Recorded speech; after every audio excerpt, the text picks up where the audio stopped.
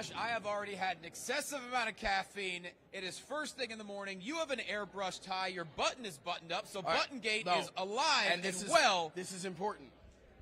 77% of the people have voted, thanks to Cal Val, and they said, unbutton, go wild. Which means the fight audience wants to see your tummy. That's fantastic. Josh, we are here. How are we feeling, everyone? No, you can do better than that. How are we feeling? Apparently they can't do better than that. All right, well, we have a stack. If you thought yesterday was incredible, man, today, I watched yesterday and I thought it can't get better than this. Then I looked at the schedule for today. It is just stacked. As the entire weekend is, truly. Whether it's the Wrestle Con Bundle or the Collective Bundle, everything you want, everything you need for WrestleCon is right here on FITE TV. And we have all the autograph signings right upstairs. You see hundreds upon hundreds of fans piling in right now. All the signings begin right at 9 a.m. And then, of course, the action's going to begin shortly thereafter. So this truly is nonstop from sunrise to sunset. It is a professional wrestling heaven that we are in right now in Big D. So 12 p.m. Eastern time is when we really kick things off. We're going to continue with the GCW Collective, and that's going to be LA Fights versus JCW. Then, of course, 3 p.m. Central, 4 p.m. Eastern. We've got For the Culture. That's going to be a great one as well. The Collective, if you missed any of the shows from yesterday, the good news is you can still order the Collective and you will get those shows. So go back, watch them. By now, they've been on social media. They've seen the buzz. They've heard the buzz. They know what is going on here. You don't want to miss it. Yesterday was incredible, but today, what would you say today kind of culminates with? Well, first off, the beautiful thing, like you said, it's on demand. So if you want to go back and watch something, you have that ability. I mean, last night at the Mark Hitchcock Memorial Show, all hell broke loose in a number of ways. Low-key almost attacked a fan, which is not shocking. It's low-key. But granted, there is nonstop action. Taya Valkyrie and John Morrison battled it out as husband and wife. But, yeah, Are they good now? Are they good? I don't know. I didn't talk to them. Okay, I don't know. I mean, how do you come back from something like that? It's very they'll be fine. They'll be fine. Large house. They'll be fine. But yeah, so starting off like you mentioned, right at noon, we have JCW versus LA Fights, two up-and-coming promotions battling it out, and the lineup. If you want to see up-and-comers, this is truly. Oh, you want to see up-and-comers? You want to see up-and-comers? Oh boy, here we go. Oh boy, We're live. We're live. Hello, everyone at FITE TV. Hello. What day is it? It's April Fool's Day, right? Yeah. A lot of people didn't think I was throwing the hottest show of the weekend, but it's no lie. Why would I'm giving it to everyone for free over at twitch.tv/ZickyDice today. A little warm-up for your long day of events. Then we're going to send everyone over to FITE TV where you can enjoy New Japan, Impact Wrestling, IPWF. What a day here at WrestleCon. And I believe you're going to be over at the Multiverse. I will be there. Yeah. I am like the wind, baby. I am everywhere. You're the denim wind is what you are. Look at this. What do you guys think of the outfit, huh? Canadian tuxedo right there, man. That looks great. Oh, he's up. Look at that fanny pack. Well, luckily your head's being cut off by the camera, so that's one benefit. That's it. That's all. That's all we need. Listen, I'm a very busy man today. And you both look great. These are exceptional suits. Yeah, I'll see you. Could use a little bit more pink. I'm going to be honest with you, but we're here now. Hey, one more thing. Outlandish. That is the outlandish one himself. That is Zicky Dice, of course. Zicky Dice's Outlandish Paradise is going to be 2 p.m. Eastern, right next to us, and I'll be over there for that one on the call. So it's going to be ridiculous. Yeah, that's going to be fun. That's going to be on his Twitch. It's also going to be on the Major Wrestling Figure Podcast Twitch page. And Major Wrestling Figure Podcast had a live show last night. Zicky crashed on FITE. it. Yeah. He crashed it, and it did not go well for him. No. Swoggle beat him up. Yeah, pretty much is what happened. Swoggle gave him beat him up, grabbed him by the ear, and dragged him out. Yeah, Swoggle stunned him and actually broke Zicky's cowboy hat, and he is not happy about it. He's very upset with both Matt Cardona and Brian Myers. Zicky thinks there was a lack of respect there, even though Zicky just insulted the entire show. He did kind of crash it, but go watch that right now. Oh, the Major Figure Pod is amazing. It was so much fun last night. I mean, we had Jerry the King Lawler was there. A guy that I'm not even sure I'm allowed to say his name was there. But let's say he is an up-and-coming champion of a developmental league right now that has 3 letters. One of you worked there. I think yeah, but anyway, but he was there, and it was awesome. It was a lot of fun. We had a great time. It was, and that's the beautiful thing about this bundle. If you want to see another amazing podcast tonight, and if you want to hear stories that you've never heard before, you got to get the Super Show. Not only never heard before, odds are you never will again in this way. The fact that you have Conrad Thompson hosting the Super Show, brought to you by Thuzio, and you've got Jeff Jarrett on there, Eric Bischoff on there, and that's from 83 Weeks. That's from my world, from those podcasts in Conrad's universe, the Converse. No, well, that's not going to stick, but we also have Jeff Hardy and William Regal as a part of that. And if you know any of these live shows, who knows who else is going to pop by? That's the thing. Can you imagine who the surprise guest will be if that is who's already going to be announced on stage? Well, it's funny you bring that up. You were actually over at the Major Figure Pod last night when I had a chance to sit down with Eric Bischoff. Not only is his energy at a top level, he is ready for this show, but he said there was going to be a surprise. He wasn't going to reveal it, and he also brought up a great point. This is the first time William Regal's had an opportunity to do any show like this in a long number of years. And William Regal has stories. Yes, he has stories. He has. I watched your interview back. It was great. You referenced his. He has that dry sense of humor. Very much. William Regal. If you're not familiar with ever seeing anything behind the scenes with him, I mean, God, if you've seen anything on camera, you know that guy has a great sense of humor. With some of his comedic timing is phenomenal. But such a soft-spoken guy who is just side-splittingly hilarious. Yes. It's the British sense of humor. Oh, wait a minute. Look who we've got. Come on in here. Come on in. My you can't just sneak. Good God. You can't just sneak by. Hey guys, how are you? What does everybody want? Al Snow. That's what we want. Al Snow is here. Show off the beautiful T-shirt. OVW Ohio Valley Wrestling. Well, that's just OVW Wrestling because it's not just Ohio Valley. It's all over the world, baby. All over the world. You want to have a seat? FITE TV. Yeah, come on in here. Please join us. Sit in the middle. Yes. All right. Take a Get mic. your microphone. Yep. Okay. You're on. Thank you. I hope you guys enjoy my voice. That's why they call me the Velvet Fog. So I'm so smooth. And my dulcet tones. Which camera? Right here. Right there. Right there. I got to look at all of you at home right now. There we go. So There we tell go. us, Yes. what's the plan for Al Snow today? The plan for Al Snow is to do as little as possible and just kind of slide. So, yeah. Why change? It's worked for years. That's right. You know, I've survived for 40 years doing as little as possible. I continue. So. All right. Well, that's the plan then. So you'll be upstairs signing autographs, I suppose, I will. right? I'll be You'll doing signing that? autographs and doing my magic act for the blind. They love card tricks. Just got to say ta-da after every You trick. and Nigel McGuinness are the Magic Kings. Yeah, we are. Of Yes. wrestling. I don't have to practice as much. No, So- he loves practicing. Yeah. So let's talk a little bit about OVW. Now, OVW does not have a show right today as part of WrestleCon, but No. OVW does have a show every single Thursday Live, live on FITE. Outside so you don't of want to miss that. WWE and AEW, we're the only other company. I'm pretty confident we're the only other company that actually does live television. So. Even if you're not, let's just say you are. Well, yeah, right? Why not? They're gonna fact check us. I just won't check my Twitter to see if they get yelled at. Yelled yeah. at. But no, OVW.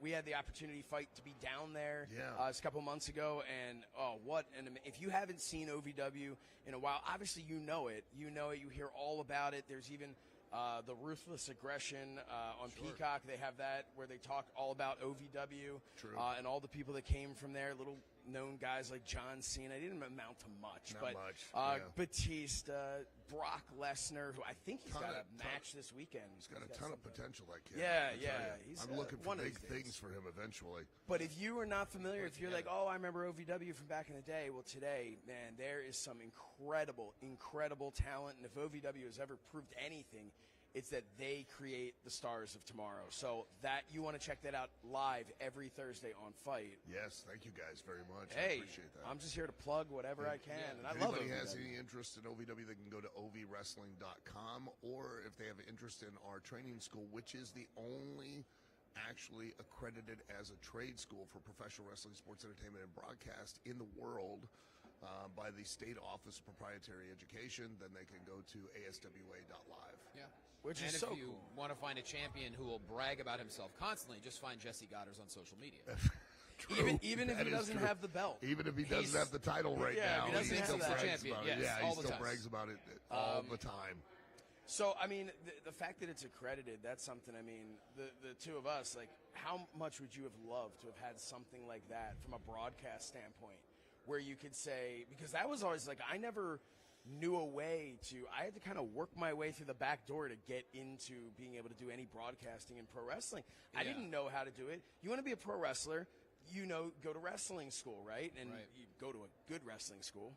I was, But, you know, but I was fortunate because I was in the West Coast and David Marquez gave me my opportunity. So Yep. I was there at the beginning of Championship Wrestling from Hollywood. So I was part of 400 episodes. But yeah, it's very hard to get into it. So OVW, difficult, yes. I've been a massive fan of what OVW's done. I mean, I love hearing the stories from guys like Al Snow, guys like Jim Cornette, just the long-standing history of OVW. Weekly television, weekly storytelling, and you get to see the guys and girls constantly grow. And there's OVW talent running around here this weekend. I saw Yeah, Gustavo yeah. up there. Yeah, Gustavo and several of the other guys. They'll Yeah. be coming in here later Latin today. lover. So, you know, the goal, what I hope and aspire to, is that by including other skills backstage, that operating a camera, lighting, sound, event management, things like that, it will, one, help the young men and women who come and train to be professional wrestlers. It'll help them as far as their in-ring performance, because they'll have a better understanding of what production's looking for, so they can capitalize on opportunities that they get whenever they're on TV. But also, it's not a matter of if their career is going to come to an end inside the ring. It's a matter of when it's going to come to an end. And if they have those skills, they still have a way to be an asset to the wrestling business and be able to continue to derive a living out of the very thing that they love to do. So, you know, that's my hope, is that we can really help the next generation. And for larger companies, bigger platforms, when they take a talent from us, then that talent is even more prepared, even more ready, not just from a standpoint of being able to perform in the ring, but being able to really understand what it is, their purpose is, when they get that opportunity on that platform. I think, I mean, if anyone ever asked my advice, first I'd say, why are you asking me? But then the next thing I would say is, my advice to be a part of this business is learn every single aspect. And not even just this business, that's business in general. That's any industry you're in. But especially in professional wrestling, learn every single aspect, because have appreciation for all that behind the scenes stuff that's going on, because you know, you can go out and be the best wrestler in the world, but without that crew, that production, putting it together, and they're the unsung heroes of entertainment, whether it's television or film or wrestling or acting. I mean, those people are the ones that show up first. They're there the longest. They leave the last. You know, they leave. They're the last people to leave. They do all the setup, all the tear down, and they're what helps make you look like a star. It's absolutely true. Like we've got our good friend Rashad here, who's making us look like a star. Hey, Rashad. But it's true. You know, he's there. He's making sure that we're getting to take our breaks when we need to take our breaks. He's making sure that everything is looking good. He's lighting us because we're very pale. Yes. Oh, incredibly. Except, pale. I mean, Al knows how to tan. You and I don't. Al's, I look great in the dark. You know, the darker it is, the better I look. So if you want to turn that light off, I look amazing. Yeah. I once I walked into a room once. Somebody said, "Oh wow, where'd you go? You got a good tan." I said, "That's just high blood pressure." Yeah. You're very, especially when the tie is up. Yeah. No, well, I have a size 15 and a half neck, and I wear a 13 size thing here. That so way, it's slimming. Yeah. It's slimming. Yeah, it's a little slimming. Yeah, it helps to keep your shape. Yeah, that's what it's all about. Makes right? It's an like upper body business. Yeah, it's you have that hourglass head. If I could ask you a serious question. Yes. In a one-liner off, yes, who would win in a match, you or Shane Helms? I've often thought about this. That would be a tough call. It would be, wouldn't that it? would be a tough call. Shane's very quick-witted. Yes. He's got a sharp sense of humor.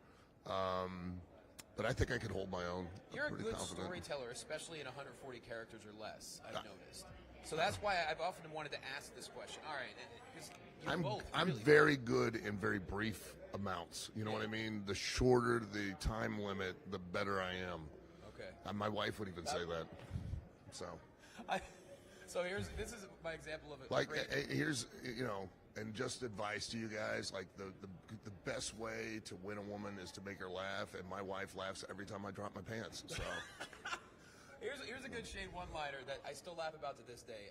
It was myself, him, and Lance Storm. We were leaving a live event, and Lance was driving. Yeah. And he said, "All right, Shane, what street am I turning on?" And Shane goes, "Easy Street," and didn't give a real answer. And I started dying in the backseat. And Lance is like, "Thank you for that."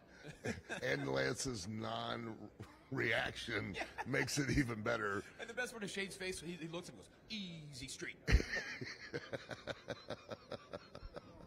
Yeah.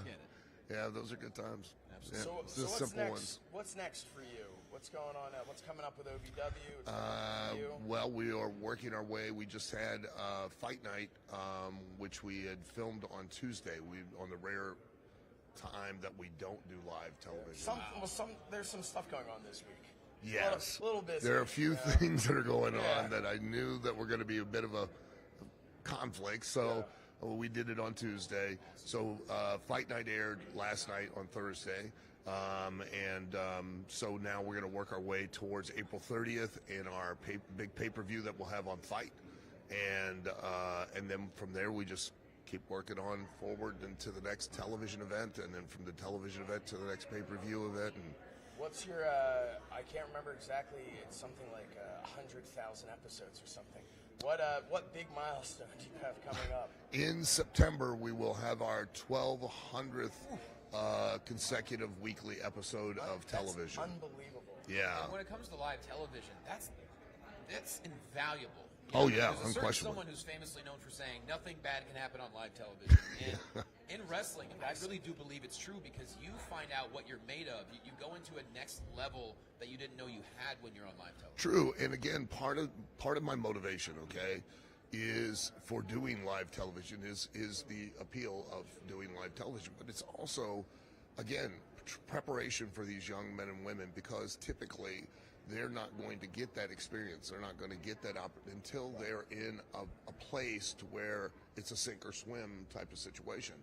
So by doing it live every week, I'm trying to give these young men and women that opportunity to get that experience, that understanding, that and how to perform and maximize their potential on live television, so that when they go to a WWE or they go to an AEW, they know where the cameras are. Right. They know how to play to them to the best effect, and they understand that keeping the time, which is, you guys know, huge. On live television is so absolutely important. And the last thing you want to do is your first time you've ever been on live television is when you're walking out on Monday Night Raw and Vince is sitting back there at the monitor, so that when you come back, he does this. Oh, God. And then your blood runs cold, because that's the last conversation you ever want to have. And that's, these young guys have an opportunity for like a dark match before a TV taping, and you think, well, okay, that's not live, but that dark match, that time that you're given, that matters, because they're going live right afterwards on television. So you might as well be live. You need to hit that time. You do not want to be the no-name wrestler that held goes on over. Monday Night Raw. Right. It's a game of seconds. It truly is. When it comes to TV, it's a game of seconds. Yeah. And I try to impart this to all of the talent, and if anybody's out there listening, you're a professional wrestler, please understand, every time you go to the ring, it is a commercial for you to sell your product, which is you. That's what it's for. And especially on television, the minute, like if someone comes to you and they say, you've got 6 minutes of television, that's not 6 minutes of wrestling. That's the minute your music starts. The second your music starts, that clock starts. So now you've got to, from the second you walk through the curtain to the moment you walk back, capitalize on that 6 minutes of television time to its absolute most, so that you can be worthy of the investment and you can, make yourself an attraction. Because if you don't, there's a good example. Go back and watch this guy's career. whether it be I don't know Smoky about Mountain that. or whether it be when you got to WWE, all that stuff. You did maximize every second. I tried. As soon as you came through the curtain, there was the personality was there. You have to. And You have to. You have to have that. And it's. I know when I started doing for FITE a lot of the social media stuff, whether we were at AEW, wherever it was, and we would have before Twitter Blue came out, we had that 2 minutes and 20 seconds that we had to hit. So then we would look at it and say, okay, see if we can get this to 60 seconds. Yep. And after a few times doing it, Calvin, the camera guy that I was working with, said to me, he's like, man, that was like right on 60 seconds. Because the more you're doing, the more reps you get in, you start to get this feel for it. So I could go out and we could say, okay, we're going to do this social media. And I just felt when I was going too long or when I was right in the pocket there. And that's exactly what you're talking about. The more that these young wrestlers have the opportunity at a place like an OVW to learn that, the more they're going to be prepared, they get those reps in. And the more value they are now to a Vince McMahon or a Tony Khan, because now they don't have to take the time and the effort and the money and the resources to get these kids prepared. They walk in and they hit the deck running, and even say an Impact taping when they're trying to get a lot of things in, you have to be on time. You have to be. I mean, whether you're post-produced or you're live, television's it's a different animal than what people think. Once they're in front of this side of the camera, you have so many more responsibilities than what you can imagine. Well, on behalf of everyone, wrestling fans and everyone here at FITE, you being involved in OVW is a beautiful thing, because that only means OVW is going to continue to thrive. So whatever it is you pretend to do, we appreciate it. Thank you. Nobody's yet to figure out what that is, but hey. It's like collar and elbow. I'm like, I know he's there. I love collar and elbow. I don't know what you're doing, but he's there. I'm making shirts. That's it. I'm running the printing press myself, putting the ink. There's some good shirts. Sniffing the ink. I mean, it's. I do. I love it. God. Nothing better than like stuffing a magic marker up your nose or better something. Than coffee. Yeah. God. What a way More to start natural. the day. Just take a Sharpie and. Yeah. In fact, I'm going to go up to the table and do that here in a minute. So. All right, we'll go do that because you've got fans lined up. Al, thank you so much. Sir. Thank you, guys. For taking the time. Al Snow, everybody. That's right, OVW. Make sure you watch every single week, and that's a beautiful thing about the FITE Event Center. You never know who's going to drop by. No, we don't know. And we just got joined by Al Snow, had an amazing conversation, and gosh, we have so much coming up. So do you want to get to JCW and LA fights right now? We'll kick down a couple of matches here. Is that happening? Yeah, let's talk about that. That's starting soon, right? Yes, it's going to be coming up at, let's see, it's going to be coming up at noon Eastern, 11 Central. And like I said, if you're looking for up-and-comers that maybe you don't know, JCW LA Fights is really a great show for you to check out. Oh, absolutely. You know, everybody, it's part of the GCW collective bundle that's going on. Who are we saying hi to? Oh, none other than Scotty we got to bring him Tuhati. in. If we can just bring him in just for a minute. Do you have a minute? Yo, what's up, man? Good to see you. Yes, this is on. We are live. We're live here. Well, you don't have a hand for it, but I can you join us for a minute? All right. All right. We've got Scotty Tuhati. One of the busiest human beings in professional wrestling buddy. How right are you? now. Yeah, I'm doing well, man. How are you? None other than Scotty Tuhati. But I'm only like an eighth into my Starbucks, so I don't know how much I got in. your Need me to personal finish that assistant for here, you. which I is can, nice. Yeah. Take care of that. How you guys? We're doing well. We're doing well. So you're here. You're gonna be signing some stuff. Are you on any of the cards? Oh, he this sure weekend? is. I am. I did the EC3 show last night, and then How was that? It was cool. It was different vibe, but it was cool. Right? Yeah. And then I have the Zicky Dice show with main you eventing. today. So Scotty Tuhati, Rich Swann, first time ever. first time ever. Yeah, it sounds fun. That's awesome. So- Rich Swann is great. I mean, he's amazing. So the idea of the two of you against each other is going to be that's going to be fun for fans to watch. Yeah, no, it's cool for me because it's cool for me to wrestle any of the guys that went through NXT. You know, Yes. like who would have ever thought? Like, if even me 6 months ago, if you told me I would be wrestling Rich Swann, Some of your students, yeah, or that I would be wrestling in it last night. We were in a venue that we ran with NXT. Like, so cool to think that I'm coming back and doing this again. So it's cool. You know, what's fun with Rich Swann is, he did go through NXT and he learned a lot from you. So that should really help you. He may have I feel like learned in maybe this some match, maybe right? some dance moves he learned from me. Okay, yeah. Oh, Yeah. that's true. Even though I really only have one good dance move, but No, there's at least two. maybe moonwalk and a worm. There we go. Yeah, All right. yeah. That's So it. you've been back competing for a couple of months. And January it seems like 1st. January my first 1st, day so back. we're talking just about 3 months exactly. It seems like you've been overseas 19 times already. Only once, but I'm going one 2.5 week tour, and then I'm going back in April for a week, and then looks like something might happen in July. So it's I love going over there, and it's red hot over there right now. Over the Top so is just an amazing promotion in Ireland. Oh yeah, it's great, and those guys are, those guys that run that go back to the AWR days, which was back 14 years ago. I met those guys, and I always say like the AWR days was one of the most enjoyable parts of my career, where we were just running every night around Europe and having fun and a good crew of guys. So to see them doing well and it being as hot as it is over there is just so awesome. TNT was another group I was with over in Liverpool, and I had a blast over there working with them, and it's just so much fun over there right now. So I'll be over there as much as they'll have me.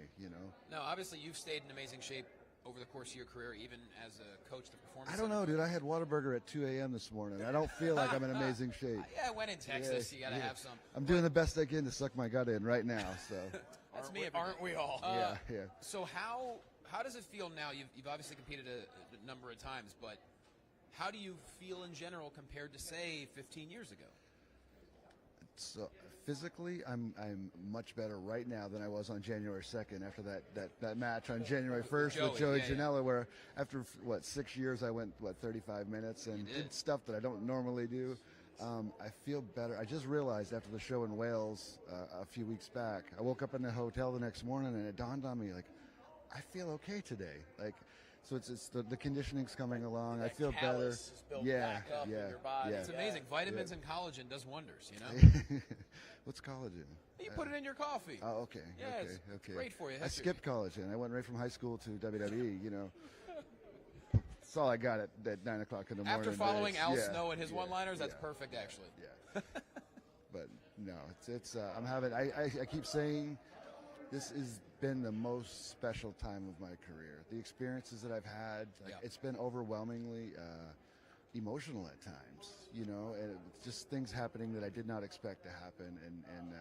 And 35-year-old men coming up to me at signings and being so genuinely excited.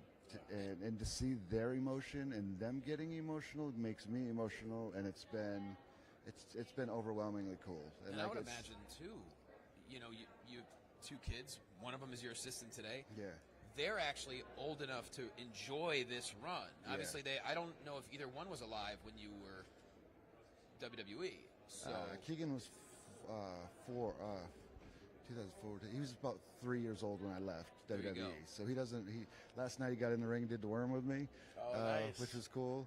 And I said to the crowd last night, I released my top 10 goals for 2022, and one of them was to have my kids see me wrestle this year. And so my daughter Taylor came to a big time wrestling show in the Carolinas in January, I think it was, and then Keegan came last night. So we checked that box off. Memories for a lifetime, my friend. Absolutely. That's what it's all about. This whole run is just about having fun. I keep saying.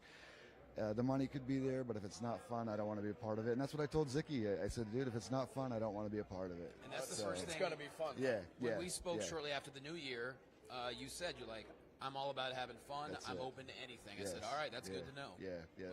I'm all about life experiences at this point. And like I said, if the money's there and it's not fun, I'm not interested. Well, it's a nice position you're in at this point. You have this whole body of work behind you that you can look back at. You've proved yourself. Now you really can go out there and just enjoy yourself, and you have all of the experience. They always say that youth is wasted on the young. But you have all the experience of that career behind you, that now you can go out, and because physically you have, Whataburger aside, you have kept yourself in great shape, you are feeling good again. Now you can get out there, but unlike the last time you were in the ring, your last run, you now have even more experience, because I'm sure there's experience just in teaching. Right. That there you, is. That you almost learn yourself just in teaching people. Yeah, and I think I keep saying, I'm the best form of myself as far as a worker goes right now. Like I'm the best I've ever been. Which really says a lot if you were a fan of your work beforehand. Yeah, that says a lot. I think I've learned more about connecting with the crowd and making the moments with the crowd, and that's what I've taught at the PC for the last 6 years. So now I take that, my own advice, and really hammer it home, and just doing little things. Like, and I came up with a couple new things in the UK tour that I'll keep in my back pocket that I'll keep doing, and it's just it's fun. And like you said, like I'm okay with being a nostalgia thing. Like 22 years, you got to think about this, dude. 22 years ago was Rikishi Too Cool, and that was only about 11 months long. That's what people don't realize. Like they always talk about Too Cool Rikishi. It seems like it was a 4 or 5 year run. Yeah, it was 11 months long. That was a lot of sunglasses sold in 11 months. Yeah, it really was. But so. no, it really does speak to. There's different types of nostalgia acts. I feel like there's a nostalgia act where it's kind of a little sad, a little. I talked to. Speaking of major figures, we. Oh wow. Here he is, the most professional. Hello. The most professional wrestler. Mike, join. What's going on, guys? Have a seat. I gotta get back to the table, but Last time we were together, we were dancing, actually. I did. Yeah. Yes. Which I don't dance. That's my Yeah, wife. neither I do dance I. for Scotty Neither Toddy, do but not I. with my wife. There's something wrong with that. That's what I said. I have one dance. That's it. And everybody thinks I'm a dancer. One dance move. So, Brian, you can appreciate, we were just talking about there are different types of nostalgia acts. There's a nostalgia act where it's kind of it's a little sad, where they're kind of, coming back and they're not, But then there's that nostalgia act of the person who has built this career and this following, which is what you're doing, where you can come out there and you can still go at a top level and people can go, oh my God, this is the guy I remember watching. As you said, what was 22 years ago? But it's like you're there, like you're transported back in time. And that's exciting for the fans. That's the best of both worlds when a guy like this can still go. Yeah, right? Yeah, and that's what I was trying. Like I struggled with. I may have talked to you about this before, but I was on the fence. Like, how do I come back? Do I try to present the character as it was 22 years ago, or do I present it in a way as this is what the character would look like 22 years later? And I think that was a safer, better, more respectable route to go, rather than trying to pull off something that I can't pull off. I mean, the hair's a little thin on top. I'm not going to try to hide it. That's why I keep saying, hey, I'm a little bit older. I have a little less hair on top, but I'm still having just as much fun as I had ever. Fans appreciate it. Yes, Sure. and I think so too. Yeah. So what are you up to, man? I'm gonna get back up to my table and make some money. Yeah, I'm that's what it's tired all as hell about. because we've been up all night with FITE TV and Major Wrestling Figure What Podcast live last what night. an incredible show it was last night. If you missed it, we talked about it already on this show. Because I didn't get in until 2 a.m. You guys must have been way. I was gonna say. My arm went off and I almost cried.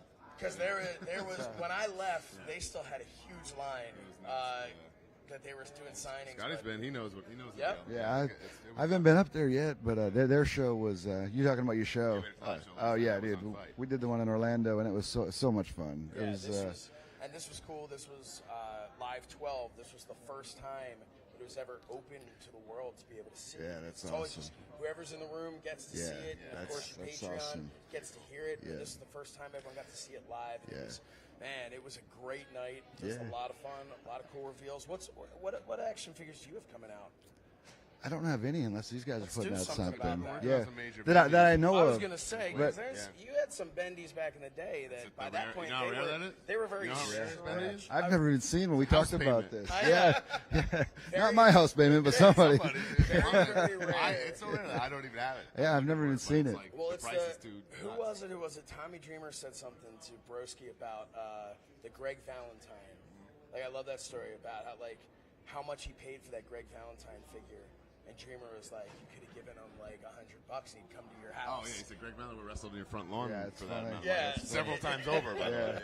But yeah, so That's not what it's about, though. It's not No, what it's and your figure, the bendy, the Bendum from back in the day is it's highly sought after. But to me, it's not really what you guys have with major bendies. They kind of evolved over time. They almost stretched over time. Like, they got the thinner shape of and them got longer, the but shape also got a little smaller. weird. The major bendies are more true to like this first series. Yeah. So if we did Scotty, we do them right. You know, I'm just gonna say, I think any major marks are watching this. I don't think anyone would be offended. Yeah. That would be We awesome. would love to have you. I'm gonna hit the table. I'll see you up there. All right. Now Great that seeing I've everybody got on the deals FITE. for you Yeah, here, we're wheeling a deal, and watch out for this guy. All right. He's gonna sell you a cello in a couple The seconds. you're talking about the Josh Shernoff FITE exclusive cello? the most professional wrestler, Brian Myers, everybody. But Scotty, man, so you're going to be signing upstairs. Headed up there now. Well, I have the show at 1 Okay, with then, Zicky, yeah, and then then sign for a little bit, and I'd then head like up to to keep the you here the whole show. time, but I feel like, I mean, you deserve to make a little bit of money, right? Yeah, I'm going to head up Deserve there, to man. meet But- some of your fans. But so.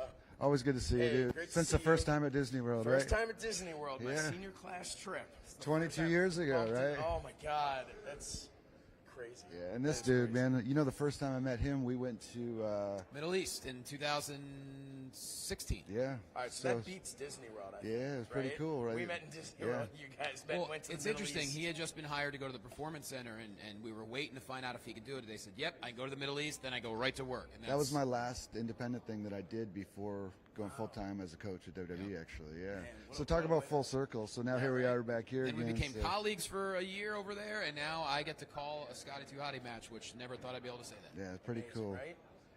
All right, great to see you guys. I'll try not to Great mess to up. see you. Me too. You know what? I think I get to call Scotty 2 Hottie. Are you going to be at Wrestle Pro? That's going to be live on FITE. Yeah, I'm going to be doing commentary there, so I get to finally call the Scotty 2 Hottie match. Beautiful. Oh, this is exciting. Let's All do right. it.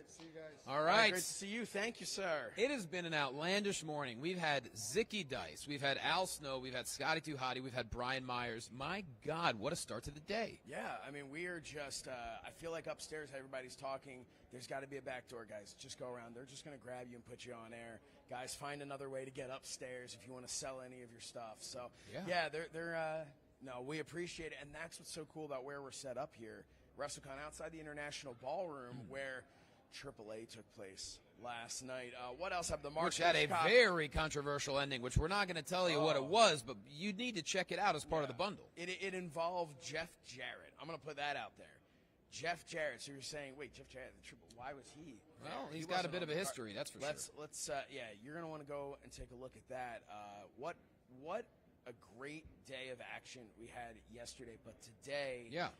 Let's We gotta finally talk get about- into it. I mean, let's get- it's yeah. great having special guests. I know, having but we special got to guests, talk. but- Yeah, we got to talk about what's going on today. So we mentioned a lot of the up-and-comers, JCW versus LA Fights. You're going to see people like Nick Wayne, Marcus Mathers, Juicy Finau, who, if you don't know Juicy Finau, this is a dude you want to keep your eyes on. He has an infectious personality. He has a nonstop energy, and you're going to want to see more of Juicy Finau.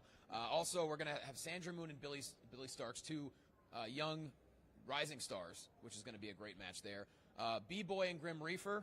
Don't need to say more there. Yeah, Grim Reefer, man. Like, in the first time I ever saw him, I wasn't sure. I was like, what am I looking at? But man, he is a trip to watch. He is a character and a half, but also he can go. Yes, he can go. and Let's not, so. And B-Boy's had a lot of trials and tribulations in his life, but between Reefer and B-Boy, you're looking at probably 45 years of experience, if I had to guess. So you're going to see Jack Cartwheel and Alec Price, Cole Radrick and Kevin Blackwood. Kevin Blackwood's another wrestler who's really, especially the last 3 or 4 months, has finally been getting some notoriety that he's earned.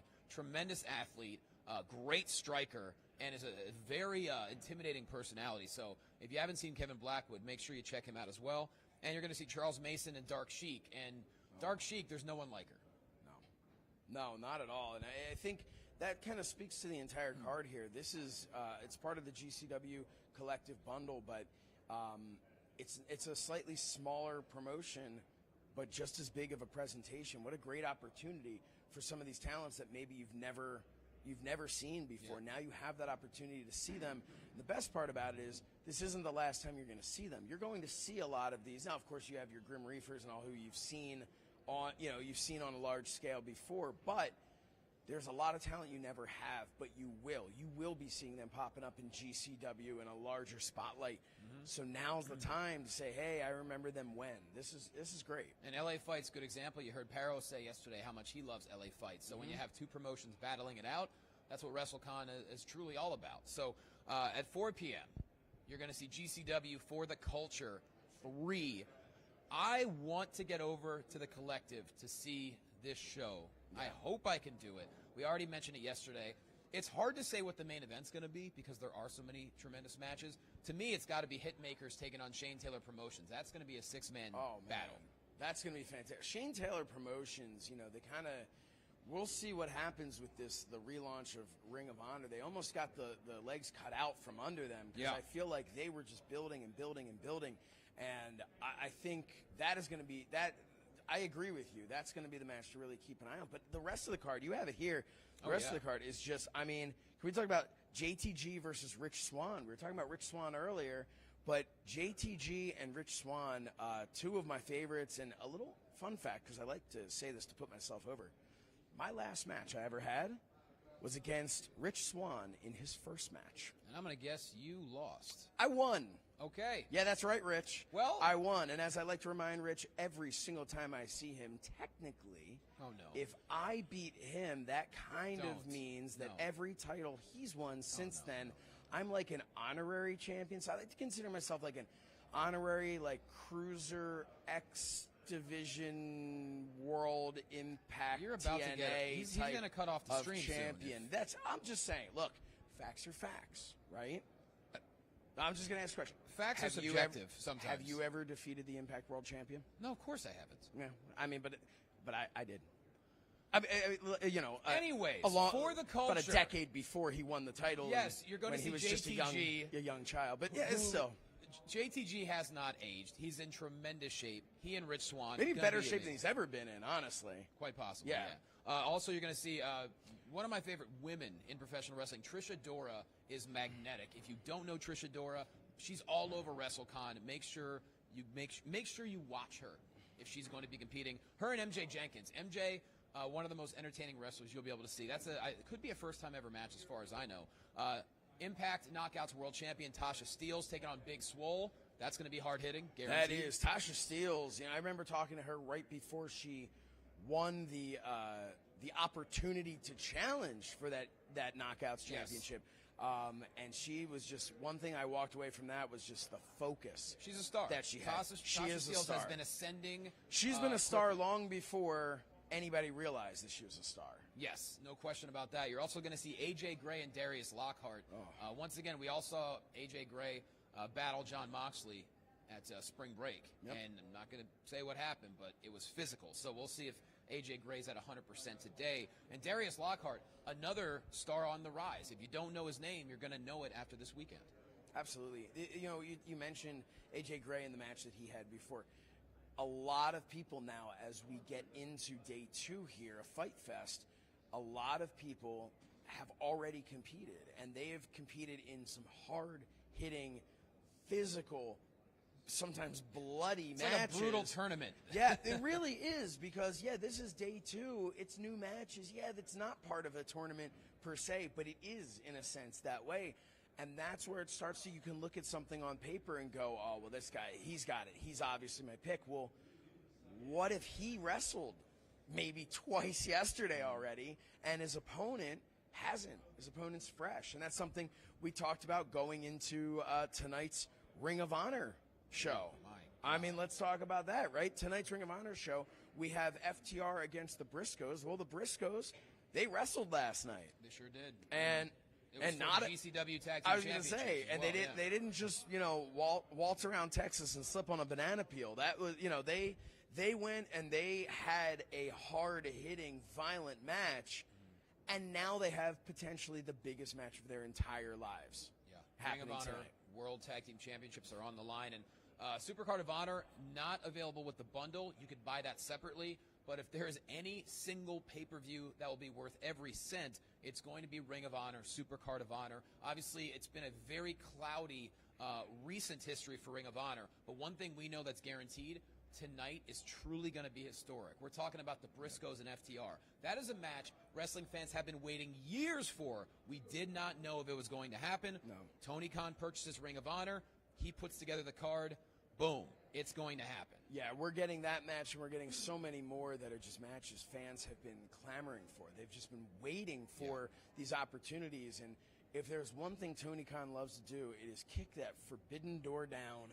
And There's no forbidden door. No, it's open. He just puts together whatever match he knows. That's the beauty of having a guy who is such an enormous wrestling fan. No question. Tony Khan you know, look, the internet's always going to have an opinion this way and that way about how anyone does business. Oh, why'd you hire this one? Oh, why'd you book this? They might not like your tie. No, and listen, or the fact that your button's everyone, open. and everyone is entitled to have their wrong opinion. Yeah. But Tony Khan is such an enormous professional wrestling fan.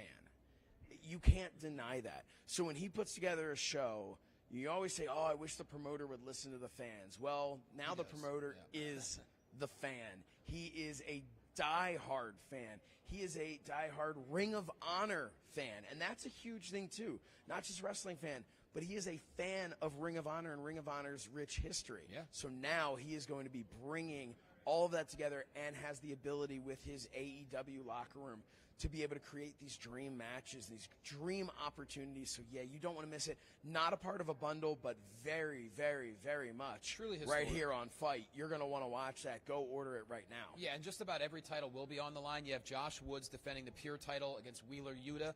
We're also going to see, obviously, the title versus title. Jonathan Gresham, the original Ring of Honor World Champion, taking on Bandito, who, him and Speedball Mike Bailey last night, you got to go back and watch it from the Super Show, but that's going to be a title I can barely versus title walk match. from watching the match. I don't know how Bandito is going to be able to compete, but I want to specify because you referred to him as the original Ring of Honor champion, and that is what he is considered. Yes. But it is important for people who might not be as familiar with where Ring of Honor was when it took a hiatus.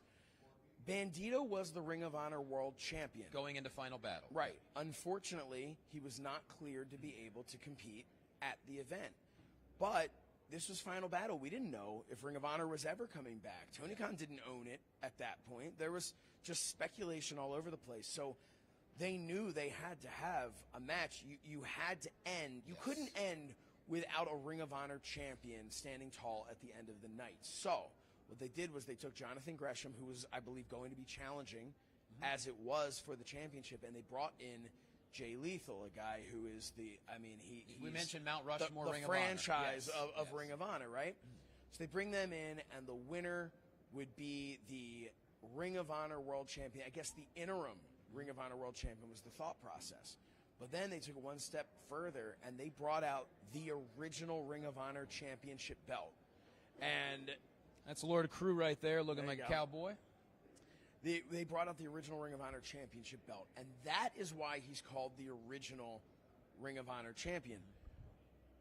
But technically, Bandito is the Ring of Honor Champion that never lost the title. It's a little muddled, which makes this yeah, match and all the bigger. That's why I wanted to specify, because if you're not familiar with it, you might be a little confused and think Bandito is the one who got the interim championship.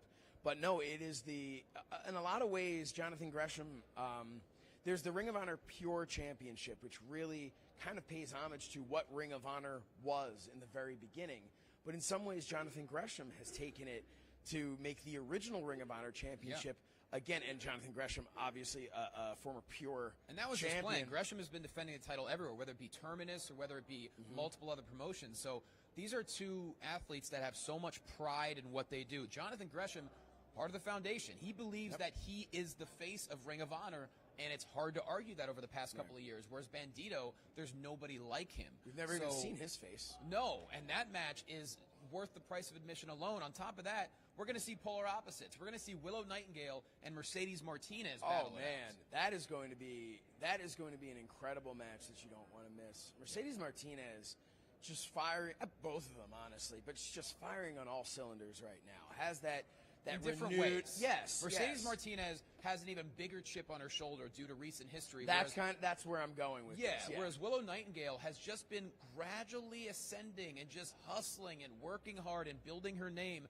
and it's all deserved. And you couldn't be happier for someone like Willow Nightingale to have this platform. She's earned it, but man, does she have a test in front of her. Mercedes Martinez, you could argue the hardest hitter in professional wrestling. I mean, she is brutality in a human package, so I can't wait to see that. I wouldn't want her hitting me. No. Although that might be worth a bundle as well. You might want to watch that. I don't want to be a part of that. Also, Jay Lethal and Lee Moriarty. I mean, top to bottom, it's nonstop, and that's all part of Supercard of Honor tonight. $29.99, I believe, right here on FITE TV. I don't care if it's $69.99. it's going to be worth it could be $199 and it will still be worth it. I will give you my personal guarantee, and if you don't like it, well, then I didn't give you a guarantee. But yes, you're going to love it. Seriously, though, you are going to love this show. Every single match that you ran down, and this is something that, you know, is going to become, people are going to be watching and say, oh, okay, they're saying it again, but every match on the card is worth the price of the entire card alone. And that is not, I mean, look, Johnny just read you the card. You know it for yourself. Every single one of these matches could steal the show, could steal the weekend. It's true. At any moment. And before we take our break, for a little bit to come back at the top of the hour, let's just run down both bundle options so you have, since everything is going to be on demand, right? So, Josh, we have the Wrestle Con Bundle, which means you're going to get AAA. Go back and watch it. Please. Yeah, you're going to get the Mark Hitchcock Memorial Show. You're going to get the Major Figure Podcast, which was completely outlandish and ridiculous last night. Unbelievable. If you missed it, if you're seeing, I just want to say just for a second, if you were thinking to yourself, yeah, but I've never really been into, I played with wrestling. This isn't even about wrestling figures. It pretty much has nothing to do. There are some reveals of people getting action figures, which honestly is just kind of cool to see action figure versions of people. But, man, it is so much fun. It's just the talent that showed up there. You're talking about from WCW, from WWE, from WWF. It's just watch it. Yeah, Go. What Cardona and Myers have done is it's truly incredible, and that's the beautiful thing about wrestling today. If you're a creator, you'll find ways to get amazing content out there. So that's part of the bundle. On top of that, the NJPW Lone Star Shootout happened, which we will talk about in the next hour. That's going to be on the bundle. Thuzio Super Show. I mean, you're going to have Conrad Thompson hosting Eric Bischoff, Jeff Hardy, William Regal, and I know I'm missing one. Jeff Jarrett. There we go. That's JEFFJARRETT. Yeah, the Last Outlaw. You're going to hear stories you've never heard before, all live. You can go back and watch it on demand like it's your favorite podcast. Also tonight, Impact Wrestling, which we'll get to as well, the Multiverse of Matches. That card can argue it's the best card of the weekend as well, and you're also going to get USA versus the World. That's just on the WrestleCon bundle. The WrestleCon FITE Fest bundle. That's it for that. That's not even counting the GCW Collective bundle that you can get as well. Shall we? We shall. The GCW Collective bundle. On demand, go back and watch Glory Pro. Go back and watch Josh Barnett's Bloodsport 8. Oh, it was just vicious. If you like a guy's head looking like a water fountain, but it's blood instead of water, go watch Bloodsport. Unrelenting brutality from just tremendous fighters. You need to go back and watch that. Joey Janela Spring Break Part 1 was last night. We all know how those go. Obviously, GCW Planet Death, hosted by the King, Nick Gage. And now coming up today, we already mentioned JCW versus LA Fights, GCW for the Culture, the World on Lucha, and then Janela Spring Break Part 2, Stroke of Midnight tonight. I just do have to say, you said the King, Nick Gage. You meant Matt Cardona. You're talking Deathmatch King, right? I'm not going there, my friend. Matt Cardona. If you want to say that on camera, go right ahead, but Nick Gage could be watching and listening at any moment. He said it. I did not. Nick Gage and I are now friends. He made me NDK because we did commentary for about 4 hours together on a show, and he indoctrinated me into MDK. So you're MDK all technically, yeah. We were a very unlikely combo, but we got along great. Nice. Yeah. So moving on. And then tomorrow we have Effie's Big Gay Brunch, one of the most ridiculous and outlandish and fun shows of every WrestleCon. Mission Pro, Bangers Only, Unsanctioned Pro, and Black Label Pro. That is all part of the GCW Collective Bundle. You are going to have wrestling for the next 2 weeks if you get these bundles. Yeah, it's nonstop. So look, if you have the ability to sit and just watch this one after another, by all means do that. But guess what? Some of these are happening at the same time. Sure. So you can't, technically, I guess you could have multiple accounts with FITE, and you could order each, and you could set up a TV it's like here, NFL a TV Sunday. there. Set up Absolutely. all the... You could do it, and I'm not going to be the one to tell you not to. But the beauty of this is, with being able to go back video on demand, you are able to get these bundles, watch what you want to watch right now, and then when we say things like Major Pod, you missed that, but you really want to check it out, well, you've gotten the whole bundle. Maybe you just wanted to watch all the wrestling shows. there's going to come a time where you're going to say, oh, what should I put on? Well, guess what? Boom. Now you've ordered it because you got the bundle, you have it, and you will not be disappointed with any of this. No. Any of this at all. Without question. I mean, this, you could argue, is the most creative WrestleCon to date, and all of these promotions, all of these shows prove that. And on top of it, we're doing live broadcasting all day, telling you about it, having surprise special guests, and we want you to feel like you're here with us. That's the most important thing. If you're sitting at home, no matter where you are in the world, if you're joining us, we want you to feel like you're part of the family. You are part of the FITE TV family. So you get the bundles, you watch anytime you want, and you're watching us for free. Because, Josh, we don't need to charge for us. No. And if we did, no one would buy. So and we know that, and we're well aware. We're aware. Hey, you know what? We do have great commercials, though. So if you're sick of watching us, why don't we go take a look at some of those, and we will be right back with more FITE Fest Event Center. There's been a lot of anticipation building for this match. There's been a lot of anticipation, a lot of excitement for us personally. I know I can speak for myself that the anticipation is keeping me up at night. It's been something that I can't stop thinking about. And it's not just about the Briscoe brothers. It's not just about making history. It's about the fact that we get to go out and we get to control our own destiny. Everything we've ever done, we've succeeded in as a team. Every championship we've ever won, we've won together as a team. Every title we've ever went after, we have won. And April 1st, that's not going to change. April 1st, we go after the Ring of Honor tag team titles. And we're going to add them to our list. We are going to be the 6-star FTR because you might talk like you're better than us, but Briscoes, you're not even the best Briscoe brothers, brother. Oh. You're looking at FTR, the living legends, and you can't hold our belts. I think it's well documented about my problems with anxiety and my problems with facing adversity and overcoming adversity. And I'd be remiss to say if this match didn't have me very anxious. I'd be remiss to say if I wasn't staying up late at night thinking about this match. Because this match, it cements our legacy. Our legacy comes down to this one match. For years and years and years, while I was barely making it on the roads, driving up and down the highways and byways, there's one tag team I heard of, and it was the Briscoe brothers. There was no team tougher than the Briscoe brothers. There was no team better than the Briscoe brothers. And then in 2014, a couple of 5'10" North Carolinians came along. I was Cash and myself, FTR, and we changed the world. We changed the landscape of tag team wrestling. 2022, April the 1st, for the first time ever, two of the greatest tag teams of all time step in the ring together, and one comes out holding one championship that has eluded our career, the Ring of Honor World Tag Team Championships. Briscoes, you faced a hell of a lot of teams, some of the greatest teams in our industry, but I promise you, as God watching over me right now, this is no lie. You've never faced a tag team like FTR. April the 1st, it ain't no joke. It ain't no April Fool's. We're coming to your home, Ring of Honor, to beat your ass. Top guys, out. Life in a flash, go for the cash, or rig up the passion, the fire, and bring what you had. What did you do when the dash would crash? Making the maximum impact. Not part of the crew that just get back. We hit the party, now you can start it. Living to the limit, never timid when we roll.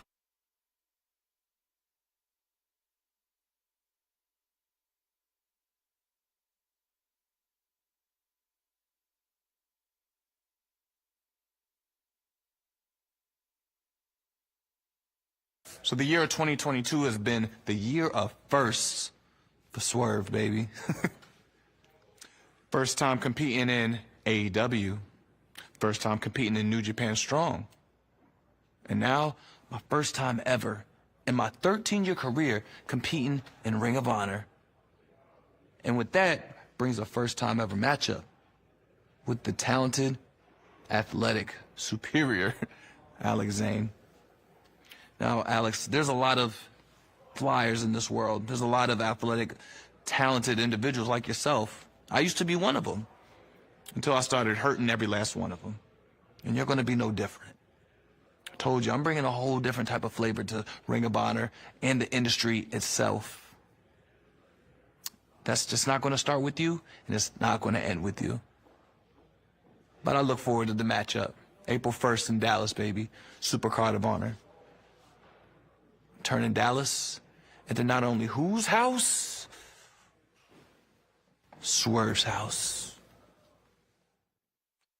Life in a flash, go for the cash, or rig up the passion, the fire and pain that you had. But what did you do in the dash? We crash, making the maximum impact. Not part of the crew that just get back. Hit the party, now you can start it. Living to the limit, never timid when we roll.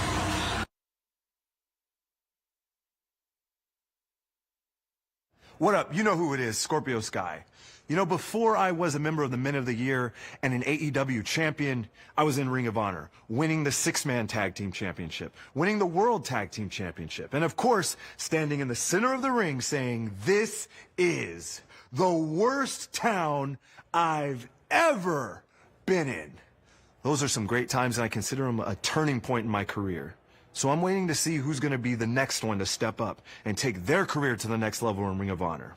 Until then, enjoy the show.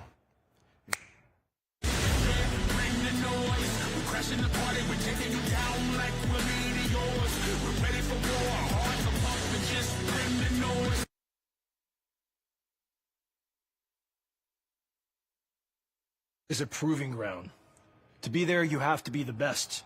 It took me a while to get there, but when it was all said and done, I was a 3-time tag team champion, 1-time 6-man champion.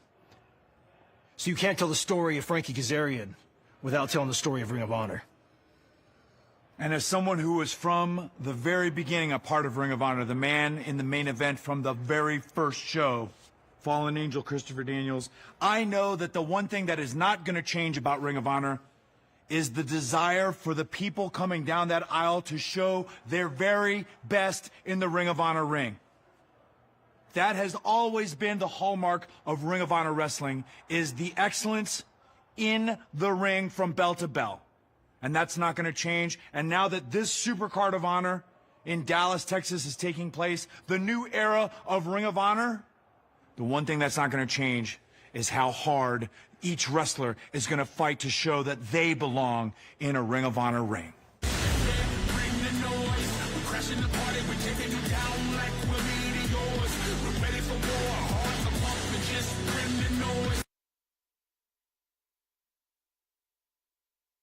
April 1st, Dallas, Texas.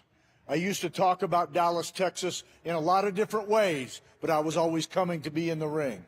This time I'm coming to stand outside the ring. I've taken Ninja Mac's open contract, and I'm going to put my new client against him. And guys, we're going to walk out with our hands raised and our heads held high. Life in a flash, go for the cash, or rig up the passion, the fire and pain that you had. But what did you do in the dash? We crash, making the maximum impact. Not part of the crew that just get back. Hit the party, now you can start it. Living to the limit, never timid when we roll.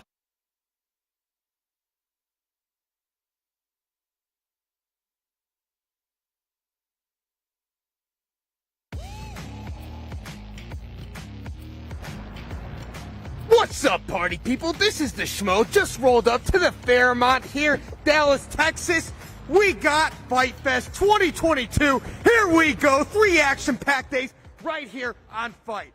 You don't have it downloaded? Make sure you do it right now. FITE TV, exclusive content, action-packed stuff. We're rolling up here. We got the Schmo-mobile. The Schmo heard quite the ruckus going on here. Might be a party. What's going on? Let's see what's that noise is all about. What do we got?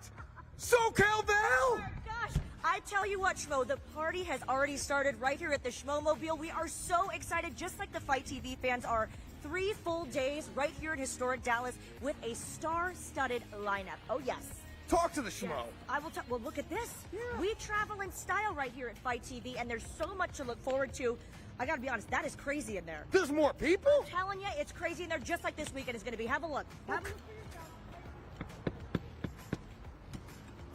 Helen Yee!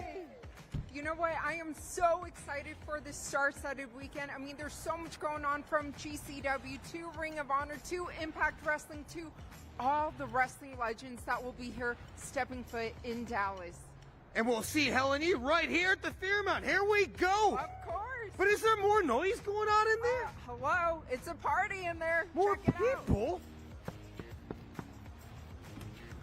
Bonnie, do not touch the thermos. Josh Shernoff! How are you? Hey, the Schmo Camp was great to see you. FITE Fest! Oh, yeah, we got the tie. We're ready for this. Are you ready? The Schmo's board ready. Oh, 3 full days. You tell them all about the GCW Collective? Yes, Ring of Honor. Ring of Honor's going to be here. And, of course, we have the Wrestle Con FITE Fest Bundle. So many shows. Over 100 hours of live wrestling going on this weekend. Unbelievable. And what do we have going on right here at the Fairmont Hotel? Oh, you must be talking about the event center, the FITE Fest Event Center. We are going to be covering everything that's happening in this entire weekend, but it's also going to have hosts like myself, like these lovely... There it is. Over here. As she said, the party has already started. But listen, guys, if you can't be here live, we're honored to be here live. But if you can't, watching on FITE TV is the next best thing. Yes, and the party, it's not stopping. Nope. I mean, it's ongoing right now. As you guys can feel the energy, the atmosphere, the fans. I mean, we're ready. We got the Schmo-mobile. We'll be all over this town. We got so many different events coming up. The Schmo can't wait, Josh. Oh, me neither. I can't wait. I am excited. This is going to be, man, this is going to be a Schmoment to remember. Here we go.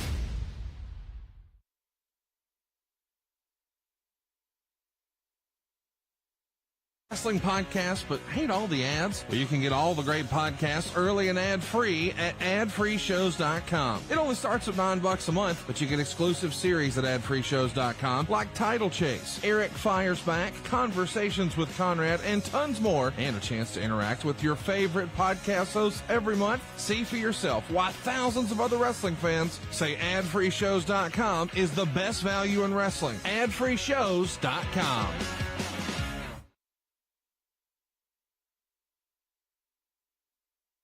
Your house is probably worth more than ever right now. But if you could change one thing about your house, what would it be? Would you put in a new kitchen? Maybe some new hardwood floors? You can do all of that with no money out of pocket at SaveWithConrad.com.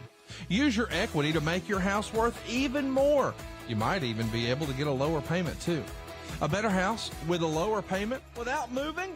Sign me up for that. NMLS number 65084, Equal Housing Lender, SaveWithConrad.com. BuyWithConrad.com can help you get you the house you want and the monthly payment you want. It's that simple. BuyWithConrad.com is going to do more than just get you pre-approved. You see, in this competitive market, you need an edge to have the winning bid on your next house. And BuyWithConrad.com can get you completely underwritten before you write an offer. NMLS number 65084, Equal Housing Lender. Get the house you want and the payment you want right now at BuyWithConrad.com. Hey, FITE fans, you're listening to Double J Jeff Jarrett. That's Jeff, Jarrett. That's Double J Jeff Jarrett. And I'm here to tell you about My World, the name of my podcast that drops every Tuesday. Me and my co-host, Conrad Thompson, we dive deep into my entire 35-plus year career. So tune in wherever you get your podcasts. But if you want it early and ad-free, go to adfreeshows.com. Now, folks, choke on that, slap nuts.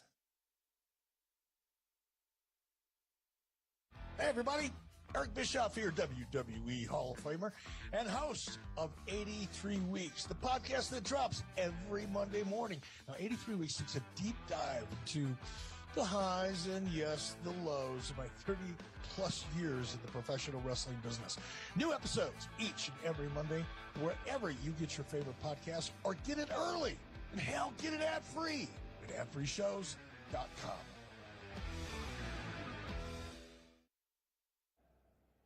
Top of the hour. Here we are.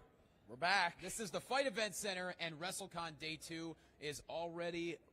it's not raging behind us right now, but trust me when I say all the signings are jam-packed. We have Zicky Dice's Outlandish Paradise getting ready to roll here in just a couple of hours. And Hey, Josh, who's doing commentary on that? I will be doing it along with the drama king Matt Raywalt and a puppet named Zick Dicey, so it's going to be strange.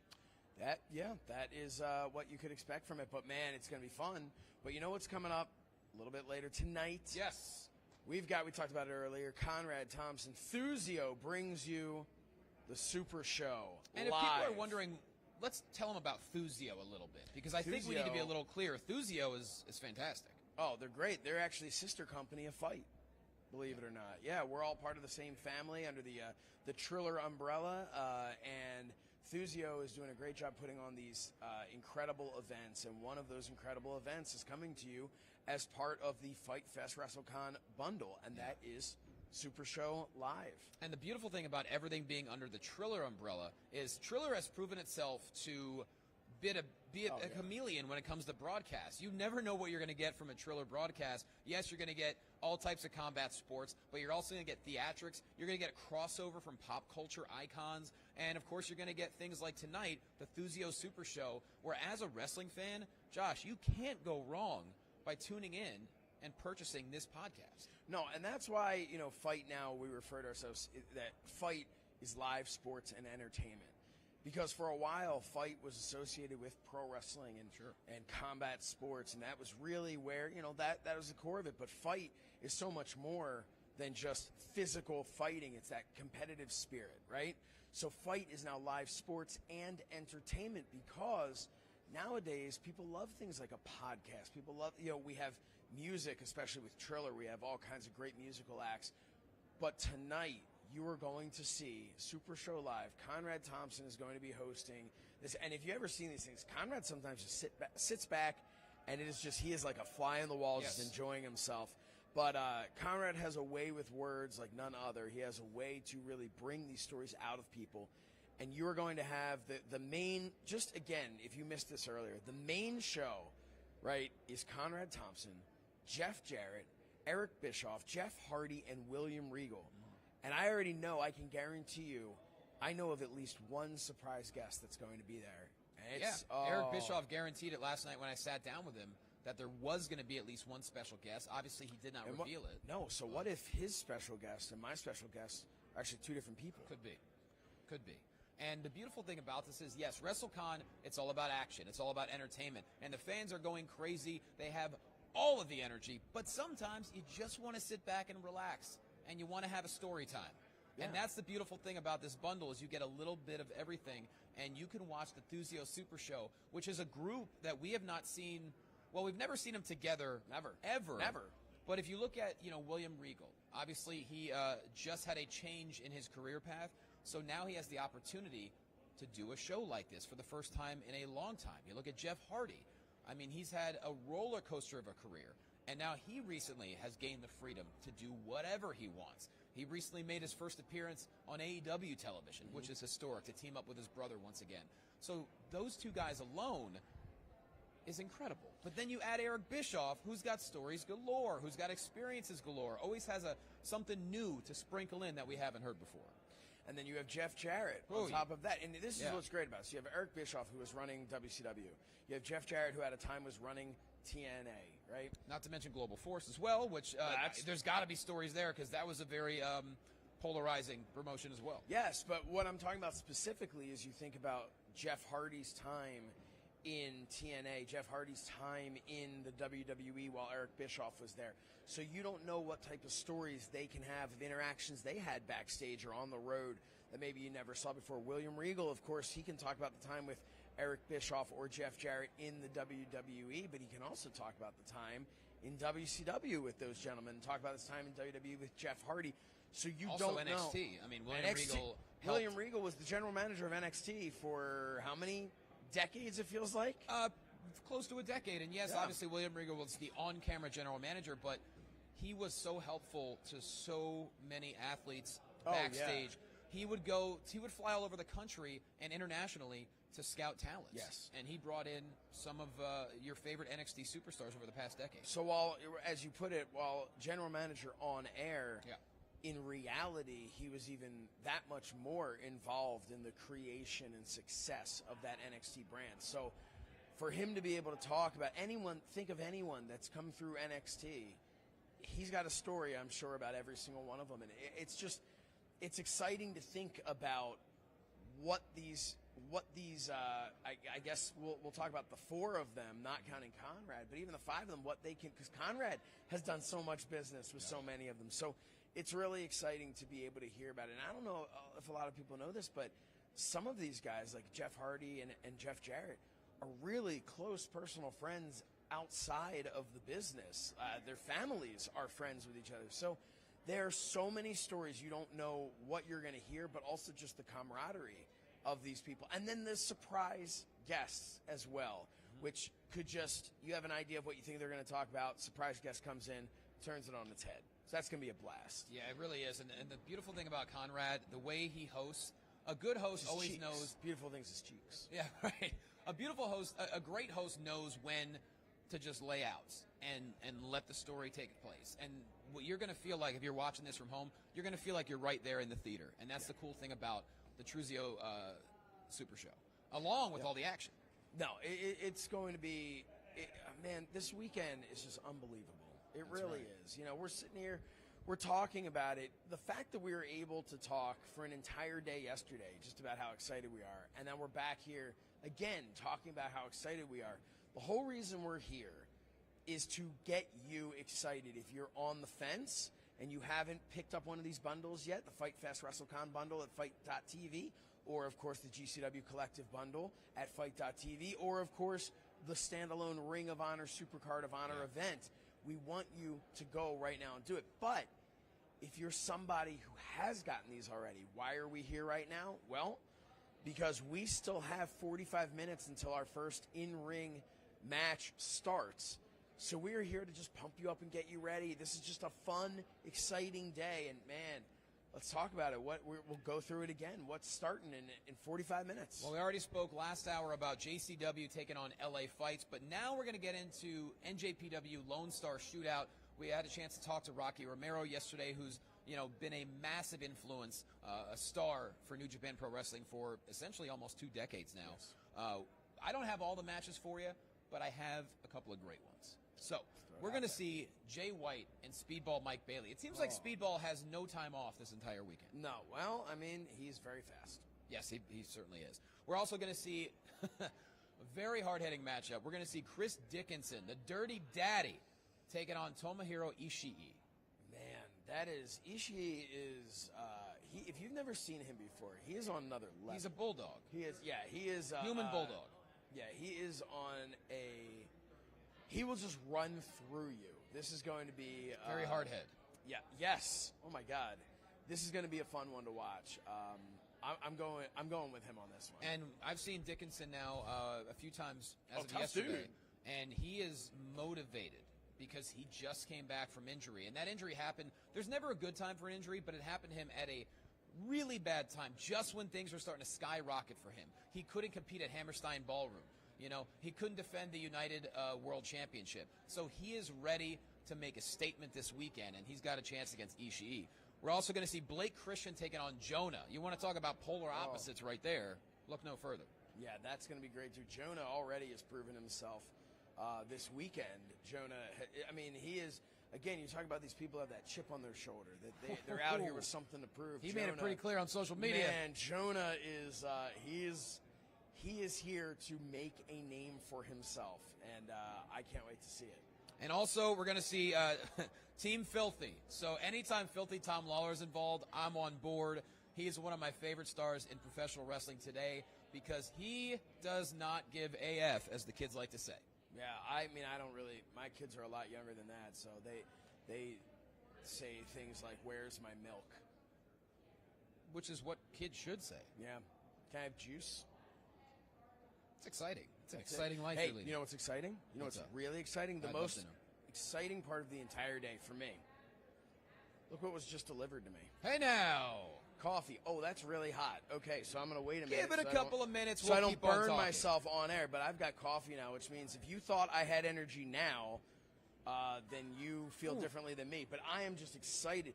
That is how great this entire weekend is. That I mean, man, I didn't get back to my room until after 2 o'clock in the morning. We were down here before. I was down here a good hour before this show started. But man, I mean, I already was able to make myself look this good too. What? Oh crap! I had this button. I turned in earlier. I wanted to go to Wale Mania, but I said, you know what? Today is a full day. I'm going to be a responsible adult, and I went home. Yeah, not me. Not responsible. Not at all. Exhausted, but loving every single second of it. It's that kind of exhaustion that you can keep. You feel your body's like, nah, man, I'm done. But inside, you are just pulling yourself up. You're pulling yourself up, you keep going, because this is just such an incredible weekend. It's 3 days out of 365, but for us in professional wrestling, it's the most important 3 days out of the 365. It really is. And speaking of which, tonight, the Impact Wrestling Multiverse of Matches. We had a chance to talk to multiple stars from Impact Wrestling since yesterday, and it's so great to see the resurgence of Impact Wrestling. And they have so many, not only tremendous athletes competing in the ring, a number of great minds behind the scenes. And if you look at this lineup of matches as part of the bundle, you're going to see Deanna Perazzo in a champ challenge. Virtuosa. Yes. You want to talk about the Forbidden Door being busted down? Look no further than Deanna Perazzo. She's an Impact Wrestling star, but she is the AAA Reina de Reinas champion and the Ring of Honor Women's champion. She's going to be defending one of those titles tonight. Champ. With Impact Wrestling. And she's going to be walking out with both of those titles. Still champ, if you ask me, no matter who shows up. Big fan of Deanna Perazzo. She can destroy any joint she wants to. Also, we're going to see Mickie James and Nick Aldis taking on Chelsea Green and Matt Cardona. Which couple's going to have the better chemistry? We're going to find out at the Multiverse. Well, I mean, obviously it's going to be Cardona and Chelsea Green. They have the best chemistry. They're king and queen, if you ask me. They're a tremendous couple. Nick Aldis, good guy. He's a national treasure, some would say. Some would say. Yes. But he's not the Deathmatch King. No, he's not. He's not the $1,000 broski. But Mickie James is not a worldwide global treasure. Collecting. No. What's it? Mickie James is a global treasure. Well, she's hardcore country, that's for sure. Everybody knows that. But she is not. I mean, how can you compare her to Chelsea Green?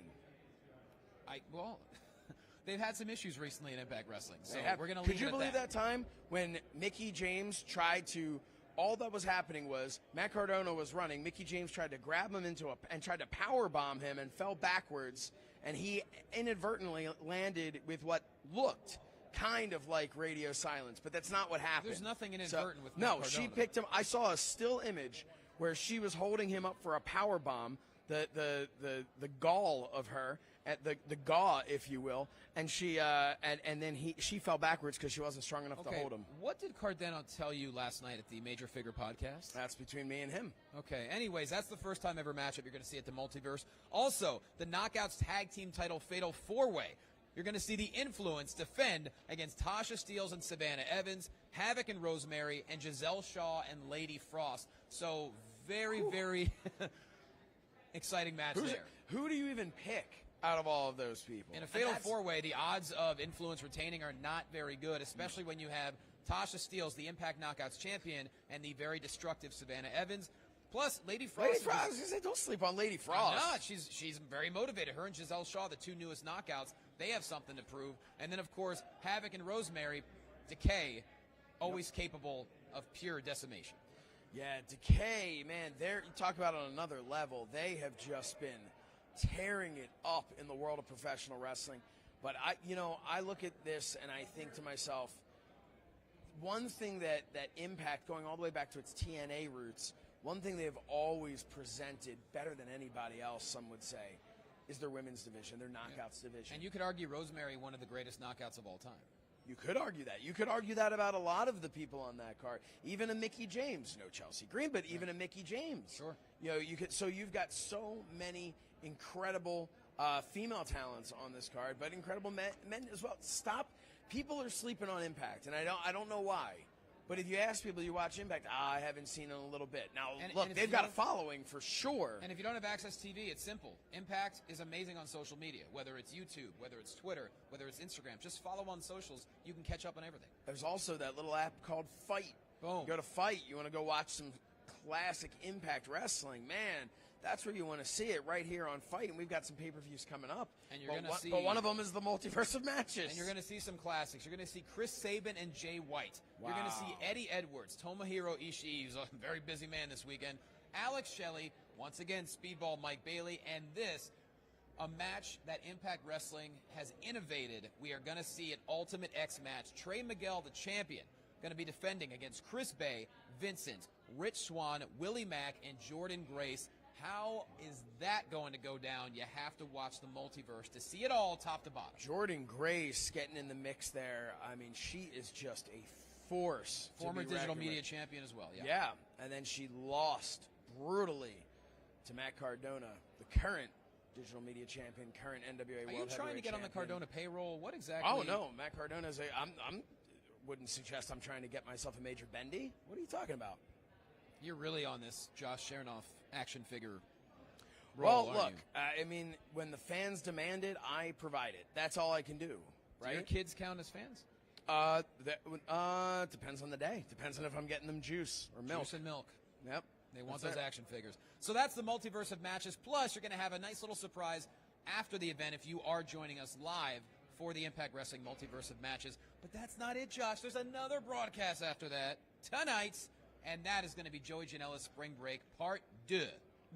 Indeed. It will be the version of the show. It is Joey Janela's Spring Break is, well, first of all, go, if you got the bundle you watched last night, it is indescribable. It's a party. We saw X-Pac versus Joey Janela. Go back and watch that. X-Pac, hey man, just shout out to X-Pac because of his bicep injury. That's hope he recovers soon. He did say he's going to get some surgery on that, and he's going to be back. I mean, he came into this with a torn bicep, but he's going to come back and have he said a few more matches. He's got even more than a few, if you ask me. He's got a lot more in him. But tonight, Spring Break Part 2, we don't know the entire card yet, so it's going to be very exciting to tune in. But you will see Minoru Suzuki and Effie. Contrast of styles there. You're going to see Chris Dickinson, Matt Cardona, PCO, Speedball Mike Bailey, Tony Deppen, Biff Busick.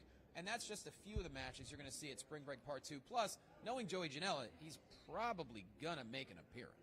Oh, God, yeah, Joey Janela, you put a camera anywhere within his vicinity, he's going to make an appearance, and he has been kind of off his rocker a little bit. Not that he's been the most stable in That's the the past. status quo for But Joey I'm just, but he's been a little bit more, a little angrier than we've seen him in the past, inciting riots in a way that maybe he hadn't before. He would incite them in a positive way. Now it's more of a negative. He's also had a change in his career to where now he's got a little more freedom to be who he truly is. And so I think we are starting to see... That's a bad boy. Yeah, we're starting to see the true psychological issues of Joey Janela really show themselves because he is allowed to do that. And so what is Janela capable of? We don't know.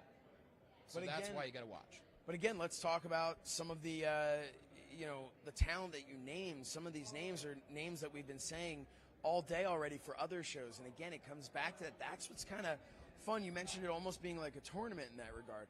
That is what's fun for us to be able to watch, is because every match, while we say every match can steal the show, every match is a question mark.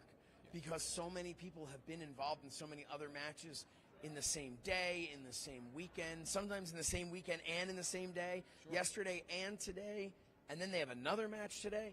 So we don't know who is going to walk out victorious, because you just can't say, oh, well, this one's better than that one. Well, maybe on any other day, but it's different. And then on top of them being exhausted and being beaten down, there's an energy factor.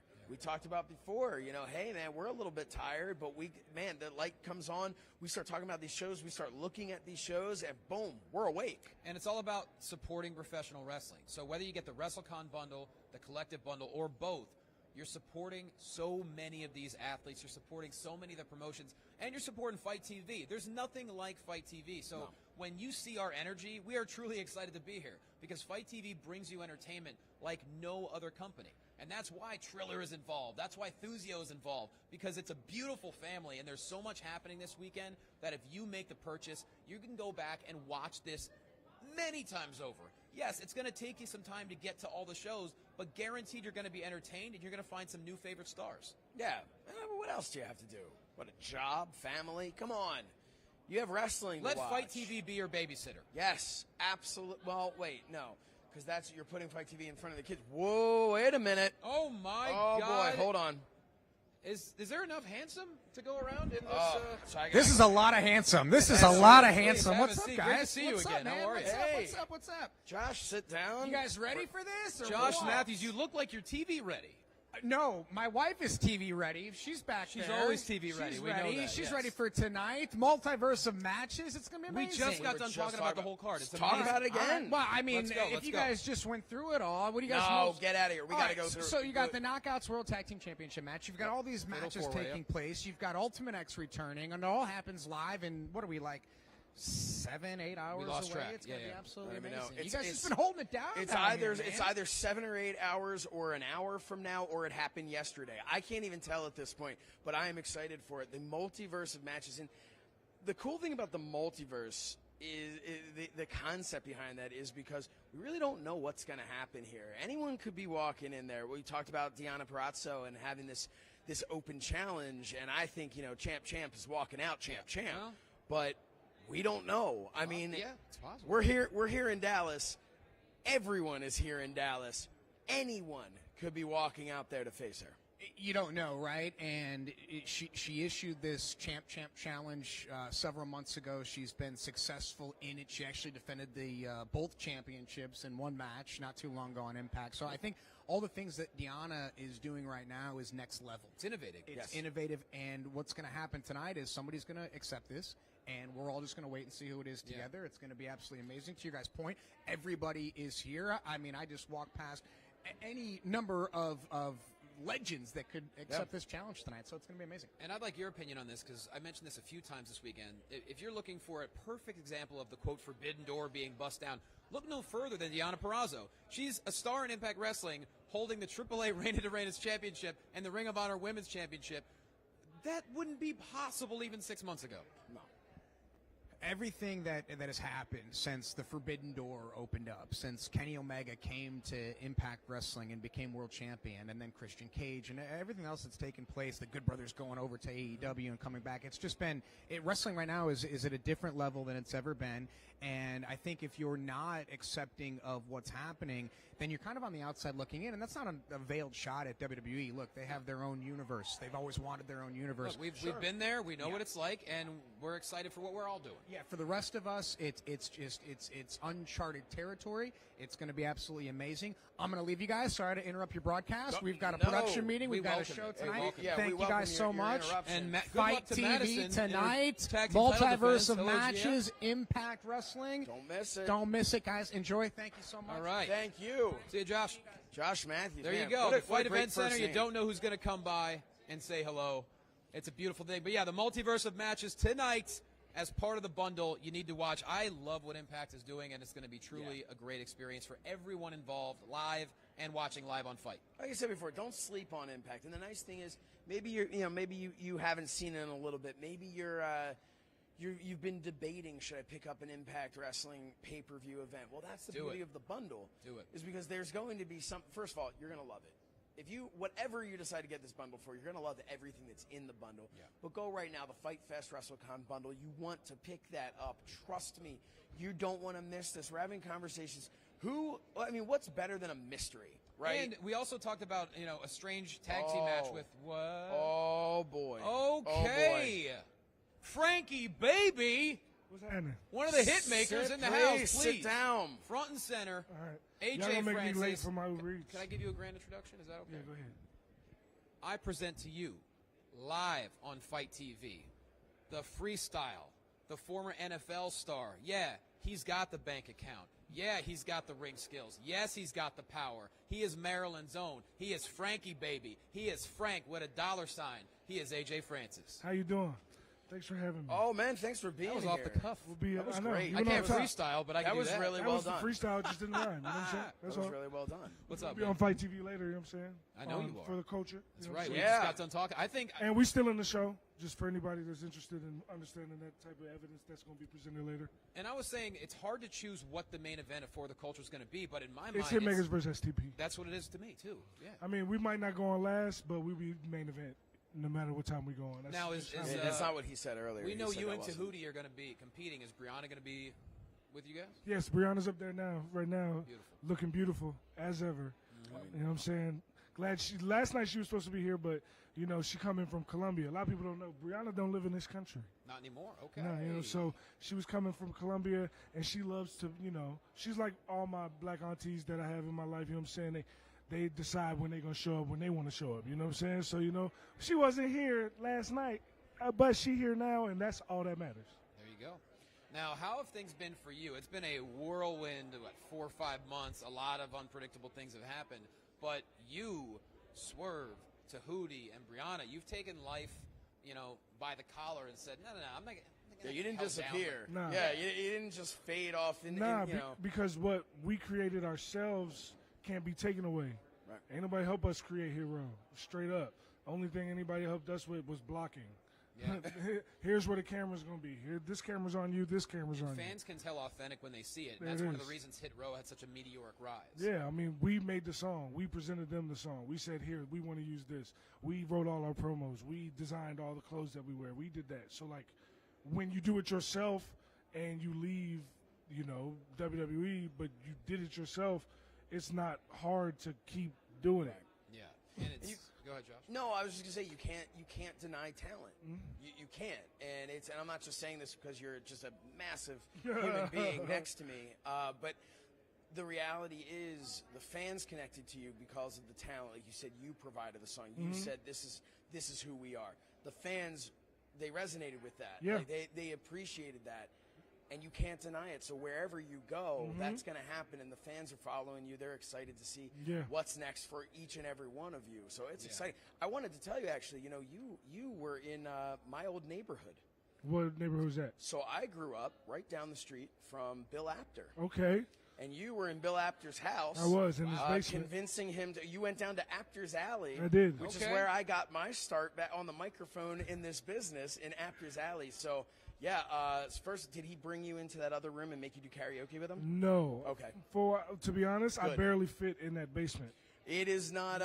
It was not. I was built for ducking you. and diving. It's not exactly it was Swinger's Dungeon, but it's Yeah, close. no, No, it's a- well, you haven't seen his back closet. Yeah. Fair enough. But Yeah. one thing I want to talk to you about is the fact that, you know, you mentioned how Hit Row was authentic. I think part of it is the fact, the four of you, none of you were first-round draft picks in life. You have Tahuti, who is the military veteran, who had to work for everything. You have Brianna, who had to hustle in music and as an athlete. You have Swerve, who's got the scars on his body to prove that he's earned everything. And you, some people think, oh, he played in the NFL, he had it. No, you and your dad. Getting to the NFL is hard. I was going to say, first of all, but he I'm played saying, in the NFL, like that easy thing we all do. I remember that time that I walked onto the NFL. And just, My point is, you weren't handed scholarships. You and your dad had to strategize. And I tell a little bit of the story that you told recently about how you managed to get college scholarships, because you were getting overlooked, and so you and your dad had to figure out what to do. So my whole life, my dad's been a football and basketball coach, and so when I got to the age of getting college scholarships, we literally would just get in the cars and go to Notre Dame, go to Florida State, go to Georgia Tech, go to Wake Forest, go to Virginia, go to Maryland, because he understood that I had a generational talent, and so he made sure that I went to these camps, and when I went there, like, my talent spoke for itself. I would go out of my way to figure out who had all scholarship offers at those camps. I love that. And then, like, and if just you pulverize the tackle. yeah, and just run them through them. Like, oh, you're the best that they got here? Okay. And that's what I do in life in general. So, like, when I got the opportunities, that's why I had so many scholarship offers, and that's why I didn't waste the opportunity, because I recognize, and when I wear Pioneer City on my chest, I'm repping my hood because that's where my people are. So, like, if I didn't have college scholarships, I wouldn't have went to college. I didn't have no bread. Like, Now, why do you think you were getting overlooked? Was it your high school team? No, I really didn't get overlooked per se. I mean, I had 25 scholarship offers. It was more just like I had to go out and get them. Like, I don't get handed anything. I've never been handed anything. Just when I was in WWE, I had the idea for Hit Row three years ago. I was doing the row before I got to WWE, right. but I still sat on my hands for a year and a half. And then they were like, all right, well, do the thing that you wanted to do. It was like, okay, well, we could have been to that. You know what I'm saying? Yeah, I remember. We talked about it way before it happened. Yeah. You know? We would be in the room fake calling matches, and I'm sitting there telling you the ideas that I want to do, and a year later, all of a sudden, it's the same exact ideas. I was glad to see it. I appreciated you calling matches with me because I was sitting there by myself. I needed friends to help me call matches, so I appreciate you doing it. But here's the thing, though. One big problem. If my Uber Eats is gone, you guys got to buy me new food. So I love you, but I got to go. Get it. Thanks for stopping AJ by. Francis, everybody. Follow him on social media and check him out today for the culture. That's Francis. Hitmakers taking on Shane Taylor Promotions. Hey, you know what? Why don't we go take a quick break? Okay. Oh, the seat's nice and warm. Why don't We're we go approaching? take We're 20 minutes from 11 o'clock Central right now. Take a quick break. We're gonna come back. We're gonna hype up this show coming up, and oh man, we're just getting started today. We are really just getting started, but we'll be right back.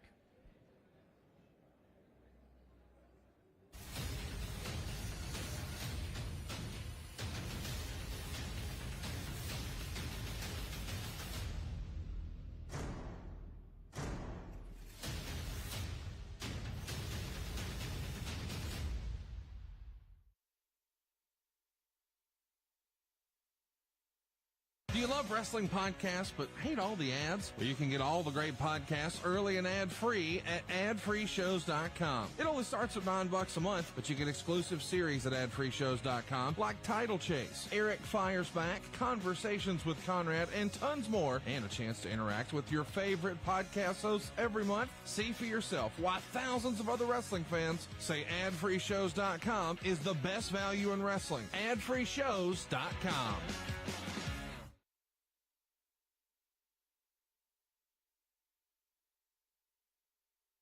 Your house is probably worth more than ever right now. But if you could change one thing about your house, what would it be? Would you put in a new kitchen? Maybe some new hardwood floors? You can do all of that with no money out of pocket at SaveWithConrad.com. Use your equity to make your house worth even more. You might even be able to get a lower payment too.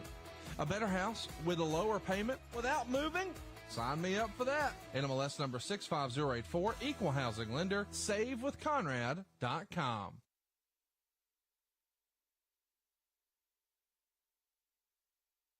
Hey, Fight fans, you're listening to Double J Jeff Jarrett. That's J-E-F-F, J-A-R-R-E-T-T. That's Double J Jeff Jarrett. And I'm here to tell you about My World, the name of my podcast that drops every Tuesday. Me and my co-host, Conrad Thompson, we dive deep into my entire 35-plus year career. So tune in wherever you get your podcasts. But if you want it early and ad-free, go to adfreeshows.com. Now, folks, choke on that, slap nuts.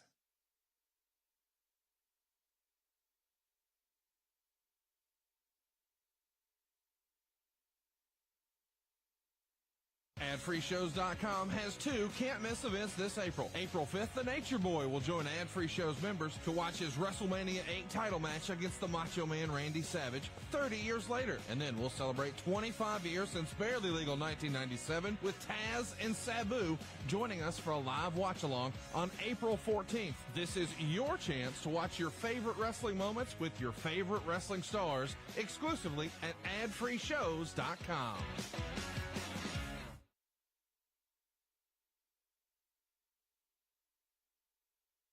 BuyWithConrad.com can help you get to the house you want and the monthly payment you want. It's that simple. BuyWithConrad.com is going to do more than just get you pre-approved. You see, in this competitive market, you need an edge to have the winning bid on your next house. And BuyWithConrad.com can get you completely underwritten before you write an offer. NMLS number 65084, Equal Housing Lender. Get the house you want and the payment you want right now at BuyWithConrad.com.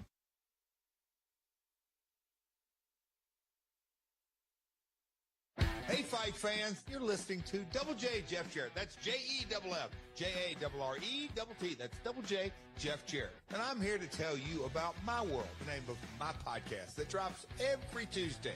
Me and my co-host, Conrad Thompson, we dive deep into my entire 35-plus year career. So tune in wherever you get your podcasts. But if you want it early and ad-free, go to adfreeshows.com. Now, folks, choke on that, slap nuts. Welcome back, everybody. Oh man, this has been a fun day so far. It really We are just has. getting A lot started. of special guests in less than 2 hours, and we have so much more to talk about, so much more to cover before JCW and LA Fights gets underway. Hey, you know what? I actually just got a message from my good friend Steve K over at Thuzio. We talked about Thuzio earlier. Thank you, Thuzio. I was wondering if I could just share this. Oh, could I just share this? Of course I'll share this. Thuzio will be hosting a unique draft party concert on April 28th at Asilo Ultra Pool and Lounge, featuring analysis from top football experts, appearances from legendary athletes, and performances by chart-topping artists. Thuzio and Triller present the draft party. It will be a sports and entertainment fans' ultimate destination for the pro football draft. There you go. Man. Triller's always coming up with ideas to make things more exciting. The NFL draft is a marathon, and yes, it's exciting if you love football, but sometimes it's just missing that little bit of extra pizzazz. Boom, that's what Triller's doing. And that's what he just sent me. He goes, the event will be headlined by a concert from Jordan Davis, who is currently #1 on the Billboard Hot Country chart with his single Buy Dirt, which, you know, I think WWE was selling dirt once upon a time I would from imagine. after a WrestleMania from the graveyard. They Anyway, sell a lot of things. Featuring Luke Bryan. So VIP tickets, including a 3-hour open bar food and meet and greet opportunity with a soon-to-be-announced football legend. So go to Ticketmaster right now. Check that out. Once again, it is Thuzio Triller Draft Party. It's going to be in Las Vegas, Nevada. Man, you do not want to miss that. 4 weeks. 4 weeks, the NFL draft. It's going to be a party unlike any other NFL draft party before, all brought to you thanks to Thuzio. Yeah, Thuzio and Triller, man, they are just it seems like every single day they are doing something new, something even Not bigger. to mention Ice Wars. Ice Wars, we talked about Ice Wars a lot yesterday. You want to see hockey fights galore? That's going to be a new broadcast thanks to Triller. There's If you're- always if new you're thinking to ideas. yourself- if you're thinking to yourself that you want, I'm sorry, we had a fan yelling here. What was that? Bare knuckle. So Ice Wars. We'll talk about bare knuckle fighting. Bare knuckle 23 in just a minute. That's coming up very soon on Fight. But this Ice Wars thing you talked about. It's ice hockey, and if you love ice hockey, but you're just like, I'm not really into the hockey part. I just really love the fighting. Well, Ice Wars is for you. That's all it is. It's a whole other new combat sport, and Yeah. you can only see it on Fight. Yeah. Hey, fan, do you know when Bare Knuckle Fighting 23 is taking place? Saturday. Wait, this coming Saturday? Like a week from tomorrow. Wow. April 9th. Wow. Bare Knuckle 23. So that's On just another Fight. level of brutality. If you love MMA, if you love boxing, if you love professional wrestling, if you love Ice Wars, you're going to love Bare Knuckle 23 because it's just vicious. If you're somebody who goes, man, I love boxing, but I just wish they didn't have those pesky gloves on. Yeah. Bare Knuckle Fighting's for you. It is just, and all kidding aside, it is just down and dirty, violent when As they a get physical in there. therapist, I am terrified for those athletes. You have to do a lot of work on those knuckles afterwards. Do you do physical therapy on knuckles? That'd be more of an occupational therapy Well, it's your requirement. job, right? No, totally different professions. Well, you said it's your occupation. No, occupational therapist is another whole profession. So than you need a physical therapist to help you get through this occupation? Is this what you're saying? So like we were talking about, April 28th and 29th, it's going to be the Thuzio Draft Party. Tickets available at Ticketmaster. Make sure you check that out. And also Bare Knuckle 23 and Ice Wars. Fight TV, always innovating. Always, always. Fight TV, Triller, Thuzio. What an amazing team we've got. It is just nonstop. And then, of course, there's pillow fighting. So if you're just like, well, you know what, I'm not Heavy sure pillows. about these bare knuckles. Yeah. I would like something a little softer. Well, maybe it's not that much No, softer. These loaded pillows. Yeah, I don't know what's going on with these pillows. I think there's some. You're gonna find a brick or some lead in one of these. It's pillows. almost kind of like The having Pillow a Fighting shot put championship that you can hit someone with. Yeah, there's just so much fun stuff going on here on FITE. But of course, what we've got going on this weekend, that's what it's all about right now. It is about the Wrestle Con FITE Fest bundle. It is about the GCW Collective Bundle, and of course the standalone Ring of Honor Supercard of Honor show, which comes to you live tonight on FITE. That's right. And whether you get every bundle, whether you get the WrestleCon bundle, the Collective Bundle, get the Supercard as an individual purchase. The best part about just get it all. You can go back and watch it all on demand. You might be saying, it's too much for me in one weekend. Exactly. Which means you can go back and enjoy this on your own time over the next couple of weeks by purchasing the bundle, by supporting all these athletes, by supporting all these promotions, by supporting FITE and Triller and Thuzio. It only makes professional wrestling that much stronger, and that's the beautiful thing about this weekend. Yeah, you're a family. You're part of the family if you're watching this. He's just blowing up my phone now, Steve from Thuzio, just telling me just how much he loves my tie, and that he wishes you would step up your game. I'd be willing to bet that's not a message that's on your phone right now. He just typed it to me. Okay. I mean, I like the tie personally. It's airbrushed. It's very artistic. Thank you. And you really nice. brought the fashion. It's what I do here. I like to consider myself somewhat of a fashion plate here at FITE. Who's that walking behind us? That's Dion Russman right there. He'll be competing at Outlandish Paradise. Dion Russman. It looks like he's walking Iceberg. in with That's right. And so, we have so much more. There he is. There he is. Come on in. You want to come in for a minute? Sure. Let's do it. Come here. Let's get him a microphone. Thank you, gentlemen. I know you have a match to get ready for, the sensational sextuplet scramble, but tell the people about Dion Russman. Who is Dion Russman? Ooh, Dion Russman is the Iceberg from Wasilla, Alaska. Calm, cool, collected. Some say prettier than Roman. Some say who knows. I don't know. He's a nice guy. I'm a nice guy. I like to mess people up. I do it my way. I have fun with it. It's all fun. It's all life. And you have 5 opponents you're going to smash in the face in just a couple of hours. I was in that match, actually. No, you have a very special I get the Twitch opponent. Sponsor, like the Twitch crew from Zicky Dice brought him in. That's right. Jonah Turk. He's a very interesting fellow. Interesting, and he's got a little bit of weight to him, but yeah, I got weight in the right places too. The sweater's hiding it. Well, he's got weight in all places. Yeah, I got it in a little. big boy. Yes, he does. That's going to be live on Twitch. The Zicky Dice Outlandish Paradise, Trouble in Paradise. But Dion Russman, thanks for joining us. Thank you very much. I know it's going to be a big old paradise. Yeah, you gotta get going. Oh, I'm ready, brother. What are you here? Thank you. Don't let him distract you. There we go. I'm go. So, Josh, as we close out the hour, let's run down everything that people are going to see today, because it's starting off in just moments. JCW and LA Fights as part of the Collective Bundle. Also, you're going to see GCW for the Culture. We just talked to AJ Francis. NJPW, the Lone Star Shootouts. Ring of Honor tonight, Supercard of Honor. Individual purchase, not part of the bundle. Gringo Locos, the World on Lucha. Impact Wrestling, multiverse of matches. And on top of it, Joey Janela's Spring Break Part 2. So Gringo Locos, the World on Lucha, I feel like we didn't really talk about that so much, but we had some great Lucha Libre action last night with AAA. Oh, yeah. Man, just more Lucha. Of course, this one's going to be a part of the GCW Collective Bundle. But what I love about the bundle, the Collective, what I love about GCW Collective is there's a little something for everyone, and that's why you're going to be getting that now with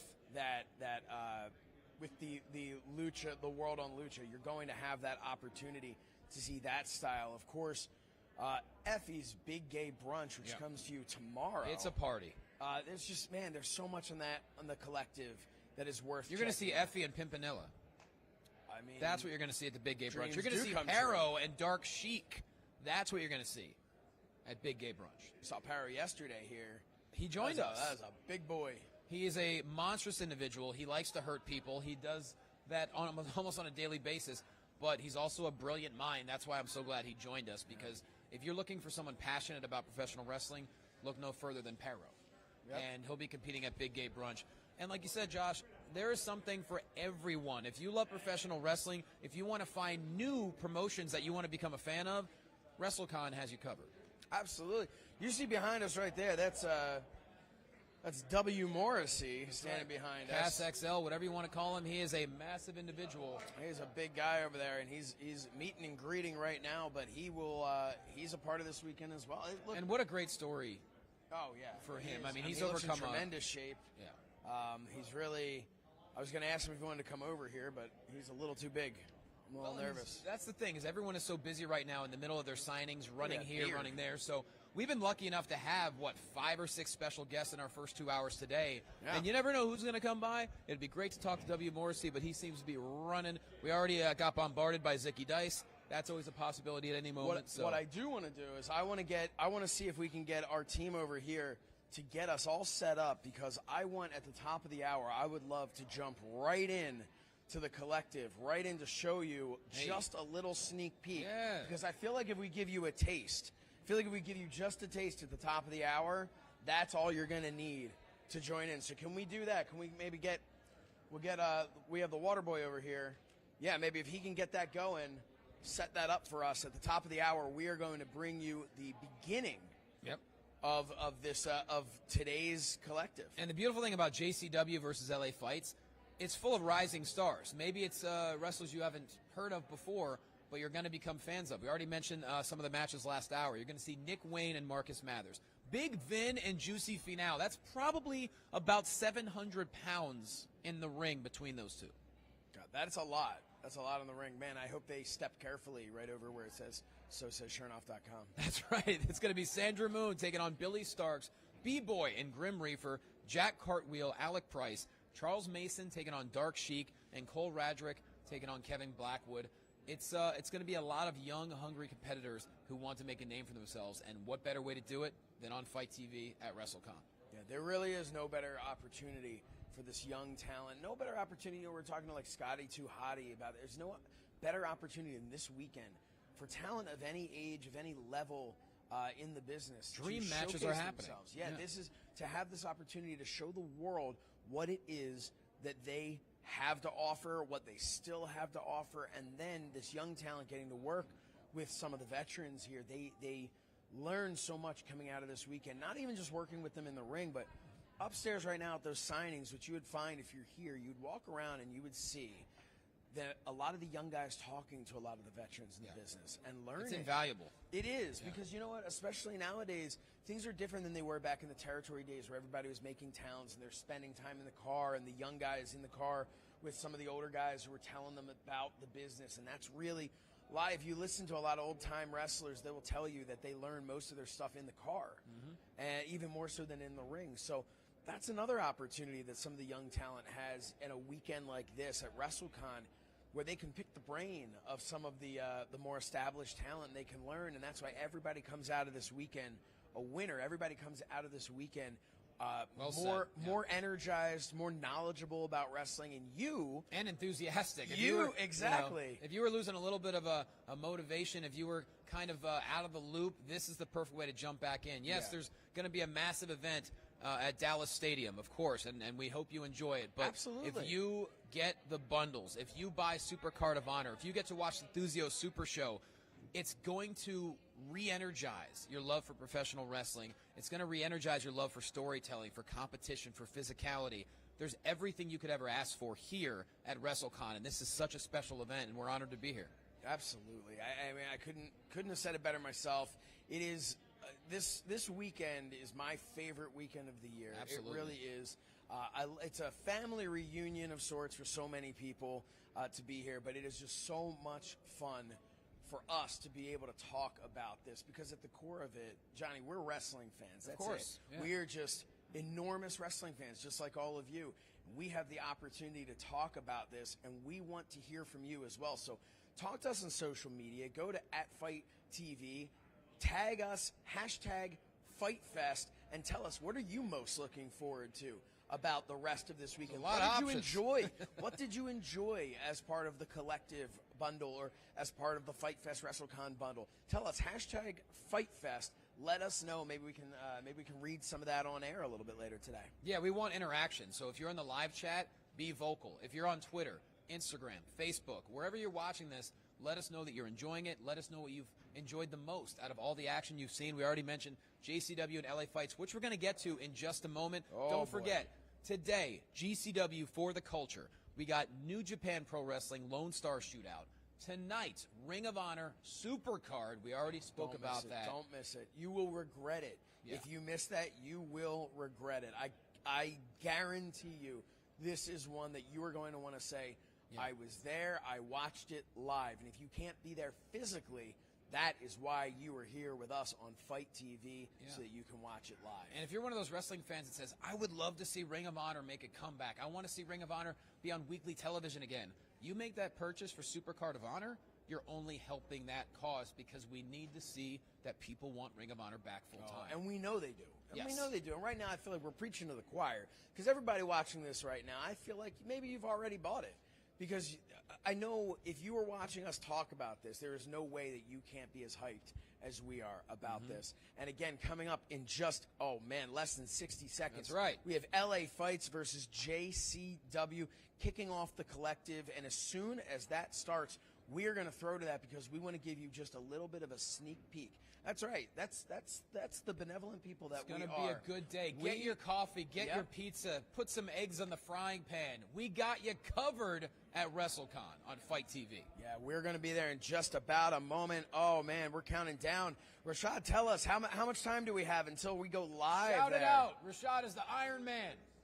About 30 seconds. Oh, man. So now, okay, you're going to be able to watch it. You're going to want to watch this. But here, I have bad news for you. We're going to cut it off after a little bit of time. We're only giving you a taste, just a taste. But I promise you that is going to be enough. If you haven't yet, that is going to be enough. Just check it out. It's enough of us talking about it. You just got to go. You have to watch it. LA Fights versus JCW is going to be enough to make you say, you know what? I'm getting the collective. And while I'm at it, I'm getting the FITE Fest Wrestle Con Bundle. And while I'm at it, Day 2. I'm getting Ring of Honor. Go now. Do it. 5, 4, 3, 2, 1. I don't even know if that's the right countdown. There we go. Enjoy. Just go. Have fun. We'll see you in a bit.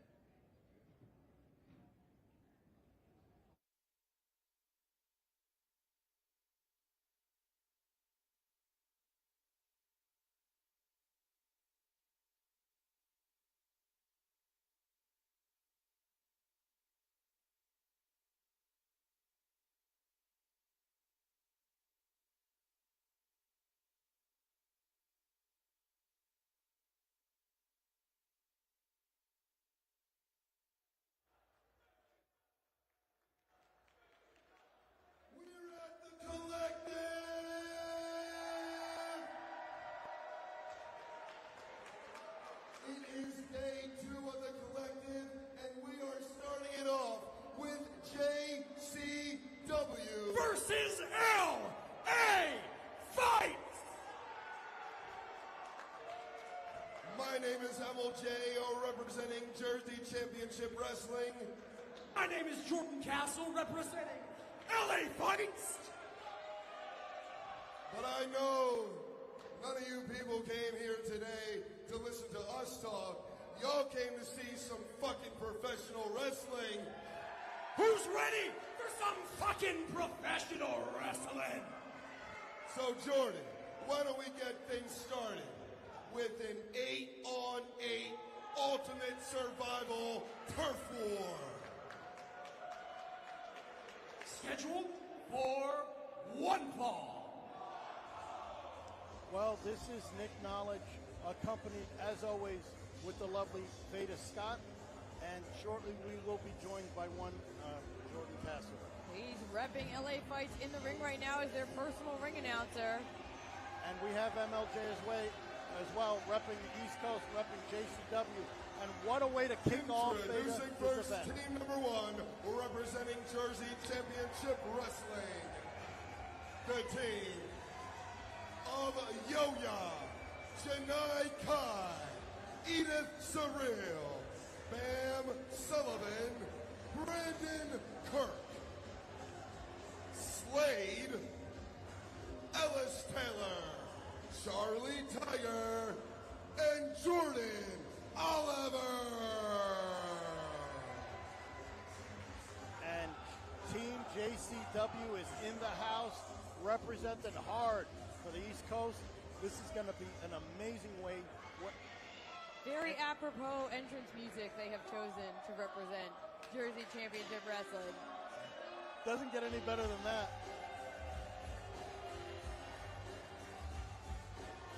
And Their speaking of opponents fitting, representing LA Fights, the team of Bad Dude Tito, the Unguided Matt Vandegrift and Damian Drake, Lucas Riley, Jordan Cruz, True Diz, Titus Alexander, and Hunter Freeman.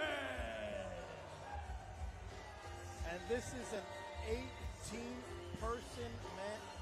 18-person tag match that we're starting on with. I can't even say. There's so many bodies in the ring, it's almost like a battle royal. And we've had a series of survival at JCW. Those are, of course, more traditional elimination-style matches. For this particular brand of Melee, it is one fall to a finish because we are trying to find the ultimate survivor, the number one singular survivor in the battle between JCW and LA Fights. Hey, Jordan. Well, you're hello, back. Veda and Nick. Happy to be here. Jumping back and forth tonight for a great morning of action.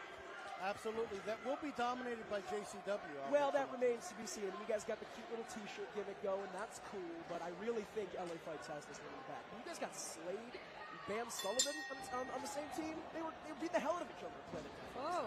Well, at the end of the day, it's about camaraderie, and hopefully they can hold it together, as this is just breaking out already. Everyone has paired off, and I will point out, Slade. Oh! Whoa! Bodies Big all time! over the place. One of the bodies And that is not in that fray is Slade because he is just seated in the entrance area. Another body not in that fray is Matt Vandegrift, but that might change very, very soon, Veda. Wow. Unbelievable corkscrew. The athleticism of Vandegrift is unparalleled. Unbelievable. Great action to start this event. At the end of the day, honestly, Jordan, you and I may differ. You're going to obviously pull for LA. I'm going to be pulling for Jersey. But at the end of the day, I think the winners here are going to be the fans with just a great action as we're seeing already here. No doubt we got another Jordan in the ring there on the corner. Two Jordans in the ring. Look at that. Yeah, Jordan tell us Oliver a and little bit Jordan about Cruz. this. I'm very familiar with Jordan Oliver. Tell us a little bit about who he's fighting right now. Jordan Cruz, an absolute specimen, a modern-day Spartan, if you will. You can see strength like that, exactly why that moniker fits. Wow, just nailing Ellis Taylor right in the face. And of course, Jordan Oliver, Ellis Taylor, they're all members of Young, Dumb, and Broke, one of the preeminent groups in Jersey Championship Wrestling. And now, Jordan Oliver with My Truck Cradle into a cover. Almost getting it right. We got a few factions here. Young, Dumb, and Broke, and Yokai on Team JCW, Unguided on Team LA Fights. Who's got a favor one team or the other? Also, shout out to Rep Scarlett. I know she technically reps the West Coast, but I trust her to be fair.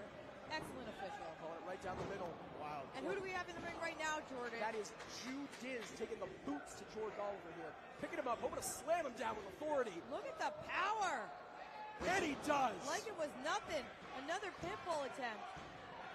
Judas telling me earlier tonight, usually all about black empowerment, repping black empowerment, that's his MO, but tonight it's not about black empowerment, it's about, in his own words, that two-pack Cali energy, bringing it to Dallas, bringing it to the collective.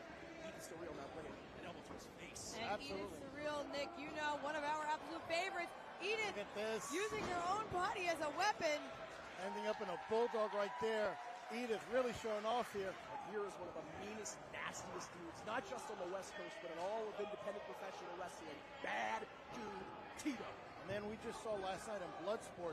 And speaking of just seeing last night, this man right here, Bam Sullivan, in a war with his own partner, Slade, during Planet Death last night. He's got to still be feeling it. That was hours. Not even a full day has gone by since that brutal Taipei death match. You got to think every hit like that, every strike from Bad Dude Tito takes that extra bit of oomph out of Bam Sullivan. Huge boot swipe to Edith Surreal. And Nick, coming out of this, I'm already impressed, I will say, by every member of Team LA Fights. I've seen quite a few of them before, but they're bringing it to Jersey Championship Wrestling. Do you think we might see any of them out on the East Coast? Wait, hold on. I don't. Yeah. Big blue thunder bomb by the Bad Dude. So much action. It's tough for even the three of us to call here. Yokai, another team taking on Bandito. This might be the only way to keep him down. And folks, if you missed that, out in the corner of the screen, it was Bam Sullivan and Slade. It looked like they were, what? Oh my God. Double Northern Lights to Yokai. Did you see that, Nick? Bam and Slade just fought to the back. I'm not sure where they went. It's not looking too good for Team JCW if you guys were fighting each other. That's all I'm going to say right now. You know, honestly, though, I will say it's probably better for all of us that those two just take it wherever they're going to take it. Yeah. We will not be collateral damage. Now we see some young, dumb, and broke teamwork here. Absolutely. But Titus Alexander hoping to neutralize it here. Going for a double cutter, but no dice. No, these guys know each other like the back of their hands. They're like brothers. Titus Alexander, handspring. Now he nails that double cutter. And Alexander, I know him very well, has been a standout on the West Coast. Has some huge matches coming up, including one against people Mike Bailey and one against Will Ospreay. Every match that he is in now is important leading up to that. But we have Ellis Taylor. He is another young Jersey wrestler. There's a cover. A young, dumb, and broke Jersey wrestler. Young, dumb, and broke, and trying to make a name for themselves, so they'll be less broke, I guess. Hopefully. And who do we have in the ring here now, Jordan? That is Lucas Riley here. Just unparalleled athleticism here for Riley. Taking Ellis down. Oh! Big double foot stomp, but managing to maintain his composure, managing to maintain his balance there. That's so important. And here's Brandon Kirk, the big man right now. Look at this. He's going to be a difference maker. He's got a lot of smaller opponents and some big ones too, but he's taking out Lucas Riley right there with that form to the back of the head. And you can see the gauze all. Oh, hold on. We have two hardcore heroes in the ring right now. Big Hunter Freeman, the backwoods brawler here. I'd love to see a death match between those two right now. But here comes Jordan Cruz back in the ring. Now it is Team LA Fights here, getting the better of one of our JCW faithful here. And Brandon Kirk is one of those guys in JCW that everyone loves to hate, but we don't want to see this happen to him. He's on the top of a tower here. We love to hate him, but he's no Charles Mason. I mean, there are levels to these things. That, as we will see later on today. Absolutely. Everyone is down. Chaos all over the place. Vandegrift trying to regain that advantage. We saw it earlier with that big hit. Can lightning strike twice? I've noticed he's very opportunistic, very smart about picking his spots. But so is Jordan Oliver. The thinking man's wrestlers here. Who's going to come out on top for these two totally young athletes? Nick, make a call. Tell us what's going to happen. I don't know. It looks like something's going on here. Oh. You got a brawl on the outside, and then I'm afraid of what's going to happen with Vandegrift and Oliver right here. Nick, oh you my have God. seen Jordan Oliver do the craziest things in and outside of a ring. Here's Taylor. Oh man, this doesn't bode too well. Three guys here. Come on, this is dangerous. There's no mat outside. It's a hard floor out there. Someone's gonna get hurt. Oh. This is nuts. This is insane. Oh my God. Oh my God. Look at this. With the sunset flip, forcing a superplex. Oh my God. Giving his teammate Jordan Oliver the assist. Wow. Oliver, I don't think he did too well in that either, but it's Ellis Taylor shining right now. He's got to pick a member of LA Fights and throw him into the ring, but just a big pile of bodies out here. Insane. I mean, they went down like bowling pins, and this is just, now it's just a matter of who's going to get in there. Yo-Yo, who made quite an impression yesterday during Bloodsport against one Ninja Matt. I mean, this young man is tough as nails. One of the most resilient professional wrestlers out there. He just takes a licking. Also incredibly athletic. He's a very versatile wrestler. Perhaps about to get rocked by Matt Vandegrift. What is this? Oh man. Oh man. Oh Lord. Oh man, look at that. Yo-Yo! Launching Vandegrift. There's my shooter weight. Let's do this, Yo-Yo. Oh, look at this. Using Vandegrift as a platform. Again, taking the whole pile down. I'll tell you what, I wouldn't mind seeing this Vandegrift on a JCW show in the near future. Look at this. Oh! Impressive for sure, but Yo-Yo had his eyes on Vandegrift, hasn't taken them off. Vandegrift impressive. So is his tag team partner in the pink there, Damian Drake. Such a great team. Privileged to have him in the fights. That guy taking the fight to the end. Look at this. Some of these guys here are just dazed and confused as is Tito here. And look at this one. Wow. Damian Drake all over Yo-Yo. Yo-Yo, though, Follows through here and catches him with the boots right to the midsection. Goes into a brainbuster, floats over into a cover, and he got the win! Team JCW with the win! In just under 8.5 minutes. The winners of the match, Team JCW. Well, not looking good for LA Fights here, but we got a long way to go. And I mean, postal allegiances aside, you can't take anything away from Team JCW. What a fight. I gotta say here, Jordan, I was very impressed. And Nick, allegiances, you'll agree with me, I was very impressed by Team LA Fights. And Fate, are you gonna play in both sides here? Listen, so you can always come out on top. I mean, I know you were our guest at Volume 3. Yes, and y'all can't see it, you can only hear it, but let me set the stage. I'm actually sitting in between Jordan and Nick right now. There are some selfies on Twitter that prove as much. Exactly, and I was extremely impressed by every member of LA Fights. Jersey Championship Wrestling team here doesn't seem quite as impressive, but I, for one, would not mind seeing any of these.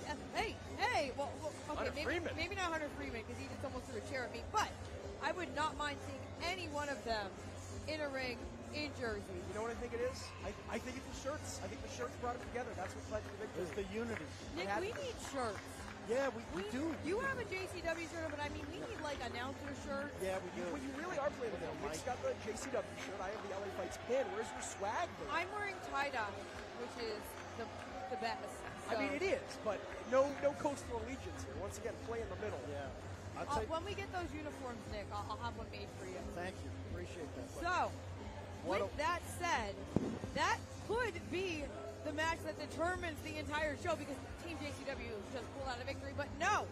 That was only the first match. We have 7 more coming at you, and it's just going to get better and better. Just great action. The following contest is scheduled for one fall. That was just a sampler of what we're going to see later on throughout this day. And oh my goodness, what a way to go on for match number 2. This young man who has a heck of a weekend here in the collective, heck of a win on Planet Death just last night. Representing JCW, fighting out of Bloomington, Indiana. He is the king of Wreck Shit Mountain, Wild Heart, Radrick. And Nick, what do you say? You say it all the time. You say Cole Radrick is the ace of JCW. He's got a very tall order for him. Welcome back, everybody, to FITE Fest here at Wrestle Con in Dallas. And speaking of Dallas, man, I've got Dallas Page, Diamond Dallas Page, DDP is here with me. Thank you for joining us here. I just saw Mike Weber, who's, one of the guys who started this show, and, walking by, I saw you, was like, sure, I'll sit down for a minute. Yeah, I appreciate it. Just got done doing a little private signing in the back, and now going to head into WrestleCon. But before I do, I want to go see my boy Ziggy. Yeah. Because him and one of my guys who works with me, Dylan's one of the best editors on the planet. Dylan, great guy. He's the #1 promotion in Georgia. I'm working with this kid since he was 15.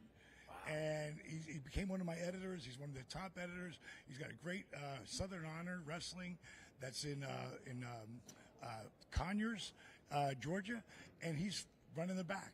Like he knows how to run a back and get everybody knowing what they're doing, when their interviews, what their times are. He's living a dream, and it all happened because he started when he was like 15. It's pretty crazy. That's awesome. One thing that I do want to say before we get into anything else is everybody, I mean, you can see right there, DDPY. I mean, that is DDP Yoga is I would say literally why I'm able to sit up straight right now during this. I was doing it. I had the in the hotel room, like you say to do. I put the towel out, and I did my yoga this morning, so I could actually move my body. What's that say right there? DDPY. Why? Because I want people to stop calling it just epping yoga. Yep. DDPY. But we have DDPY available on FITE. Yeah, you do. Yeah, we which got is to update great. you guys pretty soon. Yeah, we do. We have to do that as well. I was actually really excited. I just got an Apple Watch. You know what was on that Apple Watch? DDPY. That's great. So now I can use that as kind of a heart rate monitor all at the same time. It's great. But man, so also while we're plugging things before we just start chatting here, you got a show on Netflix now. Can we talk a little bit about that? It's pretty cool. You know, it's something that took 7 years to put together. It's called The Guardians of Justice. And we got really great reviews. Got a few stinkers too. Well, but it's because it's so different. Well, The Matrix was awesome and people hated it. Right. I love The Matrix. But for Guardians of Justice, it's a live action. There's, of course, fight scenes, but the fight scenes are, remember how Batman used to have pow, boom? Mm-hmm. This is that on steroids and growth hormone. It's like a video game. And if you're a gamer, you're going to dig it. Because it's all based in 87. It takes, it's an alternate universe. It's a superhero-based show.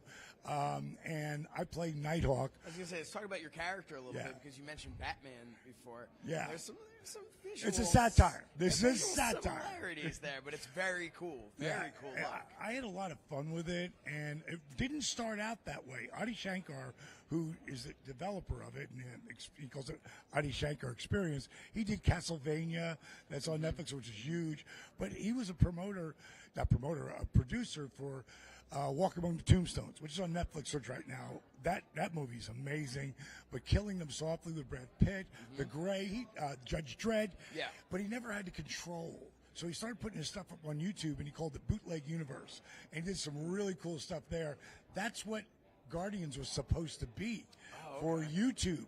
But when Netflix saw what we were doing and knew we were going to add in all this animation as well, they bought it.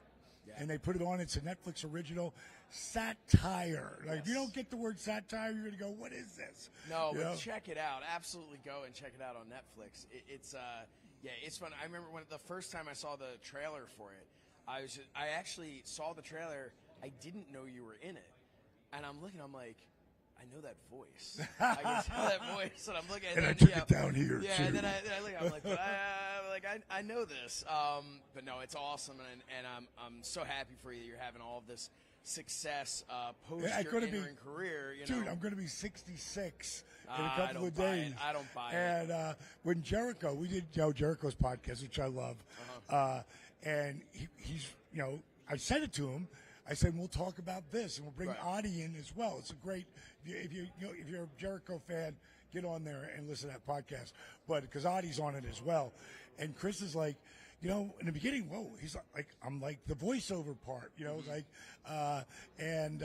Sin City type of thing, you know. Yes. And it's got a lot. We've used every different genre. Again, it's a satire.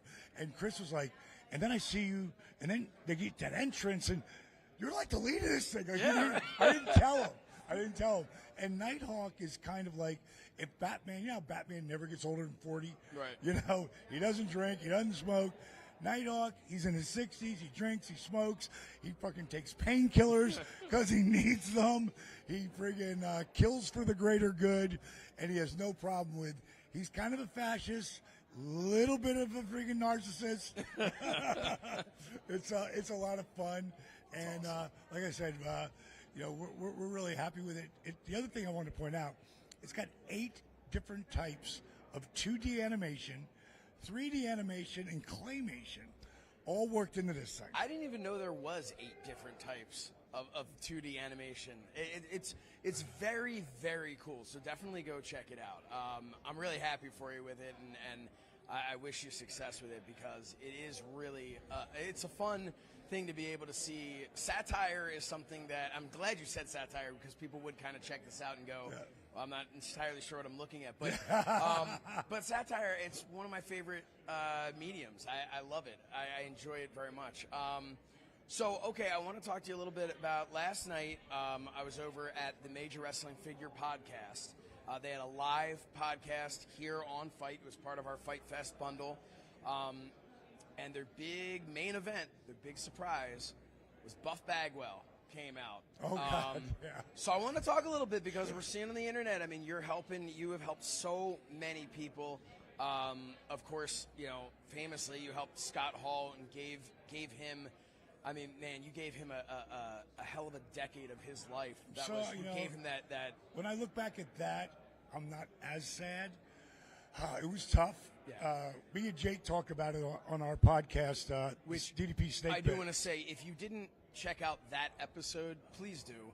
I know Conrad said it's the show he's probably the most proud of any episode he ever was involved in producing in Which any is way. pretty cool, because Conrad is like the podcast because king. he's been involved with every episode of any podcast. But, And he doesn't. He has no ego about it. He's just one of the boys who's out there doing it, and he's a fan. He loves to hear the it. He stories. respects it, and but again, I mean, obviously, without question, condolences, because this is obviously it hit the wrestling business hard.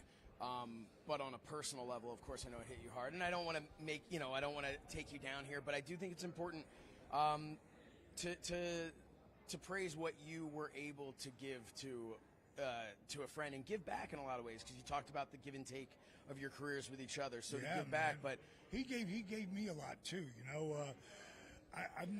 It's made me reflect. I'll tell you a funny story.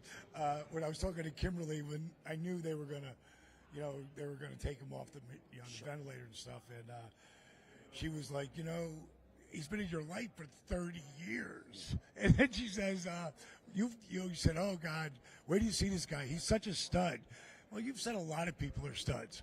She goes, and then I saw him, and I was like, whoa. He may be the most handsome son of a bitch alive, and just bringing me back, it really let me, I don't know what the word is here, but look back at my life and Dusty, Jake, Scott, Kev, and Eric Bischoff. Those are the 5 guys that have been the most instrumental for over 30 years in my life. So, Scotty, me helping him helping me. I mean, if Scott doesn't take that diamond cutter, in New Orleans, we're not sitting here probably. Yeah, but he wanted to. And Kev was like, go tell Bischoff. I go, I ain't telling Bischoff shit. You tell him. And that's how that whole angle was mine. Kev brought it to Eric. And what's great about Nitro is you could do your show 8 to 11, and then if it stopped at if we ran long and went to 11:07, 11:08, it played again. Yep. So we'd all go to the bar at the hotel we were staying at, and 9 times out of 10 watch the show there, and then just awesome. It was great game films, yep. And I used to film everything, so I had everything, but I'd always overtape it because I didn't think about it. And I have video footage with Steve Austin back when he was stunning Steve Austin. I had all of it. He would come on my match because we rode together a lot, and he would, oh my God. He would bust my balls so amazingly. But then we'd go back and, I'd film the whole show. Kevin Nash was there. Friggin', listen to this group of guys. And they're all bottom guys.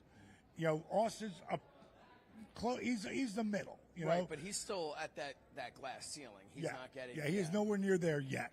Yeah. But it's me, him, Foley, Kevin Nash, Scott Hall, and maybe Scott had left by then. Yeah, Scott had left by then. Raven. I mean, there's some seriously talented cats there who had decent careers. The footage of all of you guys just hanging out would be, if you only would have known what you'd be able to sell that for today. Oh my God! I just wish I kept over taping them. Yeah. Because I thought, well, they're just game films for me. Yeah, you're learning, and then we'll move on to the next match. Because I'm going to be better than that next time. Yeah. But the very last, the last one I did was me against Pillman, and Steve laying some really funny stuff. And I said, what am I doing? I'm keeping this stuff. I started it. I took it was on a little VHS tape, or not VHS, the tiny little tape thing. And I would convert it over to the VHS. And I called it the Austin tapes. One match, and I can't find that damn tape anywhere. But I could have had 30 hours. Oh, man. I could have. But is what it is. Oh, man. Well, hey, you know what? Going back to Buff Bagwell, we saw him yesterday. He came out. He's on crutches. I know he's not. His leg is pretty. His leg is gnarly, boy. It's way better than it was, but it's gnarly. So what have you been doing with him? You can take us through just a little bit, like we've seen on social media, but working around it. Number one thing for me is getting his head right, getting him clean, which he is. He's the best he's looked here. This is what I look at right now. You know, when you saw Jake or Scott back when they first came in my house, in the beginning they were like old and withered and no life in their face and their eyes, and within a month that was there. So when you can get them eating real food, that's all they're eating. Like Buck lost a ton of weight, and he was up to 268 in the first month.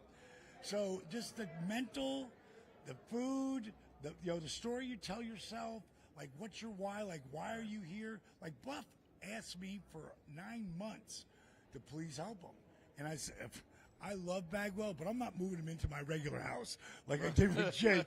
Mainly because Buff's a lot of work, man. And Jake was too in the beginning, but Jake, he took care of me. And like so many people know what I did for Jake, but they don't know why. If you go to episode 1 of DDP Snake Pit, you'll see that I talk about all the shit Jake did for me and why. Like there was one time during COVID. And Jake was gone for a while. He was coming and staying with me occasionally. Right. And he was gone for a while. And then he was in a hotel. And now there's nobody in the hotel. This is at the height of COVID. And I said, okay. And being alone like that is not good for Jake or any addict. Not good for anybody, but not good for especially anybody. An addict. Addict, very bad. Very awful. bad. And so I said to my daughter, Brittany, who was living with me and Paige, and my granddaughter, and I said, Jake's coming back. And everybody was scared to death of COVID at the time. She goes, I love Jake. You know I love Jake, but, with the whole COVID thing and blah, blah, blah. She goes, why? Why does he have to come here? Like, I love him, but, can we just wait till the COVID thing's over? I said, why? Because we don't live in this house without Jake. And she went, you're right. like that. She said, okay. He did for you, Exactly. And that's what I really talk about on DDP Snake Pit, because I want people to know, like, it's not just two buddies. Right. Like, we're brothers, and we've gone through a lot of shit together. And Buff was wanting to come in, and I love Buff. But Buff's, like, burned a lot of bridges, too. How can we get him back on track? Well, I said, you're going to have to wait until I get this docu-series. I hate when people call it a reality show, because reality shows are bullshit. Reality shows aren't real, They're right? bullshit. Friggin' docu-series, like the Resurrected Jake the Snake, we could have called that Change or Die. It's same meaning. Yeah. So what we did, my business partner came up with the name Change or Die, and 5 people are living in the accountability crib with he's like the one of my best friends, and he teaches DDPY, and he's all the modifications, because everybody in that house, except for one, are really beat up. Like a Biggest Loser, and I liken it to a little bit of Biggest Loser because it's weight loss, a little bit to The Apprentice because it's there's challenges every 2 weeks, and then intervention, because no one thinks they need help. But they know they need help, but but I'm okay. Yeah. Like, if you're okay, you wouldn't be in this position. Yep. So making better decisions. And so Buff, I told him, I said, Buff, you're going to have to wait. And he was down that slippery slope, but just lying to himself. He knew he had to become sober, no pills, and that's his biggest problem, the pills. Because they would just, and you could see it in the face. Yeah. With Jake, it was everything, though. Right. It was the booze, the pills, the coke, the crack. I don't worry about Jake on any of that. For the first time, last 2 years, I'm not worried about him ever drinking again, because he is not that guy anymore. He doesn't want to be that guy anymore. Amazing. And now Buff doesn't want to be. He wants to get better. And he'll probably be, because he is Buff, he will be a bit of a handful at times on that show. So we just started filming it. It'll probably end up on an A&E or Discovery or something like that, because I like the cable network. But we're going to have a 12-week everything done. Like, this is it, so and this is what we're completely done, and then you'll be able to put it out. Then I'll be able to pick where I want to put it. because no one has ever done what we're doing. Well, like you said, you mentioned Biggest Loser and something. You've seen these reality shows, and not to take anything away from the people who were on the Biggest Loser or the work that was done there, but there's that aspect of reality show where you go, okay, this wasn't real, this wasn't, and that's why a docuseries, I love that because that's what it is. It's a series documenting what you're doing. Just like we did with Jake and Scott. Yeah, and I think it's, anyone who, I don't know who knows who DDP is and hasn't watched the Resurrection. You know, it's funny, though. There are people that I know, and they'll go, oh, yeah, I've seen it. I go, where have you seen it? Well, I saw this picture on YouTube. I go, you've never seen it. You saw little clips. Start to finish, you need to see that. And not only start to and finish, that's on, but then the credits even is just, that was one of my favorite parts, too. Just the credits. That was my buddy Steve Hughes, his idea. And what it came down to is that it's on Amazon Prime. There's another documentary, too, we put it up last year, called The Relentless, which is me blowing my back out to where I am today and everything. Because we had filmed, me and Steve have been buddies for over 17 years. So we filmed everything along the way. Arthur, disabled veteran, everything. So, that whole journey. And, Change or Die is just the newest thing that we've never done before. But I know what we've already got. It's just, it's going to be really emotional. I'm excited to see it. And it's going to help change lives. I'm excited to see it. Well, listen, you've got stuff to do. You have people waiting to get your signature. You got a lot to do. I really appreciate you taking the time to be here. Plug your Netflix show one more time. Guardian, got the Schmo here. Hello over here. Mr. Diamond Dallas Page. Take my seat. Take my seat, Schmo. Take my seat. Are you sure? Yeah, take my seat. All right. Dude, check out that new do. Got to switch it up, Diamond. Give a side view here. Give a little side. Yeah. Got the good mic here. Hey, always my pleasure. Appreciate it. Living legend. Great to see you, man. Good to see you, man. The last time the Schmo was at WrestleCon, we took a diamond cutter. You were teaching DDP yoga. We still call it Schmoga, but it's DDP yoga. Schmoga, right. We took a diamond cutter. We took a couple of chops, and we had a great time with you. Yeah, I've seen you. You've been elevating, a little bit of elevating, a little bit of elevating. Seen you've done some pretty impressive interviews. Who's some of your top people you've interviewed lately?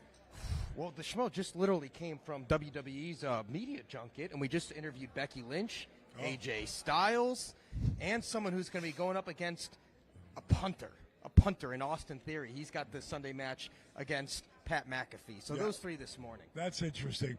I was at the airport getting ready to fly down here last night, and I'd walked over to a section where nobody was at, and I just started unwinding and opening up my body, and I hear a voice behind me.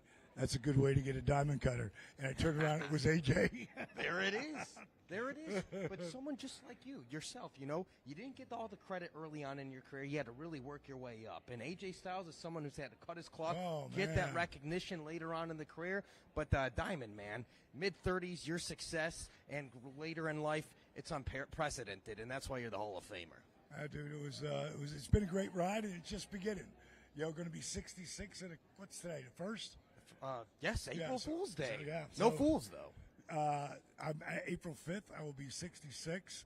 So just all about holding back the hands of time and showing people how to do it. My wife and I, we just started the outline for our new book that we're doing that's going to be called The Secrets of Youth. So I'm looking forward to putting that together because a lot of people want to know, how do you look like this after you've done what you've done at 66? Well, I work at it, and it's a lot of things. It's a lot of things that I do. And you don't look a day older than 50 years old, and a lot of people turn to you because you have this longevity. Age is just a number, and obviously it's all about movement, and you're really good at keeping guys fresh and young and opening up, especially ones that have struggled. The Schmo heard you talk about Jake the Snake Roberts. Obviously, you have your history with him, obviously the documentary and stuff like that, but you help the people that helped you along the way, and that's the most rewarding thing the Schmo sees throughout this process. Well, thank you, bro, because that's why the Hall of Fame was going in the Hall of Fame in 2017 was used to me, and that's why, hey, brother, good to see you, buddy. Say, man. Why not? So, I'm checking out right here, bro. It's great to see you, man. You look good. You look awesome, dude. Folks, I don't know. We're going to get you a mic right over here. I just want to thank you, Dallas Page. You saved my brother's life. You and helped me make a difference in a lot of people's lives out there. There was a girl I lived with down in Florida, Cherie Perez. You know, she had a severed spinal column and stuff. The girl puts her leg braces on and can get up and walk now. You know, she can walk for up to 2 hours a day. She does this. They got a seat welded on a surfboard for her, and she gets pulled behind these speedboats and does all these loop-de-loops. Oh, it's wow. You know, and just inspirational, man. And I want to give you my thanks, you know. Take the floor. Absolutely. This is what it's all about. No, I'm not going to jump up and down and do all that stuff. You know, I'm still getting in the ring and wrestling. So. God bless you for that, bro. It's fun, you know, because when you can go out there and do it and just, you know, I don't know. I like manipulating people's bodies, you know, with my hands and stuff, and throwing them all over the place. And it's enjoyable. It's great for getting out aggressions and stuff. Great to see you, Sam. It's great to see y'all too. Yes, Let thanks. me get out of y'all's way. Thanks for joining us. Yeah, I'll talk to that fella and see if there's what they're doing. I didn't know. No, absolutely, absolutely. Keep it up. This is what it's all about. How rewarding is that every single time? That's Jake's brother. Jake's brother? Yeah, that's Jake's brother, Sam. Good man. So it's a family affair. It's a family affair, brother. So I'm going to check out here. Schmo, it's great to see you. Diamond, thanks for joining us. Love your look. Appreciate you. See Thanks you for guys. joining us. That's the legend Diamond Dallas Page right here on FITE. Helen, you popping in here? We got Helen Yee popping in here. Remember, ladies and gentlemen, now we are here. This is day 2 of Wrestle Con and FITE Fest in general. There is so much action going along here. A lot of legends. Diamond Dallas Page stopping by here. The Schmo just interjects himself right into mid-interview. And now Helen's here to join us. So Kurt Angle is upstairs signing. It was really cool seeing him, but he will be here 1 p.m. to 5 p.m. Central. So I just found that out. Super long line, so I didn't want to, cut everybody, but it was cool being in the same room as Kurt. The Olympian and competing with a broken neck. I mean, that's one of the most underrated things about Mr. Kurt Angle throughout his career. Being a champion and having the injuries that he has sustained and to continue night in and night out to entertain each week on the junket. That's just the best part about it all. Definitely. All respect to him. But speaking of entertainment and World Wrestling Entertainment, obviously we know that tonight is the Hall of Fame ceremony and WrestleMania 38. I know you've gotten a chance to talk to some really cool people this morning. Absolutely, and the Schmo just can't get over the fact that we got Diamond Dallas Page over the left shoulder right now. Such a great guy. As the Schmo was saying to him before, the Schmo's last time we were doing WrestleCon, we took a diamond cutter right over there. He gave it to us, he's demonstrating the yoga, and he just knocked it out of the park for us. So as she gets her mic switched, new mic. Helen was a videographer with the Schmo this morning. We got some great interviews. AJ Styles, been in the game a long, long time. TNA champion, WWE champion, fought the Who's Who, retired The Undertaker, gave him that great match in 2020. Well, you know what? Let me make sure it is on.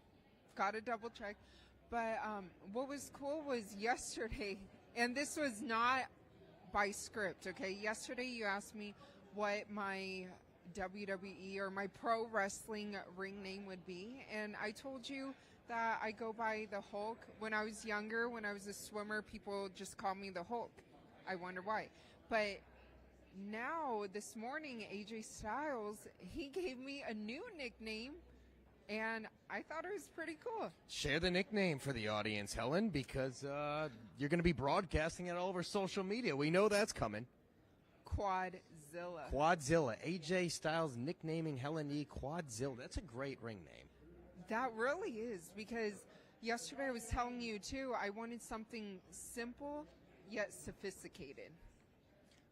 Absolutely. We will be continued. We're going to be taking a quick commercial break, but there is more than just AJ Styles interviews this morning from the WWE Junket. There's more coming from FITE Fest later on. Stay tuned. We'll be back shortly. Hey, everybody.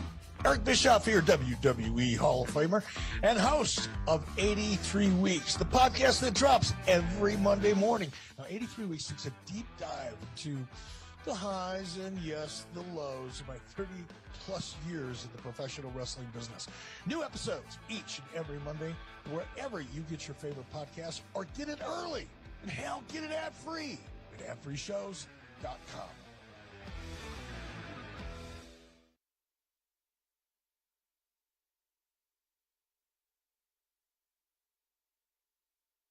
Do you love wrestling podcasts but hate all the ads? Well, you can get all the great podcasts early and ad-free at adfreeshows.com. It only starts at $9 a month, but you get exclusive series at adfreeshows.com like Title Chase, Eric Fires Back, Conversations with Conrad, and tons more, and a chance to interact with your favorite podcast hosts every month. See for yourself why thousands of other wrestling fans say adfreeshows.com is the best value in wrestling. adfreeshows.com.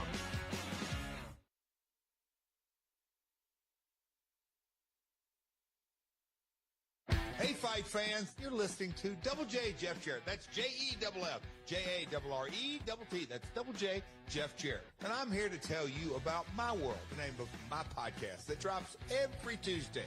Me and my co-host, Conrad Thompson, we dive deep into my entire 35-plus year career. So tune in wherever you get your podcasts. But if you want it early and ad-free, go to adfreeshows.com. Now, folks, choke on that, slap nuts.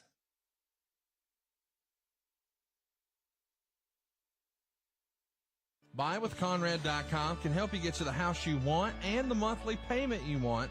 It's that simple. BuyWithConrad.com is going to do more than just get you pre-approved. You see, in this competitive market, you need an edge to have the winning bid on your next house. And BuyWithConrad.com can get you completely underwritten before you write an offer. NMLS number 65084, Equal Housing Lender. Get the house you want and the payment you want right now at BuyWithConrad.com.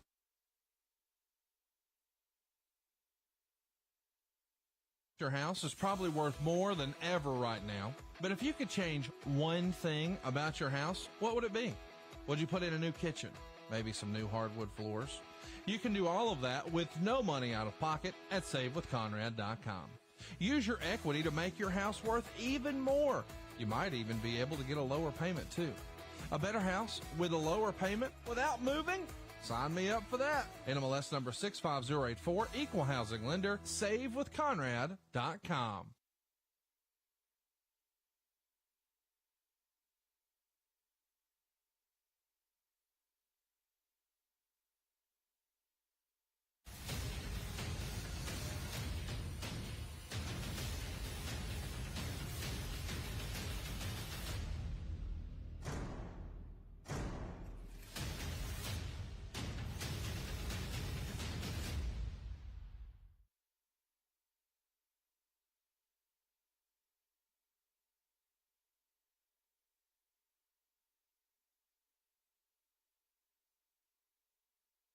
AdFreeShows.com has two can't-miss events this April. April 5th, the Nature Boy will join Ad Free Shows members to watch his WrestleMania 8 title match against the Macho Man Randy Savage 30 years later. And then we'll celebrate 25 years since Barely Legal 1997 with Taz and Sabu joining us for a live watch-along on April 14th. This is your chance to watch your favorite wrestling moments with your favorite wrestling stars exclusively at AdFreeShows.com.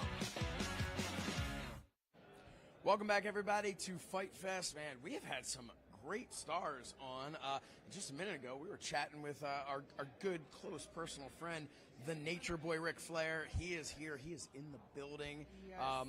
And you're saying, oh, my God, let me rewind. It wasn't on here. We were chatting with him off air. But hopefully maybe we'll get him back down here a little bit. But I am here now, Josh Shernoff, joined by Quadzilla, from what I understand, right? Can you tell us a little bit about what that's all about? Yeah, well, before I tell you about what happened this morning and our encounter with AJ Styles, can I get a woo from you?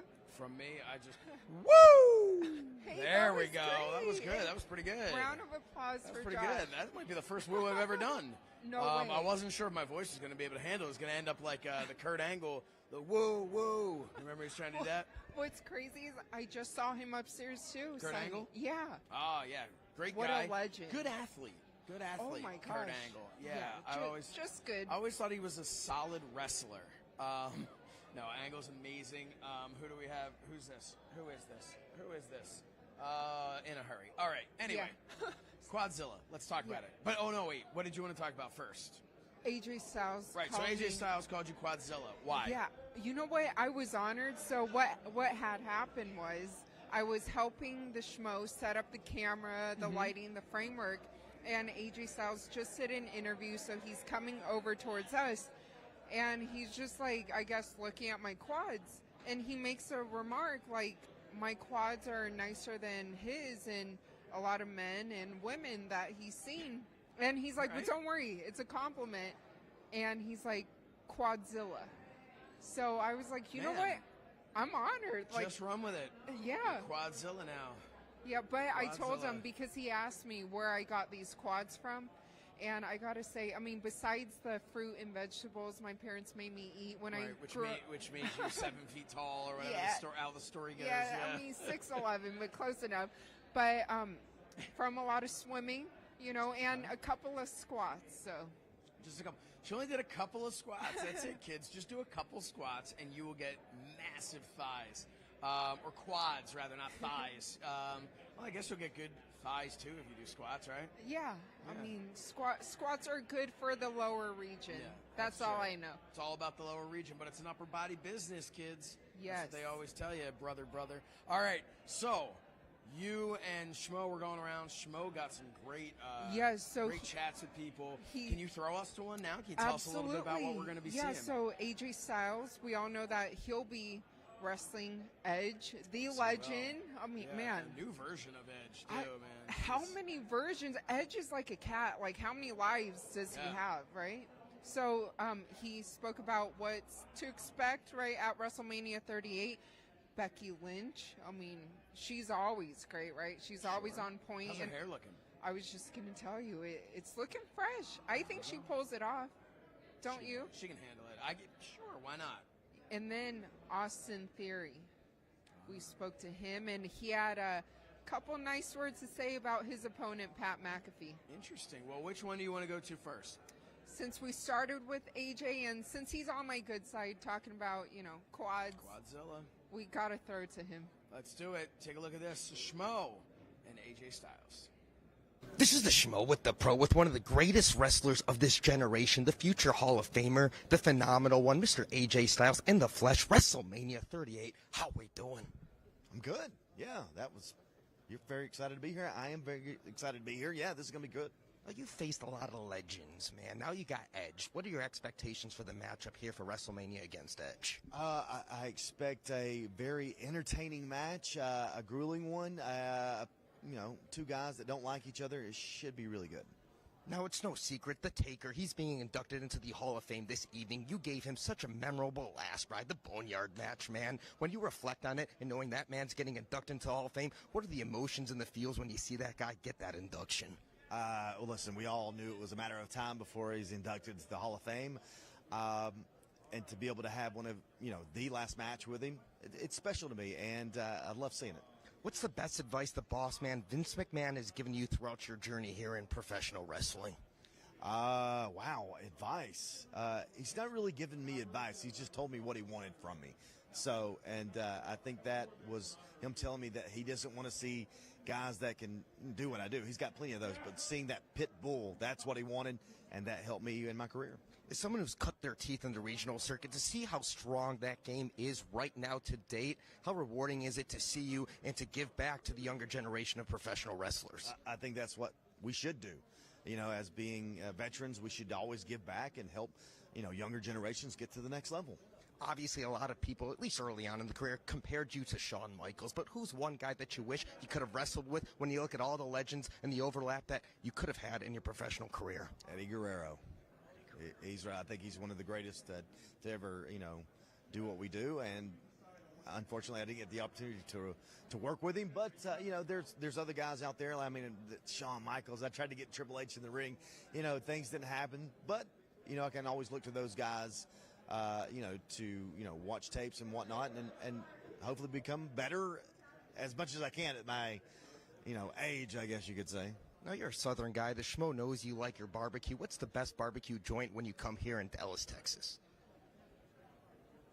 I'm not from Dallas. I know, but when you visit Dallas, Texas, you got a barbecue joint? I don't. You don't? No. Do you have are you from Dallas? No, it's Schmo's prison.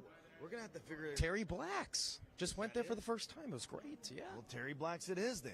Yeah. I'll trust you, and maybe I'll go to Terry Blacks. And obviously, early on in your career, you didn't have the long hair. But as you've developed your career, the long hair is the look.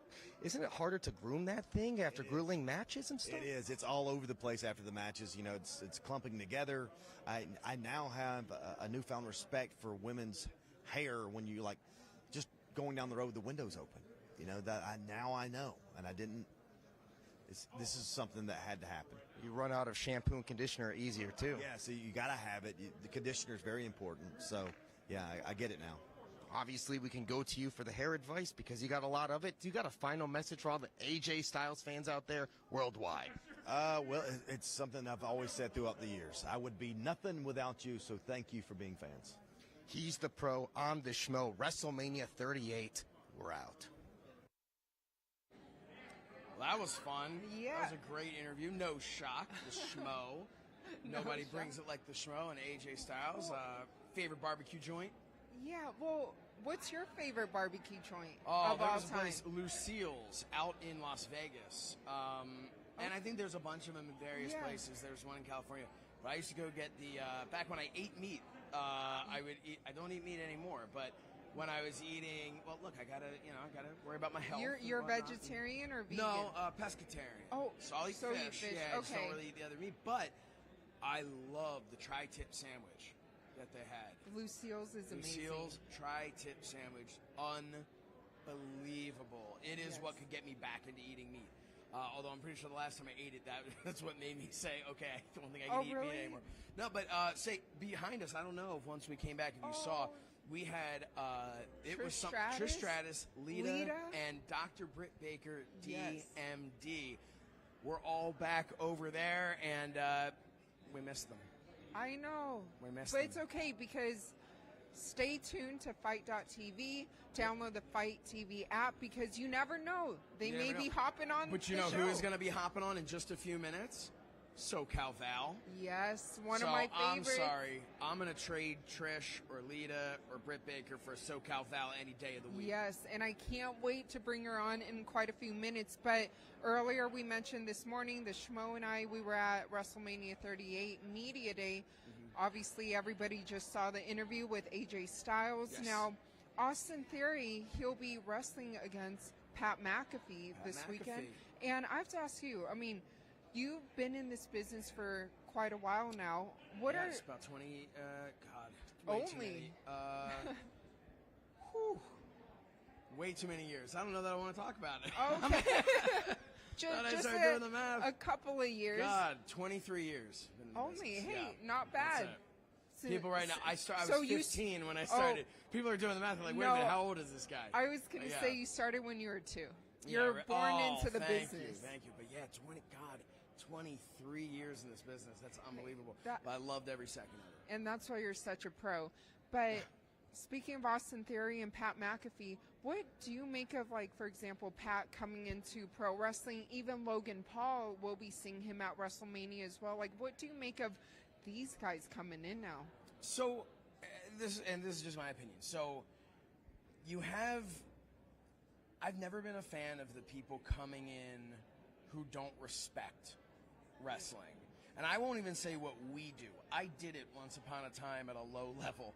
But what they do in this business, I don't like when people come in and it's immediate. I get it. It's entertainment. They come in and they don't respect it. What I will say is we had Bad Bunny came in. That guy showed how much he respected what everybody did in wrestling. Pat McAfee, in my opinion, that is a man that absolutely respects professional wrestling. I will never. People have always had issues with David Arquette, right? Yeah. First of all, this is what I've said to the people who hated David Arquette for winning the WCW title. Number one, if you were sitting in that audience, I don't care how old you are, man, woman, child, whatever it is, and Creative came to you that night and said, hey, we'd like to make you WCW World Champion. You tell me with a straight face that you were going to say, oh, I don't think creatively that's the best move for the future of the company. No, you would have said, sure, yeah, absolutely. I would have. I would have David too. Arquette took it very seriously, and he even came back into the business to really prove to the world that he was serious about professional wrestling, that he respected it. And that's something, Pat McAfee has so much respect for professional wrestling, sports entertainment. I also happen to think he's pretty damn good at what he does. And, you know, so I have no problem with that. Logan Paul, let's see, right? I don't know. You'll be able to find out when you see if he took it seriously or not. And I don't judge it based on was he good, because you can take something seriously. I remember I was in wrestling school with some people who took it very seriously, and they were really not good. So, but it wasn't because of a lack of passion. It was just not everybody is built to do that, and some aren't built to last in doing it, right? Like myself. So the thing is, somebody like a Logan Paul, let's see how seriously he takes it. And again, doesn't matter how good he is. You'll be able to tell how seriously he took it. And that has always been my take on it. Is I get the people who jump in. Look, Jeremy Piven is paid to come in and, you know, do his thing, Summer Fest or whatever it was that he said. You know, other guys, they're paid to jump off the ropes, to do whatever. Johnny Knoxville is another one. Johnny Knoxville, it's going to be really tough to tell whether or not he takes it seriously, because that guy's willing to do whatever with his body. So, you know, but I think, again, to me, it has never bothered me, the idea of getting more eyeballs on the product. So, but there are enough people. Stephen Amell is a perfect example of a guy who really took it seriously and respects professional wrestling, so much so that he now has that show. So that's always been my take on it. I've never been an enormous fan of the outsiders coming in, because sometimes I feel like it's not done in the best manner. But in the sense of what we're looking at right now, I personally don't have a problem with it, as long as they're respecting it and taking it seriously, because you are taking that spot from somebody that worked all year round. And that's okay, because you're also bringing eyeballs that maybe that other person couldn't bring. And it's an opportunity. So having a Logan Paul on the show, right? You might be bringing fans in who otherwise wouldn't be watching. And now those fans are going to be exposed to all of these other characters and all these other matches. So to me, that's beneficial in the sense of why you see legends making appearances on shows with up-and-comers this weekend here at FITE Fest. And part of the GCW collective, you see that. And that's because we're bringing in names. Of course, it's people within our own industry. But you see a GCW has brought in guys like a Matt Cardona, guys like a Jeff Jarrett would be a perfect example of an established veteran who can come in here. And now people who are like, I don't really want to watch GCW, now they're thinking to themselves, well, I got to tune in and see what Jeff Jarrett's doing there.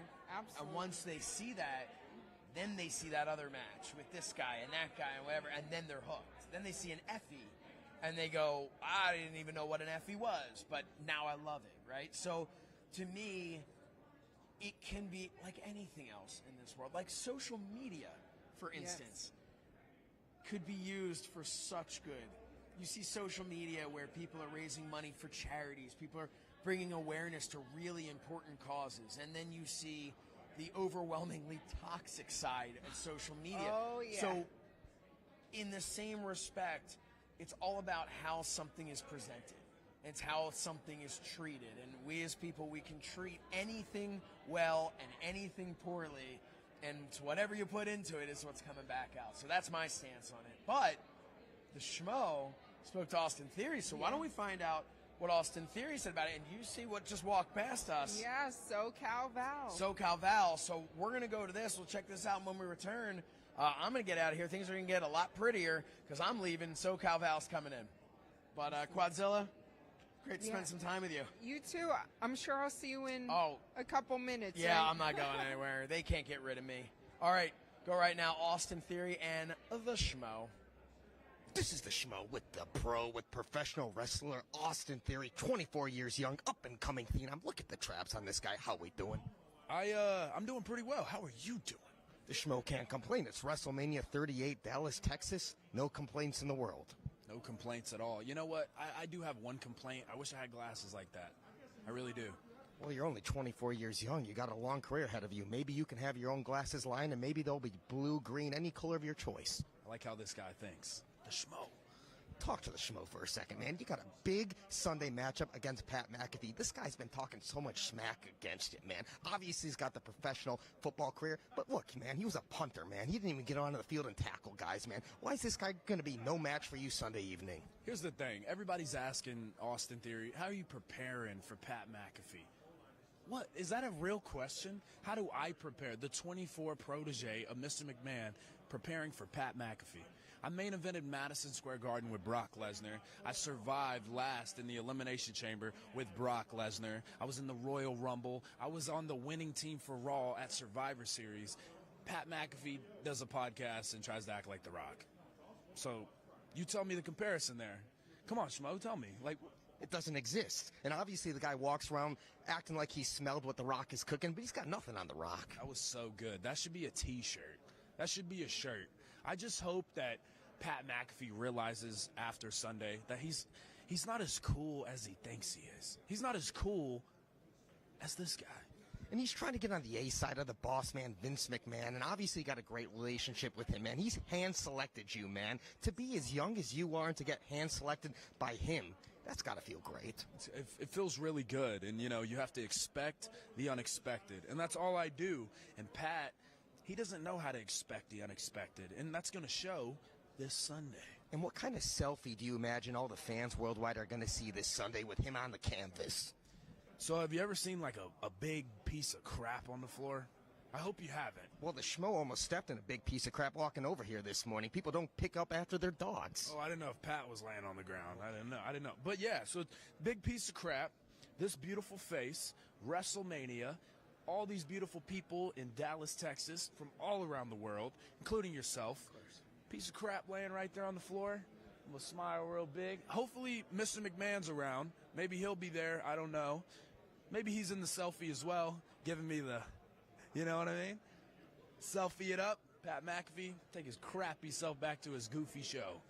And Austin, obviously you're a fit guy, man. You got the bodybuilding background, man. But why are you buying T-shirts way too small, man? You shop at the Baby Gap, man? Your arms are exploding out of this thing. So here's the thing.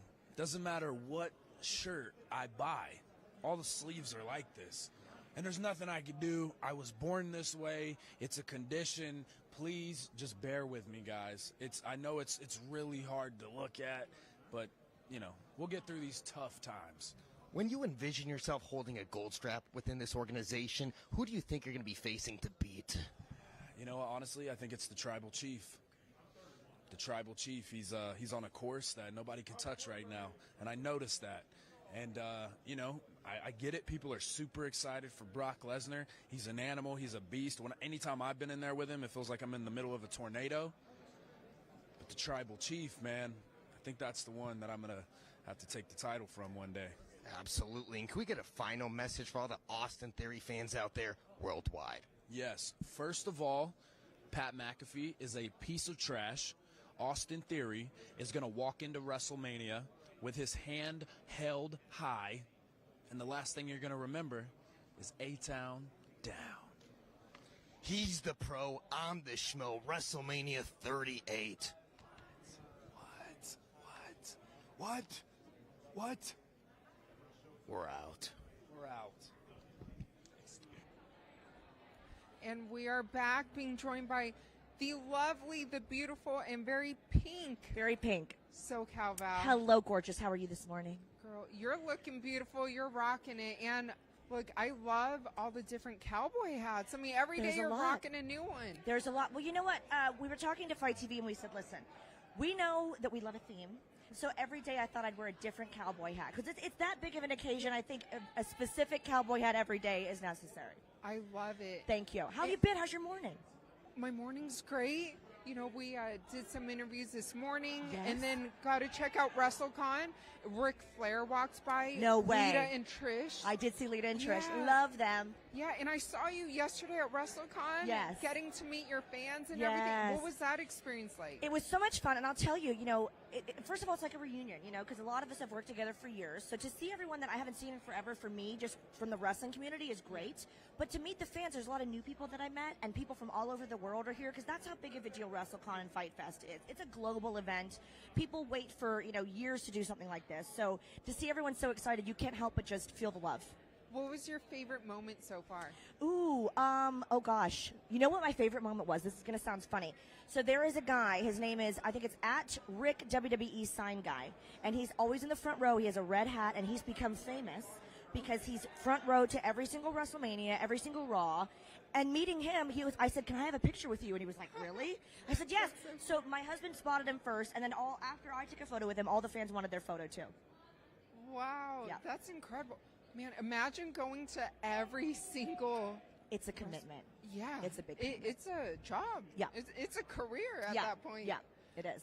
But there's always so much going on, and I think I told you off camera that many years ago, I watched you. I watched your career. You were such an integral part of Thank you so much. women's wrestling and everything. Thank So you. I'm curious to know, too, what are your thoughts on kind of the evolution of women's wrestling? Ooh, good question. Good question. Well, I think we're now finally moving to a progressive era. I have to say, on GAW TV, which is, of course, me, Miki, and Lisa Marie Varon, every Wednesday at 5 p.m. on YouTube, cheap plug, what's up? But we talk about this a lot because a lot of times people always say, okay, so I wanted to be a Lita. I wanted to be a very serious women's wrestler. And I was like, well, that's all well and good, but I didn't want to be a Lita. I wanted to be a Tori. I wanted to be a Candice Michelle. I loved the lingerie modeling. I loved the diva era. So for me, it's funny because sometimes people will make fun of you for not liking the more serious side of the business. What I love about today and where we're at now is there's an amalgamation of all of those things. So you have your more glamorous, aesthetically glamorous kind of girls. You've got your tough girls. You've got serious athletes. So we have like a nice mix of everything now. It's not just one type of WWE diva. It's not one type of Impact Wrestling knockout. It's different personalities, different nationalities, different backgrounds, different wrestling styles. So I think that's a really progressive move that I've seen in the last few years. So it's really nice to have that diversity, really. Yeah, absolutely, and very well said. And I also bring that up because this morning the Schmo got a chance to talk to WWE Raw Women's Champion Becky Lynch. Love her. Let's kind of check the video out and see what she had to say. We get to watch. Wonderful. Yes. Awesome. Hell yeah. Finally, somebody dressed for interviewing the big time. I love it. I love it. All these schlubs around here. Tons of schlubs. Schlubs. This is the Schmo with the pro with big time Bex, the women's Raw champion in the flesh, WrestleMania 38. How we doing? Oh, we doing great. We doing so great. I'm just loving this getup. Loving it. And love the shoes. We appreciate that. Now, the Schmo was there in Vegas during SummerSlam. When you return, you got the victory, you got the job done, you're fighting Bianca. What are your expectations for her at WrestleMania 38? Oh, I expect her to take a beating and like it. That's what I expect. Yeah. Can we get some advice for fellow Irishman Conor McGregor? Because he's coming back from a long-term layoff. You've come back from a long-term layoff. What's your advice for him when he returns to the octagon? You just got to be better than ever, right? Like, I came back, I'm better than ever. I don't think anybody can dispute that. I think Conor, when he comes back, he'll be better than ever. He can never beat the Irish. Have you fully accepted Ronda Rousey here into professional wrestling? And is she a formidable opponent for you, Becky Lynch? That's kind of a weird question because I already beat her. Of course. I'm the only person who's ever been able to beat Ronda Rousey. I sent her packing for 3 whole years. 3 whole years, which is the same length of time that nobody's been able to beat me for this frickin' title. Not frickin' title, I love you. And so Ronda Rousey, I've already beaten her. She ain't no threat to me. Now, you want all the belts. You want to take all of them, all the gold. So after this matchup, what would be the first gold belt that you want to add to the collection? Maybe the Universal title. Yeah. What's Roman running on now? 587 days or something like that? No, it's not that. Maybe like 550. I think if Brock doesn't end his reign, I'll end his reign. Absolutely. Now, what's the influence for the Schmo at haircut? She cut my frickin' hair, bro. You not watching Raw? She cut my hair unprovoked. And And I can't be walking around like some normal person, like some regular person, looking like anybody in the street, looking like this girl over here. Can't be looking like this girl over here. Hell no. Like a schlub. Like a schlub. I can't be looking like a schlub. I gotta look like a freaking rock star, like big time pecs. And so, here we are. Here we are. Can we get a final message for all the big-time Beck fans out there worldwide? For those of you that are remaining, thank you. Stand by your champ. Your champ will always do the right thing by you, which is win. Which is win. When it all comes down to the final nitty-gritty, whether people like us, whether they hate us, whether they tell us that we're awful, we win. And that's all that's important. Remember that. Al Davis agrees with you, rolling in his grave. Just win, baby. She's the pro. I'm the Schmo. WrestleMania 38. We're out. Wow. What an outfit, right? First of all, she's on point in terms of outfits and fashion. And it's funny because I've known her for so many years. Since she was like 18, I believe. We did photo shoots and stuff together. Yeah, she's a lovely girl. But what's interesting is I used to go to the NXT shows where she had like different characters. Like she started out kind of this, I'm trying to think of which was first. She did like an Irish jig kind of thing and was very, very all about the culture and the heritage. And then she sort of did this rocker gimmick where it was like, you know, Irish, but like tartan and plaid and she kind of came out like rockin'. And then she's kind of morphed into different eras of Becky Lynch. And I'll be honest with you, this is the best Becky Lynch we have ever seen. And she's so talented. And I hate to break it to you, she's also a lovely person. Yeah, you heard it here first. She looks lovely. And speaking of lovely women like yourself, earlier you mentioned your show with Mickie James. Yes. I wanted to bring up, I saw a couple months ago she was on Raw, Royal Rumble, and brought out her Impact belt. I thought that was so cool. I know. Could you believe that?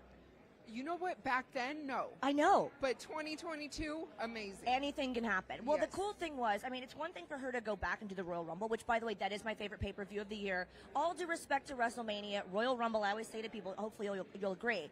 Even if you don't love wrestling, Royal Rumble is so quick-paced. It is. That it's just so much fun. It's like, who's going to come out next? And they have, like, comedic acts. They have, like, legends. Hi, guys. That's Katie Forbes and Rob Van Dam. Hey. Woo-woo. Oh, come show the camera your outfit. You look beautiful. Who are you wearing? Oh, yes. Ladies and gentlemen, Katie Forbes. Yes. Looking beautiful. RV Diz is walking by. You look gorgeous. Go on. Come say hi. Rob Van Dam. Come say hello to the people. The legends. Hello to the people. Hi, SoCal. Hey, y'all. What's up? Let's turn up. Hey. Dude, no one knows what you're saying because I got your mic. So, like, How was Wrestle Con for you guys? Oh, it's awesome. Yeah? Yeah, we were just going on a break right now. You know Helen? I do. She's awesome. Yes. Thank you. She lives in You Las guys are Vegas. awesome. Thank you. That's how GAW TV should be. Yes, it is. It stands for grown-ass women. women. Are you doing shows or just doing signings? Both. Man, we got so much. Today, just signing. And then Hall of Fame, and then Shenanigans Party. Hey! Bye, everybody. Bye, people. Bye, y'all. Follow me, the Katie Forbes on Twitter. It's so fun. It's so fun. I love your nails. I'll bring hats for you guys later. Ooh, let's get the nails. Nail cam. Oh, yes. Always Listen, great to this see is you. how we do it here at FITE Fest. Oh, you're doing your own thing, huh? Oh, you're doing FITE TV? But hey, it's I'll literally have like to come noon visit and the you party's guys already when you guys started. go back This is up. how FITE TV does it. This is FITE Fest know Mike in Weber? Dallas. Of course. You never know I who's love going to stop Mike. by. Yes, great game. And I'll tell you what, we are going to plug RVD and Katie Forbes. We want to make sure that you see their episode of GAW TV. We just interviewed both of them on GAW TV. You can check it out. Gorgeous. Yes. Yay! That's how we start the day. Wild. Yes. We love it. Yes. Remember when Mike Weber, me and you would do promos? Yes. And you were the only one that was nice enough to do them? Yes. Yes. Thank you guys so much. He's around somewhere, Mike Weber. Oh, my. FITE TV's my way. Thank you, guys. See? Oh, my gosh. What a great morning. Oh, my gosh. They're yelling. Wow. Oh. Izzy Mania is here as well. Wow. Oh. That's what we love about FITE TV. Morning. I know. You never know who's going to Katie stop by Forbes, FITE Fest. her outfit. Katie, we were just talking about how important it is to really turn it out and wear your best look. And not only did Becky Lynch do it, Miss Katie Forbes came to play. Absolutely. But yes, so to answer your question, with Becky Lynch being an amazing force in professional wrestling, with girls like Mickie James, who knocked down the forbidden door to go back. It was one thing to go back to the Rumble, but when they had her come in as the Impact Wrestling Knockouts champion, and they said it on camera, that was like massively historic. Yes. It was a big deal. It was a big deal for all women, and girls like Mickie James and Gail Kim and Christy Hemme and Lisa Marie Barron. These are the ones that are pioneering women's wrestling. These are the ones that are pushing for female empowerment, for female equality. So I'm just so proud of all of them. They're so wonderful. And they're lovely people, too. Definitely. And for all the young girls out there who are watching right now and want to get into professional wrestling, what advice would you give them? It's a great question. Lisa always says, get an education first. And she says that because she wants people to know that there's so many aspects to wrestling that, you know, it could be gone in an instant, like any kind of entertainment business. So Lisa always kind of says, like, make sure you have a backup plan. Still go to school, all of that. But if you actually want to become a wrestling star, I think finding a good school is the first thing. I would recommend Team 3D. They've created a lot of stars. Booker T, if you're in the Texas area, has Reality of Wrestling, and they have an amazing school. I mean, imagine being under the tutelage of Booker T and Sharmell. Queen Sharmell and King Booker. Future WWE Hall of Famer Sharmell. We're so proud of her. And Ken Anderson mentioned his school yesterday. Yes. He's got a school. So when you're learning under people that have been there, done that, because I'm sorry, but there are a lot of schools, not to be negative, a lot of schools and a lot of agents that, like, no offense, they haven't really been to the big dance, you know? Yeah. So if I were a wrestler, I don't want to be, I bruise like a peach, but if I were a wrestler, I would want to learn from someone who's been there. It's been to WWE, that's been to Impact Wrestling, Ring of Honor. So, you know, find a reputable school, ask around, and, you know, I will also say one thing. People that get into wrestling, they think, okay, I'm just going to be a wrestler. I say learn about everything. Learn how to host. Learn how the crew works. Learn how to put up the ring. You know, learn different aspects. Learn how to referee. And I think when you have, like, a well-rounded skill set, that's when you can contribute to the most of a company. Yeah. Definitely. Very well said. Yeah. And great advice. And to touch on the note where you said find a reputable school, this is kind of embarrassing to share, but many years ago, when I was a teenager, I wanted to be a pro wrestler, right? Oh my God, that's a FITE TV exclusive right here. What? Yeah, so I would like be in the garage lifting weights and practicing a walkout. Oh my God. And my dad like walked in one day and he's like, when I'm lifting weights and I'm like 15, he's like, what are you doing? What are you doing, girl? Yeah. So I love that. I loved pro wrestling and obviously wanted to be in it, but I was looking for schools and I should have taken your advice. So everybody take Cal Val's advice, because I did not find a reputable school.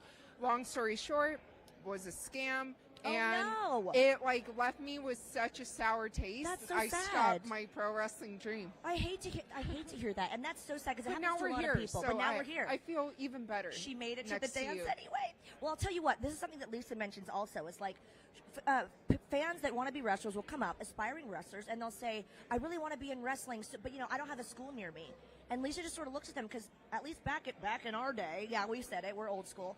Back in our day, you just went to where the school was. You moved to OVW in Kentucky. By the way, Al Snow, it's another great school.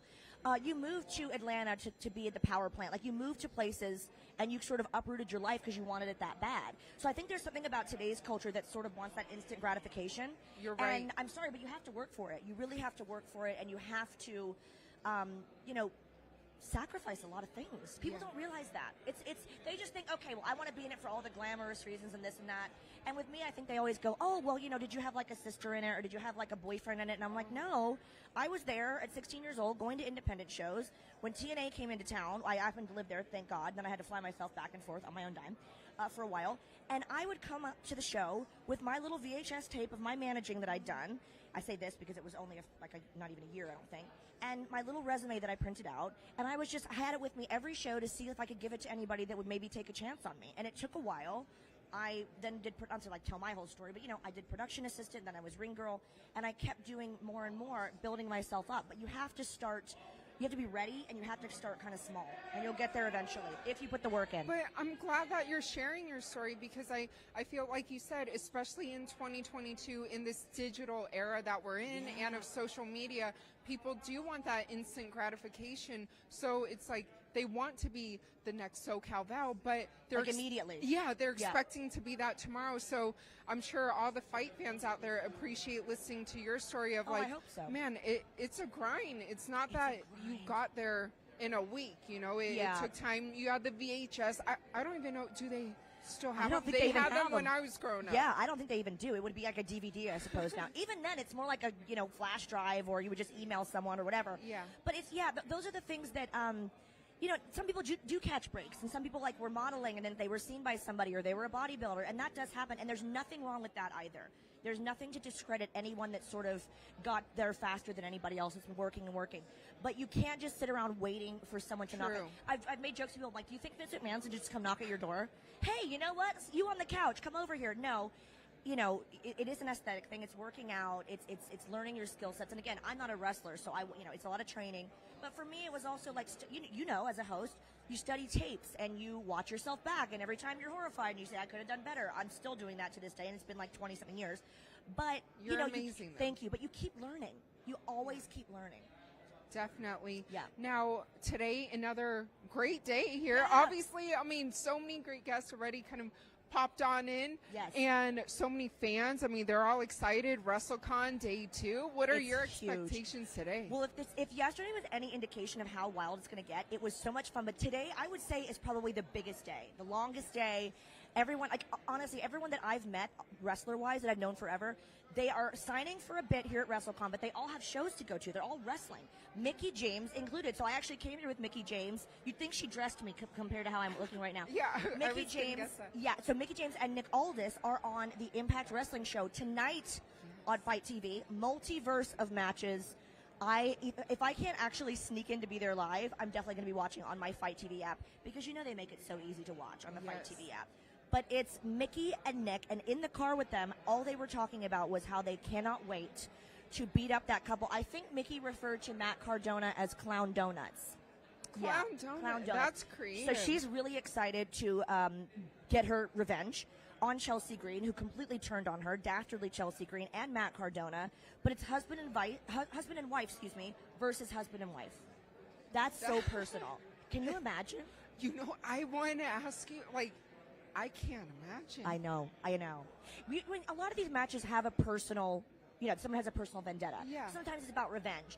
This is literally about Chelsea, and if you guys are Impact Wrestling fans, you know how close Chelsea and Mickie are. They're like, oh, Chelsea's, oh, Mick, and oh, Chel, and on social media, all the love was spread, and then in an instant, everything changed. So I personally blame Matt Cardona. When you have a great girlfriend and they date this guy and you're like, I love her, but he has to go. 100%. That's him. That's Matt Cardona. We've all had it. I think I've been that girl too, unfortunately. But Chelsea, unfortunately, Chelsea has fallen into the Matt Cardona trap, or Clown Donuts rather. And obviously I'm going to be Team Mickie anyway, but I'm really disappointed in how they've been behaving and how they've been tweeting. So she faked an injury, for crying out loud. She faked an injury. And then went online and said, the internet's so stupid. You guys all believed that I was injured. Completely disgusting behavior. Really disappointing. I can't believe that happened. I know. It's crazy, but it definitely will be such a good one today. And, man, the fans are definitely in for a treat, especially all the FITE fans out there. If you haven't already downloaded the FITE TV app, or check everything out, FITE.tv, because, this weekend, the party, it's so continuing. Yeah. It's a huge party. And you said yesterday the party was just getting started. It's still going, ladies and gentlemen. It is. No sleep. Yeah, no sleep till FITE Fest. That's what we should be saying. There's a hashtag. Speaking of hashtags, I want to let you guys know, as she just mentioned, FITE.tv, the FITE TV app. On social media, we are reading your tweets. We are seeing you hashtagging FITE Fest on Twitter, Instagram, and Facebook. You can find us. And, of course, if you're watching from around the world, we wish you could be here. But if not, this is the next best thing. And as you mentioned, Impact Wrestling is today. I'm personally very excited for that. Also, the ROH Supercard is coming up, Ring of Honor. And if I could be so bold, we have a legendary potential guest that could come talk about Ring of Honor with us. If we may, sir. Yes. Carrie Silken. Oh, come on over. You can always interrupt us. Did it turn on? Let Let me just make sure your mic's turned on. Good, sir. Have a seat. Have a seat. It's great. Good. Great to see Here you. are, sir. Oh, let's get comfy, cozy. Well, obviously, you guys know legendary Carrie Silken, creator, resuscitator of Ring of Honor. It's the Ring of Honor Renaissance. Would you agree? It is. And I got to say something off subject. Yes. You know how they used to, maybe you guys are too young, but I think you know this reference. The hardest working man in show business was James Brown, they used to say. James Brown. Well, it was the hardest working thank you. lady in the business. I said to the other guy, are they going to let her go, that she has to go to the bathroom or something? And if I'm not here, I'm running around. But yeah, thank you so much. We're just excited the fact that Ring of Honor is back with a vengeance, and today it's a super card. Yourself and Ian Riccaboni were talking about what you're most looking forward to, but if these are new fans tuning in, how do you feel about going into this card? I think everybody, I know there's so much going on, but check out FITE TV tonight. Yes. At, I believe, 6 p.m. Central Time. The regular card starts at 7, and I'm sort of speechless, and that's rare because we're going into a completely new era. Yes. And it's really exciting. Real quick, and I mentioned this earlier, some people knock Sinclair, but they kept the product alive for 10 years. Well they said. got it through a pandemic. And now, with Tony Khan, in all due respect to Sinclair, I think we got like a blood transfusion. Yeah. Or a heart transplant. I think that's such a cool way to put it. Yeah. Yeah. So, everybody, check out FITE TV tonight, or come join us live if you're in the Dallas area. Join us live. I mean, you know that we're in Dallas because I'm looking this ridiculous, Carrie. I mean, come on. I think it. You Listen, look beautiful. Yes. Thank you. You can borrow it anytime you want. Okay. We'll get a selfie in it later, I promise. Maybe I'll wear it at ringside tonight. Perfect. Oh Yeah, my, can you you should. imagine? Thanks, ladies. Thank you so That would much, be Carrie great. Silken, ladies and gentlemen. Follow him on Twitter. Thank you, sir. ROH Carrie. C-A-R-Y. We love a little plug. Thank you so Yes, much. thank Mwah, we you. love you. No, oh my gosh, we're lucky to have you. You're The never pleasure is interrupting. ours. And I have to say, there are so many legends amongst us, okay? So many. And one, in fact, that we could invite in if you'd so love to talk to us, sir. He's Hello, ready. good sir. I don't want to walk in front of anybody. BGJ. How you guys doing? You have so many different names. I'm like, I don't even know what to call you. You at this can point. call me whatever Just you don't- want to. just don't My call you dad like you used did her. my dad used to call me S for brains. Okay, so okay. That'll work. I didn't know work. if we could curse on here or not, Oh. so I didn't. Oh, come on. Why not? First of all, how are you enjoying FITE Fest and WrestleCon? So this is my first WrestleCon Ever? outside of the WWE. Yeah, you know what yeah. I mean? I every time during Mania season I was here. A big fan of mine, Jeff Jarrett and Karen, coming by now. Huge fans of mine. Yeah, you can't go anywhere without them trailing behind you. No, but so this is my first WrestleCon. Hey. Pink Day. It's Pink Day. She got the memo. Thank you. Yep. It Oh, is we Pink love Day. You. Karen, Jared, Bindi. ladies and gentlemen, the most gorgeous Karen. As you can tell, we've been having a great time Yeah, here at yeah. Having a WrestleCon. terrible time, and clearly. I have selfishly booked myself one session with Jeff Jarrett. Okay. And then one session with Billy Gunn. Oh. So I'm torn between two blondes. Now it's a party. But I do think it's a party. Is this a threesome? How many guys are included? Hey-o. We love a threesome here on FITE TV. Wait, that got weird. That got weird. You said it. It came out weird, but it totally makes sense. It did make don't sense. judge. Yes. It is 2022. There's no for the love judgment of Pete. here. Yeah, so this is my first one ever outside of the bubble of the WWE, and so Yes. it's really cool, really exciting.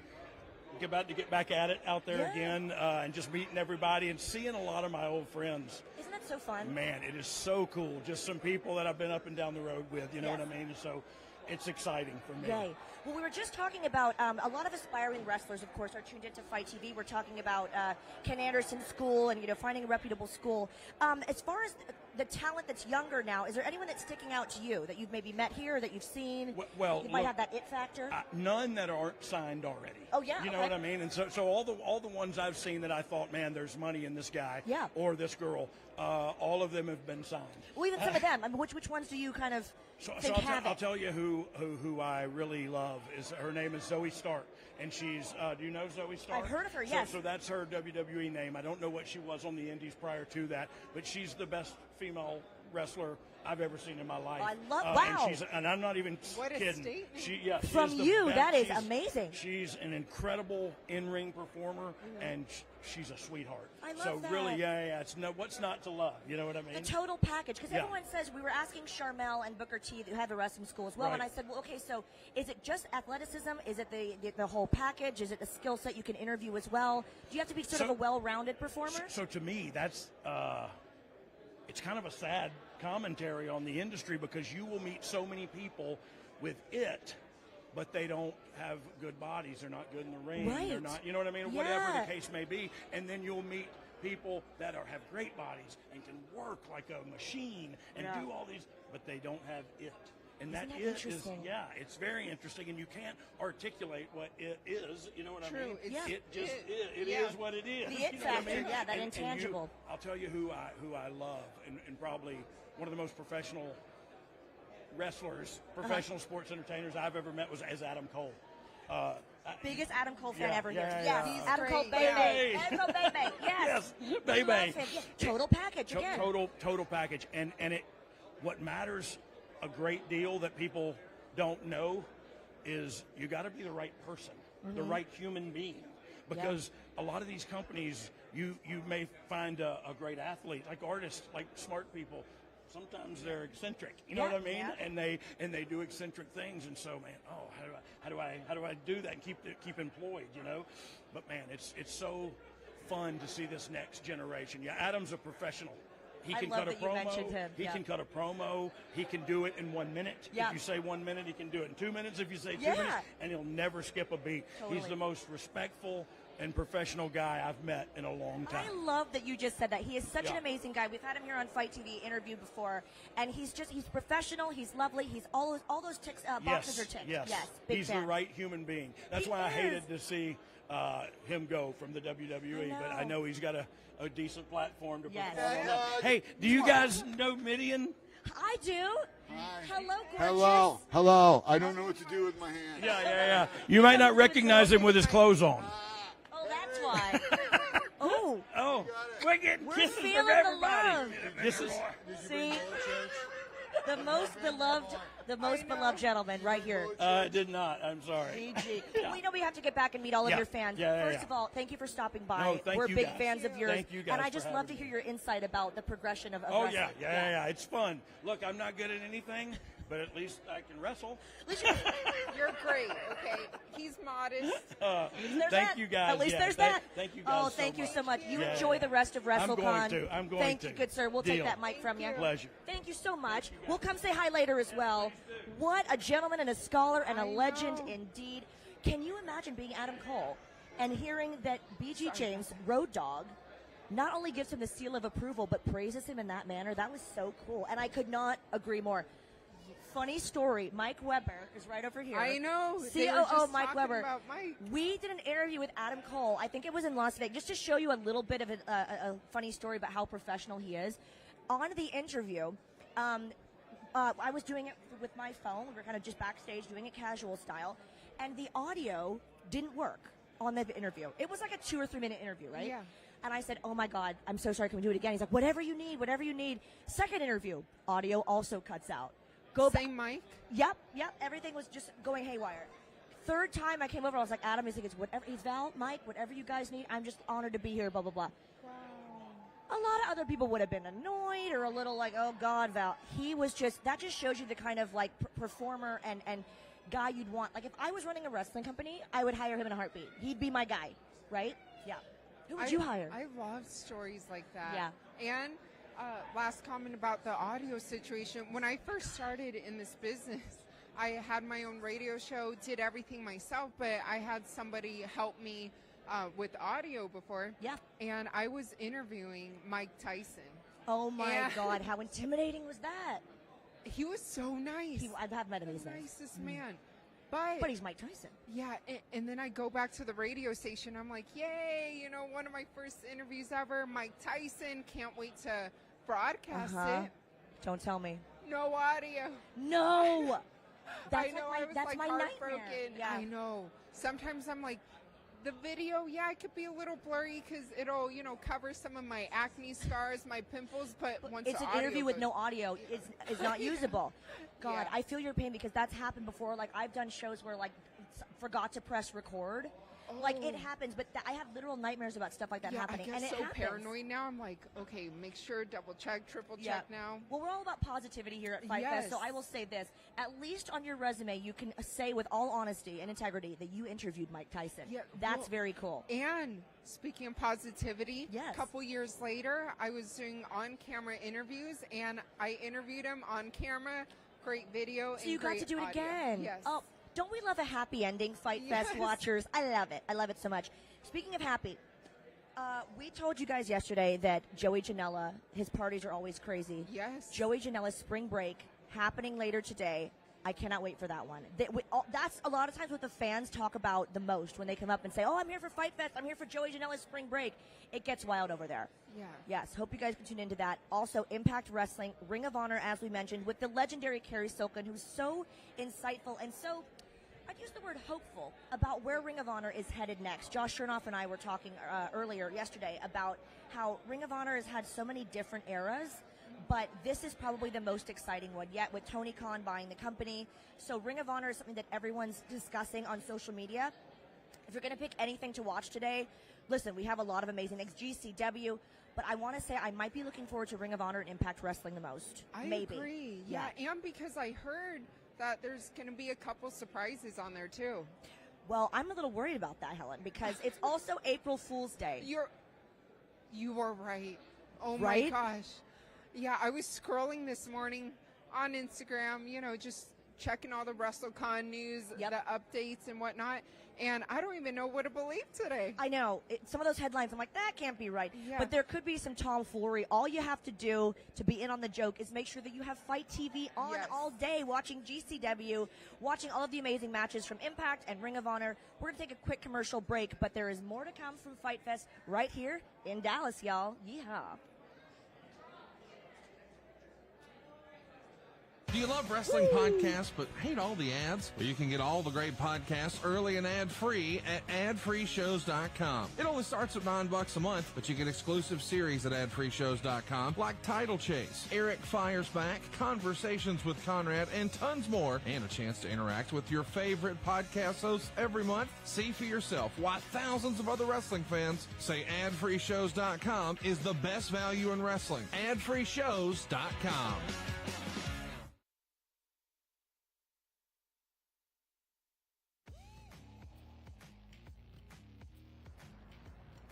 What's up, party people? This is the Schmo. Just rolled up to the Fairmont here, Dallas, Texas.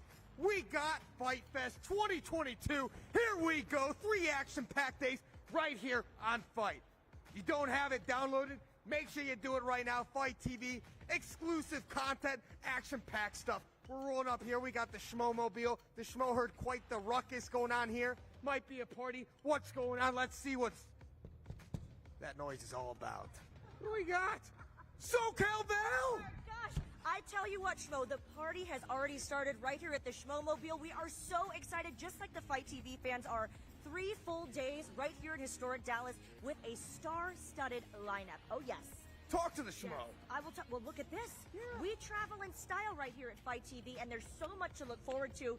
I gotta be honest, that is crazy in there. There's more people? I'm telling you, it's crazy in there, just like this weekend is going to be. Have a look. Have a look for yourself. Helen Yee! You know what? I am so excited for this star-studded weekend. I mean, there's so much going on, from GCW to Ring of Honor to Impact Wrestling to all the wrestling legends that will be here stepping foot in Dallas. And we'll see Helen Yee right here at the Fairmont. Here we go. Of course. But is there more noise going on in there? Hello. It's a party in there. More Check it out. people? Bonnie, do not touch the thermos. Josh Shernoff! How are you? Hey, the Schmo can't believe. Great to see you. FITE Fest! Oh, yeah, we got the tie. We're ready for this. Are you ready? The Schmo's born ready. Oh, 3 full days. You tell them all about the GCW Collective. Yes, Ring of Honor. Ring of Honor's going to be here. And, of course, we have the Wrestle Con FITE Fest Bundle. So many shows. Over 100 hours of live wrestling going on this weekend. Unbelievable. And what do we have going on right here at the Fairmont Hotel? Oh, you must be talking about the event center, the FITE Fest event center. We are going to be covering everything that's happening in this entire weekend, but it's also going to have hosts like myself, like these lovely... There it is. Over here. As she said, the party has already started. But listen, guys, if you can't be here live, we're honored to be here live. But if you can't, watching on FITE TV is the next best thing. Yes, and the party, it's not stopping. Nope. I mean, it's ongoing right now. As you guys can feel the energy, the atmosphere, the fans. I mean, we're ready. We got the Schmo Mobile. We'll be all over this town. We got so many different events coming up. The Schmo can't wait, Josh. Oh, me neither. I can't wait. I am excited. This is going to be, man, this is going to be a Schmoment to remember. Here we go.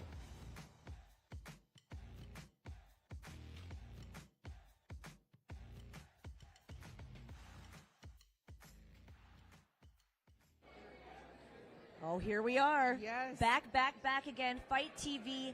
FITE Fest is happening right now. Literally, you're in it. You're in it virtually, or you're here with us live in Dallas, Texas. Beautiful, historic Dallas, Texas, by the way. I love it here. As you can see, I'm in theme.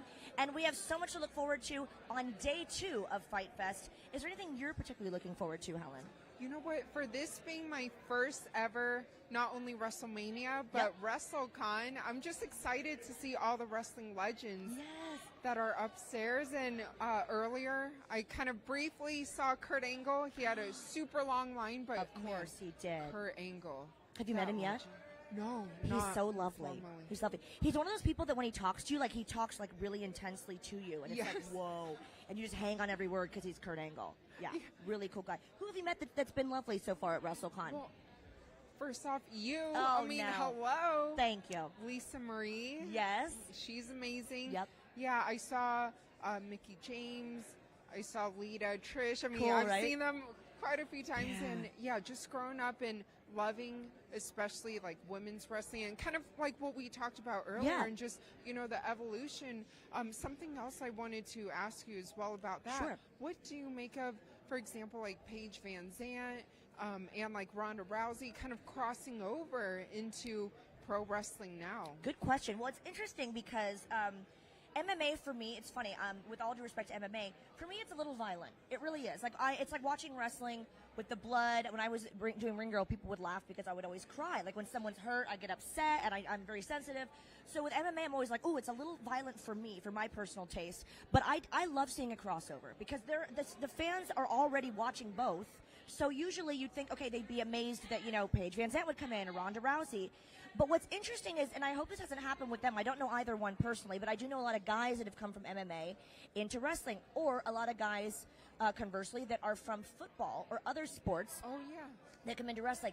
And when you wouldn't believe it, how differently they're treated, and sometimes not so well, because they're not from wrestling. Earlier we were talking about coming up the ranks.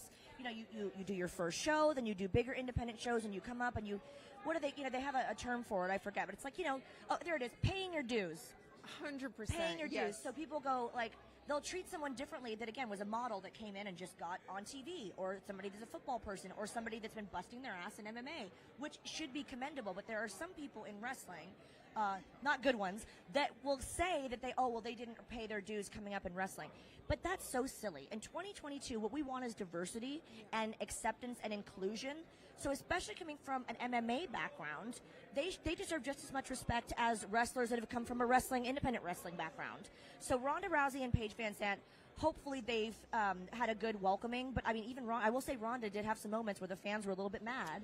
Yeah. And it's not fair. And honestly, it's just not fair. So I find that interesting that they have to almost doubly prove themselves as wrestling people, because it's like, well, they're not, because wrestling fans sometimes will think, well, they're not from my world, so I don't respect them yet. And it's like, they're famous MMA stars that have been on the grind, as you called it so poignantly earlier. So you have to treat them with the same amount of respect as someone that came from the indies. And I think we need to get rid of that whole vibe. Yeah. It's not a good look. Yeah, we're in 2022, everyone. Yeah. But do you think it's harder to have like a, or not harder, but better to have like an athletic background, or a base on the mic in that background? For wrestling, I think it's got to be athleticism first, for sure. but you gotta like BG James was just saying, Road Dogg. He has so many different names. Brian James. Everyone loves him. I know. Everyone's like 3 or 4 names. It's hard to keep up, and then they keep changing their names. So you're like, wait, what? As you just mentioned with NXT, you know, somebody on the Indies is now called something on. I go, I don't know who that person is, and I'm like, oh my God, I did Shine Wrestling her when she was 16. So it's very confusing. Thanks for keeping up because we can barely keep up with all that. But yeah, I think having that athletic background and sort of a physical background does help because a lot of people that are just plucked from, you know, different sports in NXT, they don't come from a lot of independent wrestling backgrounds. They go to collegiate athletes.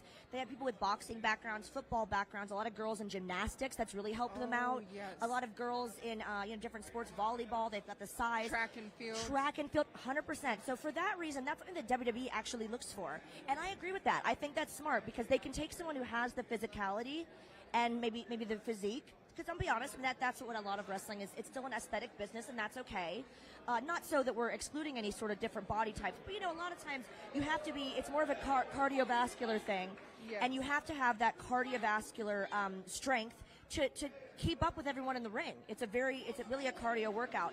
So for them to have that athletic background, I think is really important because when they pluck them from those genres, then they go, okay, so we've got, you know, wrestler X that was a football player. All right, so now we can teach them mic skills. Now we can teach them how to, you know, look the part and maybe have some, you know, pizzazz.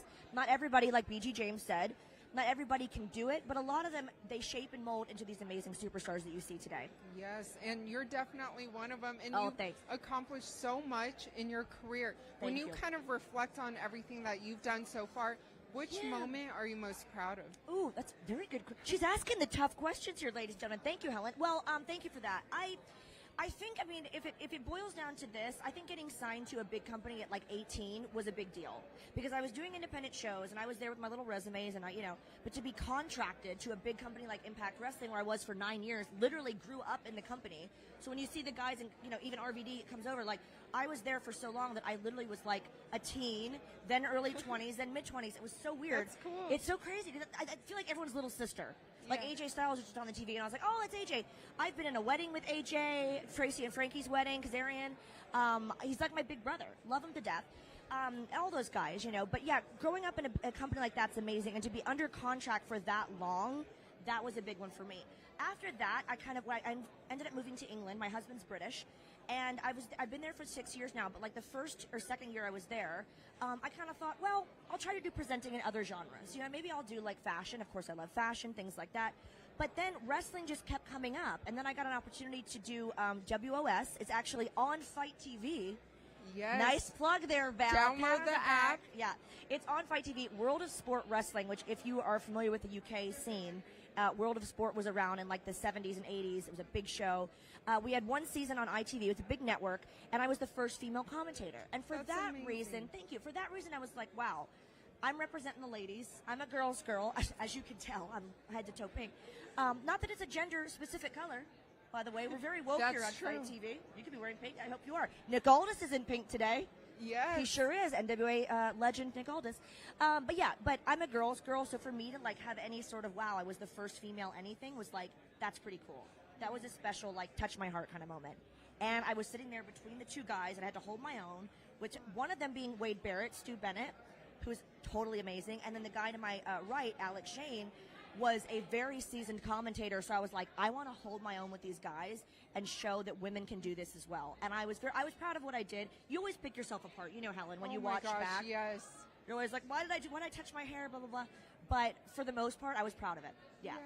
As you should. Thank you. When you mentioned AJ Styles earlier, I couldn't help to think earlier when Josh was on the show. Yes. I was telling him that today when we saw AJ Styles, the Schmo wants to trade, but AJ Styles gave me the nickname Quadzilla. Quadzilla? Yeah, so I will cherish that. Okay, Quadzilla, you got it, girl. Helen is amazing. Helen, you please check her out on Instagram. What a total babe and what a talented lady. Hello. You know how talented she Cal is. Val. You know what the Schmo just Cal did? Val. What? He sent her up to get some interviews because some of her favorite fighters are in all of combat sports. The professional wrestlers, they're up there. They're signing autographs. Wow. They're getting ready for some interviews. She wants to meet some people, so I I love sent her that. upstairs. We swapped. Wow. Now, who have you met today? Who has been your favorite interview so far? Lex You can pick Luger. favorites. Okay, Oh my so God, you got to Lex Luger. understand the thing with Lex Luger. He's the one who got the Schmo into professional wrestling. When No he used way. to stand there and do, the booby shuffle, the tit shuffle, that's what the Schmo worked for as a Okay. child. So when we watched him, we're like, gosh, if the Schmo needs to get into the professional wrestling world, Lex Luger. Yes. So we got Brooke Hogan. Love Brooke Hogan. Yes. Is she not a doll? Oh, she's a doll. She's so lovely. Jake the Snake Roberts. Love him.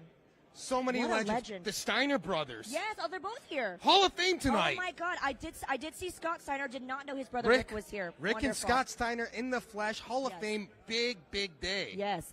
Have you ever had an interview, at least here at WrestleCon, that you were intimidated by? Were you like inside fanboying? Like were you freaking out? All the time. Me All too. the time. Me too. Trish Stratus was here. I've actually had her on our show, Gaw TV. I still didn't say hello because I'm always like, I guess I'll say hello later. Like I fangirl just like everybody. Why not? So, Cal Val, but you got inside the canvas with some of the best of the Oh, best. hey. You rub shoulders with them all, so it's just natural for It you. is, but it's funny because there's certain people like, okay, I was telling a story yesterday, and we'll get to that.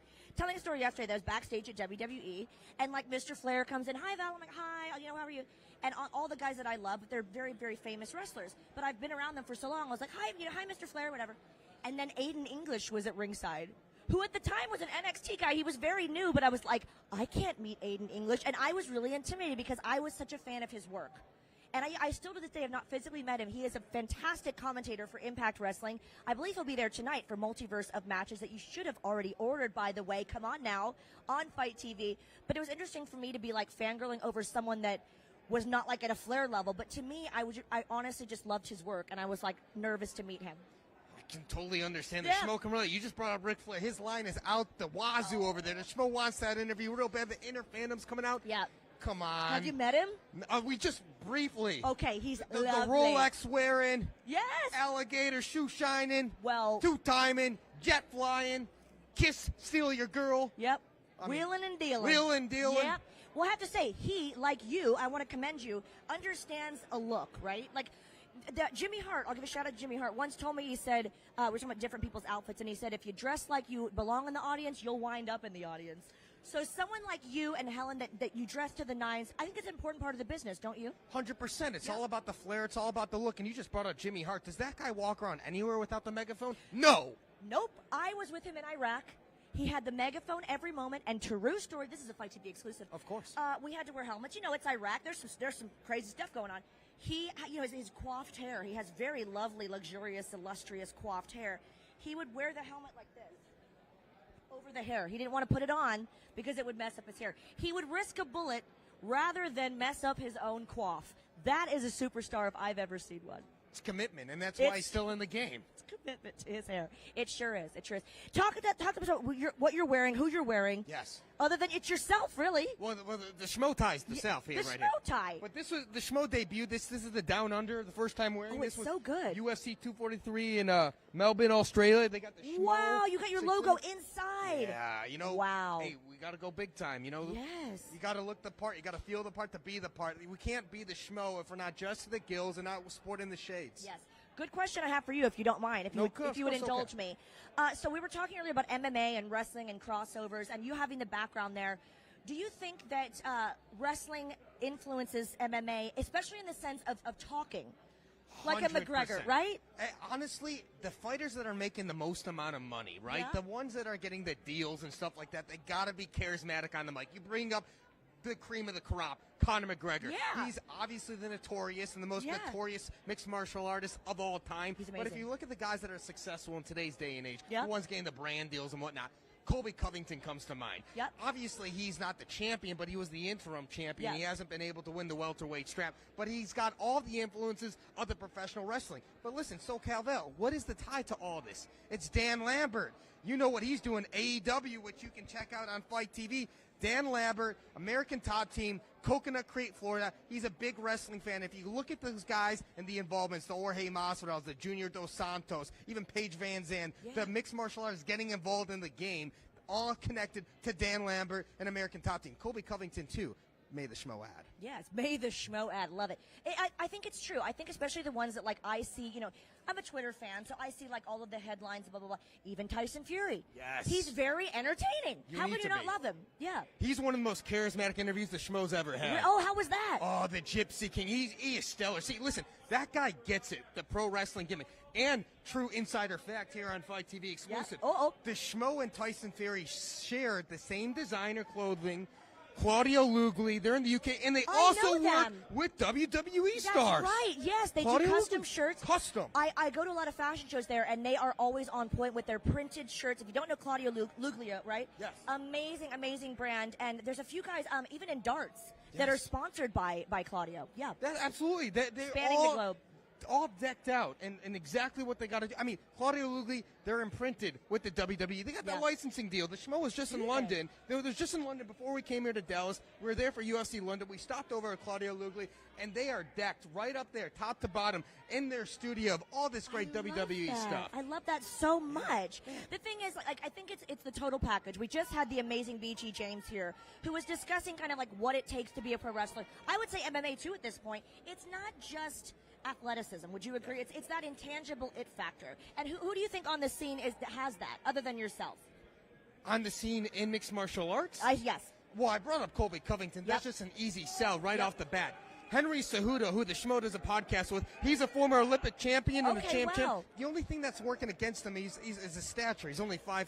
Oh, wow, I mean, it didn't hurt Rey Mysterio Jr. He's got the athleticism and stuff. But Henry Cejudo, he's in his mid-30s and stuff like that. He's had the shoulder surgeries and stuff. Wow. The acrobatics just might not be there, but the mic skills is right there. Yeah, that's he important. might be a great crossover, too. But just naming some names right off the bat. But you're right. So, Cal Val, you need the full package in today's day and age. It's more than athleticism. Obviously, that's crucial. It's key. You need to know how to jump off the top buckle, right? You need to be able to take a bump. You need to be able to hit the floor and to sell. Selling is a key. But if you're up there on the mic and you're just by yourself, you need to be able to cut a promo. You have to. Yeah. The thing is, we were saying earlier about people that kind of want that instant gratification. They go, I'm just going to be a wrestler. And it's like there are so many moving parts and so many boxes you have to tick. Personality, looks, physique, athleticism. Are you good on social media? Are you good with the fans? Question about social media, if you would indulge me again. Social media in professional wrestling and MMA, helpful or harmful? Well, it could be both, but overall, it's got to be more helpful than hurtful. It doesn't matter what they're saying as long as they're talking about you, driving up the algorithm as much as possible. Right. That is key, Cal Val. Yeah. You really need to have a presence, too. I mean, look, it's not, you don't have to post photos all the time and stuff like that. Some people like the videos, and now they got the reels. You got to showcase that. What you're doing in your backyard, what you're doing for training, what you're doing looking yourself in the mirror when you're learning how to cut a promo. Exactly. All those things are important. Yes. And by the way, Cal Val, we're talking about the presence, the mic skills and stuff like that. The Schmo, if you haven't realized, by the way, we always refer to ourselves as the Schmo, the third Love person. it. We got that from The Rock. Yeah. It's The Rock. There's only two people that can put a dot in front of their name. Actually, three. You got to count The Miz. The Miz, The Rock, The Schmo. Do we have to count The Miz? I love The Miz. But we were talking earlier about people getting respect when they move in different genres, right? So, like, if you're an MMA person, or in The Miz case, he was a reality star, and he loved wrestling. All he wanted to do was be a wrestler, and he went onto the reality scene to get his name out there, to get some fame, and he sure did, and it worked, and now he's a wrestler. But I think the fans sometimes take that for granted, and they kind of go, oh, well, he wasn't a wrestler. He was dying to be a wrestler. He didn't get in because he was a reality star. He got in because he was amazing, and he's entertaining. And look at Ronda Rousey. Obviously, she's the most notorious. I keep bringing up the name Notorious Conor McGregor. But when it comes to females in mixed martial arts, you think of Ronda Rousey as just the name on that Mount Rushmore, top of the line. But the Schmo would argue she's even more popular since she's crossed over to WWE. And during her heyday when she was armbarring everybody, the Schmo never saw her going the direction of WWE. And maybe she had some backlash at the beginning days. She didn't understand the whole wrestling world. Right. But I feel like as time progresses and she looks at the analytics herself, she looks at her life and sees the opportunities, she sees the moolah. It just makes sense. She's an all-around businesswoman and a good actress as well. I've seen her in many Hollywood picture and TV shows. But you mentioned Mount Rushmore. For the Schmo, who would be on your wrestling Mount Rushmore? That is a tough question. It's hard, right? Well, this morning, the Schmo actually, you caught the Schmo at a good time, okay? Because we got to include modern day people. We got to include people that pass the torch. Of course. So, listen, I mean, the Schmo's a little biased here when it comes to Macho Man Randy Savage. Did you hear the Schmo's impression of the Macho Man? No. Oh yeah, brother, here we are for WrestleMania 38. We got the Cream, Mean Gene Okerlund, and the Schmo. We see some similarities. Sitting next to Cal Val over here. Oh man, got another thing coming, brother. That's so good. Bravo. We're all applauding at home. Well, the Schmo grew up about 15 minutes away from him. Out of Yes. the Chicago suburbs right there. He's a baseball player growing up. The Schmo, maybe that lasted for a year or two. Oh, we wow. didn't like wearing pants in the summertime. We got to go to the shorts. But Macho Man Randy Savage, big influence. But if I have to pick one from that genre, it's got to be Hulk Hogan, obviously. He might have the most iconic, we're here at WrestleMania moment, when he picks up Andre the Giant. Because we just talked to Brooke Hogan. She was reflecting on that and moment. She's so freaking lovely. He's one of those, he's famous globally. Even if you don't like wrestling, you know Hulk Hogan, right? Yes. So, obviously, this is a tough one right here, but you're putting the Schmo on the spot here. Ric Flair, Hulk Hogan. I mean, AJ Styles. So, the Schmo talked to him today. Love him. And obviously, the comparisons to Shawn Michaels, who the Schmo loves as well. Of course. I mean, the Mount Rushmore, because the Schmo's biased. We just got to go with the Schmo's era. Yeah. Okay, so Macho Man Randy Savage. We got to go with Hulk Hogan. We got to go with Ric Flair. Yep. And, John Cena. John Cena's a big one. John Cena, who has been, we have to mention this, has been proving himself as an actor for the last several years. He's amazing. Yeah. He's so great. What's the show he's got out now? I was watching Peacemaker. Check that out, guys. He is so good in that. And it's so nice to see someone from professional wrestling making it in Hollywood because so many have tried. The Rock is doing well. My mother's so funny. She's not a huge wrestling fan, but she knows I've been in it for, donkey's years, as they say in the UK.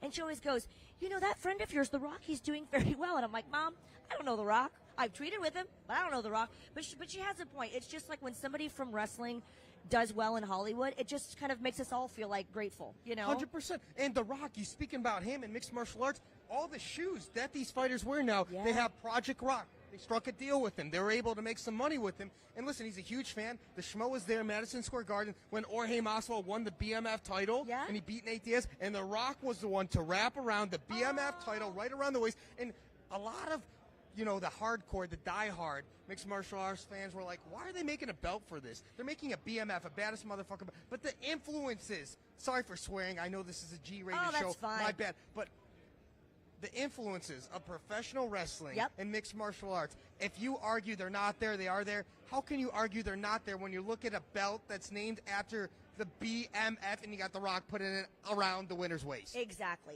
It's a lovely crossover, and we love to see it. Even on TV the other day, I was watching something where Lance Armstrong and Ric Flair were hanging out on a boat having beers, and Lance Armstrong was talking about, this is Lance Armstrong, by the way, my husband's a huge cycling fan, so he was like, it was so funny to hear Lance Armstrong talk about how, oh my God, there's Ric Flair, and he was like marking out for him. And this is an athlete in a totally different sport, but it was just so cool to see that respect, that mutual level of respect. 100%. And we're talking about people like a Lance Armstrong that's just a legend in his own right in his respective sport of cycling. And then you got Ric Flair, the nature boy. Woo! Yes, there it is. That's the first woo I've heard all weekend, which is shocking. Usually it's all you hear here at FITE Fest, here at Wrestle Con. So the experience for you has been fun. Any favorite moments? So many. I mean, today, right now, Cal, the Schmo just making his rounds all over the place. Seeing X-Pac yesterday at Bloodsport was fantastic. Yes. You to see the legends, the guys the Schmo grew up watching, paying it forward. Obviously, he's still wrestling right now, and he's involved with the shows right here on FITE TV, and he's competing. But for him to watch and just to eat and to watch the monitors and give these younger guys critiques, that's what you want to see. That's how you grow this sport and evolve this sport. That is such an influential element that's not talked about enough. It's so very, very good point. Very astute from the Schmo. I will say that I love to see that they're helping the young talent, fine tune their athleticism, their move set, and how they do promos and things like that. We just had BG James here, and he was praising Adam Cole as a very well-rounded. He's the guy. We were saying if we had a promotion, we would hire him. He'd be the guy. And it's so nice to see people paying it forward. Because that's what it's all about. And positivity here on FITE TV. Well, one note on Adam Cole. What's up with him losing his cool a little bit on the Pat McAfee show? What happened there? Well, him and Pat McAfee. The Schmo doesn't know if it was a stage. That was a setup. If that was a personal. real deal, or there was some beef right there. Yeah. But he got up and left the show. That was more controversial than the Oscars. The Oscars had nothing on that moment. That's true, actually. Absolutely. Well, guys, speaking of controversies, we have so much going on, so much hot gossip that we'll get to soon here on FITE Fest. There's so much to look forward to. Stay tuned, and we'll be right back. Hot gas. Woo! Hey, everybody. Eric Bischoff here, WWE Hall of Famer, and host of 83 Weeks, the podcast that drops every Monday morning. Now, 83 Weeks takes a deep dive into the highs and, yes, the lows of my 30-plus years in the professional wrestling business. New episodes each and every Monday, wherever you get your favorite podcasts, or get it early. And hell, get it ad-free at adfreeshows.com.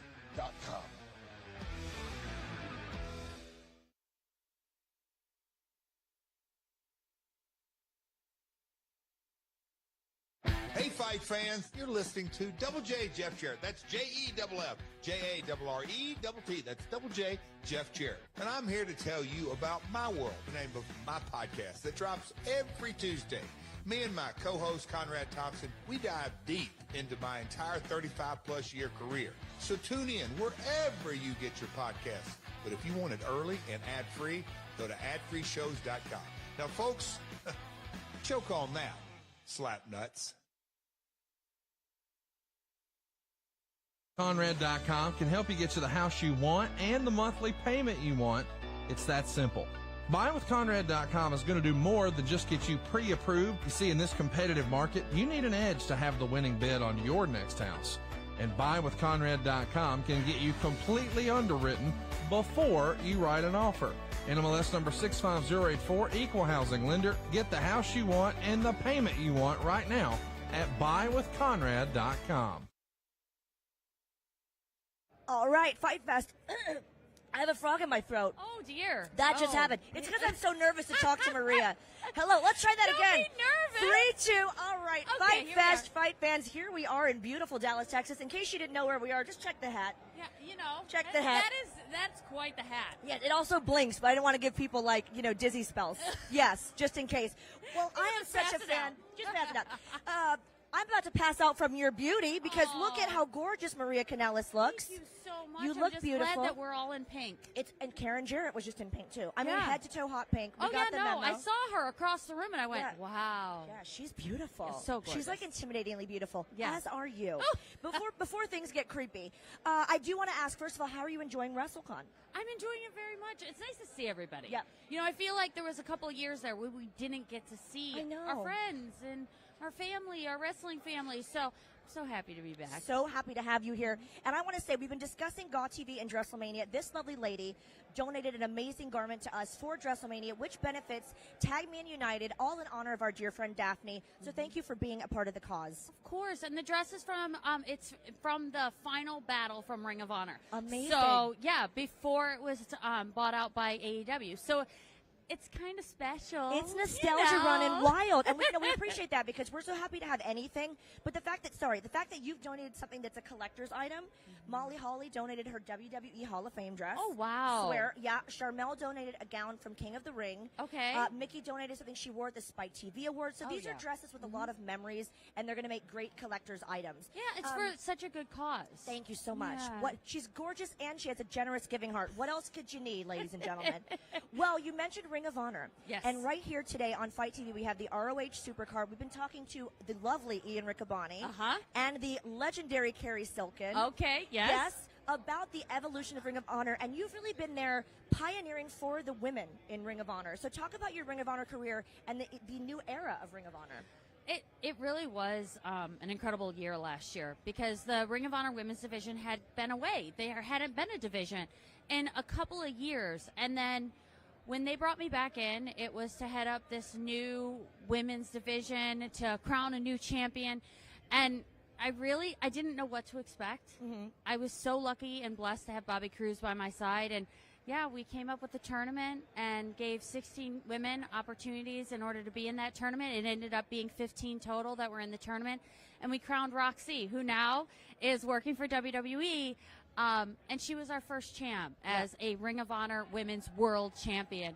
And it really was the most rewarding year of my life. I love that. Like, I love being in front of the camera. I do. But to be behind the scenes and watching people grow and really become their best selves in the ring and to hear the stories of how they got into wrestling and why they're such a big fan and why they fight so hard. Like, to me, that's the most incredible part. Yeah. And we were able to do a documentary that shows that side. And it's called This Is Women's Wrestling, and you can find it actually on the YouTube channel. Oh, great. For Ring of Honor.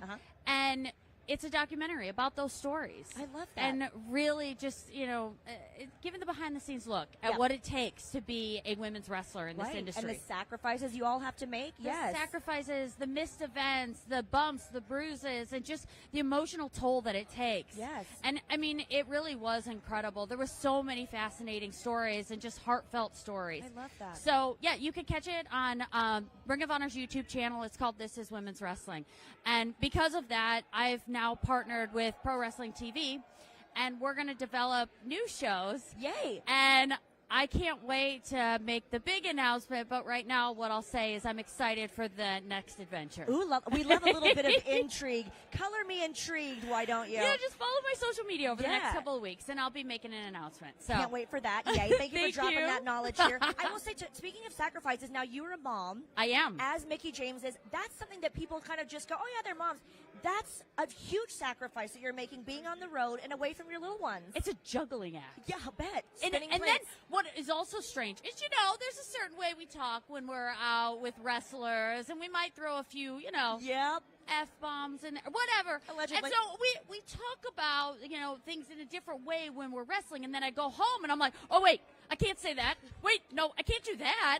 Because my daughter turns 4 on Sunday. Oh, cute. And then my son is 2. So we can't talk the same way to them. So it's this like a jolting experience, but it makes you appreciate things so much more. Yeah.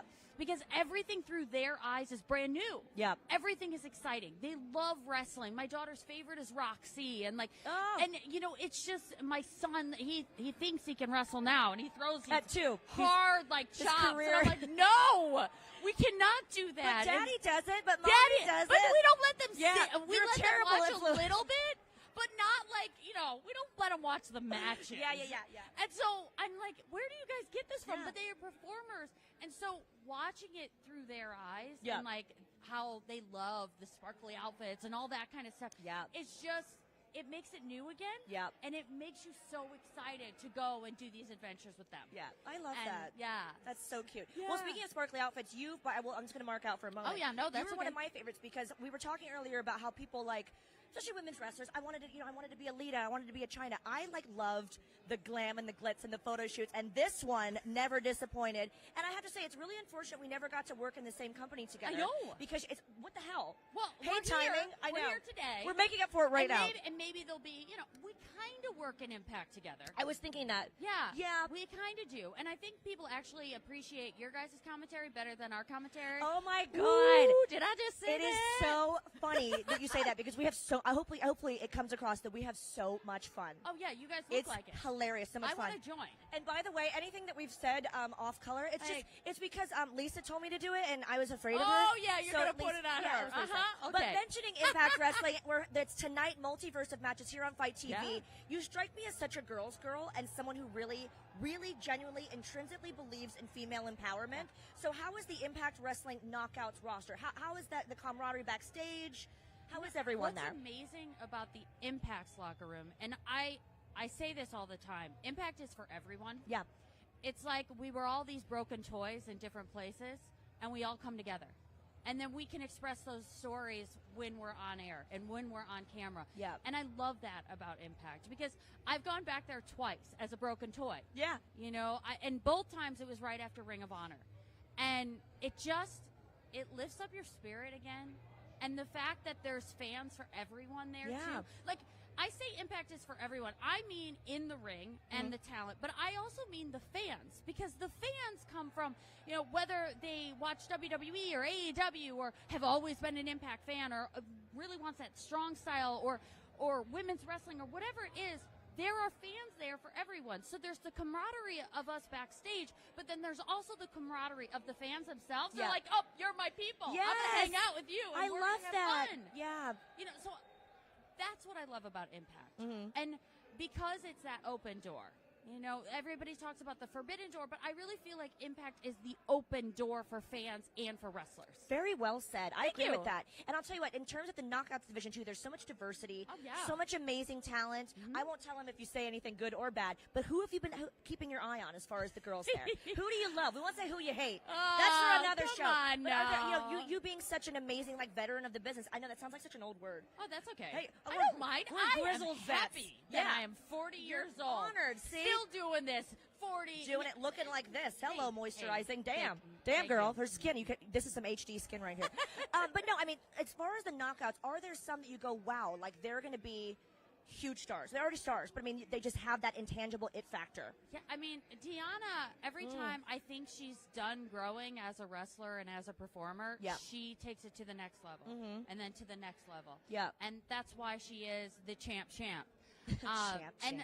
so to witness that is really cool. And Lady Frost, like Love high her. flyer extraordinaire, like, and just like, Yeah. like I love her. Yeah. I love what she brings to the table. Giselle's another one. I was going to say Giselle. The Love her. quintessential diva. Yep. Hey. Shout out. Yes. I met Tasha Steele for the first time Oh my yesterday God, and marked Tasha. out. She's so good. Oh my gosh. And unfortunately, she's a lovely person. I said, don't tell Mickey I gave you a hug and that I love you because you are so good. And she was lovely. But I think, just having an eye for talent as you do, it's interesting to hear your insight about who you think really has that it factor. Well, I always look at how they relate in the ring. Mhm. So, like, certain people, they just instantly, they relate in the ring with whoever their opponent is, and they work their opponent in a way that their opponent is, like, really bringing out the best in themselves, and then they bring the best out in what they're doing. So it's like, when I can see that in certain people, it's really cool. It's a lot of moving parts, yeah. It is a lot of moving Yeah. parts. And Willow was recently on Impact. That was awesome. I think Roxy had one of the best matches she's ever had against Deanna. And Miranda Alizé, like, I will just lay on the compliments till the cows come home because she is on the rise, and I feel like she's almost there, and she had a match against Deanna as well in Impact. I love So I'm that. loving the champ putting it all out there and Yeah. competing for whichever title you want. Yeah. We'd love to see everyone succeeding. And let me tell you what you're watching right now. This is women supporting women.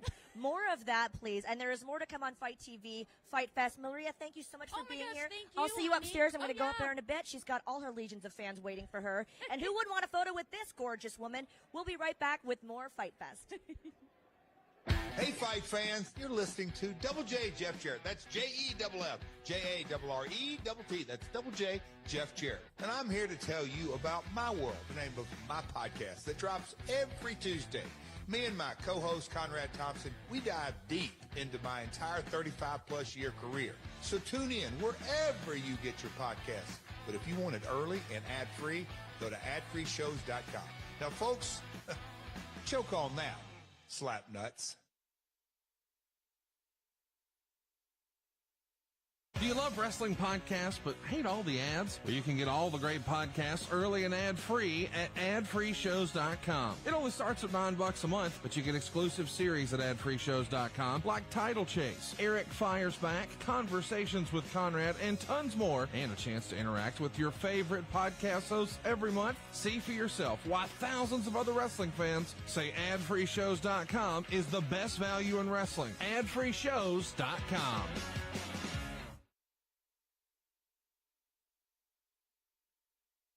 BuyWithConrad.com can help you get to the house you want and the monthly payment you want.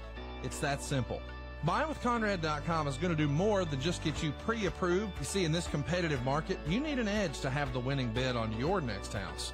And BuyWithConrad.com can get you completely underwritten before you write an offer. NMLS number 65084, Equal Housing Lender. Get the house you want and the payment you want right now at BuyWithConrad.com.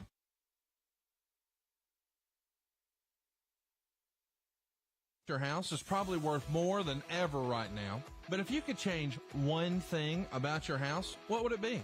Would you put in a new kitchen? Maybe some new hardwood floors?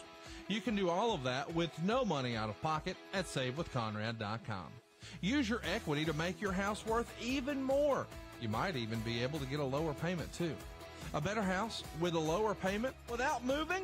Sign me up for that. NMLS number 65084, Equal Housing Lender, SaveWithConrad.com. It's Helen Yee, and I'm back with FITE TV. So we just heard from Cal Val and Maria Kanellis. I mean, there's so much excitement going on, and this day's just getting started. But like I've mentioned all week so far, I mean, the fans aren't sleeping, that's for sure, because there's so much going on, and you don't want to miss it. So make sure, if you haven't already, download the FITE TV app, or just follow along throughout the entire day, the entire night, on FITE.tv. Man, and everybody's chanting, as you can hear all the fans. I mean, it's incredible. So this morning, I'm still kind of blushing about it, but I got my new nickname, Quadzilla, by AJ Styles. So I thought, you know what? Since he's on my good side, let's take a look at the Schmo interviewing AJ Styles.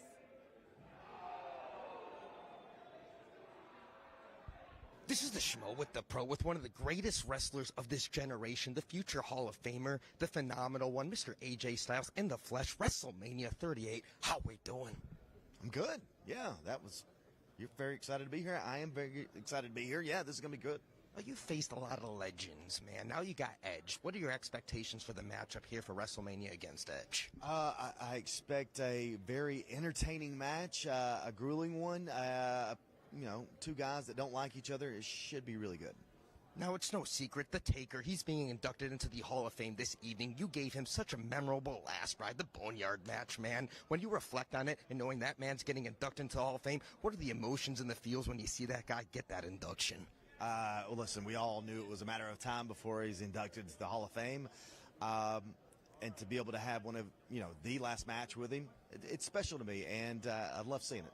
What's the best advice the boss man, Vince McMahon, has given you throughout your journey here in professional wrestling? Wow, advice. He's not really giving me advice. He's just told me what he wanted from me.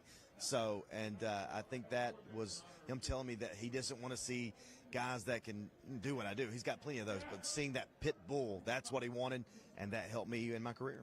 As someone who's cut their teeth in the regional circuit, to see how strong that game is right now to date, how rewarding is it to see you and to give back to the younger generation of professional wrestlers? I think that's what we should do. As being veterans, we should always give back and help, younger generations get to the next level. Obviously, a lot of people, at least early on in the career, compared you to Shawn Michaels. But who's one guy that you wish you could have wrestled with when you look at all the legends and the overlap that you could have had in your professional career? Eddie Guerrero. I think he's one of the greatest to ever, do what we do. And unfortunately, I didn't get the opportunity to work with him. But, there's other guys out there. I mean, Shawn Michaels, I tried to get Triple H in the ring. Things didn't happen. But, I can always look to those guys, to watch tapes and whatnot and hopefully become better as much as I can at my, age, I guess you could say. Now, you're a Southern guy. The Schmo knows you like your barbecue. What's the best barbecue joint when you come here in Dallas, Texas? I'm not from Dallas. I know, but when you visit Dallas, Texas, you got a barbecue joint? I don't. You don't? No. Do you have are you from Dallas? No, it's Schmo's prison. We're going to have to figure it out. Terry Black's. Just went there for the first time. It was great, yeah. Well, Terry Black's it is then. Yeah. I'll trust you, and maybe I'll go to Terry Black's. And obviously, early on in your career, you didn't have the long hair. But as you've developed your career, the long hair is the look. Isn't it harder to groom that thing after grueling matches and stuff? It is. It's all over the place after the matches. It's clumping together. I now have a newfound respect for women's hair when you, just going down the road with the windows open. Now I know. And I didn't. This is something that had to happen. You run out of shampoo and conditioner easier, too. Yeah, so you got to have it. The conditioner is very important. So, yeah, I get it now. Obviously, we can go to you for the hair advice because you got a lot of it. You got a final message for all the AJ Styles fans out there worldwide? Well, it's something I've always said throughout the years. I would be nothing without you, so thank you for being fans. He's the Pro. I'm the Schmo. WrestleMania 38. We're out. Well, I definitely hope that AJ Styles checks out the Schmo's recommendation on good barbecue because, we all love barbecue, right? I don't know if Josh Shernoff likes good barbecue, but I know I like good barbecue. So, again, hope AJ Styles checks out the Schmo's recommendation. But like I said, day 2, FITE Fest. It's just begun. The party, it doesn't stop, and the people, they definitely don't sleep. So today's schedule, I mean, we got some GCW later today. We got NJPW, Ring of Honor, the Super Card of Honor. And, I mean, look, if you're not already excited, as I am, listen to this lineup. Gresham versus Bandito. Title versus title. I mean, come on. Who are you guys betting? Why don't you tweet us and hashtag FITE Fest? Because there's so many great events going on. The fans, if you can see them, if you can hear them behind me, I mean, they're so excited. And of course, this weekend, WrestleMania 38. So the Schmo this morning got a chance to talk to Austin Theory, and he'll be welcoming Pat McAfee into the WrestleMania ring this weekend. So let's check the video out. This is the Schmo with the professional wrestler Austin Theory, 24 years young, up-and-coming phenom. Look at the traps on this guy. How we doing? I'm doing pretty well. How are you doing? The Schmo can't complain. It's WrestleMania 38, Dallas, Texas. No complaints in the world. No complaints at all. You know what? I do have one complaint. I wish I had glasses like that. I really do. Well, you're only 24 years young. You got a long career ahead of you. Maybe you can have your own glasses line, and maybe they'll be blue, green, any color of your choice. I like how this guy thinks. The Schmo. Talk to the Schmo for a second, man. You got a big Sunday matchup against Pat McAfee. This guy's been talking so much smack against it, man. Obviously, he's got the professional football career, but look, man, he was a punter, man. He didn't even get onto the field and tackle guys, man. Why is this guy going to be no match for you Sunday evening? Here's the thing. Everybody's asking Austin Theory, how are you preparing for Pat McAfee? What? Is that a real question? How do I prepare? The 24 protege of Mr. McMahon preparing for Pat McAfee. I main evented Madison Square Garden with Brock Lesnar. I survived last in the Elimination Chamber with Brock Lesnar. I was in the Royal Rumble. I was on the winning team for Raw at Survivor Series. Pat McAfee does a podcast and tries to act like The Rock. So you tell me the comparison there. Come on, Schmo, tell me. Like, it doesn't exist. And obviously the guy walks around acting like he smelled what The Rock is cooking, but he's got nothing on The Rock. That was so good. That should be a T-shirt. That should be a shirt. I just hope that Pat McAfee realizes after Sunday that he's not as cool as he thinks he is. He's not as cool as this guy. And he's trying to get on the A side of the boss man, Vince McMahon, and obviously got a great relationship with him, man. He's hand-selected you, man. To be as young as you are and to get hand-selected by him, that's got to feel great. It feels really good, and, you know, you have to expect the unexpected, and that's all I do. And Pat, he doesn't know how to expect the unexpected, and that's going to show this Sunday. And what kind of selfie do you imagine all the fans worldwide are going to see this Sunday with him on the canvas? So have you ever seen like a big piece of crap on the floor? I hope you haven't. Well, the Schmo almost stepped in a big piece of crap walking over here this morning. People don't pick up after their dogs. Oh, I didn't know if Pat was laying on the ground. I didn't know. But yeah, so big piece of crap, this beautiful face, WrestleMania, all these beautiful people in Dallas, Texas, from all around the world, including yourself. Piece of crap laying right there on the floor. I'm going to smile real big. Hopefully Mr. McMahon's around. Maybe he'll be there. I don't know. Maybe he's in the selfie as well, giving me the, you know what I mean? Selfie it up. Pat McAfee, take his crappy self back to his goofy show. And Austin, obviously you're a fit guy, man. You got the bodybuilding background, man. But why are you buying T-shirts way too small, man? You shop at the Baby Gap, man? Your arms are exploding out of this thing. So here's the thing. Doesn't matter what shirt I buy. All the sleeves are like this. And there's nothing I could do. I was born this way. It's a condition. Please just bear with me, guys. I know it's really hard to look at, but, you know, we'll get through these tough times. When you envision yourself holding a gold strap within this organization, who do you think you're going to be facing to beat? You know, honestly, I think it's the Tribal Chief. The Tribal Chief, he's on a course that nobody can touch right now, and I noticed that. And, you know, I get it. People are super excited for Brock Lesnar. He's an animal. He's a beast. Anytime I've been in there with him, it feels like I'm in the middle of a tornado. But the Tribal Chief, man, I think that's the one that I'm going to have to take the title from one day. Absolutely. And can we get a final message for all the Austin Theory fans out there worldwide? Yes. First of all, Pat McAfee is a piece of trash. Austin Theory is going to walk into WrestleMania with his hand held high And the last thing you're going to remember is A-Town down. He's the pro, I'm the schmo. WrestleMania 38. What? We're out. We're out.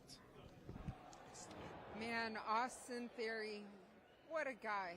Only 24 years young, too. I mean, it's going to be fun just trying to see and follow along with his career and see how far he takes it. And one thing's for sure that we know, he's probably one of Vince McMahon's favorites. And speaking of favorites and other great WWE superstars, this morning the Schmo got a chance to also talk to the Raw Women's Champion, Becky Lynch. So let's take a listen. Awesome. Hell yeah. Finally, somebody dressed for interviewing the big time. You know, I love it. I love it. All these schlubs around here. Tons of schlubs. Schlubs. This is the Schmo with the pro, with big time Bex, the women's Raw champion in the flesh, WrestleMania 38. How we doing? Oh, we doing great. We doing so great. I'm just loving this getup. Loving it. And love the shoes. We appreciate that. Now, the Schmo was there in Vegas during SummerSlam. When you return, you got the victory, you got the job done. You're fighting Bianca. What are your expectations for her at WrestleMania 38? Oh, I expect her to take a beating and like it. That's what I expect. Yeah. Can we get some advice for fellow Irishman Conor McGregor? Because he's coming back from a long-term layoff. You've come back from a long-term layoff. What's your advice for him when he returns to the octagon? You just got to be better than ever, right? Like, I came back, I'm better than ever. I don't think anybody can dispute that. I think Conor, when he comes back, he'll be better than ever. He can never beat the Irish. Have you fully accepted Ronda Rousey here into professional wrestling? And is she a formidable opponent for you, Becky Lynch? That's kind of a weird question, because I already beat her. Of course. I'm the only person who's ever been able to beat Ronda Rousey. I sent her packing for 3 whole years. 3 whole years, which is the same length of time that nobody's been able to beat me for this frickin' title. Not frickin' title, I love you. And so Ronda Rousey, I've already beaten her. She ain't no threat to me. Now, you want all the belts. You want to take all of them, all the gold. So after this matchup, what would be the first gold belt that you want to add to the collection? Maybe the Universal title. Yeah. What's Roman running on now? 587 days or something like that? No, it's not that. Maybe like 550. I think if Brock doesn't end his reign, I'll end his reign. Absolutely. Now, what's the influence for the Schmolet haircut? She cut my frickin' hair, bro. You not watching Raw? She cut my hair unprovoked. And I can't be walking around like some normal person, like some regular person, looking like anybody in the street, looking like this girl over here. Can't be looking like this girl over here. Hell no. Like a schlub. Like a schlub. I can't be looking like a schlub. I gotta look like a frickin' rock star, like big time Bex. And so, here we are. Here we are. Can we get a final message for all the big time Beck fans out there worldwide? For those of you that are remaining, thank you. Stand by your champ. Your champ will always do the right thing by you, which is win. When it all comes down to the final nitty-gritty, whether people like us, whether they hate us, whether they tell us that we're awful, we win. And that's all that's important. Remember that. Al Davis agrees with you, rolling in his grave. Just win, baby. She's the pro. I'm the Schmo. WrestleMania 38. We're out. We're back. It's me again.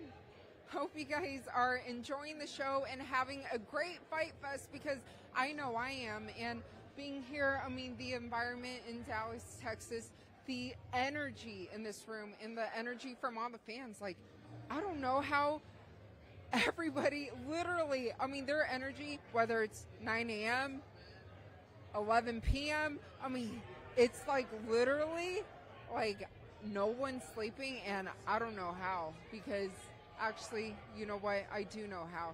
It's because there's so much excitement here. There's so many incredible shows in today's lineup. JCW versus LA Fights, GCW for the Culture 3. Yes, so if you liked 1 and 2, you'll definitely love 3. NJPW, the Lone Star Shootout. That's going to be good. And Ring of Honor, the Super Card. Yes, because we're in Texas, it's the Super Card of Honor. And I'm hearing that there may be a couple surprises. And like I told Cal Val earlier, I don't know if the surprises, is it because it's April Fool's Day? I mean, she brought it up. She reminded me it's April 1st. So that is a good point. But what I do know is it's going to be some great shows. And it's not ending because GCW, Gringo Locals, the World on Lucha, that's going on later tonight. So why don't you tweet FITE TV? Let us know what you're most excited for. I mean, the show, the environment, and make sure to hashtag FITE Fest, because look, all these fans, they're literally lined up. Like, I wish these cameras could pan, because it's like going miles that way. Like, there's so many fans in here. And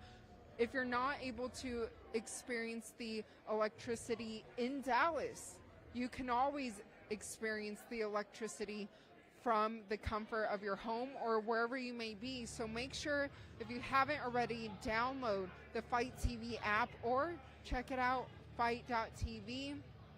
And what I've been most excited for, because a lot of people have been asking me, this is my first WrestleCon, my first WrestleMania, and there's so much going on. So I'm just excited to see some of these legends. And it's so cool for me because I've grown up a pro wrestling fan.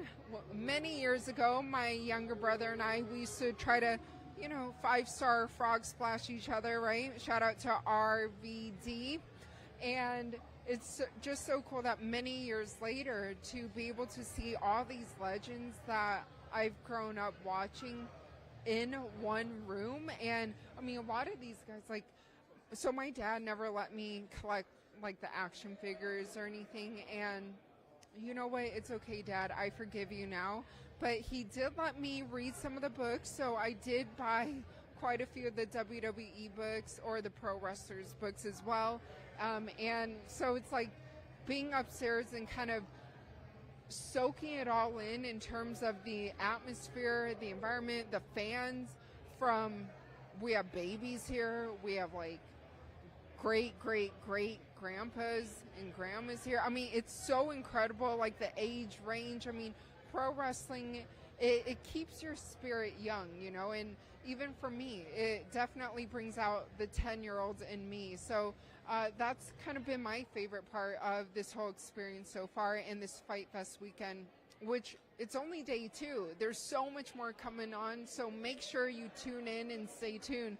And hopefully we'll be able to catch a couple more interviews. I mean, look who's already stopped by, and the most recent who stopped by, Maria Kanellis. I mean, we've been getting a chance to speak to so many incredible legends in this sport and just kind of pick their brains, I mean, and that's kind of what I do. And my favorite part of interviewing and reporting is picking the brains of these people who are so talented, have so much talent and so much knowledge and experience, and for them being able to share their wealth of knowledge, and especially in the pro wrestling business, because we're in 2022 where now it's the digital era, right? Where a lot of people, I mean, if you don't have Instagram, Twitter, Facebook, even I guess TikTok, which I'm not really on that much now, but it's like how pro wrestling has evolved, even from when I grew up watching it, and even from when I watch AJ Styles. We just showed him on the interview with the Schmo.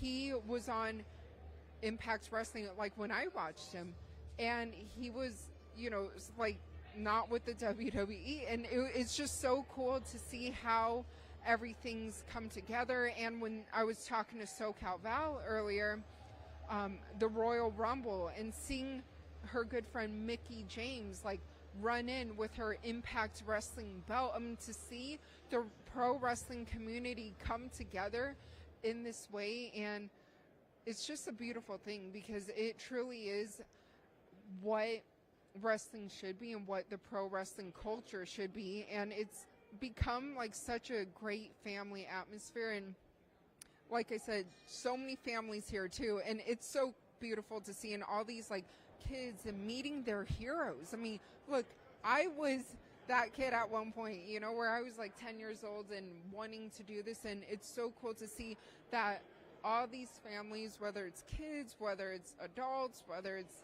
grandparents, I mean, to see their day get made because they're at Wrestle Con right now upstairs and they're meeting some of their favorites, some of their legends. Ric Flair, as Josh Shernoff said earlier, I mean, they were chatting it up, and it's so cool to see Kurt Angle up there. I mean, who doesn't love the legend Kurt Angle, right?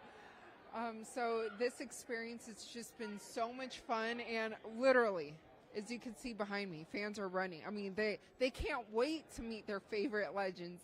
So this is all really exciting, but don't forget, and I always have to reiterate because it's that important, that you need to download the FITE TV app because you want to follow along. You never know who's going to be sitting on the stools here and going to be talking to guys and giving their incredible interviews and sharing their knowledge of pro wrestling and this beautiful sport and entertainment that we all love so much. So make sure you guys stay tuned. Check out FITE.tv. We're going to head to a quick commercial break. But when we get back, there's so much more pro wrestling action going on. So make sure you stay locked in. And if you have a seatbelt, you know, fasten that seatbelt because you shouldn't go anywhere. Hey, everybody.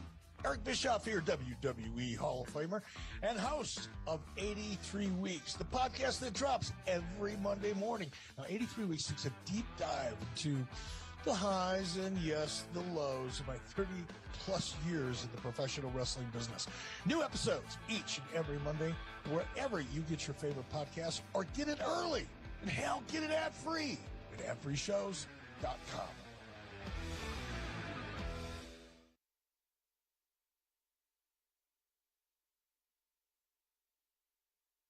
Hey, Fight fans, you're listening to Double J Jeff Jarrett. That's J-E-F-F, J-A-R-R-E-T-T. That's Double J Jeff Jarrett. And I'm here to tell you about My World, the name of my podcast that drops every Tuesday. Me and my co-host, Conrad Thompson, we dive deep into my entire 35-plus year career. So tune in wherever you get your podcasts. But if you want it early and ad-free, go to adfreeshows.com. Now, folks, choke on that, slap nuts.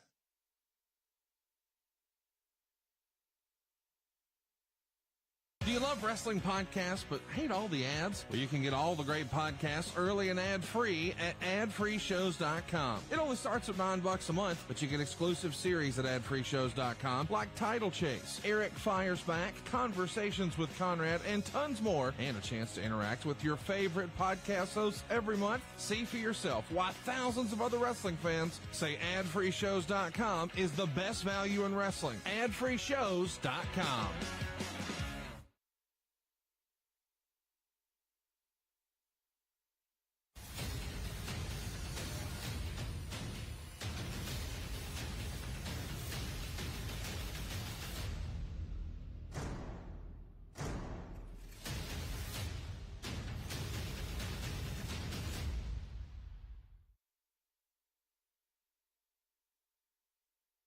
Your house is probably worth more than ever right now. But if you could change one thing about your house, what would it be? Would you put in a new kitchen? Maybe some new hardwood floors? You can do all of that with no money out of pocket at SaveWithConrad.com. Use your equity to make your house worth even more. You might even be able to get a lower payment too. A better house with a lower payment without moving? Sign me up for that. NMLS number 65084, Equal Housing Lender, SaveWithConrad.com. BuyWithConrad.com can help you get to the house you want and the monthly payment you want. It's that simple. BuyWithConrad.com is going to do more than just get you pre-approved. You see, in this competitive market, you need an edge to have the winning bid on your next house. And BuyWithConrad.com can get you completely underwritten before you write an offer. NMLS number 65084, Equal Housing Lender. Get the house you want and the payment you want right now at BuyWithConrad.com. AdFreeShows.com has two can't-miss events this April. April 5th, the Nature Boy will join Ad-Free Shows members to watch his WrestleMania 8 title match against the Macho Man Randy Savage 30 years later. And then we'll celebrate 25 years since Barely Legal 1997 with Taz and Sabu joining us for a live watch-along on April 14th. This is your chance to watch your favorite wrestling moments with your favorite wrestling stars exclusively at AdFreeShows.com. Hey guys, Helene here, back being joined by one of my favorites, Mr. Josh Shernoff. Oh, I'm happy Welcome to be here back. with you. Thank you. Yeah, I'm so glad to have you back because I know you're so busy. Not only are you one of the masterminds and one of the Yikes, right? big guys at FITE TV, I mean, you do it all. I do. I make it look like I do it all while doing as little as I possibly can. That's what. No, you've mastered Yeah, I am that, the if that's director of the case. programming here at FITE. See, I'm in a different seat now, so now I'm not the host. Now I'm the guest, right? Is that what happens? So here's what we're going to do for all of you. We have some great guests still to come here on the show.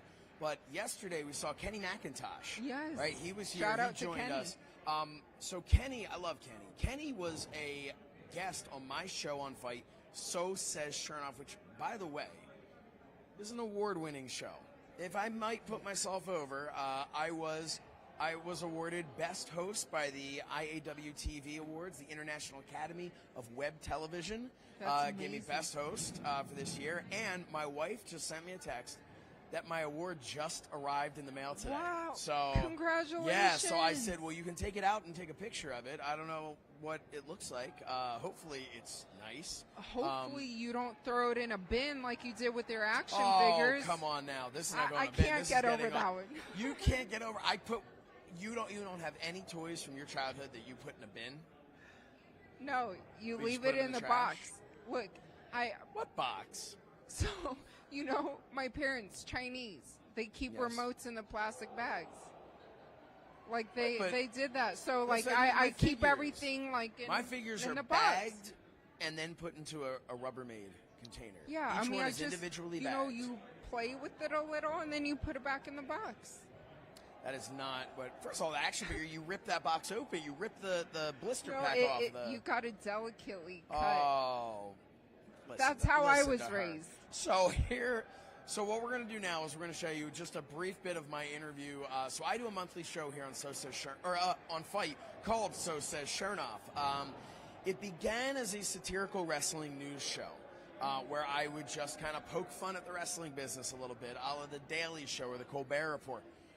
But it's evolved, and this most recent episode really was the new era of So Says Shernoff, where I made a couple of jokes in the beginning, but then we really got into talking about topics. And the topic was social media and professional wrestling, and my guest was one Kenny McIntosh from Inside the Ropes, and you saw him here yesterday.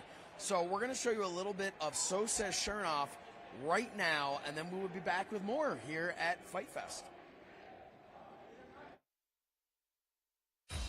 Don't you touch that there. Thriller Fight Club and Versus. So says Shernoff.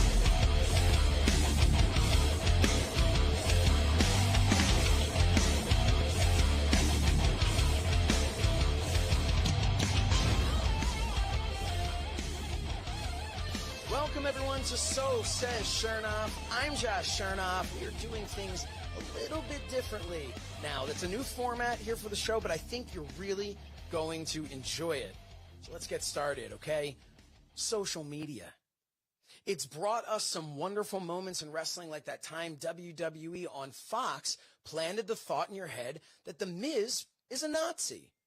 To that time, a WWE referee more or less proved himself to be one. You know what? That's not fair. He's just a guy who takes a lot of pride in his work. He's a proud boy, if you will. There's been the infuriating post by Nia Jax, most recently saying all these MFs saying I stand with Ukraine couldn't even stand for their own personal rights for 2 years because they were scared to breathe. Boom.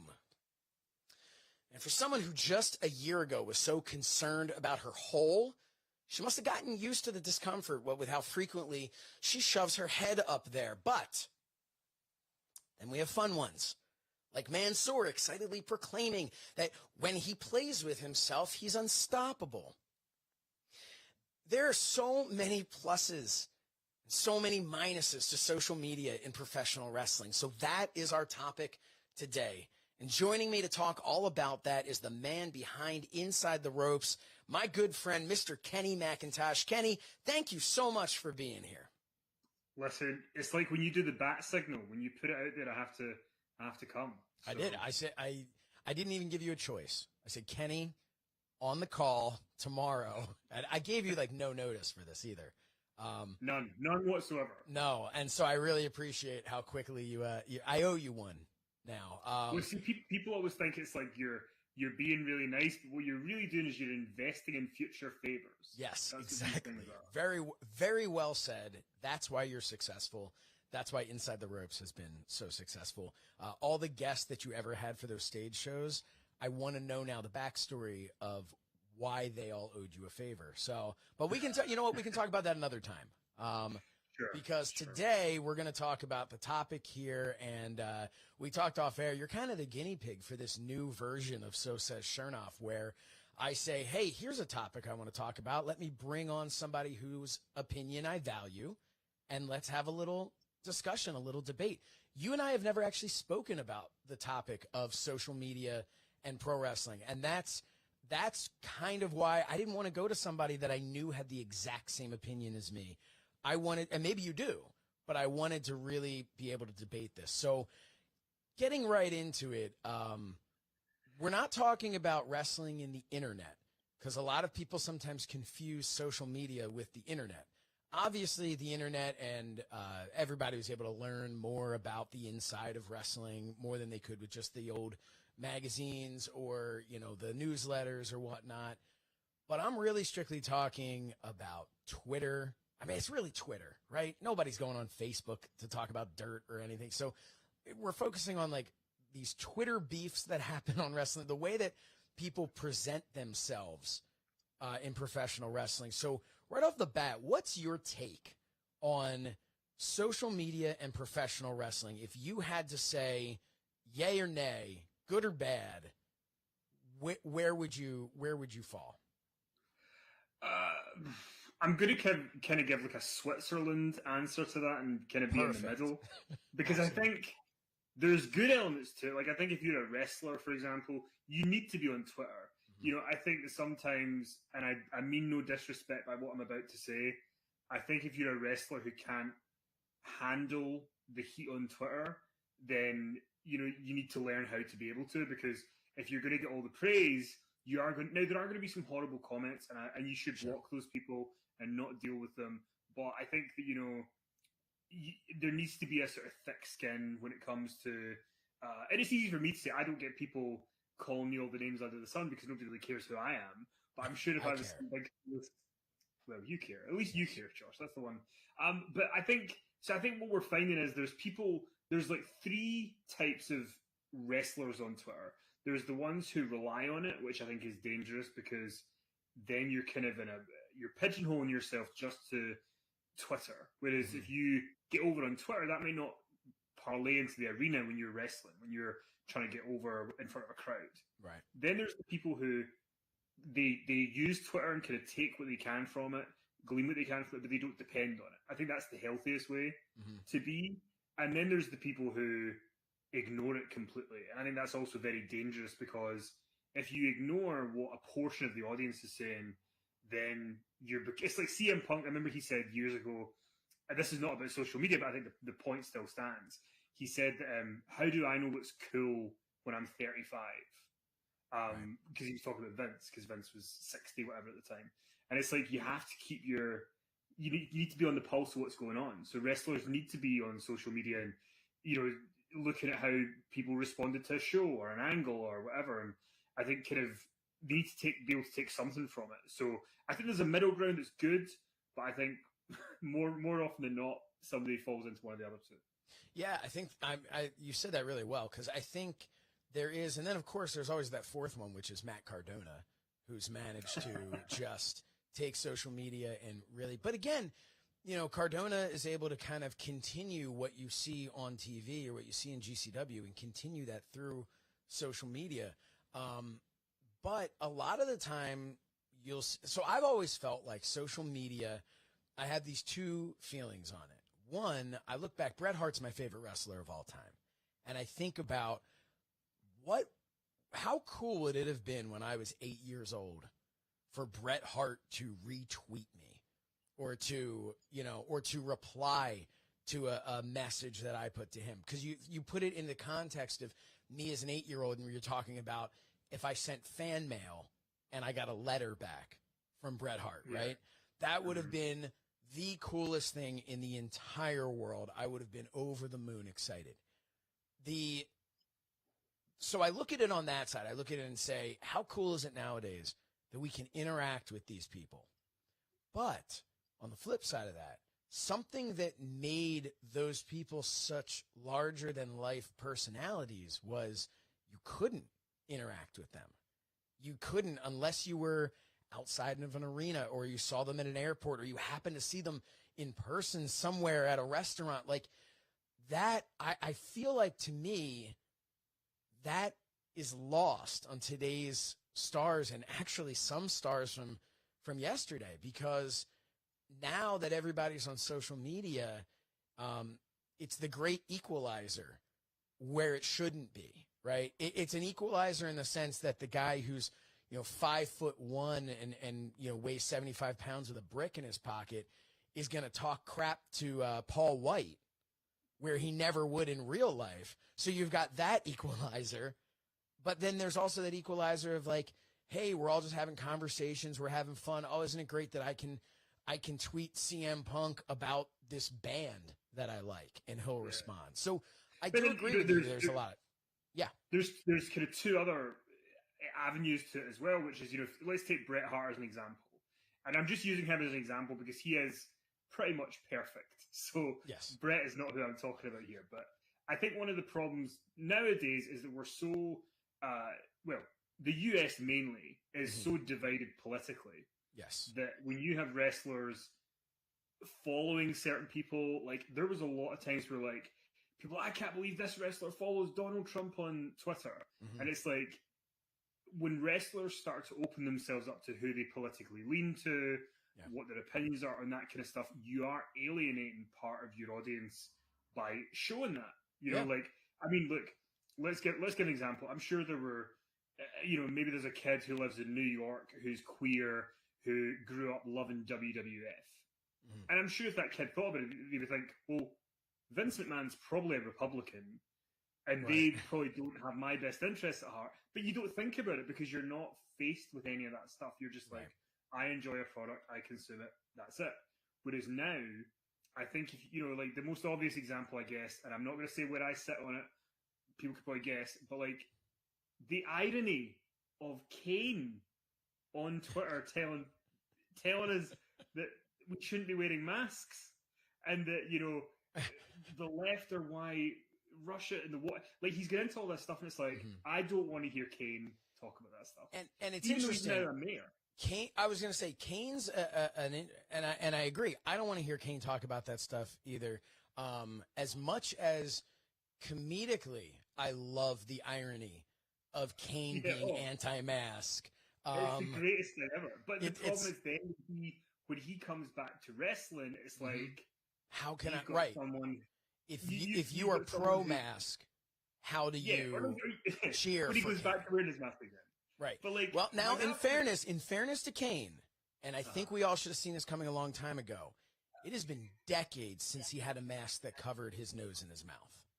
This is true. So the signs were there. The signs were there. We all should have known this. But like, I think there's that, and the other element to it is there is a thing. There's the political, or how you're finding out a lot about the real life stuff behind wrestlers, and some people are going to like it, some people aren't.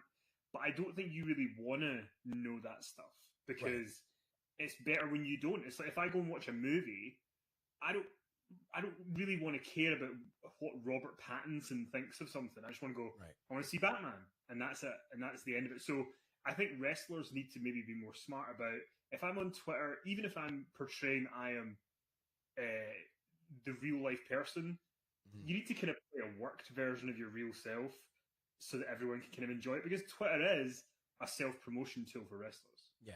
And again, that goes back to it. It is so important. There have been times where I have looked at that just cesspool of despair that is social media and said, man, why am I here?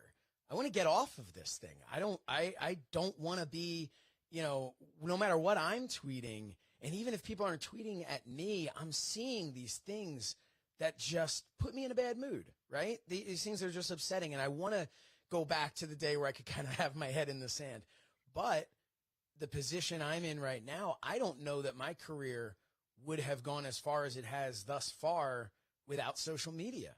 It's how I got my brand out there, right? It's how people started to learn about me and about this show and about the other shows that I'm doing. So there is that difficult balance. But I do agree with what you're saying, especially the political thing.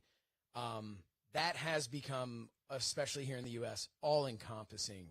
And entertainment, which is what pro wrestling is, and I know there are people who go, I'm a pro wrestler, I'm not a sports entertainer. It's like, well, okay, but you're also still a sports entertainer. You're doing a sport and you're there to entertain. It's why you come out to music. It's why your gear has different patterns on it. You're there to entertain. And entertainment, as far as I'm concerned, entertainment should fall into two different categories. One is where it's something like a daily show or one of those types of things where you're watching someone that you share a political belief with, and they can make you laugh about things that otherwise would make you cry. Or it should be strictly entertainment as an escape from the real world, an escape from whether it's politics, whether it's you're a kid who's being bullied in school, no matter what it is, maybe you have a difficult home life, but you can turn on the TV show, movie, pro wrestling. I truly believe it should be an escape. So that brings us back around to everything we're talking about, which is in pro wrestling, it's different than with a movie, because so often, I remember there was I want to say it was A&E back in the 90s did something on pro wrestling. And I remember them showing Ric Flair, and they talked about how, unlike Tom Cruise, who when you meet Tom Cruise, you meet the actor, you don't meet the character he plays. When you're backstage and you meet Ric Flair, you're meeting the guy who's out in front of the camera.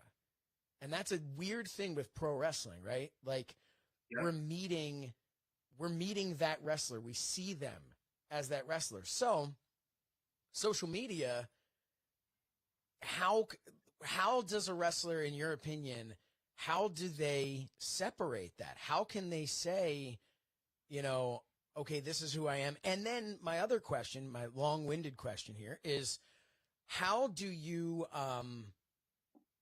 look at a character, a wrestling character who's now on social media and is being themselves? How is that affecting their character? A good guy being bad, a bad guy being good. How is that affecting their character? To rebel is to rise in opposition, resistance against an established normal. We rise and we fall, but we fight. We always fight. Every revolution begins with a spark, a desire to take a stand. How's that affecting the business? I think for the first question, I mean, like I me as an example, I'm not a wrestler or trying to so I put on my Twitter that I'm gay. I put forward that I'm left thinking when it comes politically, but at the same time, I'm not going to not speak to someone because they're on the right or whatever. Like I've always thought you should communicate with everybody. Sure, but I think that if you are a wrestler, because you are trying to sell, I'm not trying to get over with an arena full of people, whereas wrestlers are. So you kind of want as many people to buy into you as you can. So, the Ric Flair example, what should happen is that Richard Flair is Ric Flair from the moment he gets into the building and he's around staff and stuff because, you know, they want to believe it's him. He lives the gimmick for those 4 hours he's in the building. And then when he leaves, he's Richard Flair again. You know, and obviously if he's at an airport and he sees a kid, he's going to be Ric Flair again for that second. But there has to be a separation, I think. Because if there's not a separation, you become Terry Bollea, who has to go up in court and say, I don't have a 10-inch penis, Hulk Hogan has a 10-inch penis. Right. But I think you have to kind of, it's a very weird balancing act today. I wasn't sure if you were going to allude to that, by the way, or if you were just going to straight out say it, and I love that you just said it. That's well, because he was my favorite wrestler as a kid, and now as a person, there's a lot of stuff that I just really, I fundamentally think he's a shitty person. That's where I sit on him. But I can separate the wrestler. Yeah. I can watch Hulk Hogan matches and still love the Can Hulk you Hogan still stuff. believe when you watch the old Hulk Hogan matches that under those yellow trunks is a 10-inch penis? Or has that been completely kayfabe out the window? I just don't know what I can believe in again, you know? I mean, if Hulk Hogan doesn't have a 10-inch penis, what can I do with my life? Right. You know? Who does, right? If Hulk Hogan does. That's another conversation. Right. for And that's another something, time. we'll have you back next month to talk about that. Sure, yeah. But the other question that you asked was, wrestlers today, it's different now because nobody in today's environment, socially or in any form, can be a Hulk Hogan or a Ric Flair. Right. They just can't. I mean, now, an example I would give you, if somebody's going to be a character, like Abaddon from AEW, Abaddon tweets only in character because Abaddon is supposed to be portraying some otherworldly character. That's smart. That's what she should be doing. I don't want to see Abaddon without her face paint going, I really love protein snacks. Like, I don't want to see her doing that. I agree. Danhausen, another one that primarily, I like cringe anytime I see something of Danhausen without the makeup or not in gimmick because I want to just believe that's who this dude is. Warhorse is someone who's constantly tweeting in all caps. There are people who are doing that. And that's it. You can be on that side, and if you're a character like that, like a Danhausen, a Warhorse, Orange Cassidy. I remember about a year and a half ago, it was during COVID, and I was at home, and I used to love watching the Shot of Brandy show. That I'm sure she'll bring back at some point, but you know, she would be drinking with all the wrestlers and making food and stuff. And Orange Cassidy did it completely out of character, and I was like, no, I don't. And he's just like chatting away, and I've never heard him speak like this. No, and you're like, I want a one-word answer from you, pal. Yeah, that's it. Yeah, I want you like soft kicking the plate and stuff. Like, I don't want to see you being. But I think that most people now, the way that they portray a character in wrestling is very easy for them to come out of that and just be a real life person as well. So it's easier for them to navigate social media, but at the same time, they do need to be aware, I think, of how people perceive them. Like, I've got an example, which is a bit of a dark example, but I think it's worth bringing up. So Gabriel Kidd, obviously somebody who at the moment is going through some mental health issues from New Japan, wish him all the best. But Gabriel Kidd had been on Twitter, and I think that one of his friends had been accused of something in the Speaking Out movement, and he felt the need to respond to something from somebody. And the person who was messaging him, I saw all the messages. Gabriel Kidd was not the person to take any of this stuff out on. He was just trying to, you know, say about his friend something that he felt. And and there was a little bit of a mob on him, and he basically, you know, essentially had a bit of a breakdown online. And now he's having to take some time away and have kind of refocus himself, and he couldn't be on social media because of that. So I think that there is a lynch mob element to social media, which we should talk about. Yeah. Which is that, you know, it's like you cannot have a nuanced conversation on Twitter. You can have 240 character replies, and that's fine. But to me, it's like, obviously, I 100% believe in the Speaking Out movement and the victims and all that kind of stuff. But I'm not going to debate somebody about an individual case or something like that on Twitter. No. Because there's just no point in doing it. There's no upside to it. So I think that if you're a wrestler, even if you are seeing somebody who you've got a relationship with and somebody's saying something about them, the best thing you can do is call them in real life. Be there for them. Because as soon as you say something on Twitter, you're going to get a portion of people who are going to target you. And if you're not strong enough if you're not thick-skinned enough in that moment to kind of take it, it can really mess with you. And I think that mental health is something that's going to be a real challenge for wrestlers coming up who are maybe not used to dealing with that kind of stuff. Yeah, I think there's the old saying, the best tweet you can send is the one you don't send, and I think I don't want to speak for you, but I know there have been times I've seen something online and I've just been like, oh, come on. And I just start with and then I go, you know what? We're going to just go ahead and delete that. I'm not even sending it, because who am I helping? All I'm doing is being a hypocrite, because I'm doing the exact same thing just on the other side. And I look at it and I say, that's not going to help anything. There was a once upon a time, Jim Cornette put out a tweet about Marco Stunt that was I felt not fair about towards Marco. It was derogatory. It was disrespectful. And I did respond to Cornette. And I responded in a very respectful way about how, hey, look, Jim Cornette has more than earned the right to have an opinion in professional wrestling, more so than me, of course. Having said that, here are my experiences with Marco. Here's my opinion on watching him and that I do enjoy watching his work and stuff. Jim Cornette responded. He actually retweeted it and commented, "This is how to respond to me without getting your ass blocked." And I took such pride in the fact that, did it go anywhere? Did I change his opinion? Did he retract it and put it? No. But at least even Jim Cornette was able to look at that and go, okay, hey, thanks for giving your opinion. I might disagree with it, but thanks for not starting with, hey, mother, like how you normally see it on social media. And, I just, as that's like, for example, if you're a Young Bucks fan, right, there's no point in you tweeting Jim Cornette about the Young Bucks. It's just, there's no point. It's like, it would be like tweeting Kane about masks. It's just that you're not going to get anywhere. So just, while you should be having discussions with people like you, that, you put forward your case for Marco Stunt in a, respectful way. Cornette appreciated it.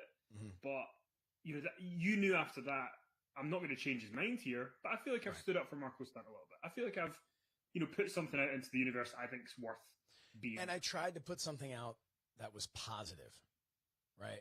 Hey, this is my opinion. You're entitled to yours, but this is why I think this good thing about somebody. Not this is why I did. Because the other side, had he gone, huge fan of Marco Stunt, and I'm thinking to myself, man, I'm not a fan of him. And now I start going, hey, I totally respect you, Jim Cornette, but I think Marco Stunt is, and I give something negative. Well, that's not helpful. So it's the old saying, if you don't have something nice to say, don't say it at all. And I know that's funny from somebody who, I've done 34 episodes of a satirical wrestling news show. But I'll be honest with you, part of why I'm making the shift to something like this, aside from the fact that this is more fun for me and more interesting to me, and I think then it's more interesting to the viewers, but part of it is this kind of battle within myself of, well, my job is to come out here and poke fun at people, a little tongue-in-cheek, but I kind of don't really want to do that. I also want to be like, hey, can't everybody just be nice to each other and find the positives? And, there's plenty of stuff with, you mentioned the Young Bucks. Personally, they have never been anything but kind to me. Professionally, I have such respect for what they've been able to do. In the ring, I came up differently. The way that I learned about pro wrestling from guys like Al Snow, it's not the way that they necessarily work. But who am I to say, first of all, they're selling out arenas. So who am I to say that doesn't work? And I also but here's something, and I totally get what you're saying, but I do think that, Twitter's something where a lot of people, whether it's journalists, pundits, fans, or whatever, right, we're there to talk about wrestling. And I think you should be well within your right to say, that was kind of crap, what I just watched there. I didn't enjoy that. You know, you can say that you can be negative about something because you don't like it. Like I could say, you know, like I could say, oh, I thought that. I'm gonna try and think of somebody who I really like, so nobody knows who I really don't like. Bryan Danielson, he's the best. He never does anything bad. But say he had a match, I could go, you know, that Bryan Danielson match felt like I watched No Country for Old Men 5 times. I aged so much watching that match. That's my way of saying it was too long, right? Right. I'm well within my right to say that on Twitter because it's my opinion about how his match was. Now, if I was to say that match with Bryan Danielson was so shitty, I hope he and his family, and then make a personal insult to him. That's where I think the negativity should go. But you should be able to make a point about a wrestling show. You know, it's like, that's what it's all about. People, you're going to say the things you like, you're going to say the things you don't like, you want to debate it. I think that's healthy. I think the problem is that some people don't know how to make a point without having a personal insult that crosses the line. And that kind of goes to like my final thought on it, I guess, is that, you know, when I look at it, I look at professional wrestlers on social media, and I think that they should treat their social media the way that PR people used to treat the WWE superstars back in the 80s and 90s and before all of this stuff. Because I look at it and say, when you're out there, don't give an opinion on something that's negative. And if someone hated your match, keep it to yourself. You see these massive names in wrestling who will just curse off a fan because the fan didn't like their match. Well, if that's in the arena and the fan's booing them and they're a heel and they want to give them the finger, hey, man, it's part of the show, right? If a fan is showing up at their front door at their home or calling them on the phone, yeah, we've got a problem with this fan, and let's do something about it. But to your argument of social media, I feel like it can't be both. It can't be this community for fans and for people like in your position who commentators on the business. It can't be that community and then also include the wrestlers, because then we're never having a real conversation. We're never having I would love more than anything to be able to host a debate of a CM Punk and the guy who didn't like his match. And there I am in the middle going, hey, let's have a conversation about it. Why didn't you like it? 9 times out of 10, that fan's going to walk away going, wow, I know nothing. But maybe CM Punk would then have, and I'm using him as an example, but maybe he would then have a different type of respect for the fan's opinion. It's just you can't find that in the current social media setting. So to me, and I want your opinion before we go here, to me, do you think that professional wrestlers should keep their appearance on social media to that of the same way that they would be expected at a meet and greet on behalf of the company they work for to keep up that type of persona? In an ideal world, yes. I think that's what would be the best course of action. I think the problem is that you're going to have wrestlers who have if Chris Jericho has his social media account, AEW don't own that. He owns that. Right. So I think that he should absolutely be able to promote his band, promote all his stuff. But I do think there needs to be some sort of separation of, that sort of, you're a performer on this app. That's what you're not the real person. You're a performer. I mean, one of the things that I think Twitter especially should do, and I think if they did this, you would see the whole landscape change. I think as of, next month, they should go, right, on your Twitter account, the only way that you can keep it is to scan your government. To rebel is to rise in opposition, resistance against an established normal. We rise and we fall, but we fight. We always fight. Every revolution begins with a spark, a desire to take a stand. This is how we rebel. Government ID and send it in. And everybody's Twitter account is the person. I can only have the Kenny McIntosh Twitter account. And even if I create, the Wrestling Challenge podcast to look back at all the syndicated shows in the 90s, I'm creating it under my name as well. So my government ID goes under it, because then if I go and wish a death threat on a wrestler and they make a comment about me, there's accountability. It's me. Yep. And then I have to either face the consequences of whatever it is, because at the moment, if you make a threat to somebody and you get blocked, you can just make a new account with no... And I think if you had that, things would change, because there's an impetus that you can't go too far on Twitter. There's a consequence to that happening. And I think that would be better for, wrestling fans. Like an example, that's not to do with wrestlers so much, but there's a really, really lovely young woman in the States, and I know that she had some really horrible things said to her about her physical appearance. I think it was her face, and Sean Ross Sapp and other people had kind of responded to her and, sort of gave her some love and stuff like that. And these people were saying really horrible things to her about something that A, she can't control, B, is untrue, but these people could do it forever because there's no comeuppance to them. So I think that on the non-wrestler end, there should be more of a consequence / criteria for you to have a Twitter account. And on the wrestler side, if I was to name a wrestler who I think has managed to get Twitter perfect, it's Mick Foley. Mick Foley is the perfect Twitter user, because he brings in enough of his own personality and his own views, but he's respectful to others. He, raises money for charities. He talks wrestling. Like, he does it all.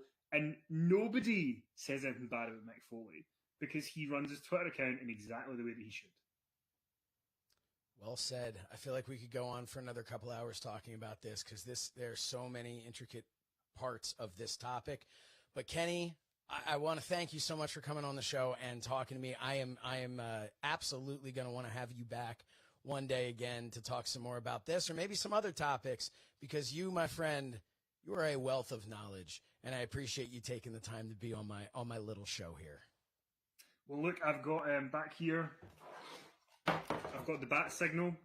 There it is. It's here. So if it lights up, I know you're calling again. But no, thanks for having me. I hope that we've managed to say some stuff that people, either agree with or let us know. Like, have a chat on Twitter about it. Yeah, at So Says Shernoff, and where are you? I'm at Kenny MCITR. It used to be Kenny MC and then the year of my birth. But the year of my birth is no longer something I want to publicize. Oh, okay. I thought maybe you then said some really terrible things online and it got shut down. You had to create a new account. So, who could be bothered starting again? Who could be? I would, if my account got shut down for some reason. I just, all right, I'm done. That's it. Yeah, I'm not doing this again. Yep. Can you imagine going on again? You're like, I'm at 20 followers again, and then because this is the other thing. And this is, I think I'm guilty of doing this, and I think everybody is guilty of doing this. One last thing, sorry. No, hey. Sometimes there's like a natural instinct to go, oh God, I didn't get as many likes on that tweet that I thought was really good, or I don't have as many followers as I would hope to have. Yeah. That's natural, but just don't let it get to you. You have to just, it's like me, like for example, there's people who I know who have way bigger Twitter followers than me, who struggle more in real life day to day to make ends meet than I do. It's like Twitter's not real. No, it's just part of, the online presence. Well, thank you for coming here and hopefully helping some people to understand social media a little bit more. And I hope some wrestlers, or aspiring wrestlers at least, are watching this and are saying to themselves, maybe I should think about how I'm doing this. But Kenny McIntosh, of course, you can find him with all things Inside the Ropes. Thank you so much again. We will be right back.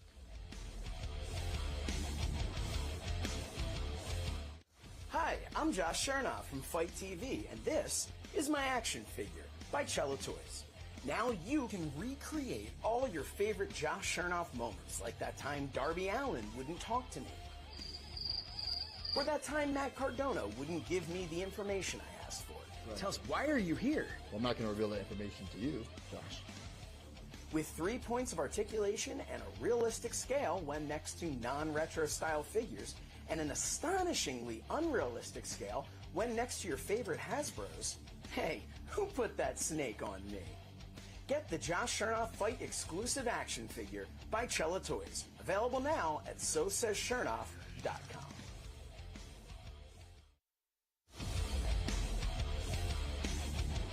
Welcome back to the show. Thank you again to Kenny McIntosh for taking the time to talk with me today, especially with this being a new format for the show. I really appreciate it. Make sure you check him out at Inside the Ropes. But, man, I just want to say, I hope that this has helped you.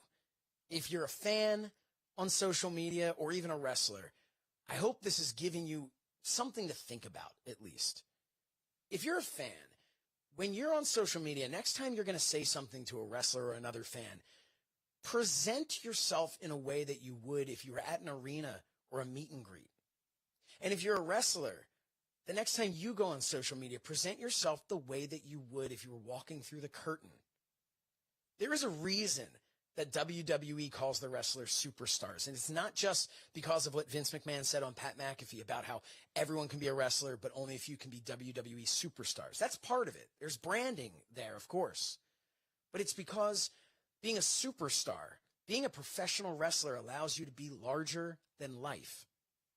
And that's what we all want to see in entertainment, in pro wrestling and all entertainment. We want to see something that is larger than life, something that helps us escape, something that allows us to forget about our problems. And boy, are there a lot of problems. And you can go on all other parts of social media to find out about those problems. Let's not bring it into the world and community of professional wrestling. That's it for us here. Make sure to follow me on social media at So Says Shernoff. Of course, the show is at Shernoff Show. Go to youtube.com/So Says Shernoff for videos like this and so many other videos that I've done in the past. It's a lot of fun over there. Speaking of a lot of fun, go to patreon.com/So Says Shernoff.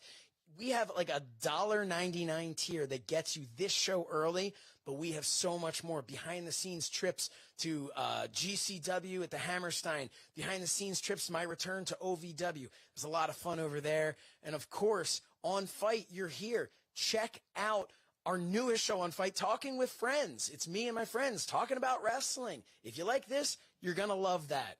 So go and do that now. This has been So Says Shernoff, because that is what Shernoff had to say. See you next time.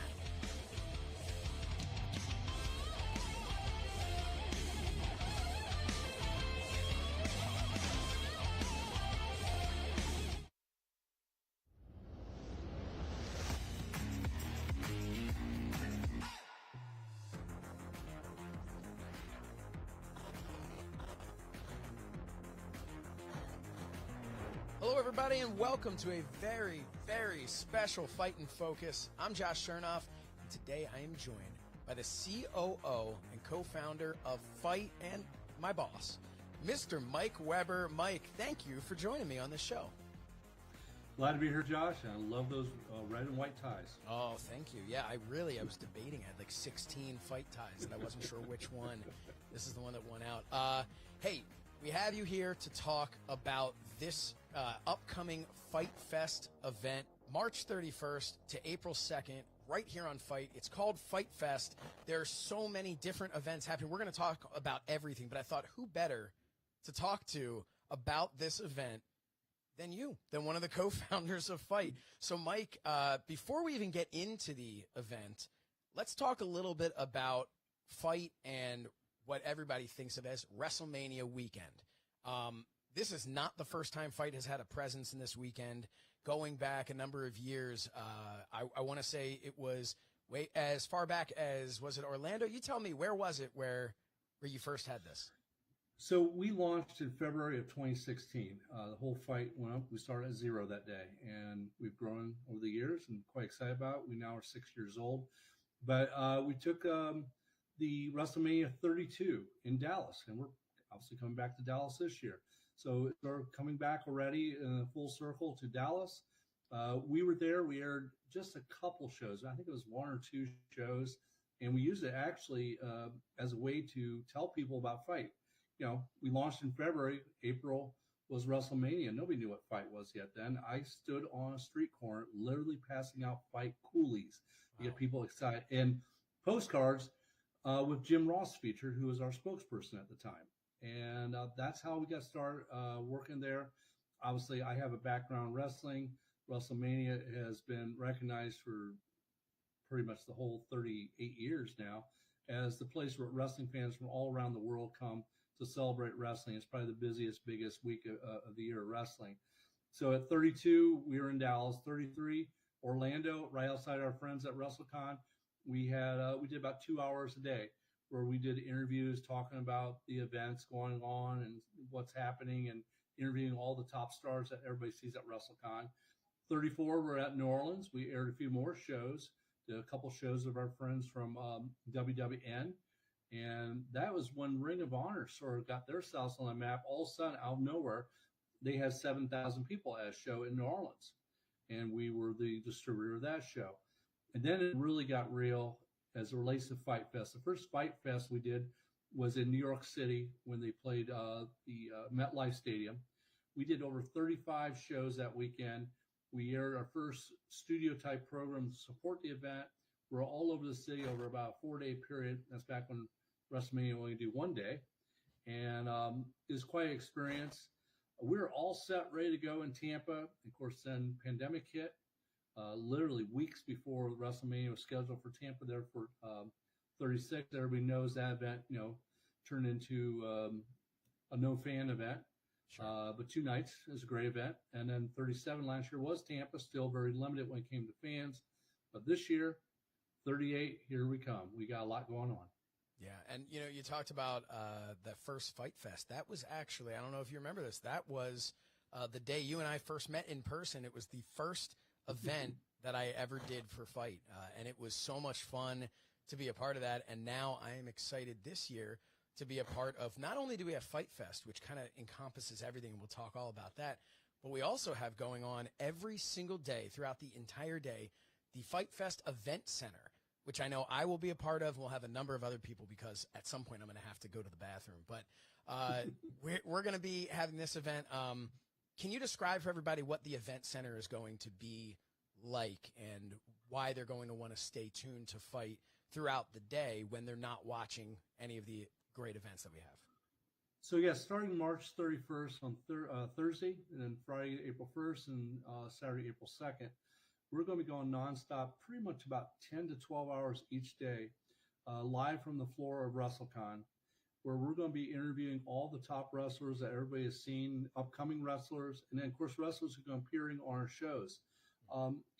Not only will we be doing interviews and talking about what's coming up, we'll actually do live. Welcome back, everybody, to FITE Fest. I'm Josh Shernoff, and I'm the guy whose face you've been staring at for a couple of hours now, it seems like, in various things. I hope you enjoyed So Says Shernoff. I hope that you enjoyed that little clip of my interview with Mike Weber, the COO here at FITE. I'll tell you where I was. I was upstairs this entire time, and I was talking to some of the great stars that are signing up there here at WrestleCon, who hopefully will be joining us soon. I think we're going to be joined by our great friend Sonny Ono coming back here at some point, but upstairs is a madhouse of excitement. In there are matches going on, but of course, coming up at the top of the hour, part of the GCW collective bundle that you can purchase is For the Culture. What an incredible show For the Culture is going to be. Some great talent on there. But of course, we also have, let's take a look at the list here. We also have coming up later on at 5 p.m. Central, 6 p.m. Eastern Time, we have New Japan Pro Wrestling Lone Star Shootout. But how about the Ring of Honor Super Card of Honor at 8 o'clock tonight Eastern Time? We have talked about Super Card of Honor. Hey, Rashad, do we happen to have any of those graphics? Super Card of Honor, some match graphics. Let's go through those and talk about them a little bit. While we're in this little bit of a lull between action, action's still happening, but we're giving people time to get from place to place and giving you an opportunity to have to stare at my face. So, okay, here we go. Jay Lethal. We got Lethal Moriarty here with Matt Sydal in the corner. Jay Lethal, we've talked about him being just the franchise of Ring of Honor. Of course, Supercard of Honor comes to you at 8 o'clock Eastern Time. What a match it's going to be. Jay Lethal has said that when he looks at Mirardi, he looks at him as like looking in the mirror, but a mirror to the past. Because he sees so much in him, and that, I mean, is a huge compliment, but at the same time, Lethal should know what he's getting himself into if that's what he sees. What other matches do we have coming up? Ring of Honor, Supercard of Honor. All right. So we talked a lot about this before. This is for the undisputed Ring of Honor World Championship. Jonathan Gresham, the original Ring of Honor champion, versus Bandito, perhaps the real Ring of Honor World Champion. So for those of you who missed this earlier when we talked about it, and those of you who might be a little bit confused, allow me to explain it to you again. So Jonathan Gresham is the original Ring of Honor champion in the sense that he carries with him the original Ring of Honor championship belt. What happened was at Final Battle, what could have been, if not for Tony Khan, the final night of Ring of Honor action, Bandito couldn't make it. He was not able to make it to defend his championship against Jonathan Gresham. Bandito was and still is the Ring of Honor World Champion. But what happened was, due to the fact that he was not medically cleared to compete that night at Final Battle, what happened was they replaced him with Jay Lethal. Again, we mentioned franchise player here at Ring of Honor. So you can go, of course, and watch this event on FITE. But what happened was Jay Lethal then went one-on-one with Jonathan Gresham to determine the interim Ring of Honor champion, except instead of just a duplicate of the championship belt, they presented the original Ring of Honor championship belt. So that original Ring of Honor championship, now instead of calling him the interim champion, he is the original champion. However, he never beat the current champion, which is Bandito. So tonight, we are going to finally have an undisputed Ring of Honor champion to usher in this brand new era of Ring of Honor. I hear there's going to be a new logo as well. I also hear that there is going to be a big surprise. And by big surprise, I mean a big moment. We've been told by Tony Khan, the new owner of Ring of Honor, that if you are planning to leave or stop watching Ring of Honor before the end, don't. You will, I believe he said something along the lines of, you will never forgive yourself if you do that. So make sure that you stay to the end. Make sure if you're watching, if you're ordering Ring of Honor, Supercard of Honor here on FITE, make sure that you stay till the very, very, very end. It's like going to see a Marvel movie or something, right? You can't leave. The credits, at the end of the credits, there's going to be something, so who knows what it's going to be. So stay tuned for that. See what other matches we have going on. Oh, how about this? The Briscoes, the Ring of Honor champions, the tag team champions against FTR, a match we have been waiting for a very, very, very long time. And man, oh man, oh man, we are excited. We are excited for this one. FTR is excited. The Briscoes are excited. The fans are excited. Tony Khan made this happen. And, man, I am ready for this. Now, we've talked about this before. The Briscoes, they competed last night. They competed at GCW. They are, I mean, they might have, their spirits might be up, but their bodies have got to be hurting. And, man, you need to be not 100%, but 110% when you step into the ring with the likes of FTR. I mean, FTR, arguably the greatest tag team professional wrestling today, arguably one of the greatest tag teams in the history of professional wrestling. So it remains to be seen what will happen in that match, but history will be made because it is a historic tag team encounter that we've been waiting for a very long time, and it comes to you tonight live on FITE. Let's see what else we have. What other matches are going to happen? Oh, Woods versus Yuta for the Pure Championship. Woods is, man, so here's the thing about him. This guy, when I talked to him a couple of months ago, he is so focused. When he has a match, he is so unbelievably focused on it. Everything else in the world just fades out, and he is just hyper-focused on what's ahead of him. And Yuta, who has, I mean, what an incredible showing he had recently at AEW. but he has something to prove here as well. So this is going to be, and for those who aren't familiar with the Pure Championship, there are rules. There are rules that you must abide by that aren't necessarily there in other matches. So the Pure Championship on the line, Yuta has this opportunity to walk into the new era. But here's the thing. Here's where Woods is going to be, in my opinion. This is where he's going to get the edge. That extra chip on his shoulder, not just his focus, but the fact is Yuta's been on AEW. Has Woods been on there? No. So Woods bringing that Ring of Honor championship into this new era, he doesn't want to lose this to an AEW guy. He wants to continue on and show that Ring of Honor is going to continue to be Ring of Honor. So I think that's going to give him the edge. What other matches? Do you have any other matches here that we can show? Oh, Zayn and Swerve. Not much to really even say about this other than buckle up, I guess, right? This is going to be intense. This is going to be high flying. And as a matter of fact, I believe Swerve, he sent us in a video where he talked about this match. Do we have that? Is that a video that maybe we can throw to? Swerve talking about this upcoming match tonight at Ring of Honor, Supercard of Honor. So the year of 2022 has been the year of firsts for Swerve, baby. First time competing in AEW. First time competing in New Japan Strong. And now, my first time ever in my 13-year career competing in Ring of Honor. And with that brings a first time ever matchup with the talented, athletic, superior Alex Zane. Now, Alex, there's a lot of flyers in this world. There's a lot of athletic, talented individuals like yourself. I used to be one of them until I started hurting every last one of them. And you're going to be no different. I told you, I'm bringing a whole different type of flavor to Ring of Honor and the industry itself. That's just not going to start with you, and it's not going to end with you. But I look forward to the matchup. April 1st in Dallas, baby. Supercard of Honor. Turning Dallas into not only whose house? Swerve's house.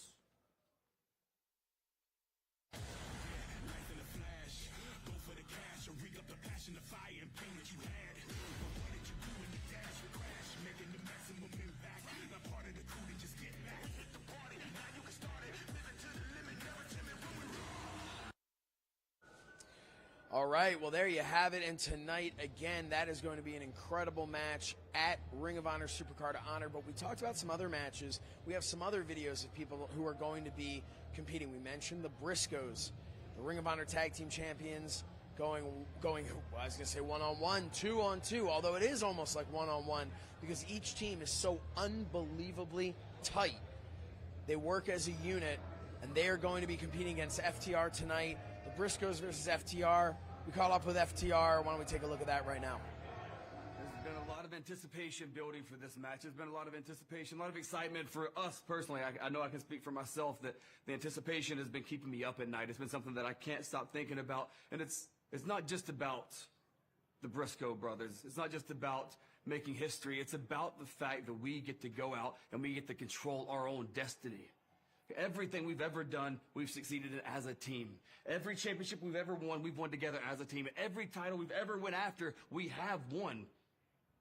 And April 1st, that's not going to change. April 1st, we go after the Ring of Honor tag team titles. And we're going to add them to our list. We are going to be the 6-star FTR because you might talk like you're better than us, but Briscoes, you're not even the best Briscoe brothers, brother. Oh. You're looking at FTR, the living legends, and you can't hold our belts. I think it's well documented about my problems with anxiety and my problems with facing adversity and overcoming adversity. And I'd be remiss to say if this match didn't have me very anxious. I'd be remiss to say if I wasn't staying up late at night thinking about this match. Because this match, it cements our legacy. Our legacy comes down to this one match. For years and years and years, while I was barely making it on the roads, driving up and down the highways and byways, there's one tag team I heard of, and it was the Briscoe brothers. There was no team tougher than the Briscoe brothers. There was no team better than the Briscoe brothers. And then in 2014, a couple of 5'10" North Carolinians came along. I was Cash and myself, FTR, and we changed the world. We changed the landscape of tag team wrestling.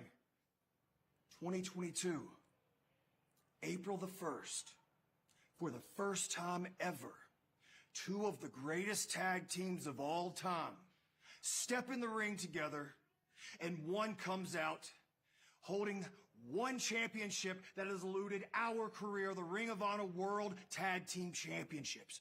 Briscoes, you faced a hell of a lot of teams, some of the greatest teams in our industry. But I promise you as God watching over me right now, this is no lie, you've never faced a tag team like FTR. April the 1st, it ain't no joke. It ain't no April Fools. We're coming to your home, Ring of Honor, to beat your ass. Top guys, out.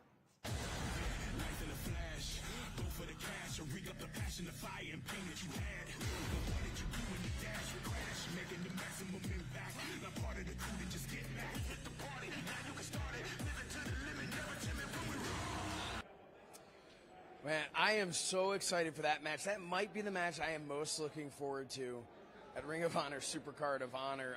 We have a few more videos that were sent in for that event, so we're just going to roll through those right now. And then when we come back, you know, at the top of the hour, less than 15 minutes for the culture, part of the GCW Collective Bundle. Go now if you haven't ordered it yet. You're going to get all the shows from yesterday and the shows still to come.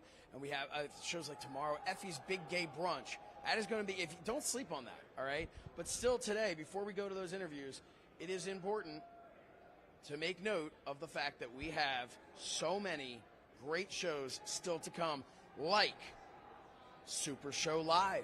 That's Conrad Thompson, Jeff Jarrett, Eric Bischoff, Jeff Hardy, William Regal, and a mystery guest, perhaps. If you've ever been to one of their shows, you know it's going to be mystery guests. You're going to want to check that out. Also, Gringo Loco's The World on Lucha, part of the GCW bundle. And then, of course, well, at night, we've got Joey Janela's Spring Break, Part 2. And then Impact Multiverse of Matches. We talked to Josh Matthews earlier about that. What an incredible night of action we have in store. But back to Ring of Honor, Supercard of Honor, not a part of a bundle, standalone. You're going to want to go and grab that, order that. It's important that you know it is not part of the bundle, because I know you've already ordered both bundles. And you might be sitting back, popcorn ready, got your pizza, got your soda. You're ready to go. By the way, soda, it's a lot of sugar, guys. Come on, let's go for like a seltzer or a diet at least. Come on. We're trying to be healthy here. Now, anyway, that's just me telling myself because I said soda and I got really excited. So anyway, here's the important thing. Ring of Honor, it's its own standalone show. But we're going to roll some more of these videos. I know we've got, who we got up next? Maybe Tully Blanchard. You want to put Tully Blanchard on? Because he had some stuff to say. And we're going to roll through the rest of those, and then we'll be right back before we head into For the Culture. What up? You know who it is, Scorpio Sky. You know, before I was a member of the Men of the Year and an AEW champion, I was in Ring of Honor, winning the 6-man tag team championship, winning the World Tag Team Championship, and of course, standing in the center of the ring saying, "This is the worst town I've ever been in." Those are some great times, and I consider them a turning point in my career. So I'm waiting to see who's going to be the next one to step up and take their career to the next level in Ring of Honor. Until then, enjoy the show.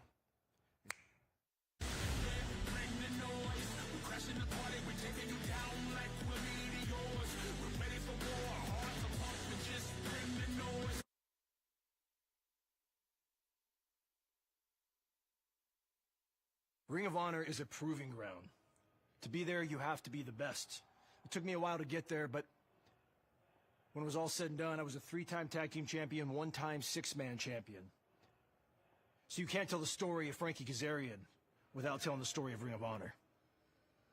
And as someone who was from the very beginning a part of Ring of Honor, the man in the main event from the very first show, Fallen Angel Christopher Daniels, I know that the one thing that is not going to change about Ring of Honor is the desire for the people coming down that aisle to show their very best in the Ring of Honor ring.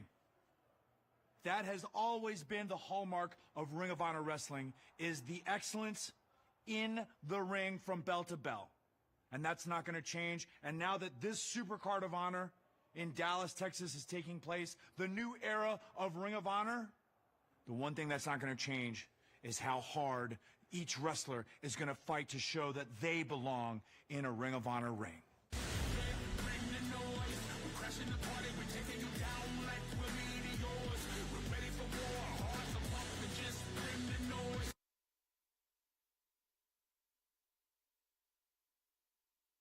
April 1st, Dallas, Texas. I used to talk about Dallas, Texas in a lot of different ways, but I was always coming to be in the ring. This time I'm coming to stand outside the ring.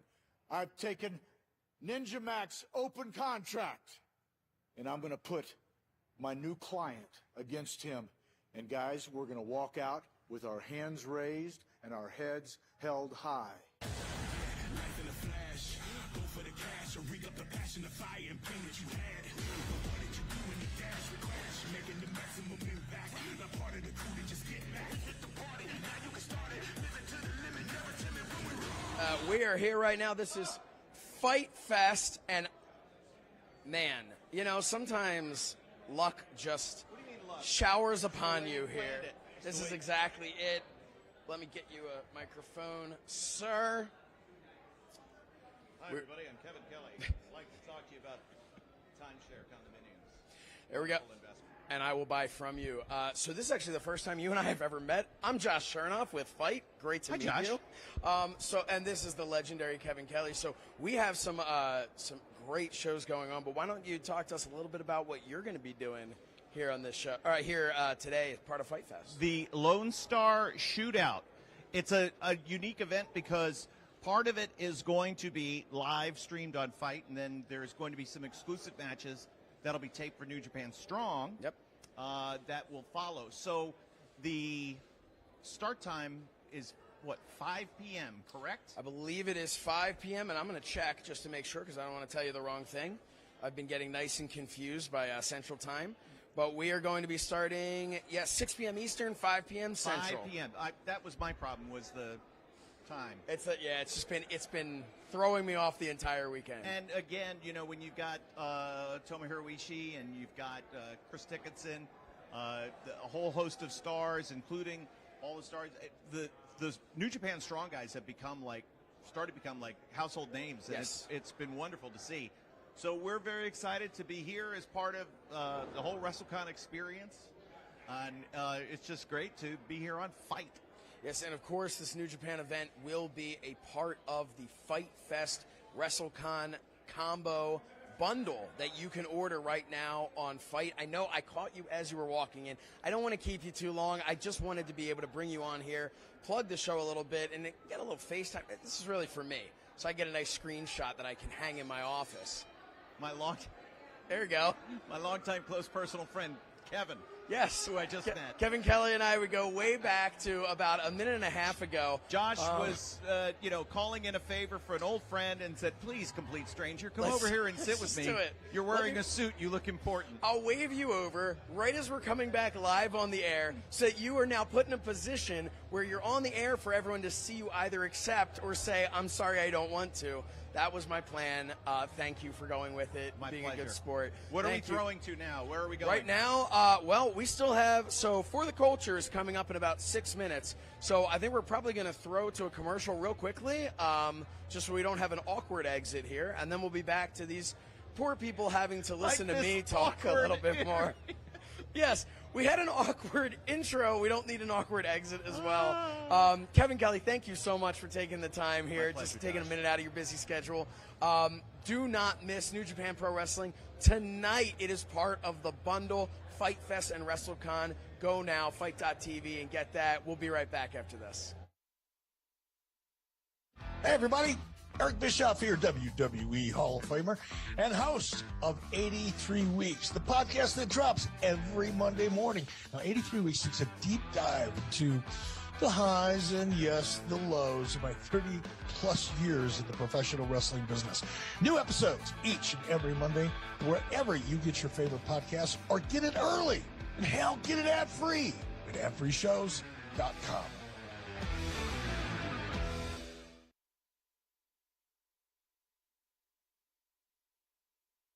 Hey FITE fans, you're listening to Double J Jeff Jarrett. That's JEFF, JARRETT. That's Double J Jeff Jarrett. And I'm here to tell you about My World, the name of my podcast that drops every Tuesday. Me and my co-host Conrad Thompson, we dive deep into my entire 35-plus year career. So tune in wherever you get your podcasts. But if you want it early and ad-free, go to adfreeshows.com. Now, folks, choke on that, slap nuts. And we're back. Let's see. Is there anyone else I can grab over here? No. Okay. No one else I can just awkwardly. All right. Come on in. I don't mind. Come on in and introduce yourself. What's this? We're doing This is FITE Fest. FITE Fest? This is FITE Fest Event Center. That's why you got the lights And what's your name?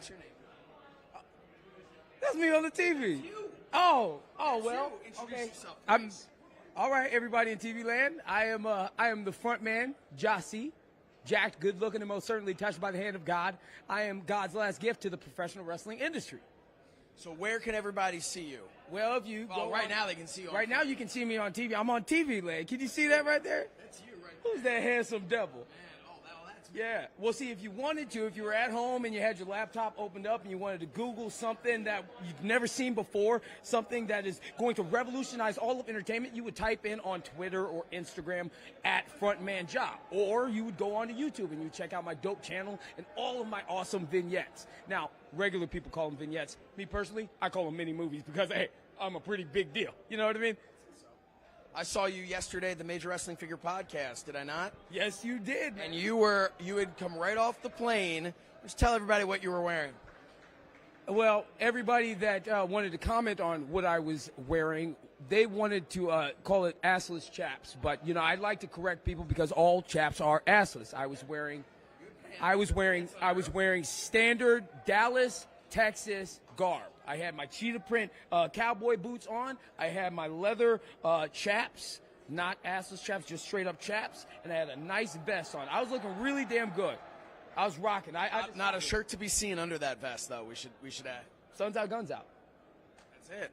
Hey, and the best part, what you told me, you're like, I've never been to Dallas. I just got off the plane dressed like this. I'm like, why isn't everybody else dressed like this? I'm going to be honest with you. I figured everybody in Dallas had chaps and a cowboy hat, and the fact that they don't kind of leaves me with a lot of disappointment to deal with. You know what it is? Not everybody can rock it the way that you do. But I appreciate you coming on here. We've actually got, we are what? How many minutes? We're a couple minutes away from For the Culture, which is going to be part of GCW. So what event are you going to be at this weekend?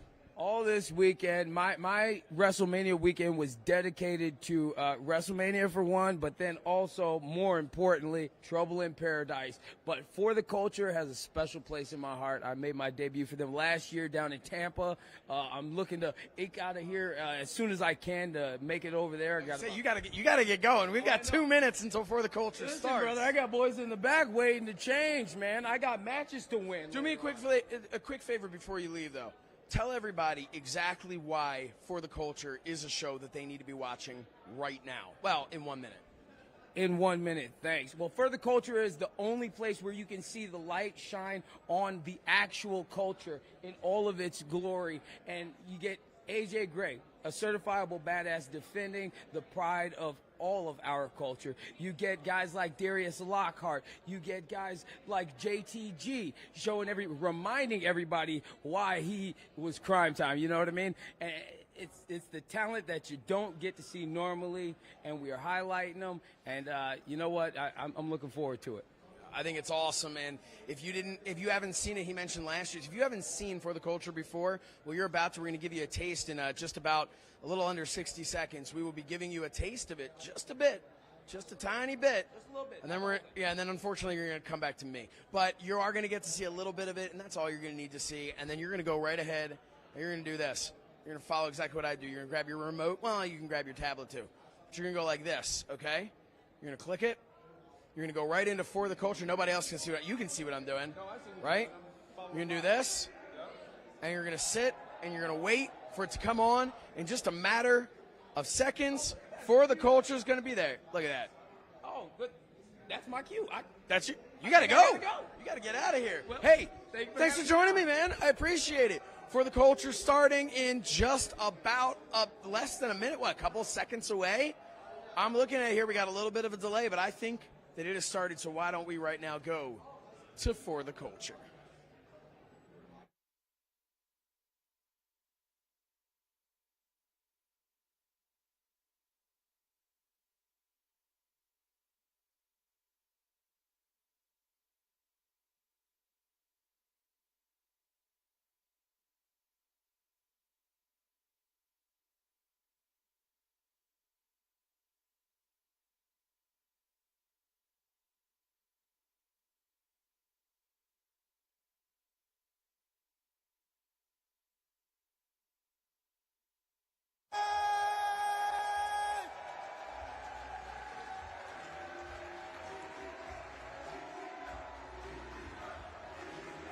Ladies and gentlemen, it's your boy Shook D coming to you on my right side. I've got a Aquemini, Cornelius Mack, a.k.a. the loudmouth AC Mack. To my left, I got J-Ro, and welcome to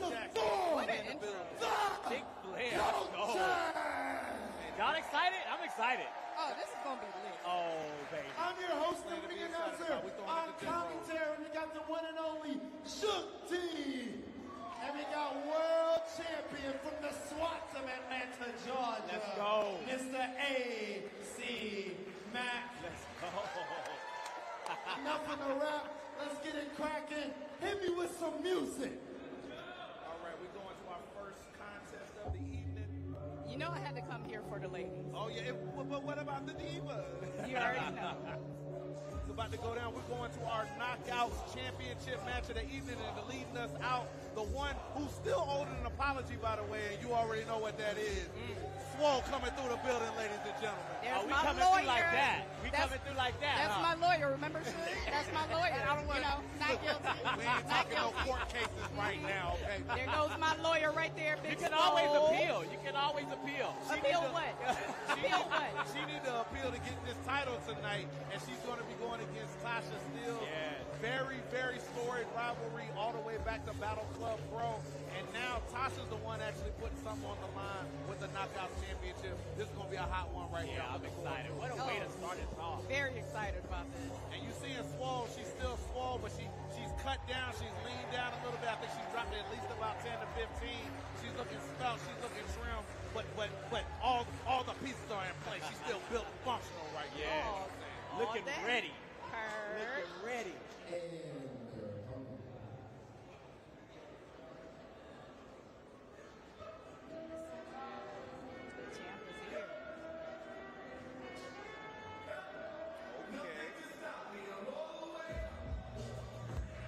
All right.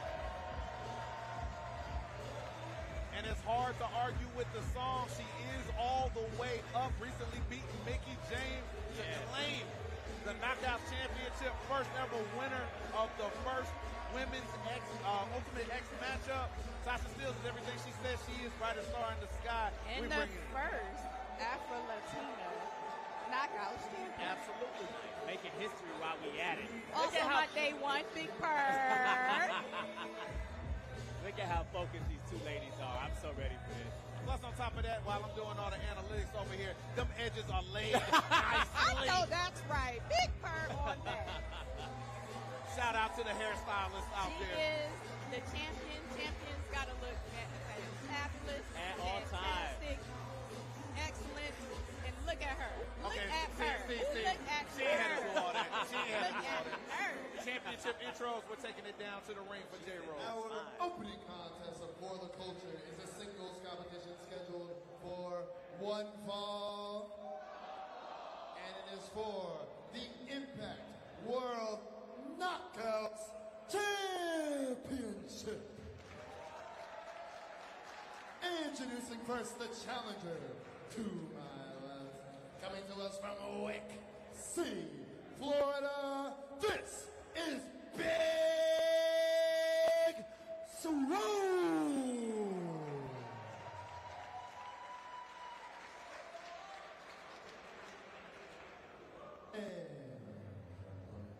Coming to us from the Brick City, she is the reigning and the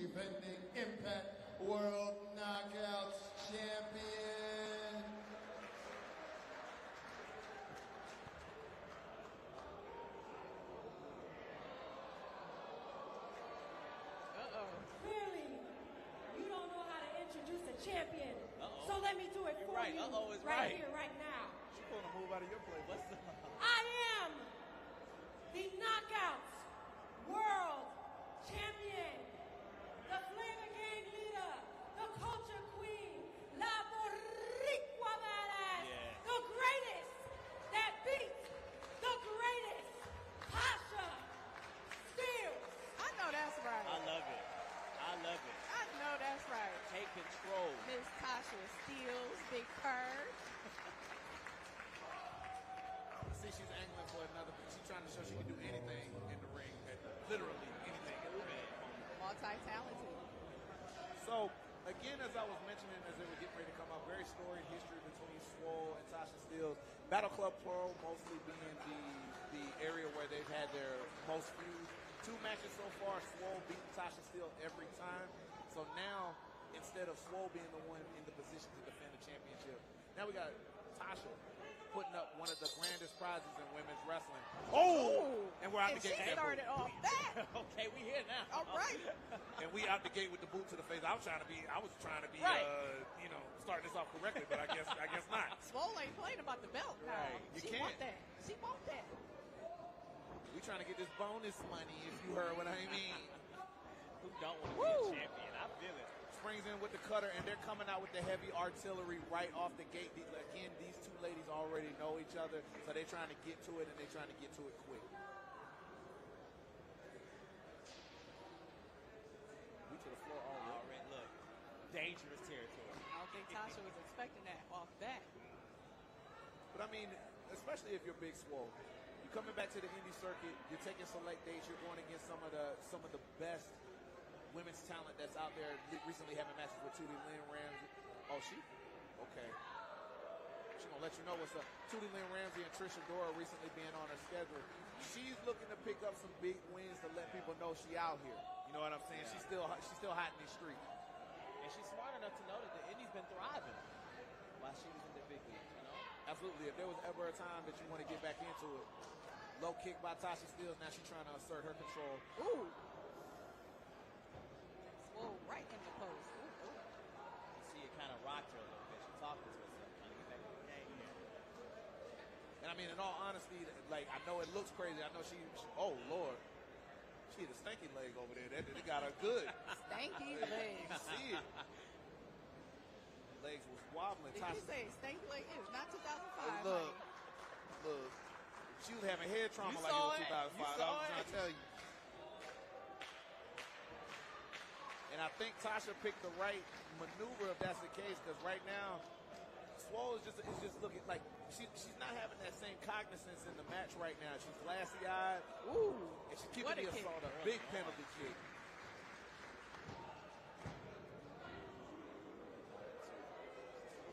Swole's got to get that equilibrium together. She's got to get her head back in the game. You notice she's steady, still focusing on her head, trying to get the clouds out right now.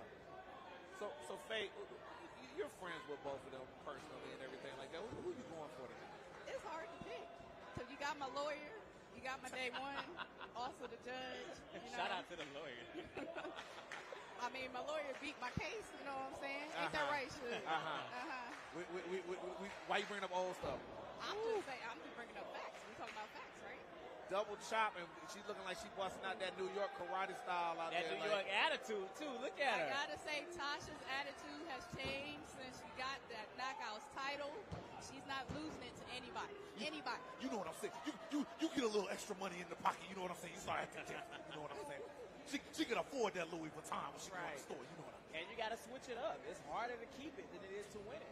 So I understand. AC Mack dripping in championships always, so he would know about this champion's mentality. I know that's right, Purr. You got to come in desperate with it. You want your championship to come back home with you. We talk about a relationship or a title. Like, what we got hey, going on? It's the same thing. It's the same thing. Your title is your life. Ain't that right, AC? That's what we here for. And it's looking like Swole got introduced to Juan, Jose, and Rico, the 3 amigos right there before going for the cover. Only a 2 count. Swole, man, that kick from earlier on in the match is doing its job. It's doing what it's supposed to do right now. Swole hasn't been able to put it together since. And she's got to find her way back in this match. She got to realize this is not the same old Tasha that she was facing at Battle Club. She's got a half crank straight jacket right there, and look at the angle. Swole trying to bridge a little bit so that she's able to get a little bit of air in there, but still fighting it. Tasha tenacious. She's a little pocket rocket. She's tiny, but vicious. Vicious. I'm saying. She's like the butterfly knife of a women's division. You know what I'm saying? Proud. They definitely trying to get behind Swole. Yeah. It's helping. Ooh. European. Love that European. Right. She went from mid-back. That European went from Romania all the way to Germany on that, and then she took it down again low to the lower part of the spine. I see, here's the thing. Swole's looking like the cobwebs are cleared. I know she's frustrated, but she cannot get frustrated. Right. Not now. Gotta keep going. She's just now putting offense together, so she's got to stack and stack and stack until she's able to get this win together. Lucha pass into the back elbow. Swole still on the defense.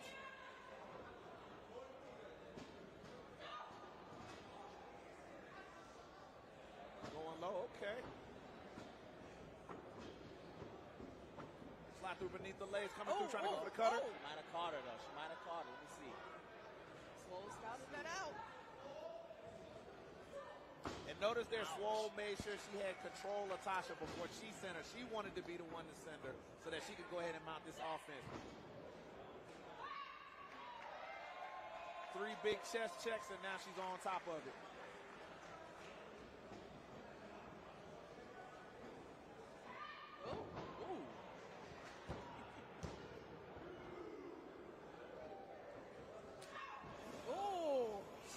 Got covered. Got it covered. What's that? Spinning back slam and only getting the 2 and then following through with the knee and still not being able to go through. She cannot lose focus. And we know, look, we know Swole. Yeah. Emotional athlete.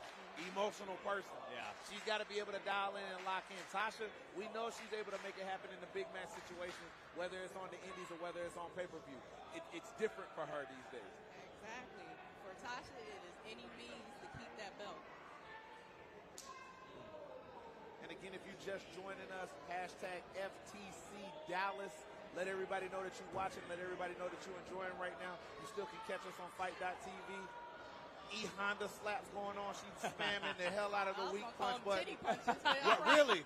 Really now? We'll take it. We'll take it. Come on now. Free squad all day. I'm noticing I'm outnumbered. As always. Stunner puts Swole on her ass as we're getting ready to get back, and Tasha is trying to pull, trying to get that energy together. She's like, she got the double barrel loaded. What we got? Ooh, dirty dancing. I think it's coming. Oh, duck. Oh, dirty dancing. Swole Here we go. She got a pinner. Swole was not going for the okey doke on the cutter. Hit that Michael Jackson spin into the forearm, which is dirty dancing. Can she get the cover? See, big mistake here. She didn't go for the cover right away. And now she's lost it. They know each other. They scouted each other. Swole messed up on that one. They've been here before. They've been in these deep waters before. Absolutely. They know their best moves. They know what's coming.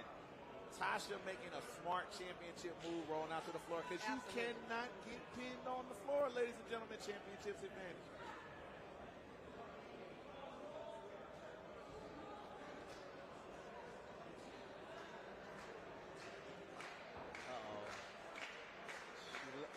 Okay, here we go.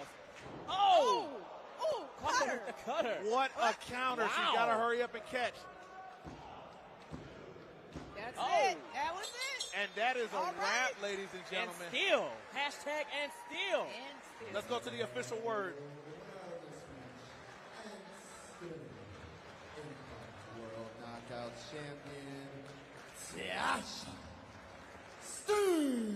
And they see that's exactly what you meant by this is 2 people that knew each other so much. Yeah. The finish literally came from something where she didn't know it was coming. She had to catch her on offense and use a defensive maneuver to be able to put this away. Tasha still your Impact Knockouts champion. New Tasha. I love this attitude. Love this attitude for her. This is crazy. I know this is vindicating for her, too, because she's been trying to chase that win. She put everything on the line to be able to get herself in this match situation again. And here we are, Tasha Steelz, brightest star in the sky. Get your moment, boo. Get your moment. On one of the grandest stages for our people, for our culture, for the culture. Hashtag FTC Dallas. Let everybody know that you loving it, that you watching it, that you experiencing it right now. Well, apparently I've been summoned. Oh, it's like that. So I have to go. Summoned. Hold on, that's not how this works. For the people that are listening, if you want me to smack Suge when I come back, no. please cash at me $1 at Faye Jackson. This ain't Chris Rock. I can duck. Okay, I don't play. I am Will Smith, though. She about Don't to be try rich. me. I'll be back. Yeah, she need to go with all that. Okay. All right, bye. Come back now. Come back. Beautiful. I'm so ready. I'm so happy to be here, man. I'm excited. Absolutely. The energy, anytime that you at a For the Culture, the energy is just different. Always. Everybody knows. And like I said, this is one of those type of shows I put up against anything that's during a collective weekend. Big props to Tasha Steelz. Great effort by Swole. But we're about to go back down to ringside. J-Rose leading us into our next match. This next match is a scramble match. And it is scheduled for one fall.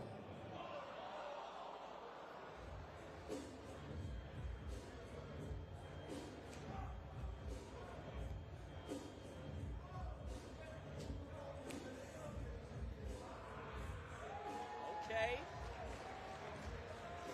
Introducing first, from Hollywood, California, representing Big Starks brand, West Coast. He is the key to success, the key to your heart, the key to professional wrestling, the bisexual king, Keaton. Okay. All right, it's looking like we're about to get into some scrambler with cheese action right here. We got Keita starting us off right here. Looking appropriately swole. He got his champagne poppy abs going on right now. The baby oil popping. I see him. From San And I love me a scramble, man. I love me a scramble. You never know what you're going to get. He is the Black Rose, the benevolent brother, the Cocoa Butter King, the Shea Butter Sultan, the Pan-African Prince, and the melanated MILF Magnet, Jew Diz. Jew Diz got every nickname under the book. He said the Shea Butter Sultan. Did you give him some nicknames? It sounds like you gave him some nicknames. You know what I'm saying? I'm here. I know how you do. I'm a jewel. You know what I'm saying? I like to drop. Creativity all day. We don't know how many competitors are in this yet, so they just coming out. That's what I love about this, man. You just never know. So many styles clashing. From Atlanta, Georgia. Okay. He is to be known tonight as the Biscuit Boy, the motherfucking Ripper, Trey Shaw. Trey Shaw, definitely one you want to watch for. Nightmare Factory trainee. Yeah. So you already know how they get down. That means quality. Listen, I've seen a little bit of his stuff. He's very explosive and he's very surprising.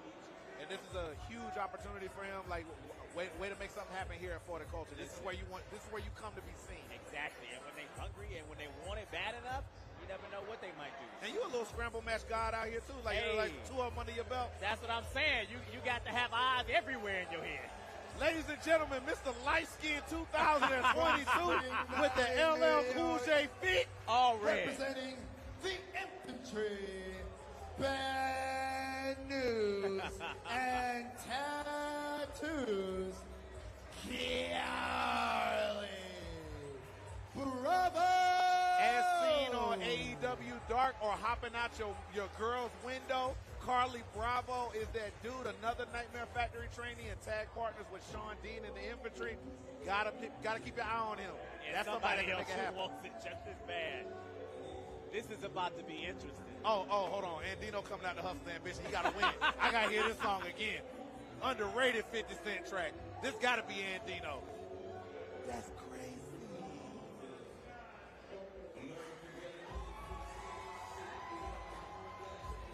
Oh, all business. We get straight to it. From Brooklyn, New York. Look at that demeanor. I'm saying, you got to He have is it, though. simply known as Christopher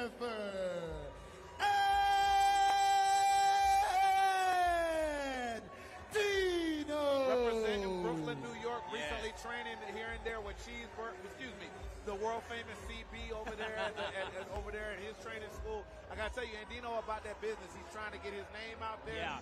You come at. I can tell. It's giving off. Right. It's definitely giving all business. All business. You come against it.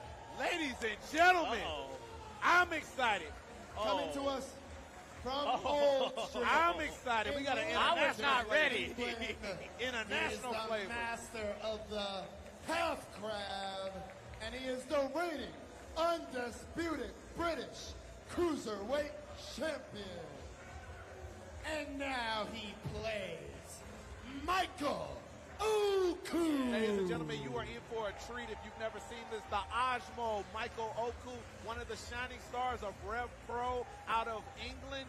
I'm here to tell you, 5-star match with Will Ospreay recently on Wrestling Observer. You about to see something tonight. All he knows is go. I'm so excited. And they're still coming. We hearing the smooth sounds of I'll Be Sure. So you know what It time can only be one thing. It can only be one person. Ladies and gentlemen, I'm going to need you to grab somebody that you love real close. Pull them in real tight. Give them a power bomb. And prepare to watch the one and only Pretty Boy Smooth. Yes, with the chapstick on deck. He got the Carl Thomas sweater on, too. Look at that turtleneck. Look at that turtle. Oh, so she... Oh, okay. I see what she out here doing. She was summoned, all right. And lastly, fighting out of the Players What a duo. Club. I don't like They not ready. And Of course you don't like it. accompanied by Creep Squad on deck. Of course you don't like it. Fade You lost. Get over it. Jackson. Join the dark By side. way of Hampstead, New York, standing at a legit 6'9" Let inches. me shut up. My man here. He is the urban playboy. Hold on. We got an Alexis Littlefoot sighting out here. Pretty Okay. Boy. And I mean, PB came fresh from Wally Mania all the way to here. This man don't like. The party was still going. Right, he working it out during the day and working it out during the night. Keep it player himself, biggest man in this scramble match. And as you know, Once again, one this fall match to a is finish. one fall to a finish. I mean, how can you pick in this? So many different styles, so many different personalities. Like what? Well, obviously, we're in a situation where we're looking at a clear favorite with PB Smooth, given he's got the most size. But that could also make him a target in this match, too, because everybody's going to want to chop down. Exactly. And then you have to go with the experience factor. Or the new young guns out here that really want it. Like, it can go either way. You got a lot of hitters in this match, man. I mean, it's hard to tell. All we know is the only prediction that I have is violence. And that's what I'm here for. Let's go. Oh, man. Let's go. All violence. What's up? And just like you said, they're going for the big man first. I don't blame him. I don't blame him. Oh, come on, that train. And ride it. Choo-choo. Everybody coming through with their own particular styles of offense. Carly Bravo being extra. Did he just hit a whip, Nene? He juked him out a little bit. I don't even know how to feel about that. Carly got to be extra. Always gotta be extra. It worked. True. Well, it worked till it didn't. Yeah. Judiz getting tossed out right now. That's one down. Y'all might want to be careful. Y'all done pissed PB off. He just took a dude and hit another dude before he slammed him out. And now Keita trying to square up with PB. I don't think that's going to... I don't know, Keita. Huge STO. My man... How you take a whole plane ride over to America to take another plane ride in a scramble match? After the bell rings. That's exactly what Schmo got. And then Dino... Oh! Okay. Just tagged the back of his head. Disrespect. He said, this ain't your show, this mine. I don't know if that was the best decision, though. You hear the crowd. They letting them know what's going on. Oh. Pieced him up right quick. With ease. Reverse world strongest slam into the leg drop, going right for the cover. That's what I would do. Listen, that's the smartest thing he can do right now is roll out. I've been on the receiving end of that leg drop. It ain't pretty. You need a breather. Right, and you have to take advantage of these situations while you got the ring to yourself, because you can easily go ahead and knock this thing out. Yeah. You're not getting paid by the hour. Get this money and go home. I feel you. Or in your case, go to the club. Triangle choke. After you get that W. There it is. There it is. Tried to reverse it to that choke slam into a triangle choke and just gets tossed away like he's nothing by PB.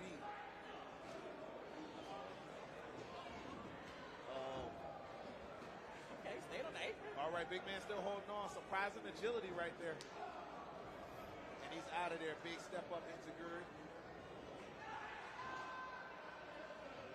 So, being a two-time scramble winner in this situation, what do you think is the strategy? What are they going to have to do to make it happen? Listen, you're going to have to try to watch all your opponents at one time. You got to be able to deliver your offense while still looking at the people who are outside, still looking at the people who are in the ring. Because somebody's always lurking. Somebody's always lurking, and you yourself need to be lurking. That's the smartest thing you can do. We saw that TKO only get a 2-count. Trey Shaw asserting himself, getting in there with that sleeper. Not cinched in all the way that he would hope, so Keita managed to back him up. Slide through. Big jawbreaker pops up. Kangaroo kick. Wow, beautiful German. Oh, my goodness. With the bridge, too. That ain't even a German no more. That's just a fold that ass up right there. That's how it goes. Whatever gets the job done. Absolutely. Dino popping him up. Nice. Blue Thunder. Hot angle Blue Thunder. Oh, my God. Sorry for Keita. Big mistake not holding on for the leg right there. When you hook a Blue Thunder, it immediately puts you in a position to go for the pin. Like, you got to hold on to that. Right there. Another thing I want to point out, Suge, you was asking me about the experience in the scramble. I think a lot of people forget there's no disqualification. You got to use that to your advantage. Absolutely. Sometimes my championship be on the line. I will do whatever it takes. And we know this. But hey. Very aware. And Carly, as you know, resident of Atlanta, but from up north. So we were seeing a little bit of that bravado, that swagger go down between the two of them. Low knee. Nice slip and just toss him over Palm. That old school knuckle sandwich. He doing Cisco Proud with that blonde in the hair right now. He making that thing happen. And now we play Michael Oku going through, duck down. Popping through, big Hurricane Rana. Nice. We were talking about the big man earlier, but now we got to talk about his speed. Absolutely. And the thing with Oku is, you're coming off of those big match settings. This is a guy who on the regular, like in one tournament, Jushin Thunder Liger, El Phantasmo, guys like that, of that caliber, New Japan caliber athletes coming in all the time into England, trying to take what he's got in the Rev Pro Cruiserweight Championship. This is a guy who knows what he's doing, looking to go for that big half crab. Carly got his study. All the way to the outside on that one. GTFO, he said on that. Ain't got time for that. Gotta love Bandito. I was just about to say that. Straight to it. Keep it simple. Busting you in the mouth. Let's go. With the suicide dive. We got my man, look at Bandito. I think he even went. Hey, it worked. It worked, though. Bandito was like, was that just me that came through the ropes like that? Like, but it worked. It did what it needed to do. Oh, Keita with the shake, with the shake and bake. Stopped him with the super kick. Now he's going for the dive of his own. He's feeling it. Nice little gestures right before taking that leap. Here we go. Is it just because on fire? Is it just because we're in Texas? Everybody giving them single finger salutes now. And now we got Oku. He's got it to himself. It's only right. That would make sense. It's only right. I see that clap. I be thinking too cool. Like, what's going on? I thought Rikishi about to make the run in, but hey, you never know with this show. Welcome back, everybody, to FITE Fest here at Wrestle Con in Dallas, Texas. I'm Josh Shernoff, and joining me now, a gentleman named Rob Hockman, and of course you know this man, Sonny Ono. Sonny, how are you today? Hey, man, I've been up still working. Yeah. Signing autograph. I was in the bathroom. Well, I know. Don't let him fool you. Hardly Nice working. guy. You've been in the bathroom watching a show. Of course. On a FITE TV on your phone. Well, I mounted a TV on the wall. So I could. On the toilet. And sounds really good because the echoing in the toilet, you know. There we go. Rob, This is a bit of a callback to yesterday's show, but Yeah. either way, Sonny, you just introduced me to Rob earlier. Let's talk a little bit. Tell everybody about him. You were a former writer for the WWE, along with our good friend Brian Gewirtz, as some people say. Gewirtz. However, I think he's got 4 different ways you pronounce it, depending on who you talk to. So what time period were you writing there? About 2002 to 2005. Okay.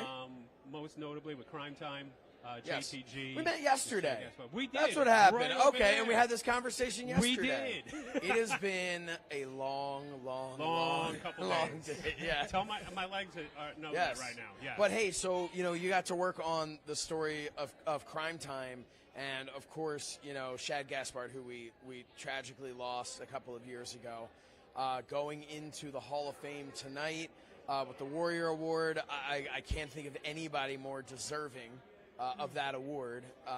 Just a true real life hero.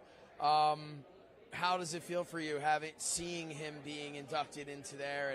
And obviously it's mixed emotions. You can feel pride and happiness, but of course there's going to be the sadness with that as well. But how are you feeling about that when that announcement was made? Like you said, well deserved. He was a great person in and out of the ring.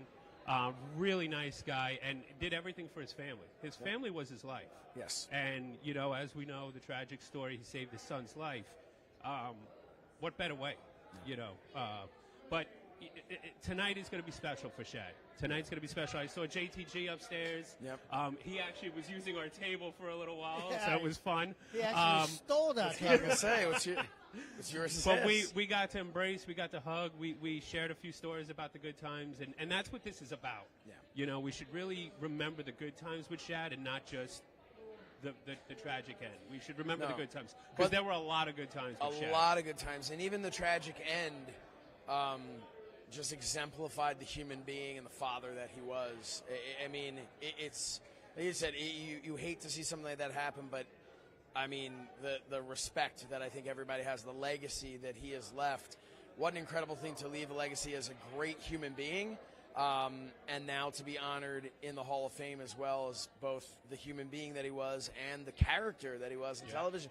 And he was a great character behind the scenes as well, but he was such a fun character, and you played a role in helping to bring that to life. When we did those vignettes, we did 4 amazing vignettes.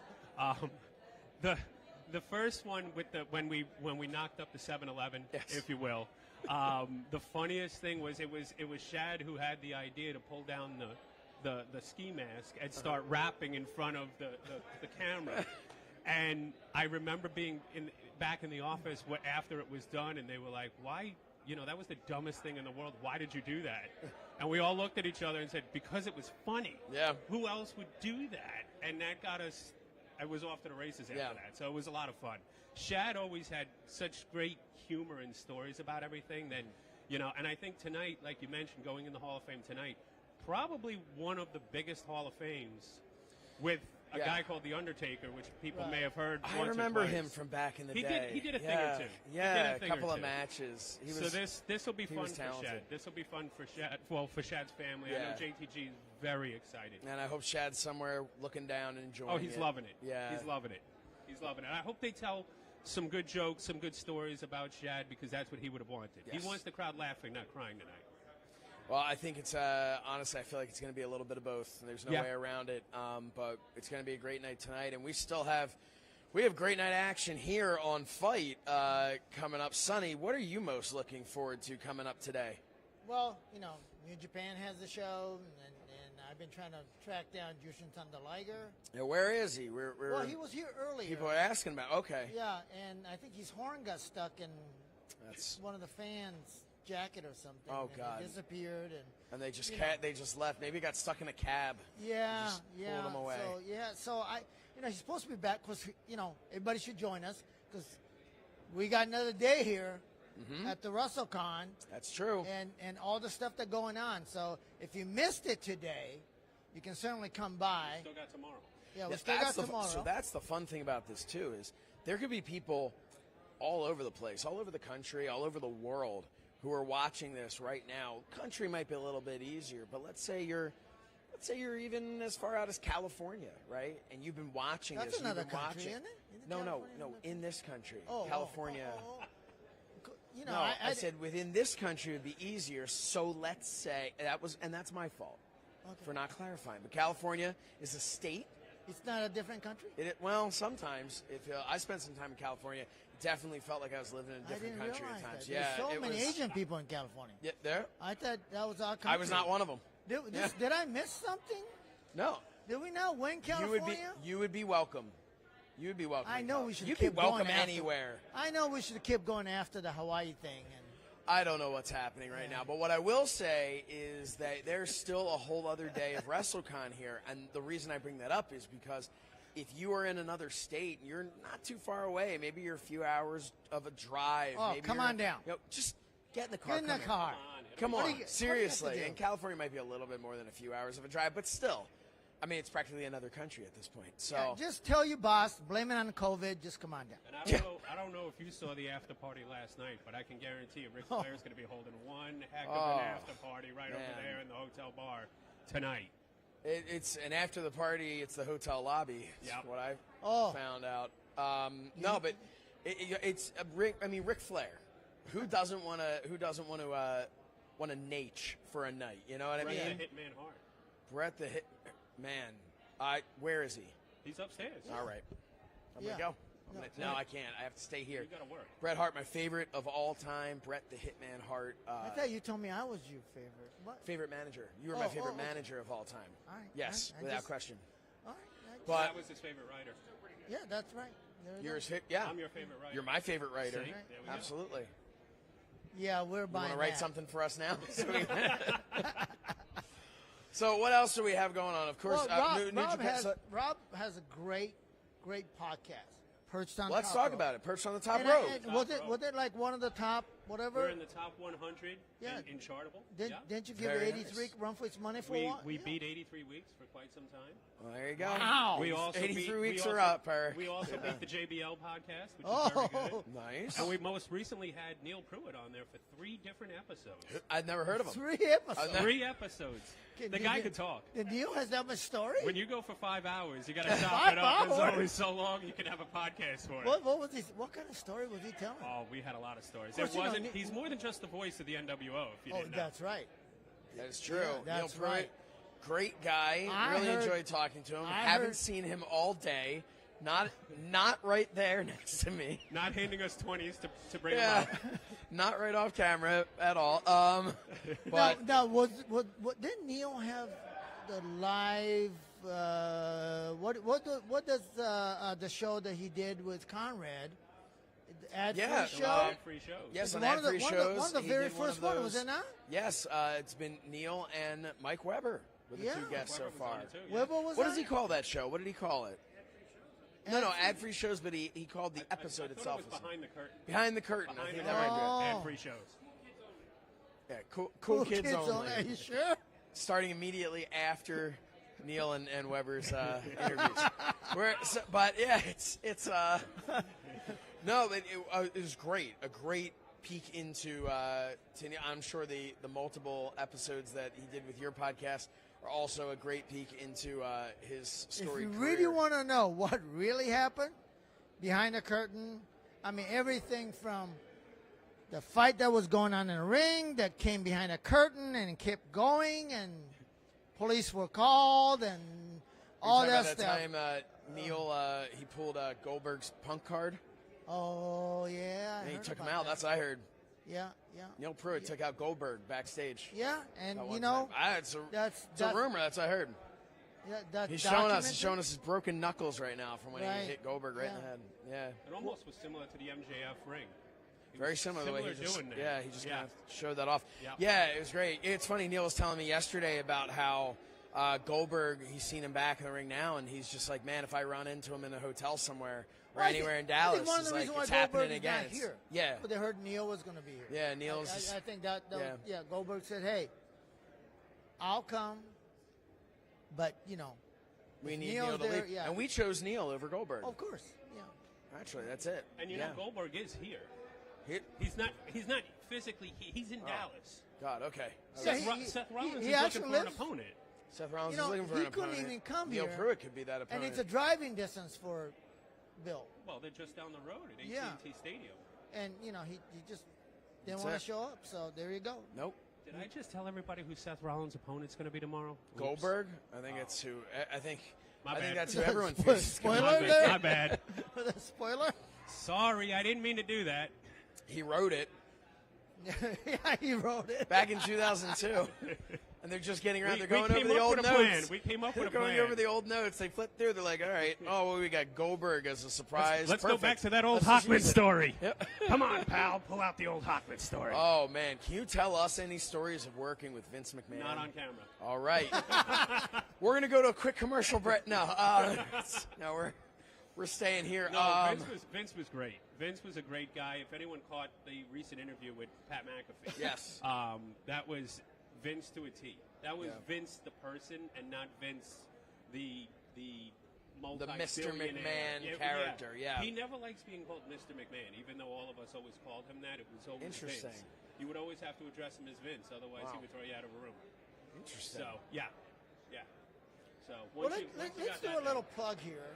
You know, Rob is such a, I can't say humanitarian because I would have to deal with humor. Yeah. But Rob's such Rob a- does amazing rescue work. Oh, Rescues. let's talk about it. People like you. Okay. But Where are we going I with didn't this? rescue him. No, you didn't? 17 dogs, though. Yeah, $17. 17 $17 dollars. I've been, Wow. I've been to his house. Wow. Yep. We just got little Lola. She needs donations. If anybody wants to donate to Lola's cause, it's How can they do that? Florida Pug Rescues of Florida. Yeah. Lola, she's crippled in her back legs, Oh. so she needs to raise money for a wheelchair to be custom fit. But she's a 7-year-old French bulldog who is the cutest thing in the world. So it's Florida. What was it called? Pug Rescue. of Pug Florida. Rescue? Pug Rescue. But of it's not Florida. just pugs. No, they help Okay. everybody. Yeah, Lola, the French Bulldog Rescues didn't actually want to take Lola due to her condition. Really? These so people Pug are so Rescue of kind. Florida stepped up and helped out. These And people we're are so fostering kind. Lola right now. That's I got to amazing. tell you, Josh, these people are so kind, the people that Rob works with. Oh man, And- I don't know if they'll be able to see it or not. I don't know. That's There you pretty go. tough. Yeah. But anyway, yeah. If you needed help, I'm the Rob guy. will help. Well, hey, you know what? I appreciate on behalf of anybody who's an animal lover. I appreciate They do a lot of what you're great work. doing.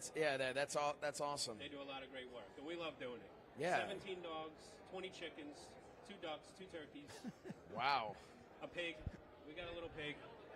And Oh, that was God. Alexa put. No, we don't cook them. Oh, boy. come on now. Oh, Neil Pruitt, everybody. That's it. That's it. First Goldberg, now he's going after you. The heat That's seeking it. missile he is. Man.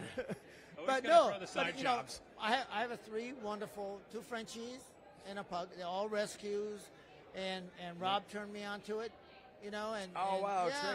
great! I met your pug. Yeah, The other ones were like, okay, we're just gonna hang out. The pug just kept coming. Was like, Friendly hey, as I'm here for attention. Right. Adorable little thing. No, that it's awesome. And you were saying Alexa Bliss. This is Alexa about Bliss the turned me on to rescuing the pig. Rescuing the She pig. She had Larry Steve. Yeah. So we've got Miss Piggy. And Miss Awesome. Piggy was a mini pig, which turned into a giant pig because we just kept feeding her. So she just kept growing and growing, and she Rob, loves it. amazing work, right? I mean, Yeah. anybody who has heart and kindness that devote themselves to these guys that nobody wants, you know. Yep. And My house is the land of misfit toys, or dogs in this case. There you go. and it's amazing. Rob No, does a that's wonderful really- job, and that's awesome. And anybody out there who wants to help out, Pug Rescue. Pug Rescue of Florida. Yeah. PROOF. So there you go. You know, we got our plug in. We're good. Yeah. Yeah. Pug Rescue of Florida. Love it. Yeah. So go now, and Go then now. come right back to FITE.tv so we can check out. We have right now. We have For the Culture going on, which is just a hard hitting show so far. I can't see from here. We have Shane Taylor Promotions in there. Is that what's going on? So go Yeah. right now. FITE.tv. It's part of the collective, the GCW Collective Bundle. Buy the package. Get Buy that. the Just bundle. get the bundle. What are you doing? can't if miss you it. don't? By now, you've heard all about yesterday's stuff, so you should want to go back and get it. You should want to, right? Right. The wrestling And you fans. know what? There you go. If you missed it, you can't miss it. You know why? Because you can watch it on demand, on your time, like what Josh does in the men's room.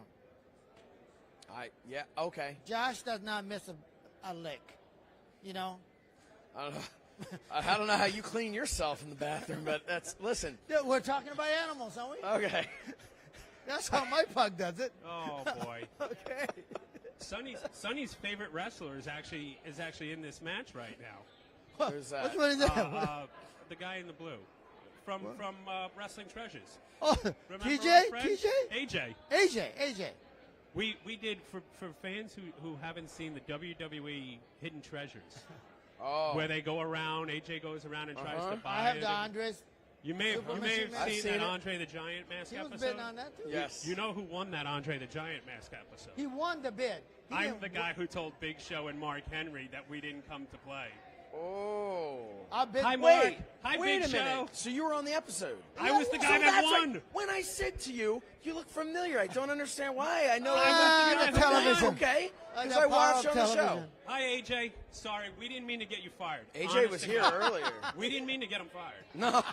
But from what I heard, Because he just couldn't close the deal. when he offered $5 for the Andre mask and he was far outbid. Sorry. Yikes. You know what I don't understand? It was is- fun seeing Big Show and Mark Henry up there, though. I told Yeah? them, I said, I'm glad we don't have heat anymore. And they laughed. They did the double take. They did what you did. They said, wait a minute. You the Son guy. of a... Yeah. But how come when I said to you, I'm like, I just don't I didn't- understand. You look so familiar. Well, I we don't must know- have met before, and you didn't say either A, we met yesterday, or B, oh, you must recognize me from television. I would be the first person to say, oh, you must recognize me from television. And the person would be like, no, you were just, It's I not asked always- you it's not always if the you want first anything thing. else. I'm just your waitress. It's not always the first thing that comes to mind, the Wrestling Treasures, although here at WrestleCon, a lot of the fans have been coming up going, you're the guy. And then, of course, they see me with Sonny, and they're like, wait a minute. Yep. Wait a Collusion. minute. You and him? The mask? You two were in on it? Oh, Sonny. It's bad What do when- you mean, all Sonny? I don't know. I don't know told what's him. going on over here. I told him I have a $50,000 offer from people in Japan, and I told the producer that. So you know, the truth of the matter is, I hate to tell you all, they knew I had a $50,000 standing offer on a mask. It's the only mask. Yeah. Everything else. I mean, this There's is. only one. And Rob will tell you that this is we know we talked to Bill Eady, we know how the mask got into my hand. Yeah? How? Oh, we can tell that story. Bill What's up? told me the story that they were wrestling in the Cal Palace in San Francisco. Okay. And as a rib, Brian Clark took their the giant super machine masks and stuck them in his bag as a rib because they couldn't go out and wrestle without obviously the mask. Sure. on. So that night they couldn't fight, and they called back home to Vince and said, "Hey, we're out of someone ribbed us and stole our mask, and they only had one." So They thought the janitor took it. they Remember thought that? the janitor had come in and took it. They didn't know one of the boys had taken it. And so they called back to Connecticut, and Connecticut couldn't get the mask from Japan in time. So they wound up bringing Andre back from suspension, and thus became killed the then whole- it became the Hulk Hogan Andre the Giant. Exactly. They went from the giant Wow. machine to he comes back and says, "I'm here for one reason, to challenge you at WrestleMania." And they went with Hogan and So, Andre. and who was it who hit it, you said? It was Brian Clark. And years later, Brian Clark as in Adam Bomb? Brian Clark? Brian I'm sorry, Brian Adams. Brian Adams, Brian Crush. Crush. Crush. My Okay. bad. Brian so Adams, yes. I was going to say I didn't think Because Brian Clark. then- So Brian Adams. Okay. So Brian has a mask. He has both of them. Okay. So he says to me, he goes, "Hey, I have an Andres mask." So he just took him with him, and when they're like, "Oh, we've So scrapped many this years- thing," yeah. he just kept So it. fast forward to WCW. Fast forward, now WCW signs Paul White. What And do we do with what Paul do we White? do with Paul? How we Make him how Andre we the Giant's relate son. Paul Yep. Wright with Andre the Giant? Because the story was he was his son, right? Right. So, idea was Brian comes up to me and goes, "Hey, why don't we put him on this giant machine mask?" He shows up and people go, "Holy cow, it's Giant Machine." And you know, of course, eventually the mask comes off, and it's Paul Wright, and the connection is, you know, where'd you get that mask? I got it from my dad. Right. Story, right? That's how it was going to go. But there was so many lawsuits going on between WCW and WWE, so they said, let's X-nate out. Well, because instead, didn't he like throw a shirt or something at Hulk Hogan? Wasn't that the thing instead? And Hogan Yeah. sees this shirt and he like remembers it. Right. It's like Andre's shirt or something.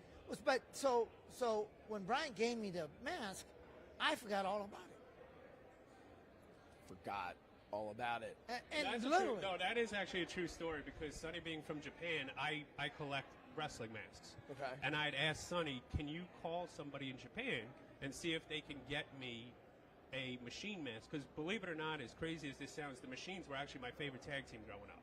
Really? I loved them. For as short a period of time as they were in WWF, they were my favorite tag team. Wow. So he says to me, oh, well, send me what it looks like, and I'll make some phone calls. And then he goes to his storage unit one day and calls me up and goes, look at your phone. I sent you a text. Is this the thing you're looking for? Wow. And It was in my storage room. Andre's mask, the mouth goes actually back to the ear. Okay, so it's that's how you knew which one. It's different. couldn't from I'm breathe. assuming also bigger as well. Oh yeah, significantly and he bigger. couldn't breathe with Right. the mouthpiece because of the mesh.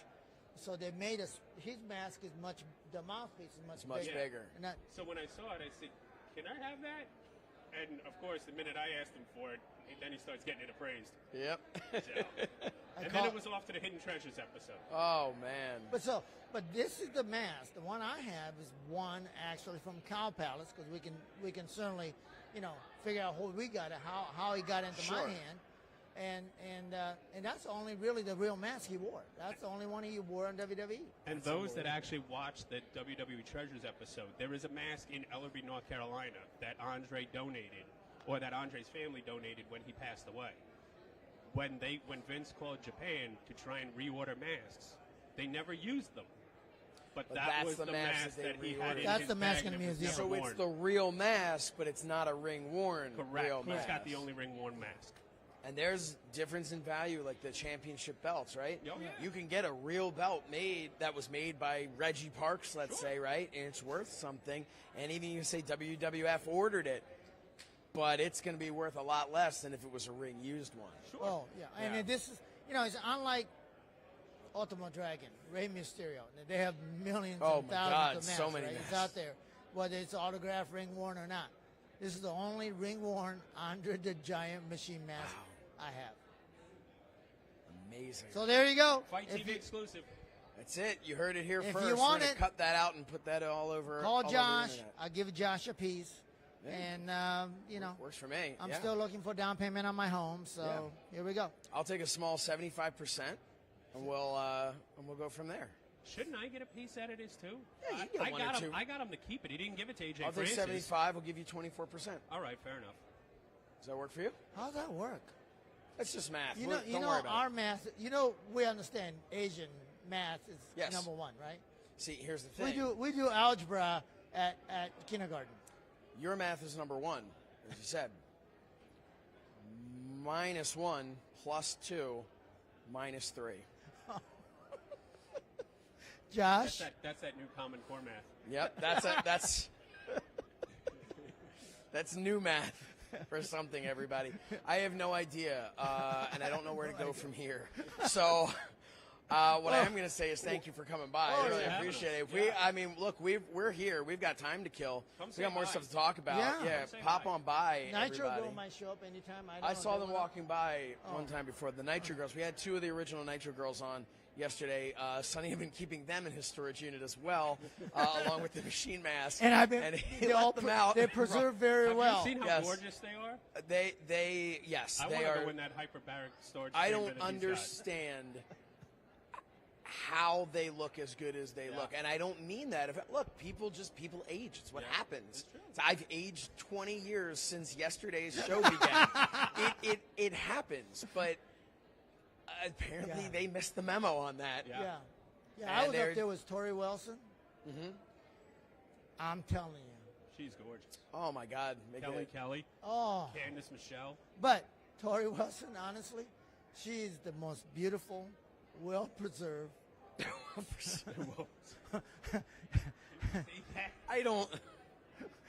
I'm not sure I that want, that's. I want to somehow duplicate that and sell it. I mean, she is the number one. We are getting into layers here that are going to get you canceled, Sonny. So I didn't know there was a rating that goes on the bottom. You just flatlined Fight it's going to TV be right now. Yeah, well, I can't wait until it's all over. The wrestling newsletters. Sonny Ono looking to clone and sell Tori Wilson, who he has preserved along with original Nitro and girls. my own storage unit. Oh man, yeah. You want to get Tori down here and see if she wants to chat about this? See if she's up for it. We have a secret negotiation working out after hours. So there we go. I feel like she doesn't know about this. No, she has no idea. Tori, if you're watching, we will have security waiting for you right at your table to take you right back to your room. Don't worry. You're okay. I'm harmless. Don't case over the head out to the Fight TV van that Sonny's got. This Fight Mobile's ready to go. This is all right. This whole plan. This is all going Tori, to come back on. can I interview in Fight Mobile? There we go. All right. Man, this could be a great time to go to a commercial break, I feel like. All right. Catch us every Sunday, perched on the top rope, wherever podcasts are downloaded. And I got to go back. Catch Sonny if you can. That goes out to the police. Well, I'll be making my appearance at Dallas Police Department this weekend. Monday through Friday until I can get my bills together. And if you're in the area, come to Wrestle Con, buy a ticket to meet Sonny. He's going to need bail money. Oh, wait. Wait. Hold on. Here we are. Straight. The girls are here. The preserve. Freshly preserved by Sonny Ono. Come on in. If you had any, welcome back. If you had any idea what we've just been talking about. I have to go help Charmel finish getting ready. Sonny feels, we were talking about just how great you guys look, after all these years, how you've kept yourselves in tremendous shape. I've been promoting. And I'm the only one sitting here. I'm going to stand at this point. We're now standing here. Sonny has suggested that he's referred to you as being well preserved. Absolutely. Oh, yeah. Yes. Which we're not entirely sure what that means. Pickle juice every night. Yeah, you hear that? He was talking about the things that he keeps in his storage unit, and then talked about how you were well preserved, and then how he wants to preserve Tori Wilson. We're not sure what's happening here, but it's getting very inappropriate. Where's HR? We were about to throw to commercial before Sonny got canceled, but then you guys showed up, so. So you're just rolling with it. Well, That's the beauty of you know live what it is, TV. Josh. We jump in. You heard this before. Ancient Chinese secret. Oh my! But you're Japanese. Oh yeah, that's right. And I'm not even Chinese. There you go. I'm Korean. Where's Gil Kim? She's Korean. Well, Yes. I thought she was Chinese. No, she's Sonny, I don't think you're supposed to. I don't know. He needs to stop. This is so bad. This is really. This is so bad on so many levels. I'm sorry. You can stick with me. Yeah. This is. Please get him off. Yeah, I just want to say. Yes, I have to go take care of my party anyway. The views and opinions expressed by Sonny Ono do not reflect that of Fight TV or our parent company, Triller. Or Perched on the Top Rope, or Rob Hockman, or the Nitro Girls. Yeah, we're Josh Shernoff, but we love you, Sonny, and we thank you for being here. Absolutely. Yes. But we are going to actually go to commercial right now. Sonny, the original Nitro Girls. Rob, thank you so much. Of course, plug your podcast one more time. Perched on the Top Rope. Perched every on the Sunday, Top Rope. wherever podcasts are found. Love that. Let's do it. And all right, we will be right back after this. Hey, everybody. Eric Bischoff here, WWE Hall of Famer and host of 83 Weeks, the podcast that drops every Monday morning. Now, 83 Weeks takes a deep dive into the highs and, yes, the lows of my 30-plus years in the professional wrestling business. New episodes each and every Monday, wherever you get your favorite podcast, or get it early. And hell, get it ad-free at adfreeshows.com.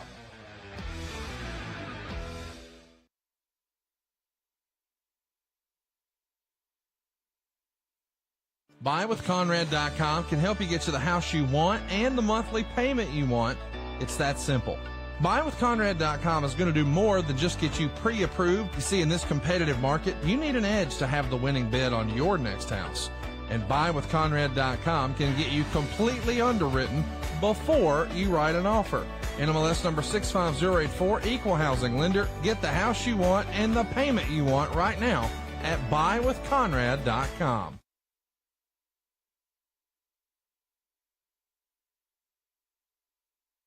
Your house is probably worth more than ever right now. But if you could change one thing about your house, what would it be? Would you put in a new kitchen? Maybe some new hardwood floors? You can do all of that with no money out of pocket at SaveWithConrad.com. Use your equity to make your house worth even more. You might even be able to get a lower payment too. A better house with a lower payment without moving? Sign me up for that. NMLS number 65084, equal housing lender, SaveWithConrad.com.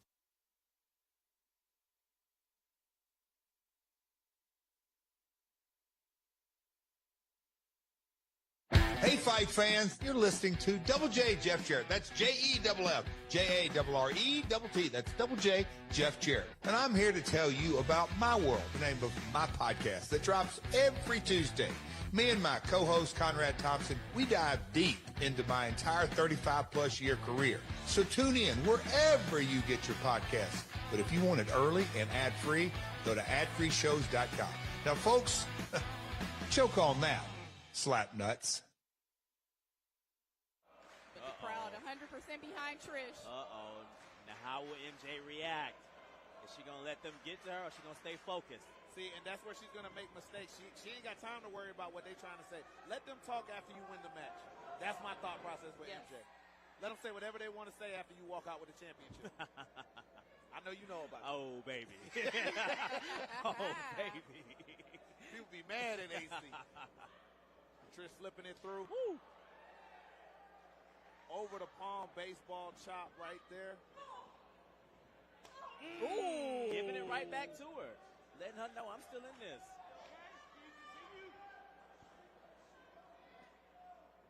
I mean, if we were looking at this almost on some musical stylings, you know, this is like India.Arie versus like a big show woman like Beyonce or whatever it is. And you can tell that in the styles of how they go. MJ is always going for big, explosive maneuvers and whatnot. Trish is going to grind you out, try to figure it out, try to figure out your inner workings, and then exploit. I'm telling you, if this goes long, if this has to go the distance, we know Trish can go the strongest for the longest. Yes. Can MJ take it there? That's what I want to know. Can MJ take it there? Because she's going to have to. Yeah. You got to put a shift in. If she want that belt, she's going to have to. Absolutely. You can't just come work a few hours and then go home. Like, you have to put the time in. Everybody wants to be a world champion at the end of the day, so MJ has a point to prove. Slings herself up. Old Johnny Saint. World of sport type standard right there. Going through misses. Ooh. Catches Nice that knee. Flip to the MJ face. proving that she's done her homework. She's putting a little extra on that. Oh! You know, that came all the way from 110 string right there. You know what I'm saying? They teaching that in reality. Heavy spin kick. With the full extension, and when you throw that kind of a kick, you're absolutely trying to get the side of your foot to heel against the face. That's where you're going to get the most momentum, and Trish definitely caught all of that. That crowd, though, they still behind Trish. They not letting up. Huge mistake by MJ. She ain't got time to worry about what they're talking about. She got to move. She got to stay on it. And Trish, she's had a hell of a schedule coming over from England doing the series of shows that they had over there between their version of For the Culture, which is Everything Pattern, as well as Who Run the World, the all-women show over there. Then coming back, still keeping a pretty busy schedule. Still more matches this weekend. MJ is fresh, and she's got to take advantage of a slightly beaten down Trish Adora.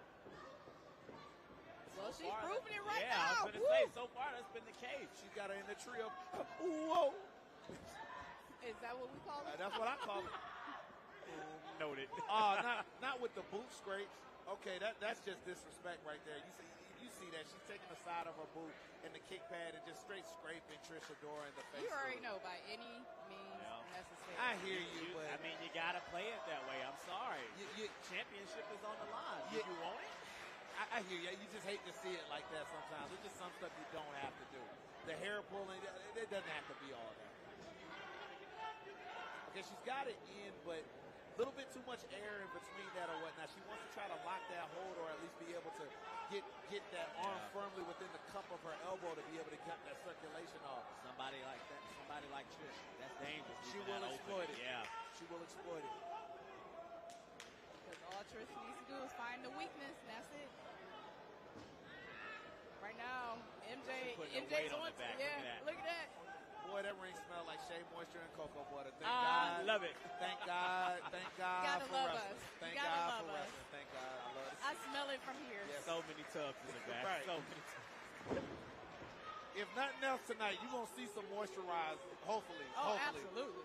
Hopefully. We almost, I think we halfway through. Hopefully nobody Oh, come they out better and- not. All that cocoa butter I brought.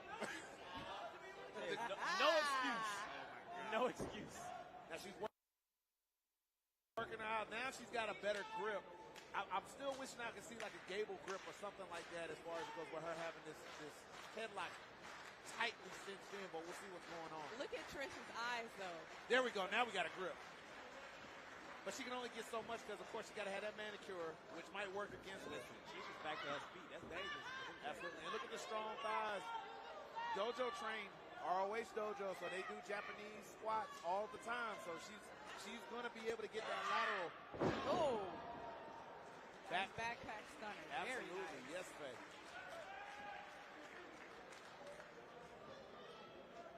And you know what it is. Look at her. If you've ever had your jaw rocked, you know what I'm saying? You ain't functioning right until you can get that together. I've been in a match with Shane Taylor. I've definitely had my jaw Oh. rocked. You Listen. too. You too. Listen. And I did not win that match. All right, both ladies back to their feet. Back and forth here.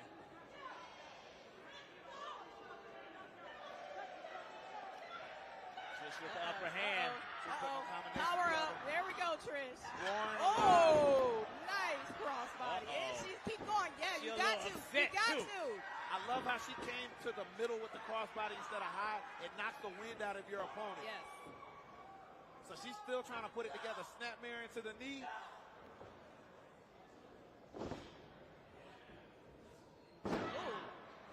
Shout out Kurt Hennig with the next snap. Trish may have found that weakness. Knocked the wind out of her. MJ trying just to stay alive over here. She looks overwhelmed. Yeah. That's like when you went on that shopping spree and then all the pending charges hit. She got that face right now. And she was therapy my ass. Right. And she was at Wale Mania, like she was partying before the party. You get what I'm saying? So gotcha. like, Why you gotta snitch? I'm not snitching. I'm just saying. You know that's how the wholesome crew do. Trish, They be snitching. all I'm saying is Trish was training. Look, Creek Squad can't party. Trish was training and MJ was partying. Okay, so that should let and you she know. here, and Okay, she's here. but it might cost her. That's all I'm trying to tell you. We'll see.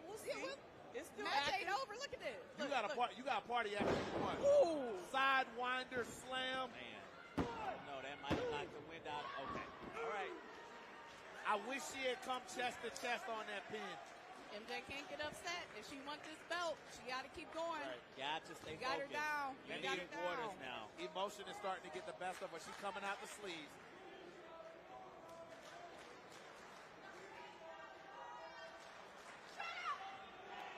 Now, see, this is what I'm talking about. When you this late in the match, you ain't got time to worry about that. You got to stay on Trish. You leave one opening and it's over. She's going for the German. She's trying to power up. Trish pushing her weight back down. She's trying to dead weight. Oh! Beautiful. And the German and the bridge. Much respect. I'm not going to lie, thought it was over. Thought it was over. And that's on Joshi, the way that she busted that suplex over, okay? You know what this means. Are we about to get a visit from Lariat Tubman? You know what this means. We emancipating the heads from shoulders. Oh, she look ready to get it. She said to freedom. Okay. Never mind. Never Okay. mind. Matrix. That's that homework that MJ did. That's What that a homework. kick to the head. Might be over. It might be over. Strong kick out. I'm very shocked you kicked out of that. Good Lord. MJ said, not this evening. I need that head. I got stuff to do. Excuse me? I didn't see. Come on now. Come on now. Come on now. Come on now. That's you with the excuse me. Come on now. What you trying to say? You and everybody at home ain't even like that. Oh, beautiful pin combination. And she got her. She got her. All right, Trish. Let's go for the official decision. Still, Pan-African World Diaspora World Champion, Trish Adora. So she got her with a deadlift sit-out atomic drop and then transitioned that into a form of a crucifix with a leg trap. Trish is always coming up with new stuff in the kitchen, man. Always.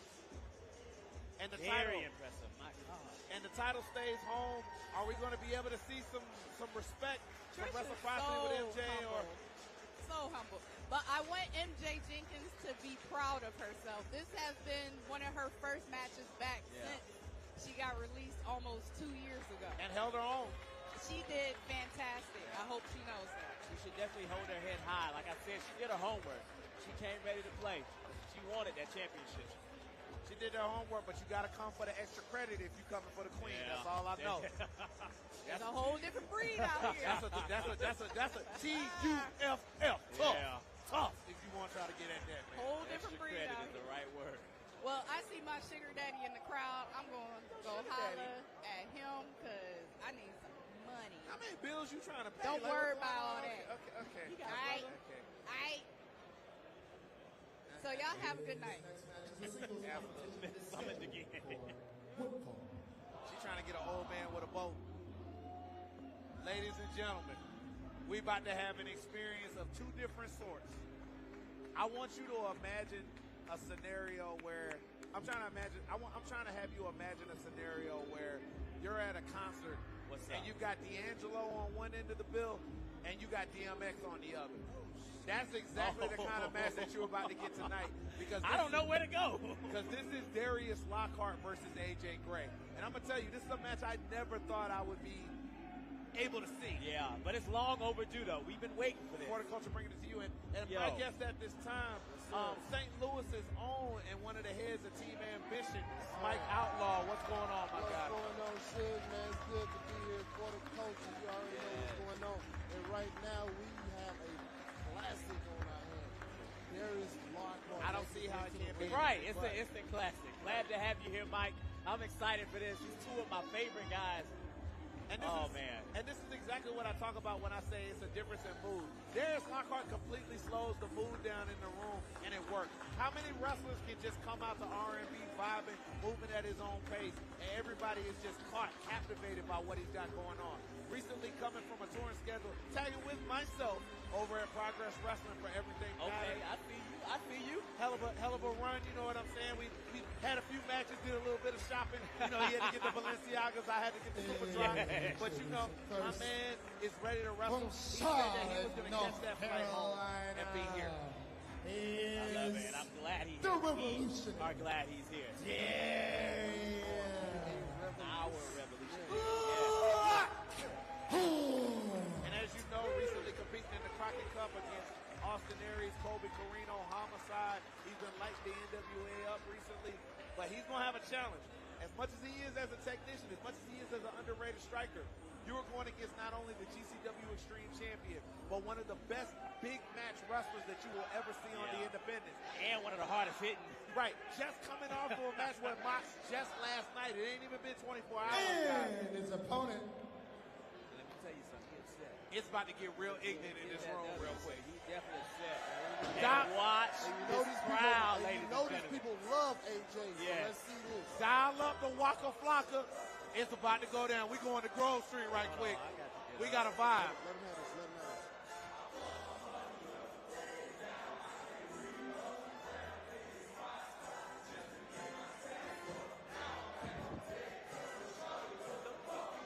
Hey, you talking shit. With this, hey, what the fuck? Yo,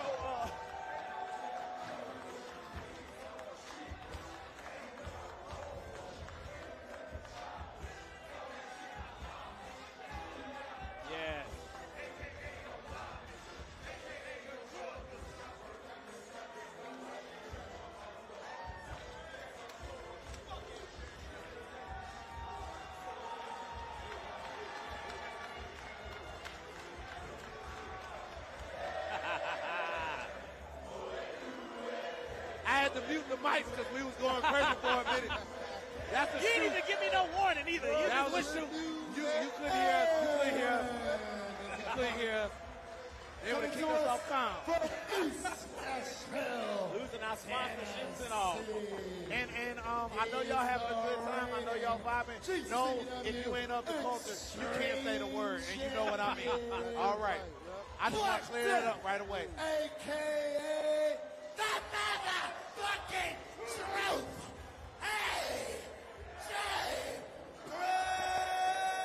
GCW Extreme Champion.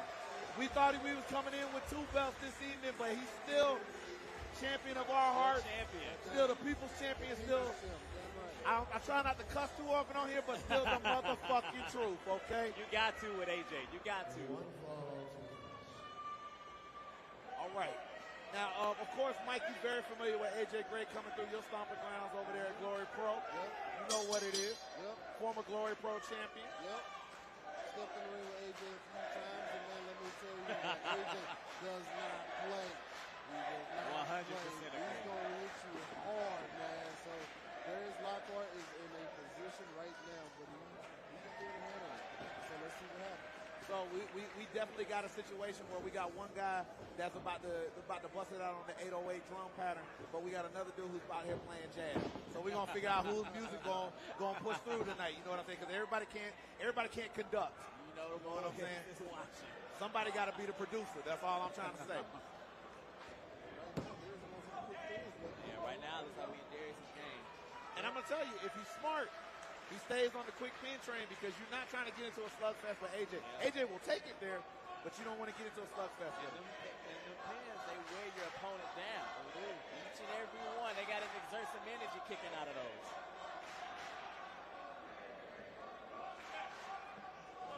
Now, Darius is going to be at a disadvantage with the crowd. I hate to say that. I mean, and I'm unabashed in saying it. He's one of my best friends. I got to be objective. But it's one of those cases where the GCW faithful, they've ride and died with AJ Gray. They've seen him put it on the line. They got respect and they got love for Darius. But if you're talking about the fan vote, it's hands down, no question. They coming with it. They boy lost last night. So they here to remind him that you that guy. He's got the hammerlock. He's got the hammerlock cinched in with the knee being able to hold that in place while still trying to have arm control. And I'm gonna tell you, he's starting off on the right track for 2 reasons. One, trying to neutralize those arms. No arms, no lariat. We don't want chop. that. Right, or chop. Second, we saw the abuse that AJ's back went through via the barbed wire, the light tubes, etc., etc. He's trying to protect that back as best as possible. Look at it. Great shot right there. Oh, Cameraman, thank you. What you talking about? Thank you for that. So AJ's just going to grind, Darius is going to have to grind him out. So what, guys, we bobbing and weaving, okay. Right, that's some strikes. There we go. Good job, sticking out the way that kick. Darius trying to keep it on the ground, which it takes for wrestling, man. You can see that shake move. Yo. He had the lean and the rock with it. Keeping that arm control right now, putting the pressure on. And see, that's what I love about small joint manipulation when you do stuff like that. Because we all know it's the simple stuff like that that hurts. The bending of the fingers. Yeah. Things moving in directions that they're not supposed to move. Putting pressure on the wrong thing. And like you mentioned earlier, it takes away your offense. Your signature moves. You can't hit them. Look at this. And the thing is, AJ is usually from that football background, is usually able to truck people when it's going through. If you take away shoulders, if you take away a limb, now it's easier for him to manipulate AJ and do what he wants to do. Yeah. He's got that tied up, go back. Okay, I swear he was going for that old Nigel McGuinness that he's got where he hits that back bridge, but Like AJ wouldn't let him. Wiggle out a little bit, yeah. I hate to say this for AJ, but if we're talking hole for hole, that ain't gonna work. He gonna have to turn into a fight real quick. So guys, what's the strategy? Like, what do you feel like the strategy is for victory? Like you said, like as we see, no arm, no leg. He's working on that arm. So like you take that arm out, you take away AJ's biggest finish. So for Darius, that works for him, but for AJ, he's gonna have to get off this ground. Like now, he's gonna have to keep moving. He's gonna have to can't throw his arms, but he can throw the legs. Or his body. Let's go. Yeah. And it was one simple mistake by Darius there. He didn't get the press off that up and over that he wanted. Got caught up, draped across the rope, and now AJ putting it on him. Look, disrespect. Disrespect. Oh! This escalated. Okay. This escalated. Darius got caught up, slapped him, and AJ with the hands and stuff. Hey, I think he busted open Darius there too. He's bleeding out the mouth a little bit. Oh yeah. Oh, this ain't good. Ladies and gentlemen, what we're seeing right now is the equivalent of like when the chair gets thrown in the Boondocks. It's about to get ugly. Oh, that moment. Yeah. That moment. Oh my God. Smart. To the arm. Smart. Yes. Ooh, there we go. And like you said, AJ annoyed. AJ strike. You know what I mean? Oh, look at mocking Darius. Mocking Darius. Oh, we're trying to get in each other's heads now. I like that. Oh, this ain't good. It's the disrespect factor that's going to cause somebody to do something they're not going to be able to come back from. We've been in there. We've had those situations where all wrestlers here, where we came in with best of intentions and then somebody do something, and then we got to break them off. And now it's your pride. Now you got to get back at it. Right. You got to have the last word. Now, Outlaw, you've been in there with AJ before. I don't think you've had the pleasure of Darius yet, have you? No, not yet. Okay, as far as it goes on that, like as far as it goes with AJ, tell us about those shots. Tell us about the shots. As we talk about.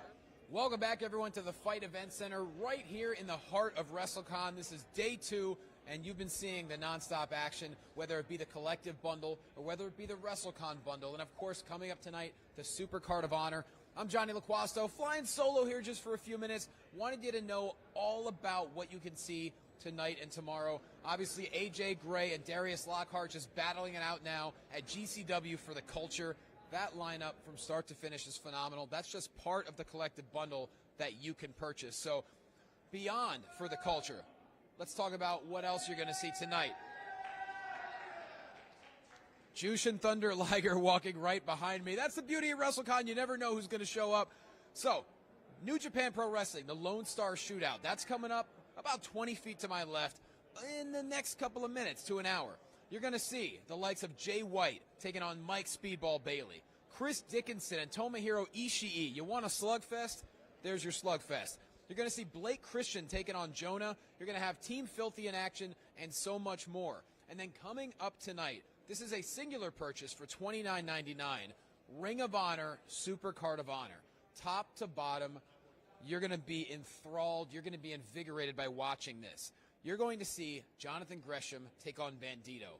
Title versus title. You're going to see a tag team match that wrestling fans have been waiting for years to see, that quite frankly we didn't think we would see. I'm talking about the Briscoes defending the Ring of Honor World Tag Team titles against FTR. It is finally happening at Super Card of Honor. Also, you're going to see Swerve the Realist taking on Alex Zane.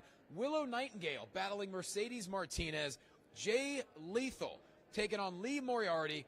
And in a pure championship match, you're going to see Josh Woods defending against Wheeler Yuta. That is all part of Super Card of Honor coming up a little bit later on tonight. Make that purchase live on FITE TV. Continuing with the bundle, we got GCW Gringo Locos, the World on Lucha, coming up a little bit later on tonight. And this is something I'm also very excited for. Impact Wrestling. They've been on fire. We've had many Impact stars as guests right here on the broadcast. Coming up, we have Impact Wrestling's multiverse of matches. Just listen to some of these matches here. Deanna Perazzo in a Champ Challenge. Deanna Perazzo, yes, she's a star in Impact Wrestling. She's also the AAA Reina de Reinas champion. She's also the Ring of Honor Women's Champion.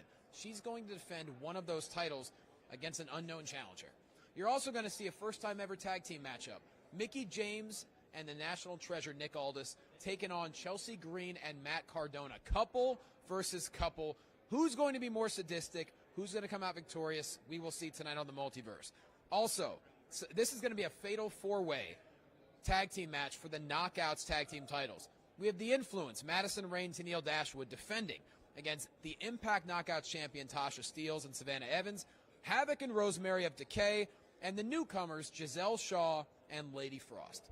On top of that, Eddie Edwards, Tomohiro Ishii, Chris Sabin, Jay White, Josh Alexander and Jonah, who hate each other, teaming up with Moose and PCO, who don't like anybody. That is going to be a physicality to the nth degree. And, of course, Alex Shelley taking on Speedball Mike Bailey. And it wouldn't be Impact Wrestling if there wasn't an Ultimate X match. Trey Miguel, the champion, defending against Chris Bay, Vincent, Rich Swann, Willie Mack, and Jordan Grace. And you might be thinking, that's enough wrestling for one day. No, it's not. Because to close it all out, you're going to see Joey Janela's Spring Break Part 2, featuring Minoru Suzuki and Effie, Chris Dickinson, Matt Cardona, PCO and Speedball, Tony Deppen, Biff Busick, just to name a few. And who knows what Joey Janela is capable of. That is all part of the bundle. Whether you want to get the Wrestle Con Bundle or the Collective Bundle or both, you could watch them all back on demand over the next couple of weeks. You don't want to miss a second of the action at WrestleCon, and FITE TV gives all of that to you. So thank you for joining us once again. I'm Johnny LaQuasto. We're going to show you a little more of GCW for the culture. We're going to be right back. Maybe I'll have a partner. Maybe I'll have a special guest. Who knows? Don't go anywhere. Up to Darius Lockhart. We don't see a lot of kickouts of AJ Gray's lariat. Much respect. The fact that he even muscled that shoulder up. Did you hear him? He said another one. You want another Come one? on, Darius. You want Come another on. one? Oh, okay. Big knee. Dazing him. A Sada driver, maybe. Oh, okay. He got it scouted. Hook that leg. Oh! Out of nowhere. I didn't see that one coming. That's what I'm saying. Official word, J. Rose. Black Death, a.k.a. the motherfucking truth. And you know what? I got to give credit where it's due to AJ. He had Darius fully expecting strikes. Yes, I was going to say the same So when he comes through with the headlock takeover into the cover, you didn't plan for that offense. Yeah, good point. Very good point. I showed up for one thing on the menu, and you got me with something on the secret menu. Yeah. You know what I'm saying? Exactly. Shout out to Starbucks. Handshake, sign of respect, baby. This is what we were for. Yeah, I love that. Let's go. All right, guys, I'm out of here. Yo, man, it's been a pleasure, man. Thank you for joining us. Pleasure to be here. Mike Outlaw, please Yes, make sir. sure to check out what they got going on at Glory Pro. St. Louis scene killing it right now. Team Ambition. You want to be on top of that. That's the future, and that's the foundation of St. Louis. Thank you, guys Suge. so I'm much. out of here, man. Keep enjoying for the culture. All of that. Darius Lockhart so close, showing so much heart kicking out of that lariat and just getting caught just like that with that minute combination. It was out of nowhere. I mean, you can still hold your head up, still be proud of what you did. He caught him. Absolutely. It happens like that. Yeah, you're going to have to be ready next time for that. Happens to the best of us. Because now you know it's in his bag. Absolutely. All right, we looking like we got some more heat. I'm trying to figure out what, like, I mean, this show already been cooking. I don't know what else we can put on there. So this next match. What's up? How do we take it higher? Four-way match. Oh. And it is scheduled for one fall. Four-way match. I'm excited. What we got here? Oh. Oh, my gosh. You might have to mute us again. We going on mute for a second, ladies and gentlemen. We got to vibe right quick. We can't vibe while it's live. Hold on. Yeah.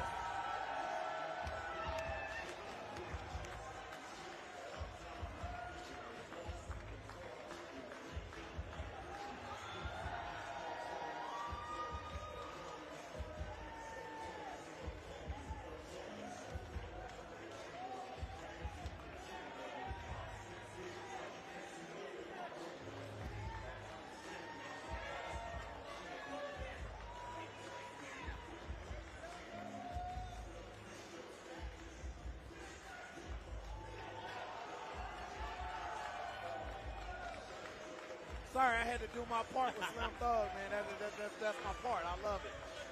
For those who don't know, I did some time out in Killeen, Texas for 2 years. So when Switch I was out. I was outside. I was outside, sir. Point, Texas. That's the South right there. Absolutely. Baby. I'm loving that. Now, what we're about to see You know here, who still represents Swisher House. The Underground King, the Bounty Hunter, Brian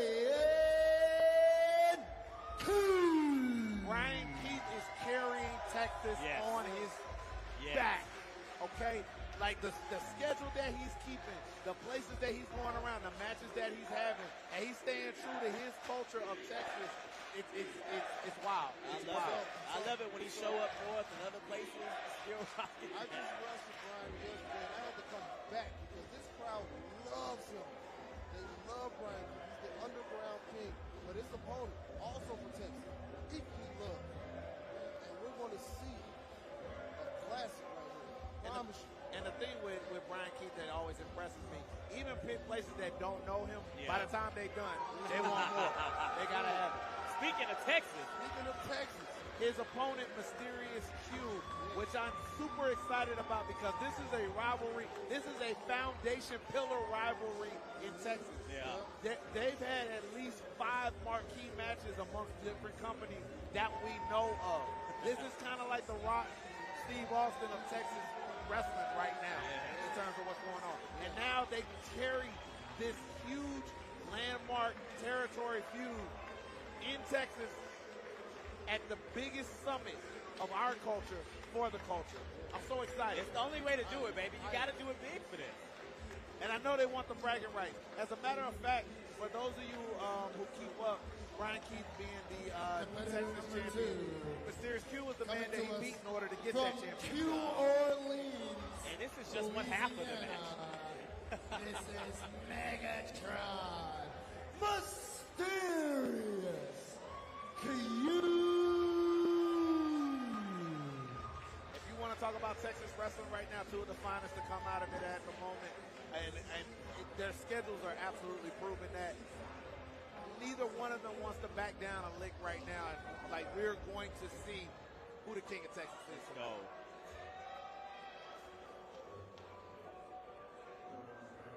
Oh, we got some more.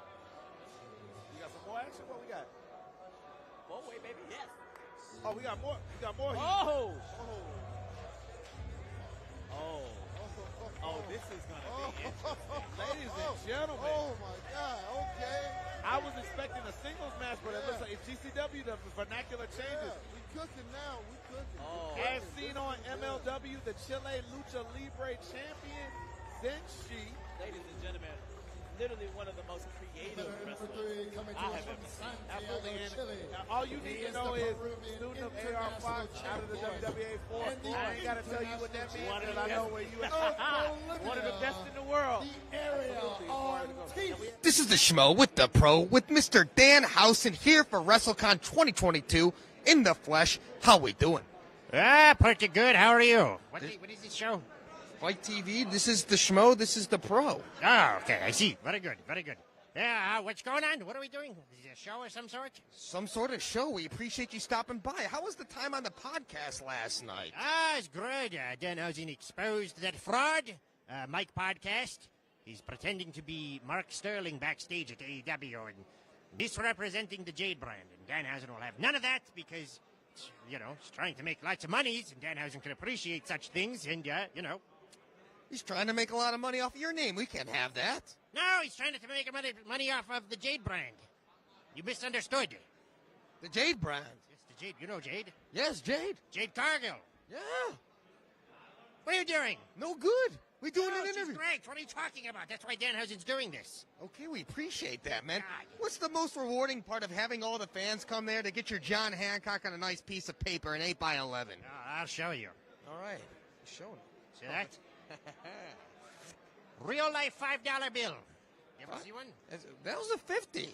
You do not correct Danhausen. Okay, that was not. That was a $5 bill.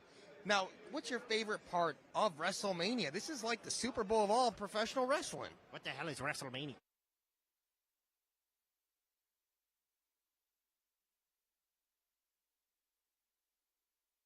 Green, it is true. I am sitting next to Ernest the Cat Miller.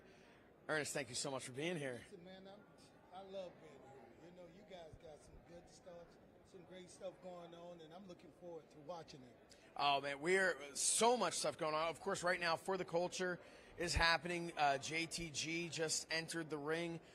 Go right now. That's part of the Collective Bundle. Of course, you also have the FITE Fest bundle as well. That has so many great matches. And then tonight, Ring of Honor. But What are you most looking forward to this weekend? There's so much great action, but then again, I mean, there's great signings. I know you're upstairs meeting the fans. You know what? I'm signing. I'm having a good time meeting the fans, and I'm seeing some old friends. You know, I'm seeing DDP.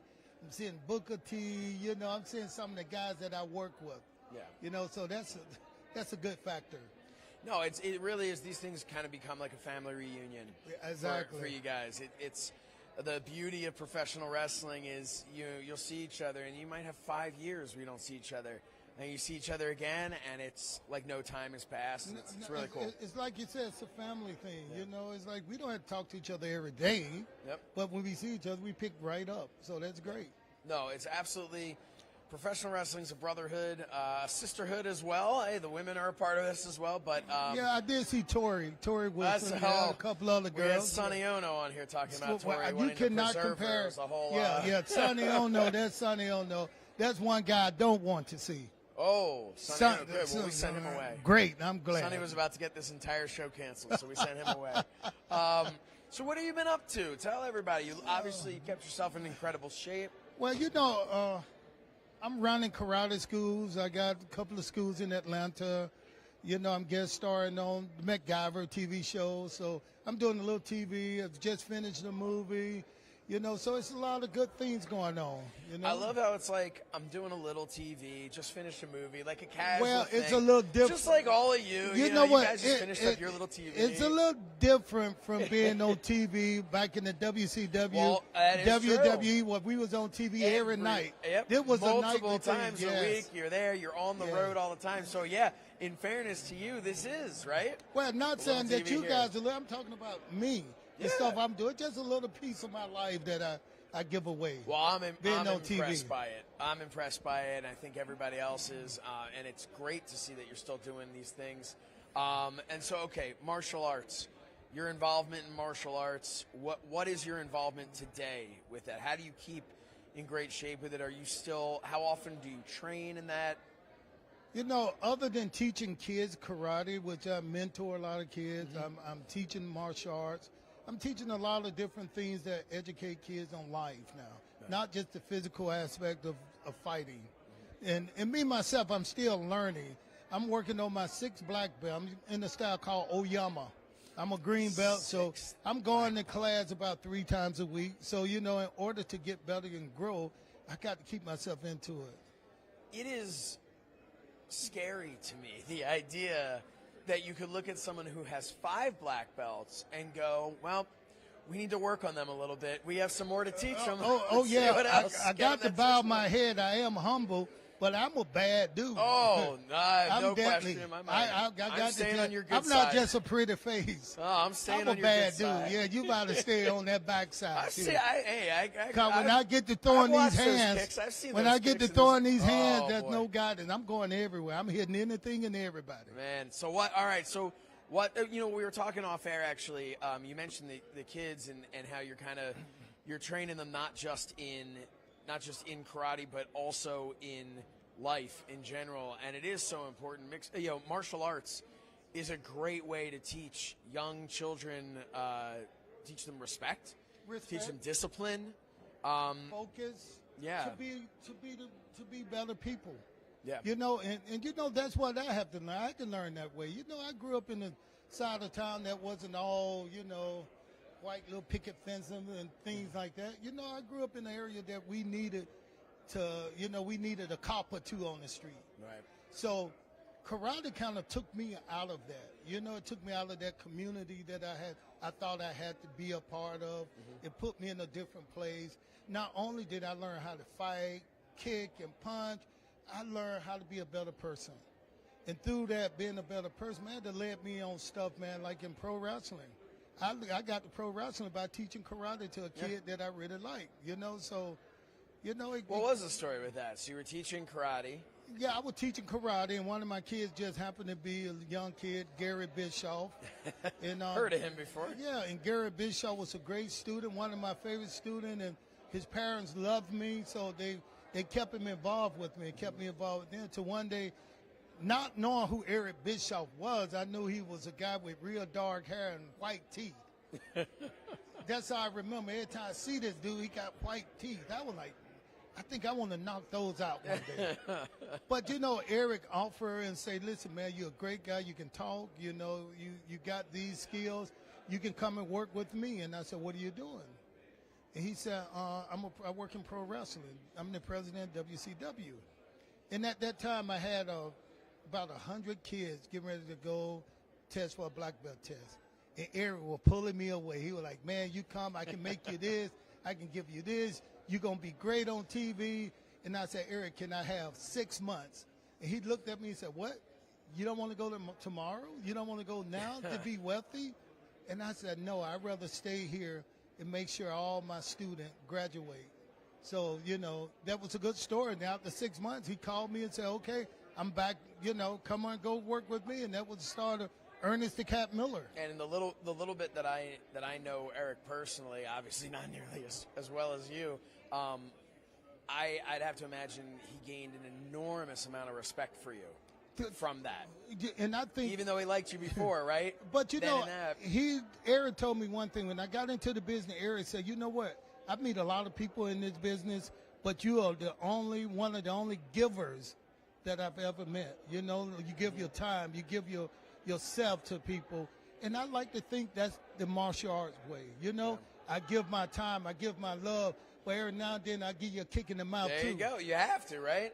It's the trifecta there. Your time, your love, and a kick in the mouth. That's it. Well, I don't want to keep you any longer, but thank you so much for taking the time to talk to us here. Hey, brother, it was fun, man. Yeah, this was great. It was I great to be able to appreciate talk what to you guys are doing here, man. Well, we appreciate that, and we appreciate having you here and having you be a part of FITE Fest here.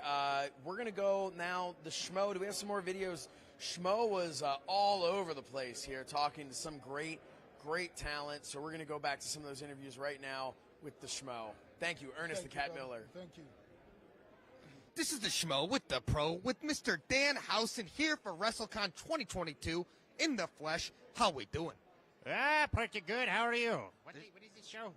FITE TV. This is the Schmo. This is the Pro. Oh, okay. I see. Very good. Very good.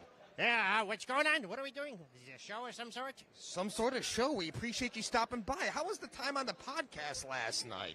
It's good. Danhausen exposed that fraud. Mike podcast.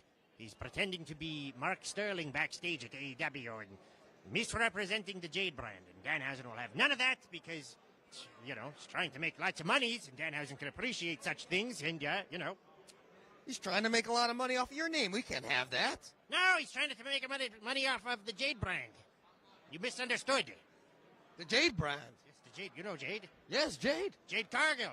Yeah. What are you doing? No good. We're doing an interview. She's great. What are you talking about? That's why Danhausen's doing this. Okay, we appreciate that, man. God. What's the most rewarding part of having all the fans come there to get your John Hancock on a nice piece of paper, an 8x11? I'll show you. All right. Show it. See that? Real life $5 bill. You ever see one? That was a 50. You do not correct Danhausen. Okay, that was not. That was a $5 bill. Now, what's your favorite part of WrestleMania? This is like the Super Bowl of all professional wrestling. What the hell is WrestleMania? Number 38? No say? What is that? What are you talking about? At WrestleCon? Okay. Speaking of WrestleCon, so it's Tony Khan. What is that? Where's Tony Khan? Where's that guy? I don't know. This is the best talent in all of AEW. He's getting Danhausen's blimp.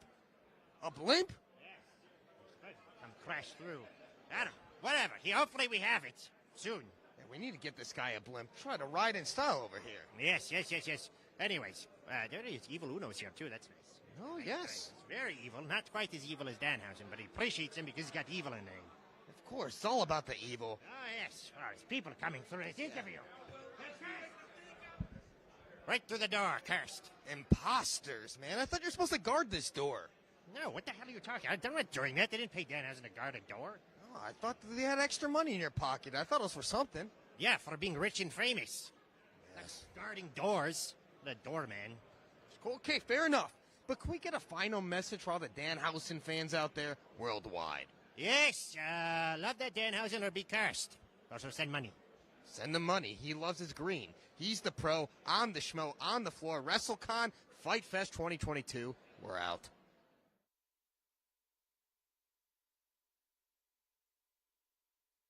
This is the Schmo with the Pro with living legend Jake the Snake Roberts here for Wrestle Con FITE Fest 2022, Dallas, Texas. How we doing? I'm doing wonderful, man.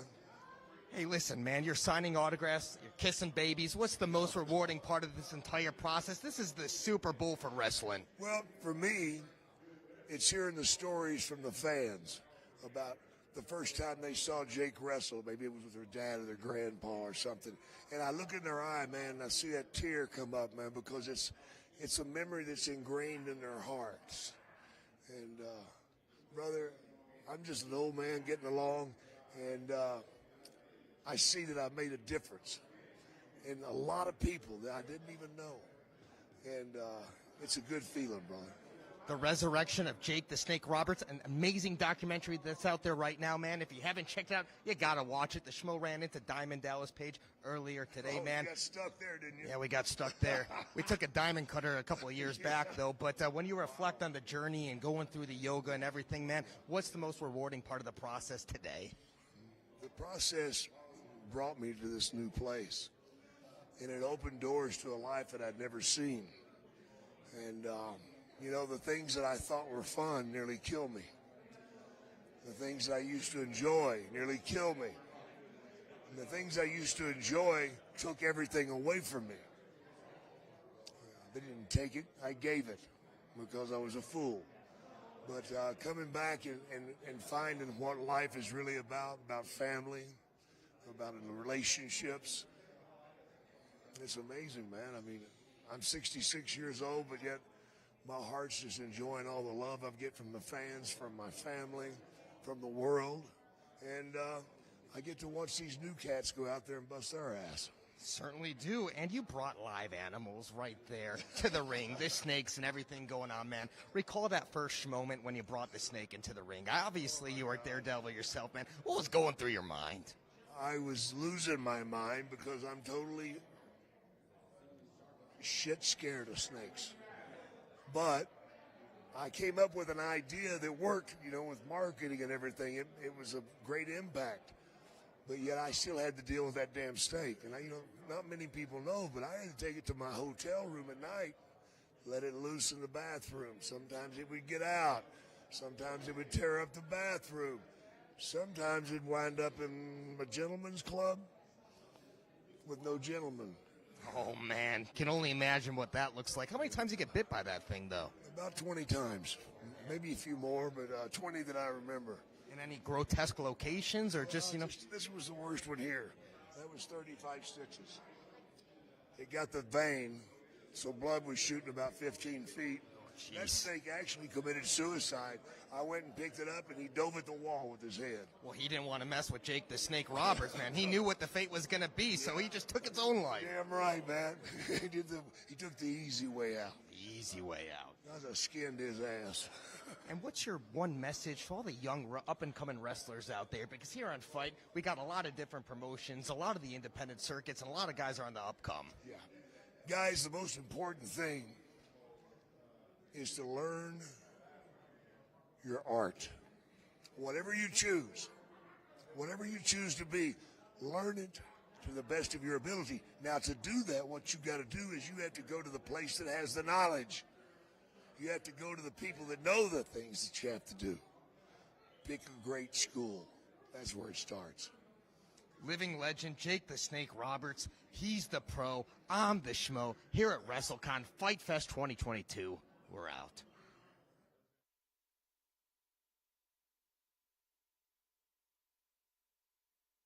This is the Schmo with the pro, with the living legend Lex Luger in the flesh. WrestleCon here in Dallas, Texas. How we doing? Wow, what a lead in. We're doing good, man. This is our Super Bowl, right? Absolutely. This is the Super Bowl. Big-time wrestling fan. And Lex, I'm sure you didn't know this, but you're the reason why the Schmo got into professional wrestling. When you would flex those pecs right there, the Schmo knew we had to work our chest and really get that physique going. It was because of you. Pecs up, right? Yeah. What was the secret into the success of building those pecs up? What was the routine looking like? A lot of diligent work in the gym, no doubt about it. Inclines and bench presses and flies and pec deck, all that good stuff. And what did you notice gave you the most definition? Was it the flies? Was it the bench press, the incline, the decline? exercise builds the muscle. The definition came more through proper nutrition. Nutrition, that's always the key. The Schmo needs to get on that. Now talk to me for this second. What does this atmosphere like for you right now? Dallas, Texas, it's been a couple of years. We've had the pandemic. What has this ambiance and environment been like so far? Well, this is always great, but the pent-up demand, right, from the COVID, my gosh, everybody's pouring back out en masse. So everybody's excited. The guys, we all get to see each other when we come here and just mingle with the fans. It's just an awesome week. Any interesting memorabilia that's come by so far that makes you stop and think, oh, man, this was just great, nostalgic? There's so much original stuff. I had yesterday a huge poster that a photo guy blew up of the war games back then. So people bring like one-of-a-kind pieces up like that. So there's some really cool stuff. And how about your book? How about this good-looking guy on the cover? Oh, hi. Ooh. Yeah, it's my story. Some people like it, some people don't, because I can't write, but Tyndall did a great job. It's my story from since I was a little kid all the way through to my redemption, when I became a born-again believer and beyond. So they did a great job. I'm real proud of it and honored that they did it. So, WrestleMania 38, is there a matchup you're looking forward to seeing the most? Two-day event, Saturday and Sunday evening. Well, obviously Roman and Brock is a big one for sure. There's a lot of great matches on the card, though. The girls, is it Ronda and Charlotte? I mean, there's a lot of big matches, so I'm looking forward to all of them. And the Taker getting inducted into the Hall of Fame this evening. Overall thoughts on Undertaker? Legend. Living legend. Doing it for so many years strong. Absolutely. And can we get a final message for all the Lex Luger fans out there worldwide? Hey, just keep on keeping on, man. Y'all can be a total package. Keep the faith. He's the pro. I'm the Schmo here at Wrestle Con, Dallas, Texas. We're out.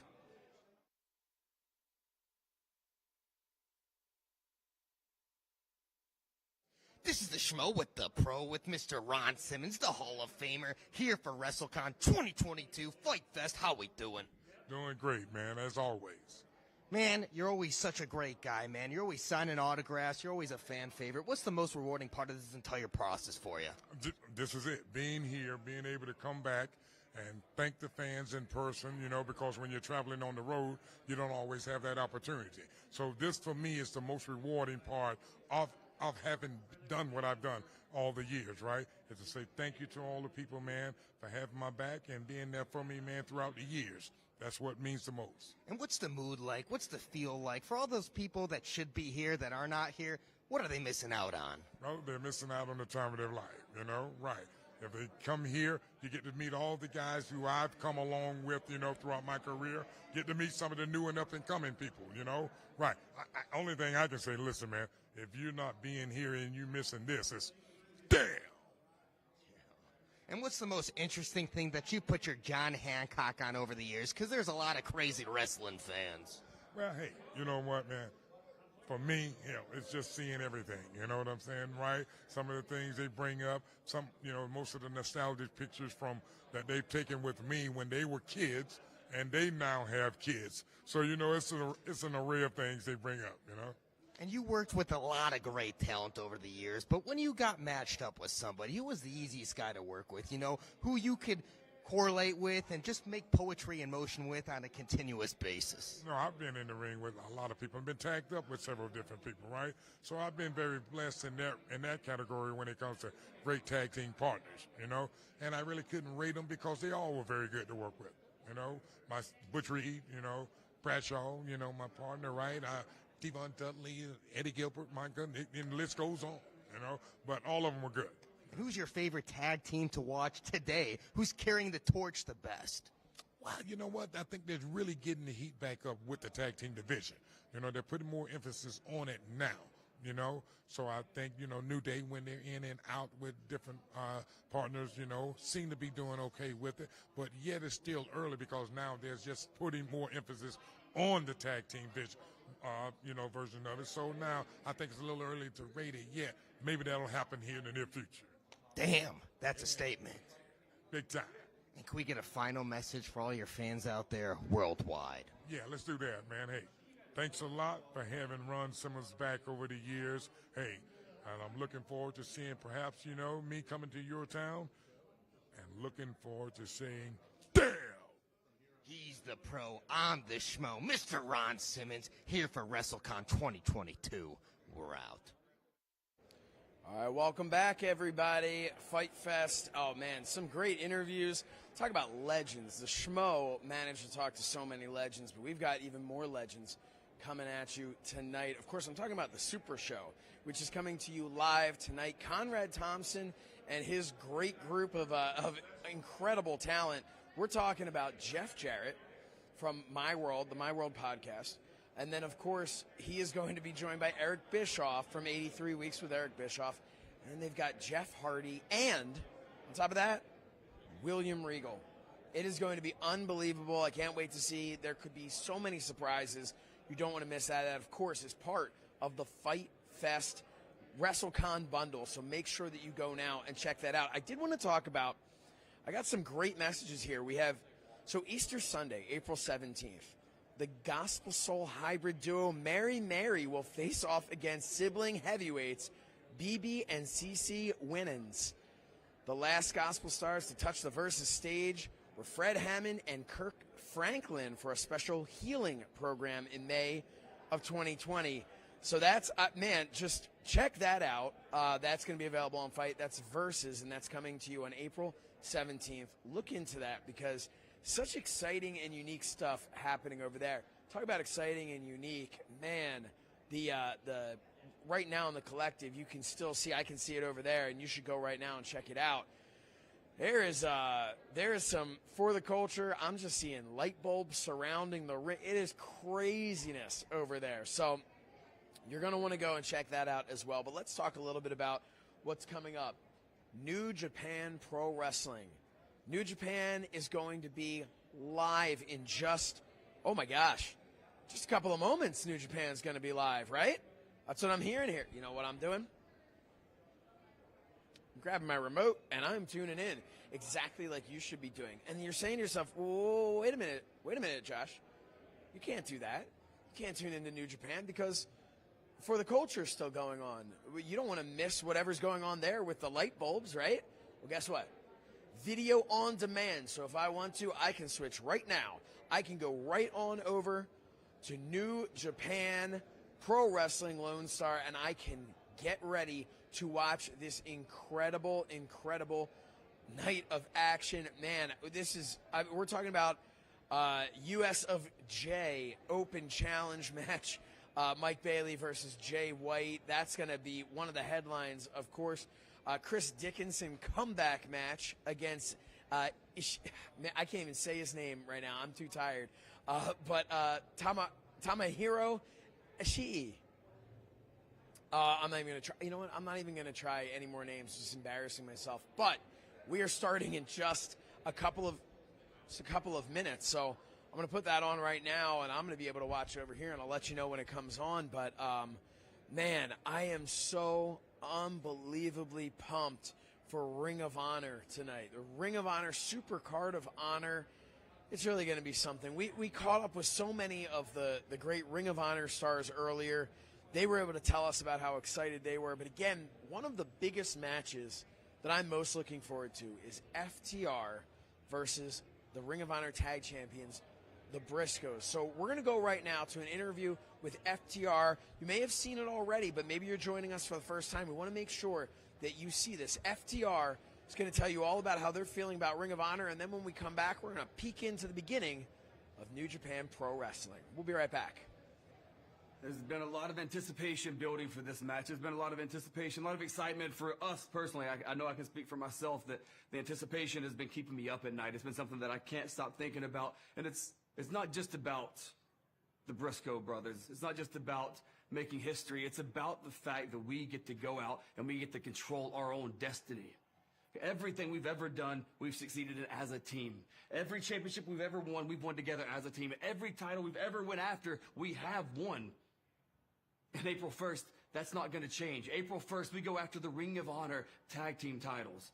And we're going to add them to our list. We are going to be the 6-star FTR because you might talk like you're better than us, but Briscoes, you're not even the best Briscoe brothers, brother. Oh. You're looking at FTR, the living legends, and you can't hold our belts. think it's well documented about my problems with anxiety and my problems with facing adversity and overcoming adversity. And I'd be remiss to say if this match didn't have me very anxious. I'd be remiss to say if I wasn't staying up late at night thinking about this match.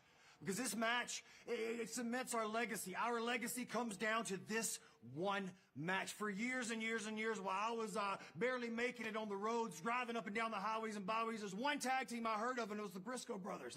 There was no team tougher than the Briscoe brothers. There was no team better than the Briscoe brothers. And then in 2014, a couple of 5'10" North Carolinians came along. That was Cash and myself, FTR, and we changed the world. We changed the landscape of tag team wrestling. 2022, April the 1st, for the first time ever, two of the greatest tag teams of all time step in the ring together, and one comes out holding one championship that has eluded our career, the Ring of Honor World Tag Team Championships. Briscoes, you faced a hell of a lot of teams, some of the greatest teams in our industry. But I promise you, as God watching over me right now, this is no lie, you've never faced a tag team like FTR. April the 1st, it ain't no joke. It ain't no April Fools. We're coming to your home, Ring of Honor, to beat your ass. Top guys, out. Life in a flash, go for the cash, or rig up the passion, the fire, and pain that you had. But what did you do when you dash or crash? Making the maximum impact, not part of the crew that just get back. Hit the party, now you can start it. Living to the limit, never timid when we roll. Entrance theme. I feel like I've seen this. You know, he's made some appearances in Impact Wrestling. I've been here for some of the New Japan Strong action. I mean, Rocky's always creative. He's always doing new things, so... This is not the first time I'm hearing, but if it's the first time you're hearing, no, I dig it. And it's kind of a episodic story of his one final climb, I think. The issues continue with Black Tiger, and he has to have eyes in the back of his head at all times. For Rocky, the one elusive goal is that IWGP Junior Heavyweight Championship, of course, which he would love to acquire before hanging it up and calling it a day. So the championship that means so much to the legacy of Rocky Romero. And of course, you know, you of course splitting time with the commentary booth and wrestling still, there is passion to be great in both fields. Of course. And there's a little bit of exclusivity because it's hard to wrestle if you're announcing, and it's hard to announce if you're wrestling, you know? Well, I mean, if there's anybody who could do both, it's me, let's face it. Well, yes. But no, absolutely. Both require so much dedication. We know, obviously, athletes like Ren Narita, athletes like Rocky Romero put so much on the line in the ring every day. It takes all kinds of concentration now. When we go back and look a few years ago at Best of Super Junior action, and of course getting ready for the 2022 version of this tournament upcoming very, very soon, starting in the middle part of May. Ren Narita at the time, young lion, wrestled Rocky Romero, and Rocky at the time was taller than Ren. Rocky weighed more than Ren, and Ren was a junior heavyweight. And the three of them may not be true anymore because Rocky's definitely not shrinking. Ren Narita's getting taller. 110%. What a difference a few years might make. And Rocky, right now, they're trying to send a little message to his former young lion. I just cannot believe how big Ren Narita, during his time in the... Ooh, that was high up in the back of the neck. I don't like that. Rocky's probably not too keen on it either. No, and as he shows just there, and right now... Okay. Call a timeout, Rock. Well, I've had the great opportunity over here on Strong to see Ren Narita progress on his excursion over here in the U.S., and he's just gotten so confident, and you see it right there. Well, caught midair, beautiful. Great counter by Romero there. Now, some kicks for good measure on Narita, letting him know.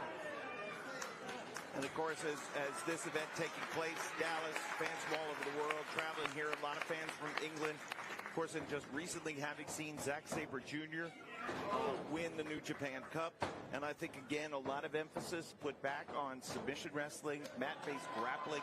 So I have a feeling that's going to continue. It worked for Zach. It led him to the New Japan Cup. Stand-up game is important. That works too, though. That works too. Don't forget about that. Part of Ren's excursion was traveling back to Japan to wrestle Katsuyori Shibata at Wrestle Kingdom. Don't press the huge stage for the young man. Floats over after the step suplex and a kick out at 2. And of course, Katsuyori Shibata, being in charge of all things, decided to amp the game and change the rules. It was supposed to be just catch wrestling. Oh, yeah. No strikes. He said, no, we'll just have regular match. No heat. So it's important here for Rocky to make sure that everybody, including Black Tiger, the underground Black Tiger, is aware that he is still standing tall and... Well, there's so much in the subtext of this match. I mean, for Rocky, it's that, just what you're talking about. Black Tiger always in the back of his mind. Every show he's out here for, Rocky wants to show Black Tiger who he still is, let him know this is what I can still do. And on top of that, show the world that he is still a big part of this junior heavyweight division. Meanwhile, nice. Narita looking to step out of that young lion shadow, and one of his trainers in Rocky Romero step up and show him he is ready to take this pro wrestling world and New Japan world by storm. And we got, as we said, fans from all over. We've personally talked since we've been sitting here at ringside, fans from Canada, New York, New Jersey, tri-state area, all over. And, of course, even some folks here from Texas. Who'd have thunk it? Right? It is a big sting. And the fans are going back and forth.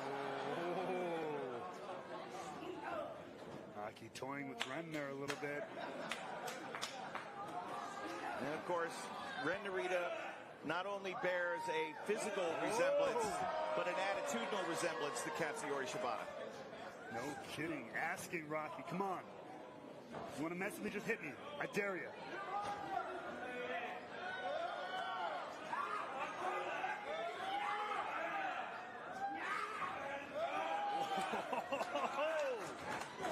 Oh, and that one caught him off balance. And now Rocky spring, quick, drop kick, double stomp actually. Scramble to the cover. Let's see. Kick out. A close one, though. Just an 18 by 18 ring here at this event, Lone Star Shootout. 2 feet less on each side than is usual in New Japan, so we might see some adjustments on the fly. Seems like a small difference. That can make all the difference when you're hitting those ropes, when you're going from corner to corner, etc.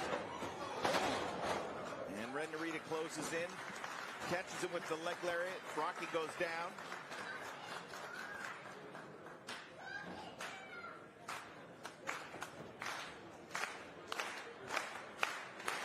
So Romero back on his feet. Here comes Narita closing in. So far, Rocky, for the most part, it seems like he's almost cover there.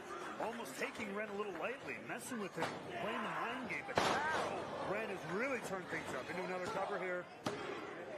Kick out by Romero, though. Yeah, it was just little Ren Narita a few years ago as a young lion in the Best of Super Junior tournament. He came up winless. And now the belly-to-belly suplex. Rocky able to stop that.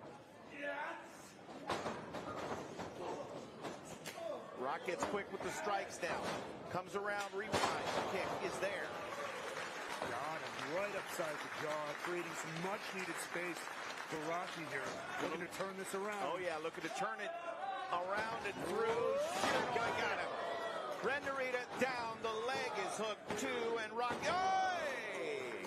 Not so fast, my friend.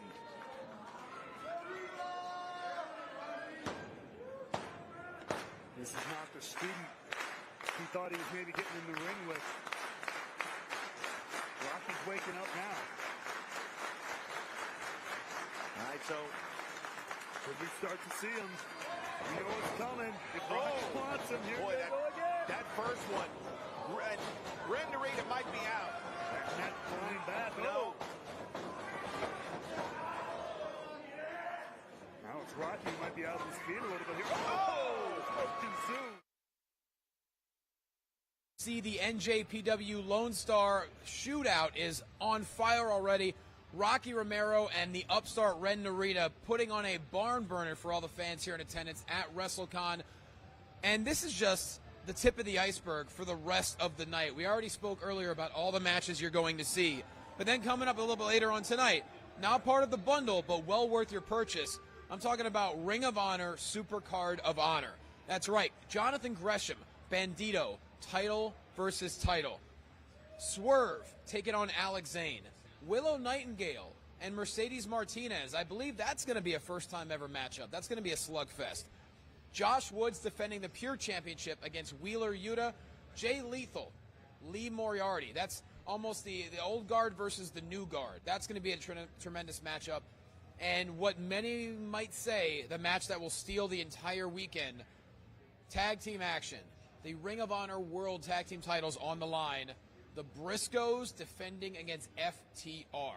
That is a match everyone wants to be in attendance for. But if you can't be, FITE TV, make the purchase. It's $29.99. You can get everything for Super Card of Honor. And the night is not over after Super Card of Honor. We still have The World on Lucha by Gringo Loco. We also have coming up after that, the Impact Wrestling multiverse of matches. Trust me when I say it is unbelievable. We have Deanna Perazzo with a Champ Challenge. We have Mickie James and Nick Aldis teaming up together to take on Chelsea Green and Matt Cardona. You're also going to see a fatal four-way for the Impact Wrestling Knockouts Tag Team Championship. You're going to see Eddie Edwards taking on Tomohiro Ishii, Chris Sabin and Jay White, Josh Alexander and Jonah teaming up, taking on Moose and PCO, Alex Shelley, Speedball Mike Bailey, and an Ultimate X match in which Trey Miguel is going to defend against 5 other stars of Impact Wrestling. And then to close it all out tonight, Joey Janela's Spring Break Part 2. And that is always going to be unpredictable. It's always going to be a firecracker of an event. That's all part of the collective bundle. And right now you can hear the audience for NJPW Lone Star Shootout. That is part of the Wrestle Con Bundle. You make the purchases, you're going to have enough action to take care of you for the next couple of weeks. And that's the beautiful thing about us broadcasting to you. We want you to feel like you're right here in Dallas with us, because that's what this weekend is all about. It's our love for professional wrestling, it's our love for competition, and it's our love for all the athletes that are in that ring. So we're going to be back in just a few minutes. We're hoping to get a few special guests. But right now, check out a couple of ads. Do not go anywhere. We are live on FITE TV, and this is the FITE Event Center for WrestleCon.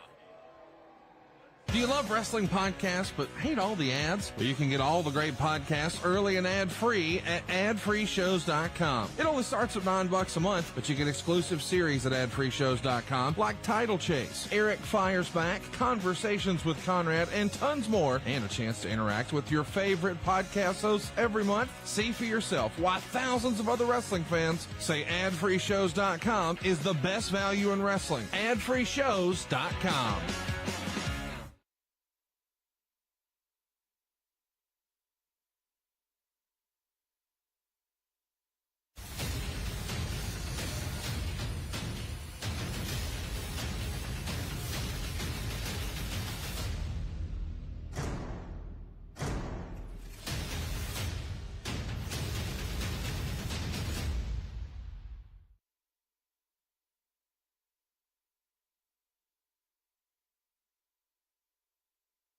Your house is probably worth more than ever right now. But if you could change one thing about your house, what would it be?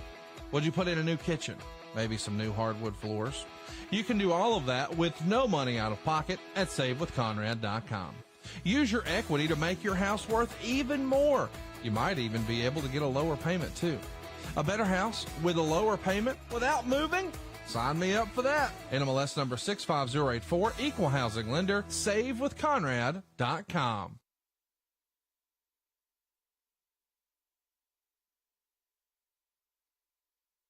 AdFreeShows.com has 2 can't-miss events this April. April 5th, the Nature Boy will join Ad Free Shows members to watch his WrestleMania 8 title match against the Macho Man Randy Savage 30 years later. And then we'll celebrate 25 years since Barely Legal 1997 with Taz and Sabu joining us for a live watch-along on April 14th. This is your chance to watch your favorite wrestling moments with your favorite wrestling stars exclusively at AdFreeShows.com.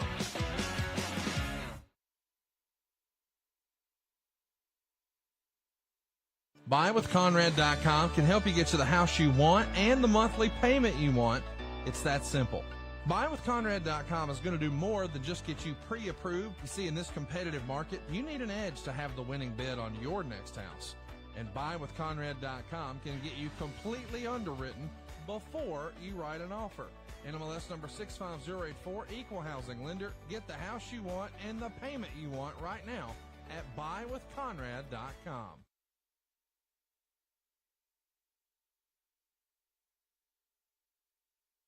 Hey, Fight fans, you're listening to Double J Jeff Jarrett. That's J-E-F-F, J-A-R-R-E-T-T. That's Double J Jeff Jarrett. And I'm here to tell you about My World, the name of my podcast that drops every Tuesday. Me and my co-host, Conrad Thompson, we dive deep into my entire 35-plus year career. So tune in wherever you get your podcasts. But if you want it early and ad-free, go to adfreeshows.com. Now, folks, choke on that, slap nuts.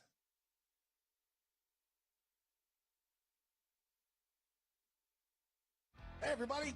Eric Bischoff here, WWE Hall of Famer and host of 83 Weeks, the podcast that drops every Monday morning. Now, 83 Weeks takes a deep dive into the highs and, yes, the lows of my 30-plus years in the professional wrestling business. New episodes each and every Monday, wherever you get your favorite podcast, or get it early. And hell, get it ad-free at adfreeshows.com.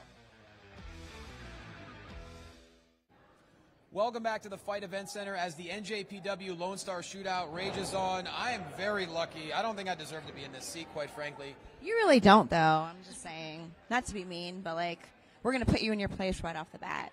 Do you know who you're in the graces of right now? I'm well aware. Are you really, though? Very But are you intimidating. really aware? By all means, please. We were walking by and we felt like we needed to make the scenery a little more beautiful. Yeah. Facts. So how are you? I'm doing amazing. Would you like Great. a grand introduction? Absolutely. All right. Without further ado, we've had amazing guests throughout this entire weekend. Just drop in or even schedule. But this might be the most exciting, the most intoxicating, Enticing. the most enticing, the most dynamic, and the most beautiful special guest that we've had this entire weekend. Pun intended. None other than Angelina Love and Velvet Sky, the beautiful people. Welcome to the FITE Event Center, and obviously welcome to WrestleCon. Hello, WrestleCon. Hello, Fight TV. Hello, Dallas. The pleasure is all yours. Yes, it is. So how good does it feel to reunite? I mean, I don't know how often you guys are able to see each other. 15 years strong at this point, the beautiful people. 15 years of the beautiful people, and we've never really broken up, honestly. Like, I feel like we're the longest running female tag team that's always together, still getting booked together, still working together. So it's 15 it's years. always awesome. It's a long Beautiful time. thing. It is. It is. I mean, when Pun you think, intended. When you think about the history of Impact Wrestling, you know, you not only set trends, but you really set the standard for the Impact Knockouts division, which many still believe is the most consistent women's division in professional wrestling at all times. It really is, because not to toot our own horns, Toot, toot, but go toot ahead. toot. But like, no, for real though. Like just to be real, this is all facts. Before the Knockouts division was born, I mean, there really was not a lot of serious like women's wrestling. Like there was Shine, Shimmer, okay, like much respect to them. But like I feel like the Knockouts division was special because when we all came together in 2007, pretty much every knockout that was signed, we all kind of came up together on the independent scene. We all kind of busted our butts, you know, like just hoping for that one chance, that one opportunity to show what we can do on like a broader scale. And TNA Impact Wrestling gave us that opportunity. So when we came together in September, October of 07. Wow. It was awesome to like look around because we didn't know who was going to be a part of the Knockouts division, right? Until we got to Bound for Glory. So when we looked around, like at the girls that were there when we got there, it was like, oh my God, like everybody we came up with on the independent scene. So it was so like, it was just such a feel good moment for all of us because it was like, it's like we all kind of looked at each other and like, it was like, finally, we made it. We busted our butts for years, but like we made it, and we made that division like even what it is today. I feel like we set the tone for even the Knockouts today. Like they're still going strong. Yeah, everything in the wrestling business is right place, right time. Oh, yeah. Right? So I was, we both had not done what we wanted to do when it came to WWE, and then TNA came to both of us at the same time, and right time, right place. It had to be me, and like had I made it in WWE or had Velvet made it in WWE, Beautiful People would have never existed. It had to be the two of us, and it had to be that time. And the best thing about the time that we were doing it is that's when WWE went PG, right? And to me, PG in wrestling, it's not a match. It's like oil and water. You're not supposed to be PG in wrestling. Rock and roll and PG. Rock and roll and PG do not go together. So we liked pushing the envelope. We liked kind of going against the grain, I guess you could say, because everything was so PG. We were the exact opposite of PG. And we, us coming together, we liked it because when the Knockouts division started, it was everybody was being their own singular character. Our thing to be different was, let's be a tag team, let's be a group, let's come up with something different. And when we pitched it to creative, they loved it. And then kind of just went from there. That's what I was going to ask. So you became friends essentially first, and the whole idea for the Beautiful People was not from the office. It was you. The thing with her, with Angelina and I was like, we kind of knew each other from the independent scene. Like we were just like, we weren't like best friends, like BFFs like we are now. We kind of were just like, oh, nice to see you, good to see you, good to see you. When we both got hired at the same time at TNA, we hit it off instantly, like before we were even put together as a tag team. So we would like get our makeup done together, change together, go to catering together, go to the bathroom together, everything. We were like arm in arm. So like we hit it off so well as friends. We had that natural chemistry that when we pitched like our like tag team to the office, the first thing we tried to pitch. And who did you have to pitch to, by the way, back then? Vince Russo, who we love and adore, and like, always gave us the ball and let us run with it. What a lot of fans might not realize is like before the Beautiful People name was born, Angelina and I, we wanted to be called Velvet Love Entertainment. That's not bad. Like, yeah, like so we thought that was great because we came into TNA as Talia Madison and Angel Williams. We worked for 2 months as those names, and then one day it was just like, oh, by the way, you're Angelina Love. She wasn't there. I had to tell her name. It was a very wonderful. So those were names bestowed upon you.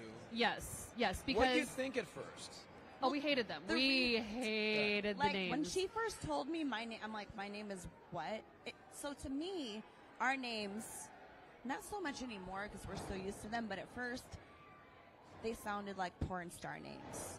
So that's why we chose Velvet Love Entertainment, because we're like you know what? We're just going to take it and run with it. We're going to make our group name sound like a porn company. So that's what it was, the Velvet. And we were like, this is great. They're going to love it. And then Vince was like, the Beautiful People. And we were like, what? No, that's terrible. Velvet Love Entertainment is great. Yeah. But, we loved Velvet Love Entertainment because it was like something we came up with. We were like trying to like really like Velvet Sky and Angelina Love, the names. So we're like, all right, if we're going to have like porn star like names, let's just do like a porn star like name gimmick. Velvet Love Entertainment. Let's give them Vivid. Let's you know just what I mean? give them Vivid right off of it. Just take it all. But like it took a while for me personally to get used to the name Velvet Sky, and I know Angelina Love as well, because I mean she was Angel Williams on the independent scene. I was Talia Madison. Those are names that we chose. So when you sign a contract, they pretty much own the likes and the rights to your name, your image. So when I was given my name, I'm like, I had to like take a knee in the airport. I'm like, my name is what? They're so I had to hold what? on. I have to tell the story because I had to tell you. Please do. It's a very short story. But so I was doing a pay-per-view that day, and she was coming in for the next day. And I'm at the airport going through security. Yeah, literally one day I'm Angel Williams, and like the next day I'm Angelina Love. When they told me my name, because they were calling me Angelina during the day, and Vince Russo always used to call me Angelo. So I'm like, it's nickname day. I have 5 nicknames today. Okay, Angelina's another nickname. And Jeremy Borash was telling me about the name change, and with me specifically, I thought Love was the worst last name ever. I was like, that's so corny, that's so tacky. Why? You're the But they niece of thought- Brother Love, obviously. So. But they thought that it was very creative because Angel is in Angelina. So they were like, that's why it's good. And I was like, okay, Angelina Love is actually a porn star, not me, but that is actually a porn star's name. So I'm like, couldn't I come up Angelina Smith or something? Whoa. But when they told me, and I go, what's Talia's name? And they told me, and I know her, and I was like, oh my God. So I called her that night. I'm going through And security I at the can't airport. say what she said, but it was literally like, she No, goes, you can say it. Just no, I bleep can't. it. I think you Bleep can. it. I'll I don't know. I'll bleep myself because they'll understand what I'm saying. I told her, I can say it? Okay. So I Say it. call her on the phone and I told her, I'm like, we got new name. And she's like, wait a minute, what's your name? And I told her my name. And she's like, that's not too bad. I'm like, I hate it. And then she was like, what's my name? And I was like, it's Velvet Sky. And so it's just radio silence on the other end of the phone. And she You goes, had to think she was kind of messing with you, maybe? no, Maybe she a goes, rib? what the fuck? Hands down. And TSA's like, And ma'am, excuse me? and I I'm like- remember and where I'm like, I I don't was. know. We have terrible names. I don't know what to do. But yeah, I we had love just them gotten now, through but at security. first we were Yeah. like, no. I had they're- just gotten through security at the airport when I got the phone call, and I'm like, ooh, let me answer this because I knew you were at TV. I'm like, let me see when she ever told me what my name was. I literally had to I Take a knee? fell to my knees. I'm like, wait, no. But it But grew on me obviously- after a while. It grew Yeah, on me, obviously you know? we've come to love them, but it took a while. Do you feel like receiving those names helped you with certain things like coming up with your entrance? And because was it the mindset of like, you're going to give us these names? Oh, then we're going to turn it up to a crazy no, degree. we came up with our entrance in our hotel room, messing around. Yeah, we knew once they gave us those names and once we knew kind of where they wanted to go with our gimmick, we knew they're running with us as being the sexy mean girls. And that was kind of who we were played anyway. that. We That's played why to that. that worked, because I was already doing the Queen Diva kind of sexy girl thing when I was in Deep South, And I was and doing she the was shaky butt thing and on she the was ropes always doing that when she was on the doing indies. TNA with April Hunter. So that's why it worked so well for us to do that, because we already wore little outfits. We already wore 10 pounds of makeup and hair to the moon for TV. So that it just came very naturally for us to kind of gravitate that way. Let me just no say, matter what our names were. But what inspired that even more is we grew up watching the Attitude Era. There you know, go. Sable, and then WCW, Tori Wilson. The divas. So we grew up with women looking the way they did in wrestling and that kind of sex appeal, that sexiness. Sable was a diva, but she also mixed it up in the ring. So we're like, ooh, okay, we can do that too. We're going to be sexy, but we're going to also mix it up in the ring. We never wanted to be those serious, oh, no sex appeal. We're sexy, but we can't show our sex appeal. It's screw that. We're sexy. We got the gimmick going. And it adds why to not? the heel element as well. Right, You can't touch me, get away, that kind of thing. And the greatest part why is not? that we understand from the way that we look. We have very judgeable covers to our books. We get that. You know what I mean? But what I liked is that we had this look where people would look at us and be like, oh, they probably can't wrestle. They're just the hot chicks. They probably can't wrestle. So what I loved is the fact that we had our look, we had our gimmicks, but we could go in the ring and kick ass too. And I loved the most if that surprised people that we could do that. And I'm like, yeah, you can be hot and wrestle. It's possible. There's nothing wrong with sex appeal in wrestling. I know 2022, it's you can't look at a woman like that anymore. Or it's just wrestling, to me, sex appeal and wrestling always went hand in hand. Again, I grew up during the Attitude Era of wrestling where it was sex, rock and roll, hot chicks, do you know what I mean? And that was the appeal. That's kind of what drew me in. So that's kind of what we mirrored our gimmick off of. And I think there's from an nothing wrong. outsider's perspective, one of the reasons why the Beautiful People worked so well is because you were both in control of the sex appeal. We were. You not only owned it, you put it out there as if to say, yeah, you're not on our level, you're never going to be on our level, and you owned every second of it. It's this is us, accept us or not. That's it. Well, and fans wondered too if our entrance, for instance, if we were made to do it or told to do it, and we were like, no, that was our thing. We knew the cameras were up our asses. We were fine with it. That was part of the thing. And obviously our entrance, everybody talks about our entrance, so it made the impression that we wanted it to make, and we were totally fine with it. We're 25 years old, doing our thing, and so yeah. The greatest thing about the Knockouts division, like in our opinion, though, it was like there was someone for everybody. Yeah. Like I kind of equated it to like going to like at the time WWE was kind of like that's when they were doing like the Diva Search. No shame, no hate on anything. I'm just kind of like setting the table for what I'm going to say. Back then, it was like every girl in WWE, they kind of looked the same. It was like the blonde hair, big boobs, which I'm good with. Like I appreciated that. I grew up looking like, wanting to see women like that, like, in wrestling. Like it was like, ooh, she's really pretty. She can wrestle. But like the Knockouts division, like we brought like a new flavor. And I always like said like, you go to a restaurant, right? You open the menu. You want to see a variety of different dishes. You don't want to see the same dish, same personality with that presentation. Right. That's why the Knockouts division worked so well, because everybody was something different. That's what I was going to say. Like, you go to a restaurant, you open the menu, it's like, ooh, there's this. Ooh, but then there's this, and there's this, and there's this. Wow. There's, like, so many different things to choose from. There's something for everybody, like, in the Knockouts division. And that's just why it worked so well, because right place, right time for everybody. But nobody looked the same. Nobody dressed the same. Nobody had the same gimmick. It was like everybody looked different. Everybody wrestled different. Everybody's character was different. Oh, yeah. There was a knockout for everybody. You know what I mean? And that's what made us so special.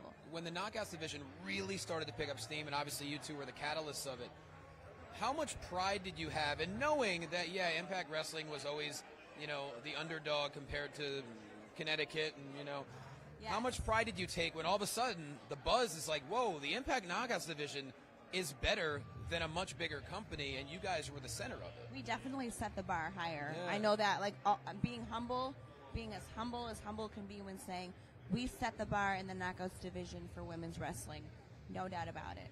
In a way for us too, because like I was in developmental, I never made it to we didn't get to do what we wanted to do in WWE. So when we got to TNA, we were immediately on pay-per-view, immediately on TV. That's what we wanted to do. Because you were ready. You guys were ready.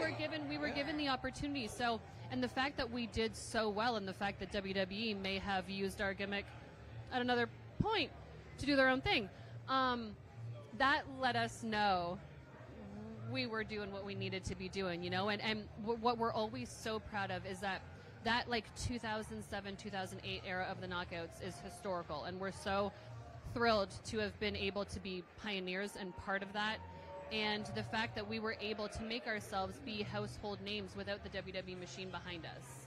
That's a big part of it. And you were still going out to 1 million homes, 1 million viewers every single week. Oh, the Spike TV era was the best era ever. Yeah.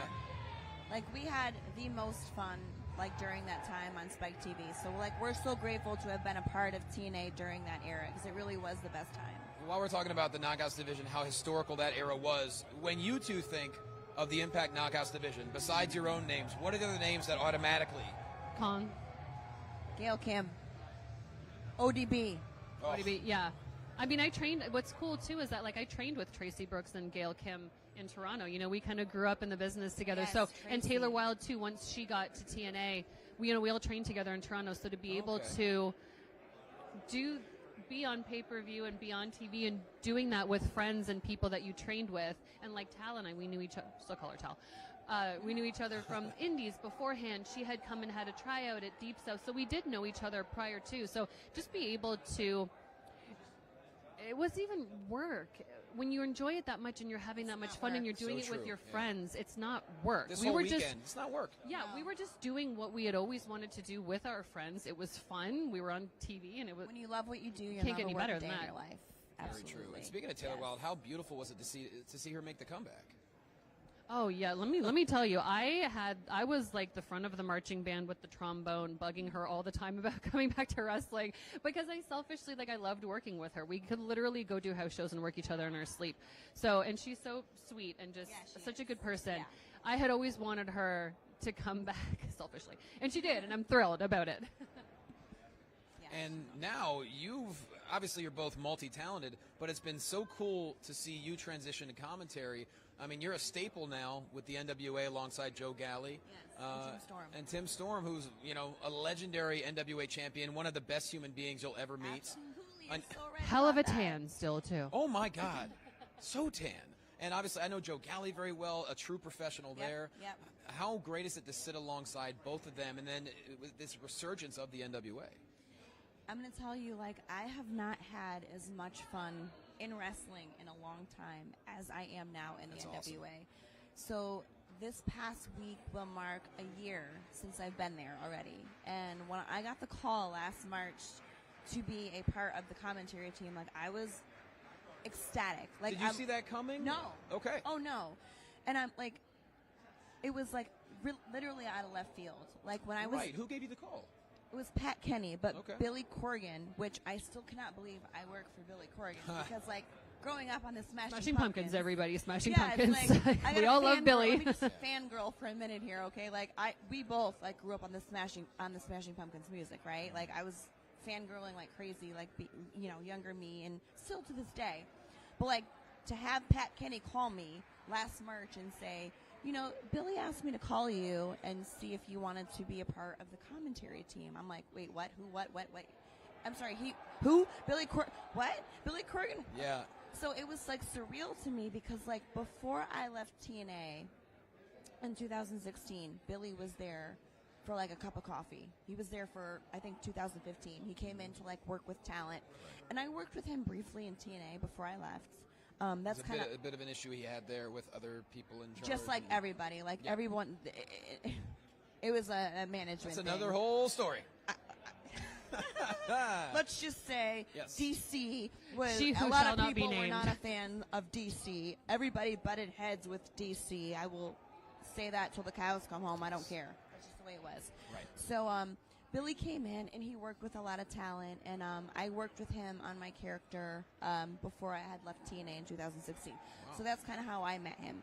So when I met him in TNA, I was just like, holy shit, this is like Billy Corgan, trying not to fangirl like to his And he's a face. very intimidating guy. No. He's a lot bigger than you would think. He's intimidating, but Yeah. when you get to know him, he's so down to earth and so cool and so humble and so sweet. It's But like, there's whoa. still that little part where you look at him and you're like, you're Billy Corgan. Right. It's like if anyone should have an ego, it should be him, but he has no ego at all. So fast forward to 2021 of March. I got a call from Pat Kenny. Billy wanted me to call you and ask you if you would join us on the commentary team, and I'm like so excited at first, but then I was kind of doubting myself for a minute. I'm like, wait a minute, Pat. It's hard. I'm like, it's a hard job. I'm like, wait. He's like, Val. He goes, we would never set you up to fail. He's like, we're gonna be with you and guide you and coach you and train you the whole time. He's like, trust me, we don't want you to look bad. We would never set you up to fail. You can do this. You can do this. And I'm like, okay, yes, I'll do it.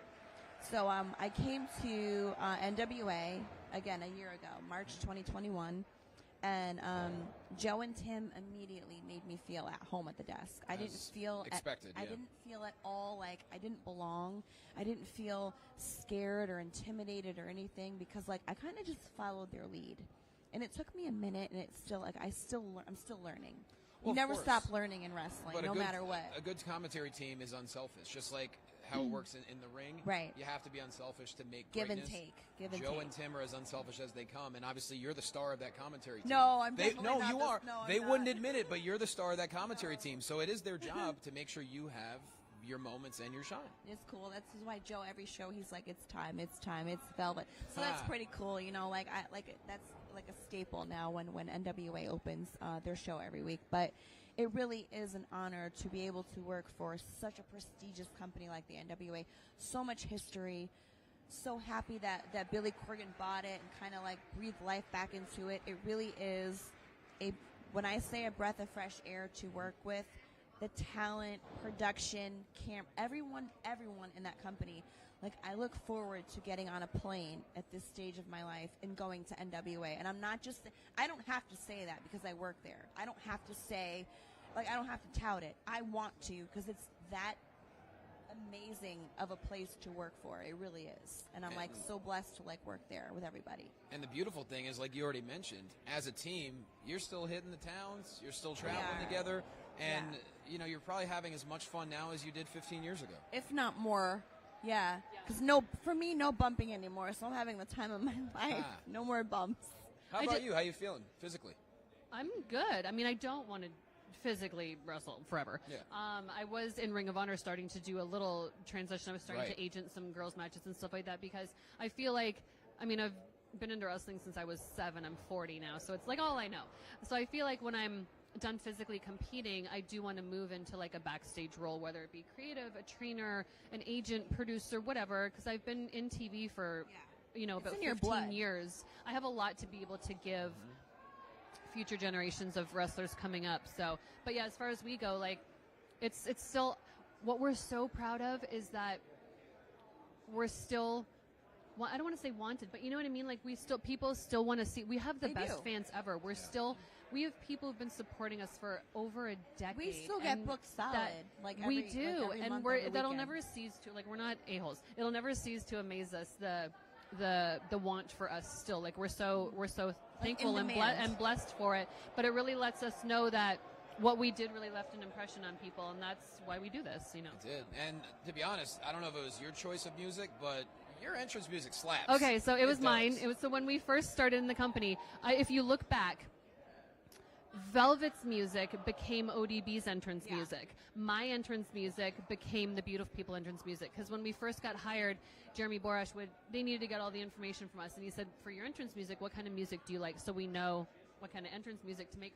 So I said, I love Korn, Linkin Park, 3 Days Grace, all those rock bands, Avenged Sevenfold. I was like, that's what I like. And then they came up with, it was called Angel on My Shoulder. They came up with that. So that was my... Thanks, Dale Oliver. Yes, Dale it's Oliver. so awesome. That was my singular music. And then Tal had her music. And then when we got together as the Beautiful People, we used the Angel on My Shoulder music. And then Tal's entrance music became ODB's entrance music. And it So- worked for ODB Oh, it because when sure she did. came out, it was like... Yeah, it was perfect for ODB too. So that was based off of me telling them I like Korn, 3 Days Grace, Linkin Park. They came up with that, and it's literally iconic. Like, it's the best.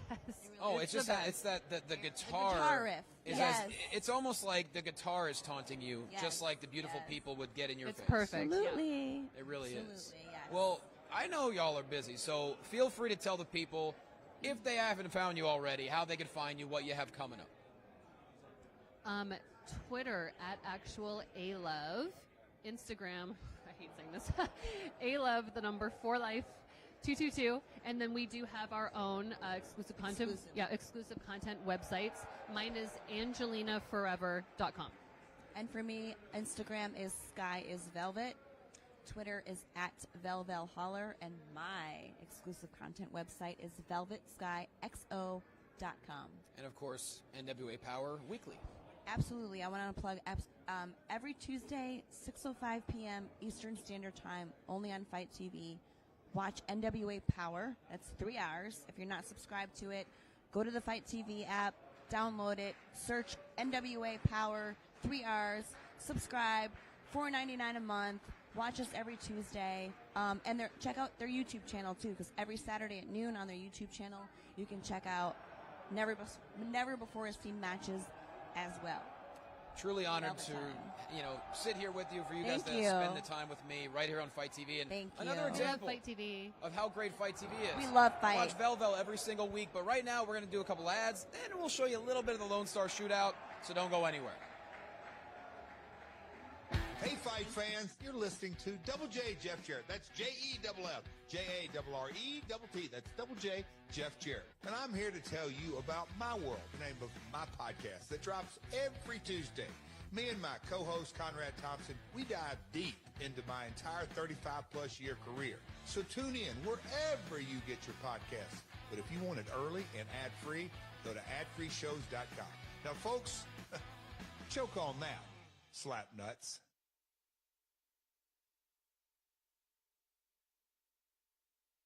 Do you love wrestling podcasts but hate all the ads? Well, you can get all the great podcasts early and ad-free at adfreeshows.com. It only starts at $9 a month, but you get exclusive series at adfreeshows.com like Title Chase, Eric Fires Back, Conversations with Conrad, and tons more, and a chance to interact with your favorite podcast hosts every month. See for yourself why thousands of other wrestling fans say adfreeshows.com is the best value in wrestling. adfreeshows.com.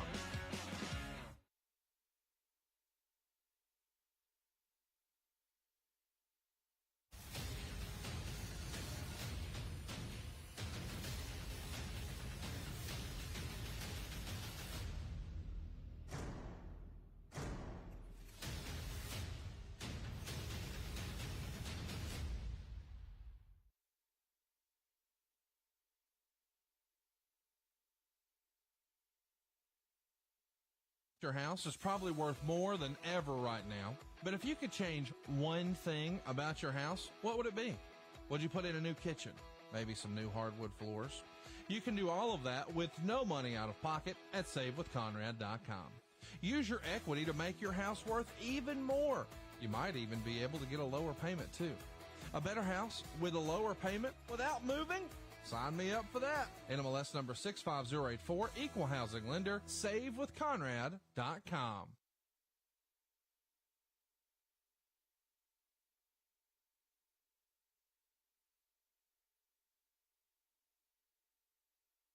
Hey, everybody. Eric Bischoff here, WWE Hall of Famer and host of 83 Weeks, the podcast that drops every Monday morning. Now, 83 Weeks takes a deep dive to the highs and, yes, the lows of my 30-plus years in the professional wrestling business. New episodes each and every Monday, wherever you get your favorite podcast, or get it early. And hell, get it ad-free at adfreeshows.com.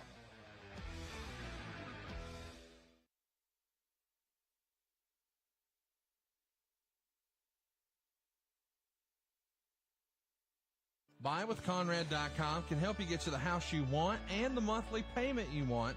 It's that simple. BuyWithConrad.com is going to do more than just get you pre-approved. You see, in this competitive market, you need an edge to have the winning bid on your next house. And BuyWithConrad.com can get you completely underwritten before you write an offer. NMLS number 65084, Equal Housing Lender. Get the house you want and the payment you want right now at BuyWithConrad.com.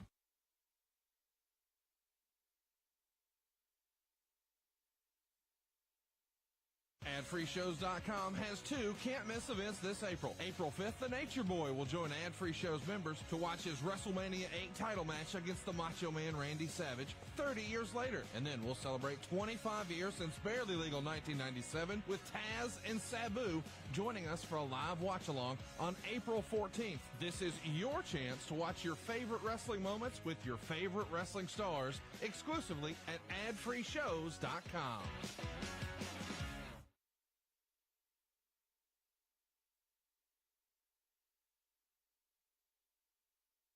Hey, everybody. Eric Bischoff here, WWE Hall of Famer and host of 83 Weeks, the podcast that drops every Monday morning. Now, 83 Weeks takes a deep dive to the highs and, yes, the lows of my 30-plus years in the professional wrestling business. New episodes each and every Monday, wherever you get your favorite podcast, or get it early.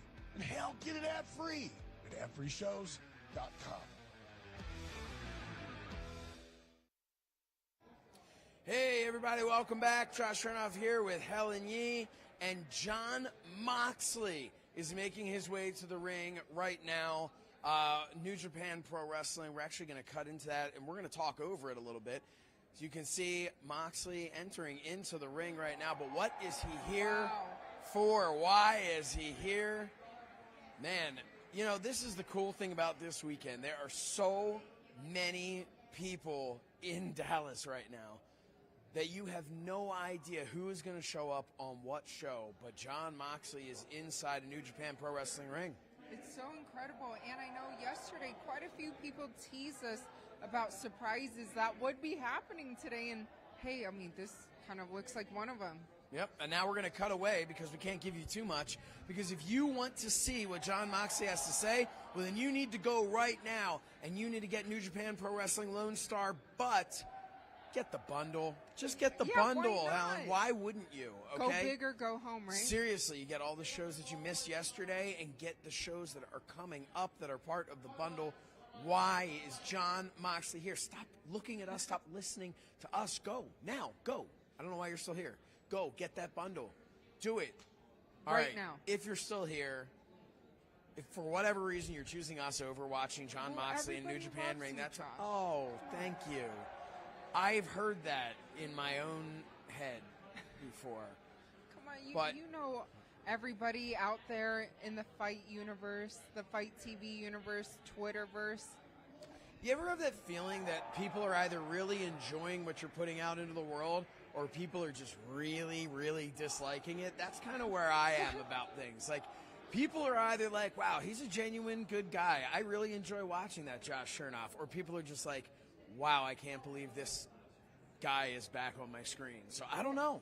I enjoy working with Josh Shernoff. Oh. And look, I've been learning a lot of new facts about you, like your action figure. Oh, okay. You're pescatarian. This is true. Yeah, I mean, not all this that I'm learning on top of so much great pro wrestling going on this weekend. Yeah, I'm pescatarian, but I never go to church. It's Now, all good. I This don't weekend judge. we have so many incredible stars from today and from yesterday.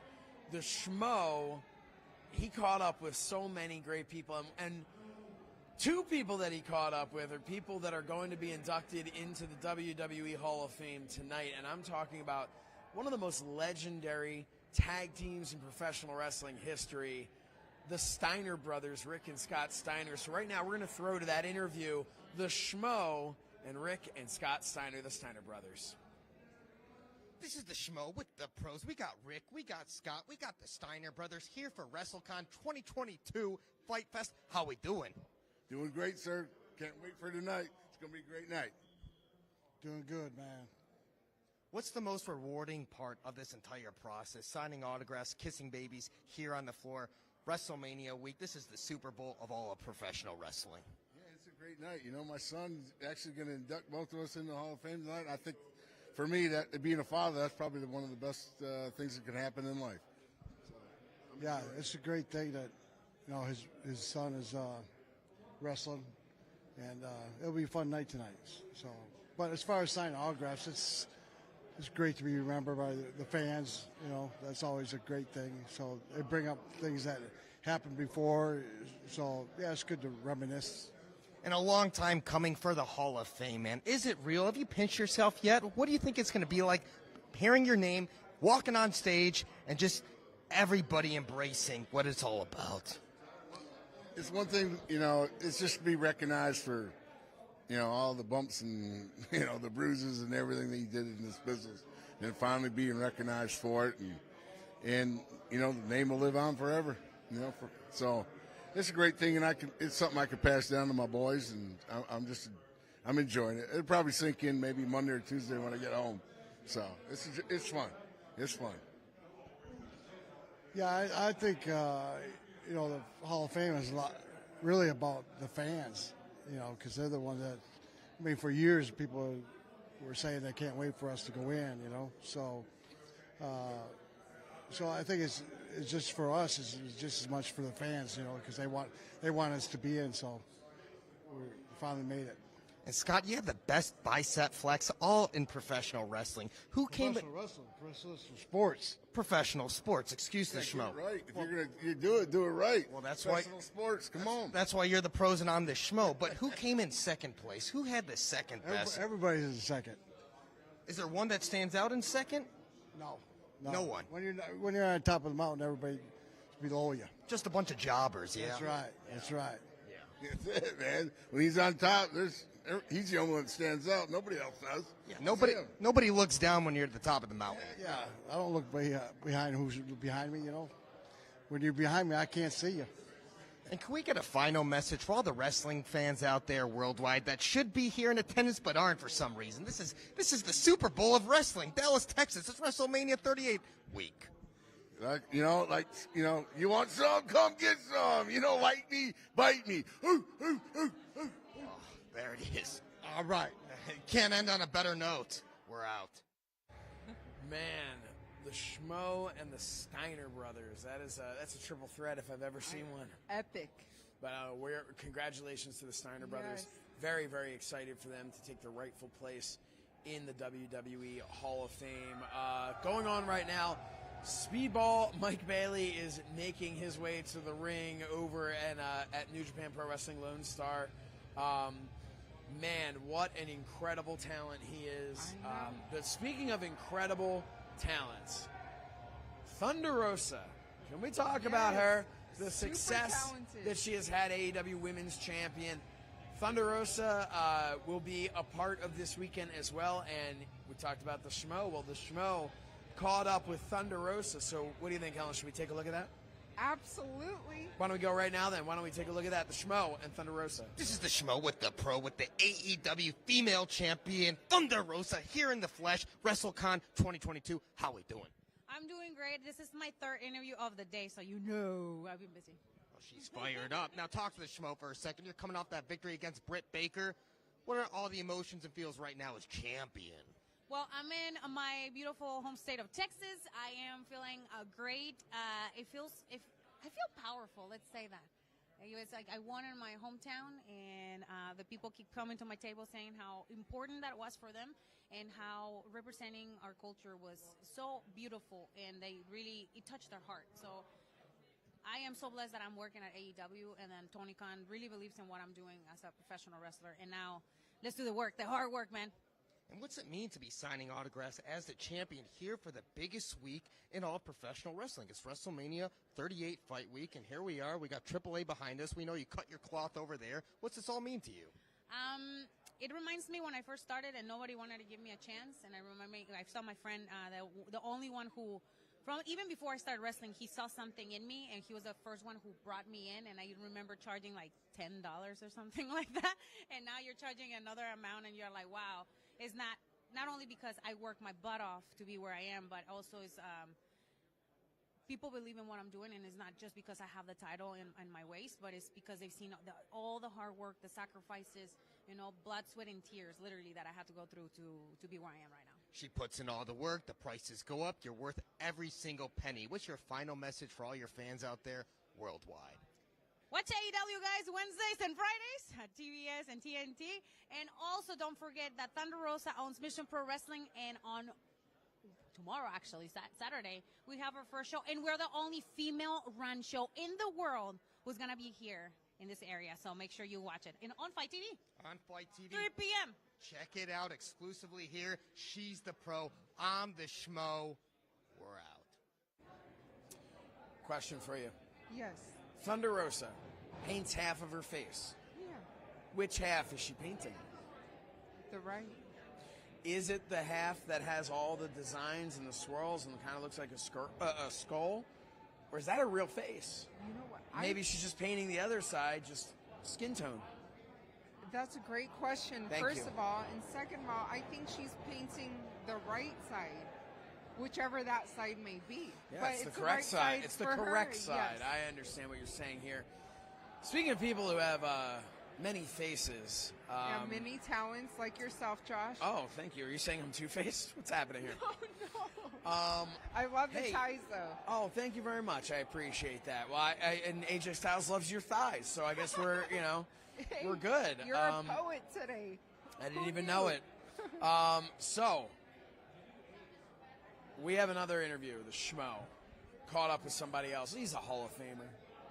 He's a former WWE champion, if you count that time Andre the Giant sold the belt to him.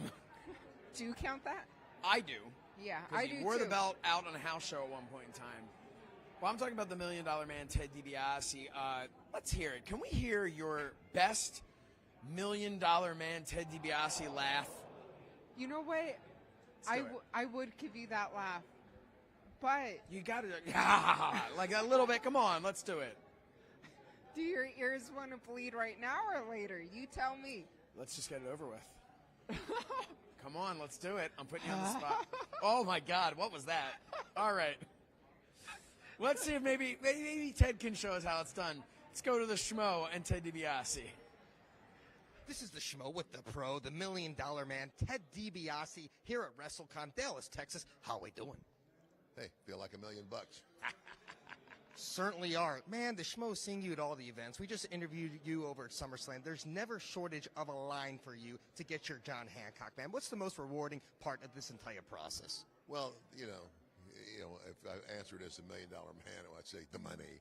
But the bottom line is, this gives all of us an opportunity to interact with the fans and hear their stories. I mean, there's a lot of the fans that have come up already to get autographs that have been at other autograph signings or have they come and they bring me a picture and they say, could you sign this? And I look at it and they, in the picture there's a little kid And now the little kid is looking at me, and he's a full-grown man, which makes me feel old. but I always said that wrestling fans are unique, and they're very loyal. And once you have a wrestling fan that's, you know, a fan, they're fans for life. And you just get to hear a lot of good stories, and people. I mean, like, I've had a few come up and so, $1 million man, don't be offended. But when I was a kid, I hated your guts. I said thank you. That means I was doing my job. So Absolutely. Yeah. What's the best thing that you've autographed so far? The most awkward thing, interesting thing that's come through these doors? I haven't really had anything weird, but a lot of guys get the jackets signed and just different memorabilia. But this, so far, it's been, you know, pretty normal. In the past, I don't know. I mean, it's kind of like, because I did that thing about, you know, where I said, kiss my, you know, sweaty, stinking feet. I had a guy who actually wanted to have a picture taken of him kissing my sweaty feet. Oh, that's pretty weird. That is pretty weird indeed. Yeah, that cost him extra. Of course, you got to charge extra for that. And can we get a final message for all your fans out there worldwide? Yes, you know what? You guys are the best. I've said that. I say it everywhere I go. Wrestling fans are unique. They're very, very loyal. Thank you all so much for supporting not only me, but all of us here in the wrestling world. But always remember this. Everybody's got a price for the $1 Million Man. We're out. That sounded almost identical to the one that you did. Yeah, I mean, but hey, you that see all this explains- space between us? Yeah, that explains the space. No, I scared I'll tell you off what with my explains laugh. the space between us.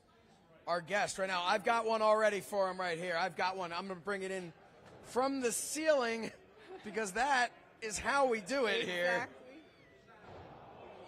Oh, we should turn it on first, though. There we go. Are these not working? There we go. Live TV, everybody. Hello. Look who's joining us. How are you doing? Mr. Ken Anderson. Rush Chairman, I'm glad to meet you. Honored Anderson. to meet you. I'm Helen. Helen, nice to meet you. Hello, I'm How are you Josh doing Shernoff again? from FITE. It's great to We go way have back. you here. We go way back a couple of minutes ago. It's great. Well, welcome to the show. Welcome back to the show. You were on yesterday, weren't you? I was. I barged in on Good. Cal Val, and You're always welcome to barge in on Cal Val whenever you'd like. I mean, we go way back. We do. We'll get her permission, I guess, for some of that. Here, let me adjust my stool. I'm sorry, am I messing No, up? you're not. No, not at all. Here we are. Now we're I all should here. sit like this. You know See how what? much bigger I look? Yeah. Yeah, it's I all love it. about the It's perfect. angles. It is. It is all about the Force angles. perspective. So, all right, hey, let's talk right off the bat. I want to make sure. I don't know exactly what you talked about yesterday, but guess what? People watching this, they probably, maybe some of them didn't see it yesterday. So I want to talk about what you're up to right now. You are up to, not this interview, but you are up to, you have a school. You're training. We were talking off air about Top Flight that are graduates from your school. Can you tell everybody a little bit about your school and what you're up to these days? Yep. So in 2016, my good friend Sean Davari and I opened the wrestling school, the Academy School of Professional Wrestling in Minneapolis, Minnesota. And our very first class, we had Darius Williams, who was Darius Martin in AEW, and then like our fifth class, we ended up having his brother, who's a little younger than him, Dante. And obviously, like everybody knows, they're killing it right now in AEW. Also, we've got a couple other students, Julia Hart, who's in the AEW. She's not a graduate, but like she's a student. Yeah. We got some WWE talent, Tiffany Stratton. I do have a question for you, though. Lana You say she's Wagner. not a graduate, just a student. Yep. What is the difference between, because obviously she's made it, she's made it to the big time. So what is the difference between being a graduate and being able to be at a point where you're able to, did she just move on circumstances? Circumstances, she would be a graduate. but we shut down because of COVID for 2 years. Okay, so that's and she got an opportunity. She got to an move opportunity. on. She Sure. moved her butt down to Atlanta and went to the Nightmare Factory. Good for her. And ended up getting on TV, and you know, so I'm but going it's to subjective. I'm going to It consider her really- a graduate, like, right? It's fine. It's a good. She will be. She will be. You know, it's subjective. It really is. But it's. I want to make sure that people go out and they're able to put on a performance for a wrestling company repeatedly and not make a boob out of themselves. Right. And You of know? course, that also reflects back on you and your school. And so, that it just they're professional, that Yeah. they're courteous, that they do good work. It's more than just what they can do in the ring. It is that whole package of what they're able to do because they are representing you and your school and every student that then comes from your school afterwards. But I do have a question about Darius and Dante. So when Darius first shows up, how impressed were you with his, what was he able to do? Because, I mean, at what point in time did you find out, oh, this guy can actually fly? Like when, Immediately. Okay. The first day. Everything that we showed him, everything. He had already actually been working for a little bit. He came to us to like get polished up, basically. Okay. And you know, everything we said to do, he did it, and he did it like well, way better than anybody else. I remember we used to have drop kick competitions to see who could drop kick the highest, and then another student, Brandon Gore, we ended up calling him. He was in our second class. No comment? We'll wait for the book on that one. Yeah. But he ended up edging him out. Brandon edged him out just like a hair. Really? But they used to we'd get the tallest guy in class who was 6'4", 6'5", and he would hold a chair like all the way up over his head, and those guys would like try to hit it. So then Dante comes in. You said the fifth class. Dante comes in. And Dante he, comes in, and like what he's were your got wings. I was going to say, what were your expectations when you go? Okay, so Darius, we know about him, and now his brother's coming in. Yep. I mean, just because they're siblings doesn't mean that they're both different. going to be able to do the same thing. But they like both have wings. They do, and it's unbelievable. I mean, and I don't know. I don't watch a lot, but like, I don't know that Darius has gotten the opportunity to speak, but he's actually like a really good talker. So Darius, you know, We he have had an promo. injury. He had an injury that took him out, and Dante really had an opportunity to be showcased on AEW TV for a while. Darius is now back, and I think people became so familiar with Dante that they don't quite get what they've got yet with him. So that's interesting because I didn't actually know as far as his mic skills or whatnot. I mean, like he used to cut some of the best promos. Every Friday night we do promo class, and like he would knock it out of the park every time. He's kind of a trained actor, you know. He did acting in high school, wow, okay. and I think he was going to, you know, audition for movies and stuff like that. But yeah, he's fantastic. Both of them are fantastic, and they're good human beings, and they work hard. I just ran into Darius last night, and like I'm so proud of those guys. I'm like a proud dad. Yeah, well, you must be. I mean, because you do see them, even if they're just coming in to get, you know, tuned up a little bit and just, you know, polished up. Man, I mean, you have to see where they are now, and when you can say, "Wow, I remember the first day they walked into my school." Like that's got to be an incredible feeling. That and like, you know, I was fortunate to have those experiences where I got to do my first dark match, and I got to do my first extra work where I. Enhancement talent or whatever, and now that I'm seeing them do the same thing, it's just really. And then like with Dante and Darius, they've exceeded that. You know, they're already like. It took me 6 years to make it to the dance. Yeah. These guys are already there. Well, when you have wings, you can fly right by everybody else. Well, right? and they got wings, and they're talented in other ways. It's not just anybody can.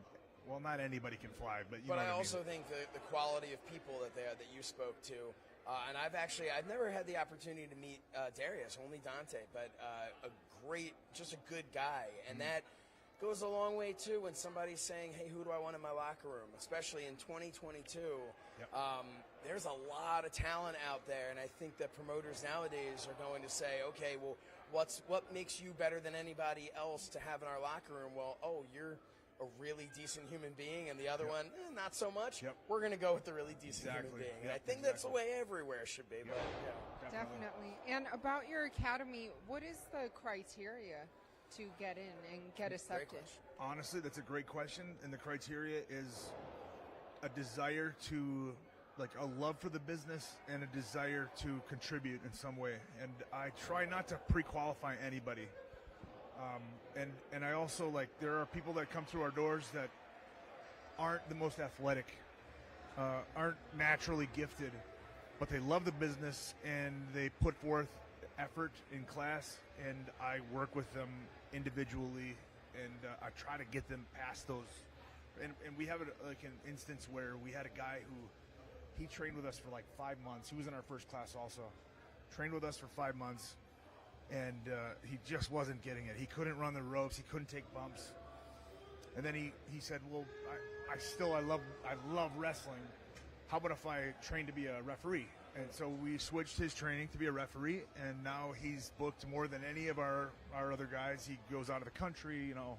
That's awesome. So, and that's another thing when you said you switched his training. I don't think a lot of fans in general might not appreciate how important a referee is to professional wrestling. It really you can't is. just, a lot of people, I mean, I'm sure I don't have to tell you, I'm sure you saw some shows in your day where you could clearly tell, yeah, they found some guy and they threw stripes on him. This guy's never been in it, because I know I worked shows like that before, and there's a talent, there's a skill to being a referee that is so important. I think people think that guy can count to 3 and he's got a zebra shirt. He's perfect. He's good. He can do it. And it's just, it's way more involved than that. I think the referee is just as important, if not more important sometimes, than the people actually. Because if you don't have a referee in there counting 3 and being where they need to be when they need to be there, and not being where they need to be when they, we don't have a story to tell. How important is it, you talked about having Fridays, you have promo night.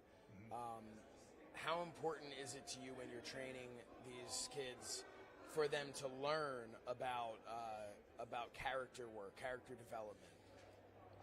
I think it's super important. I mean, it's been important for a long time. I think it's just a staple of professional wrestling, right? Like your characters are the things that have the most success, I think.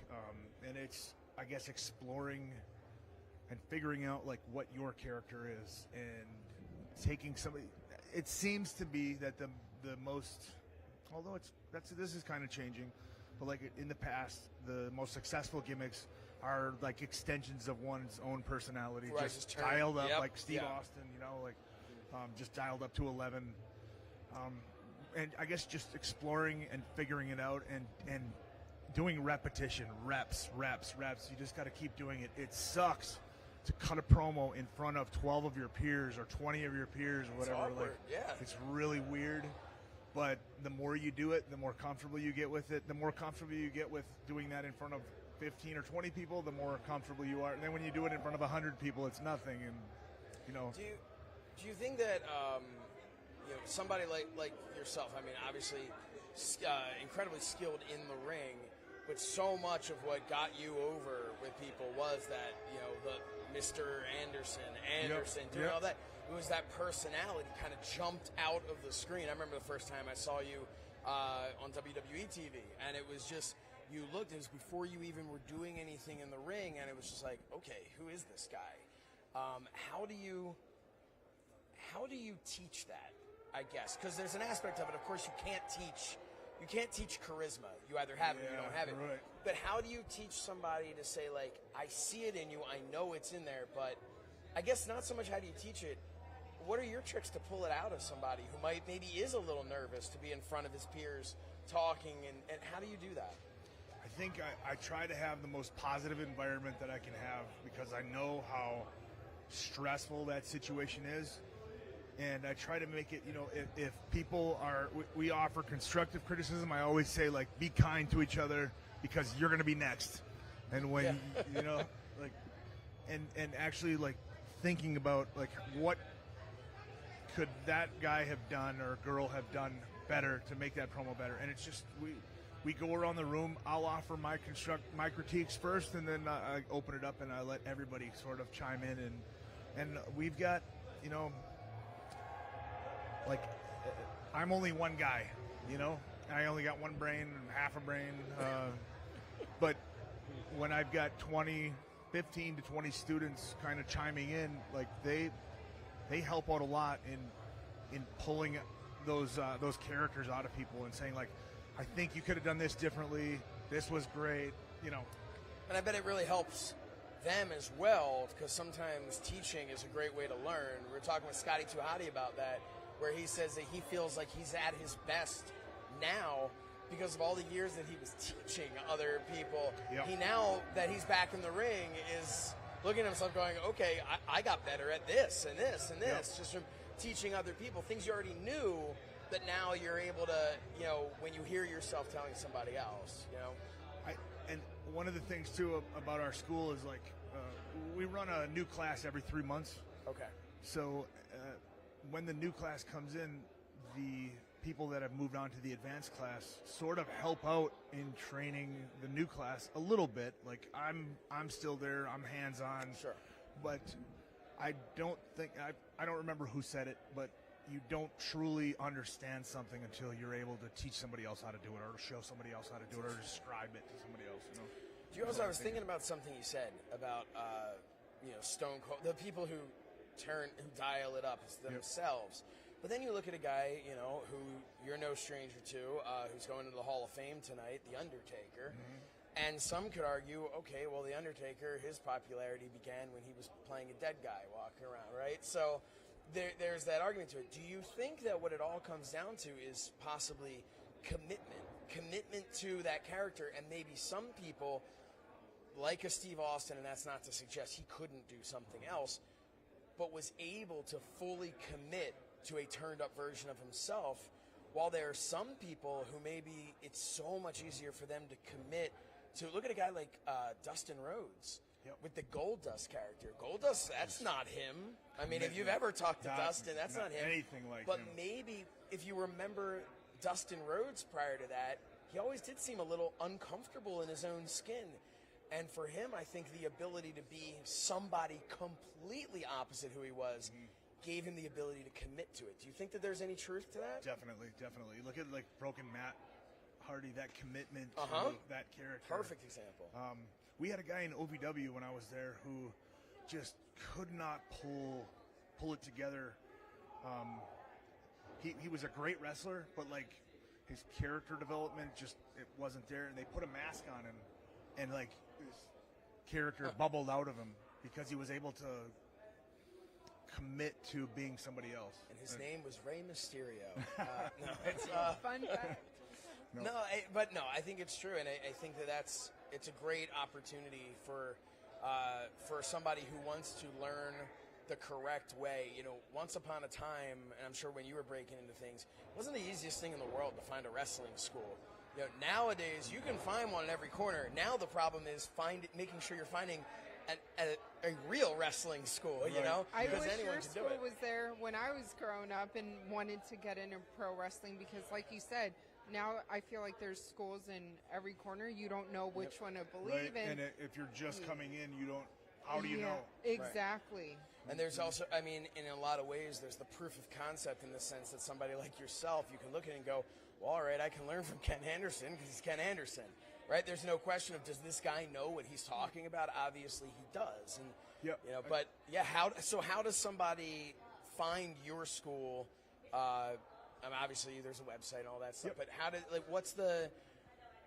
how would you encourage somebody? Why would you say go to your school versus some other? If they go, well, there's this one, it's a little cheaper, and it's this guy, and he works the indies around here. That's a great question. When people call my school and they ask, why should I come to your school? Like, I just, look, we have a certain way that we do things. Mm-hmm. You're welcome. And I always invite people to come in and sit with us and view a class and see the way that we do things.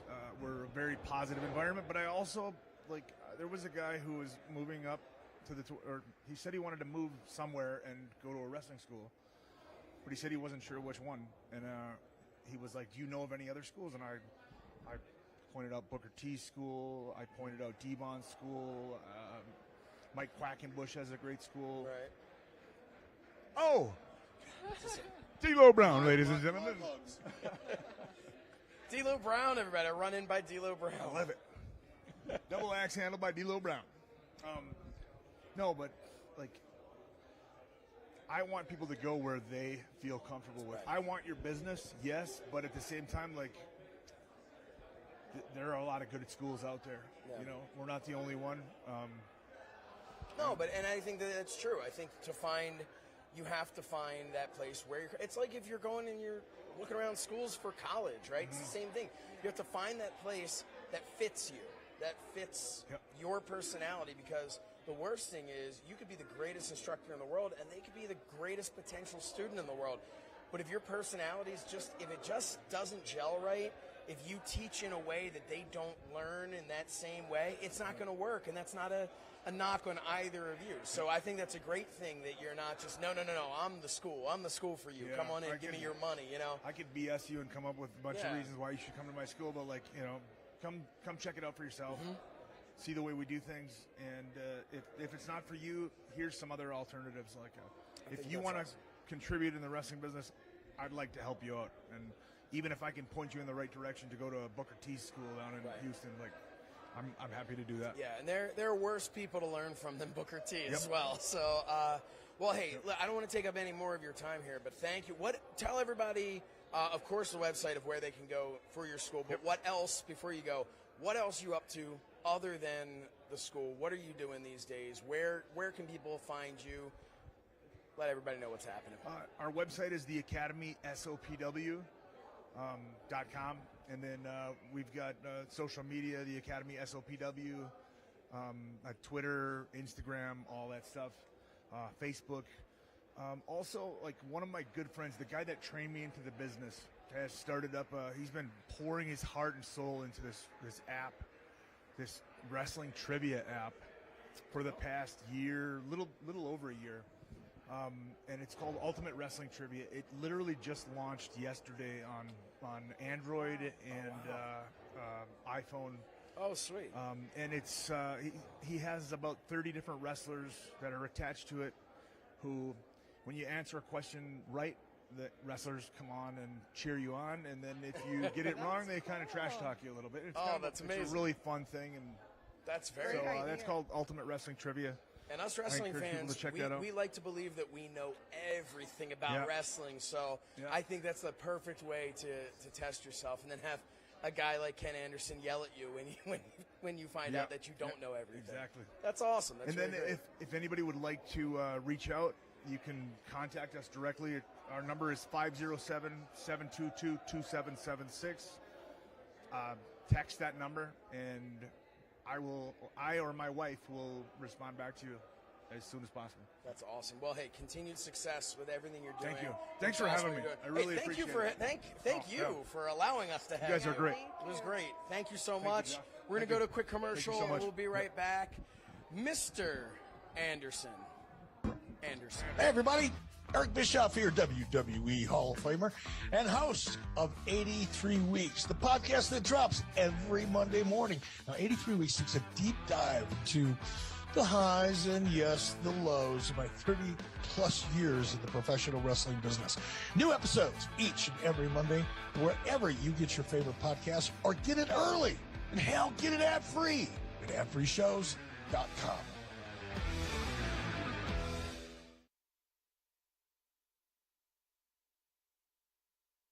Your house is probably worth more than ever right now. But if you could change one thing about your house, what would it be?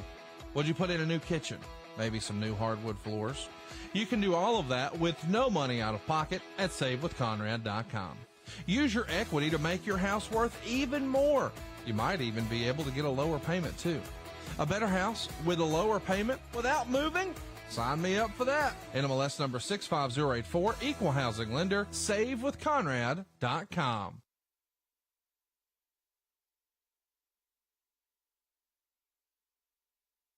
Hey, Fight fans, you're listening to Double J Jeff Jarrett. That's Jeff, J-A-R-R-E-T-T. That's Double J Jeff Jarrett. And I'm here to tell you about My World, the name of my podcast that drops every Tuesday. Me and my co-host, Conrad Thompson, we dive deep into my entire 35-plus year career. So tune in wherever you get your podcasts. But if you want it early and ad-free, go to adfreeshows.com. Now, folks, choke on that, slap nuts.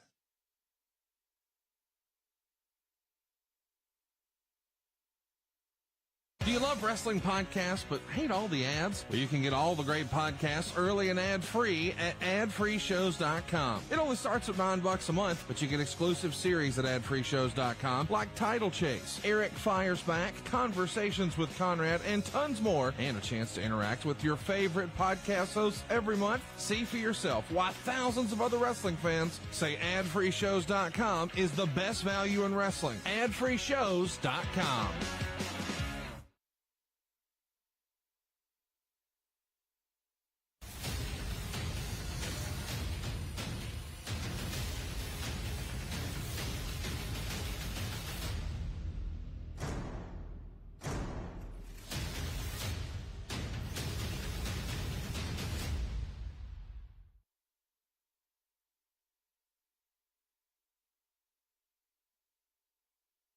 Do you love wrestling podcasts but hate all the ads? Well, you can get all the great podcasts early and ad-free at adfreeshows.com. It only starts at $9 a month, but you get exclusive series at adfreeshows.com like Title Chase, Eric Fires Back, Conversations with Conrad, and tons more, and a chance to interact with your favorite podcast hosts every month. See for yourself why thousands of other wrestling fans say adfreeshows.com is the best value in wrestling. adfreeshows.com.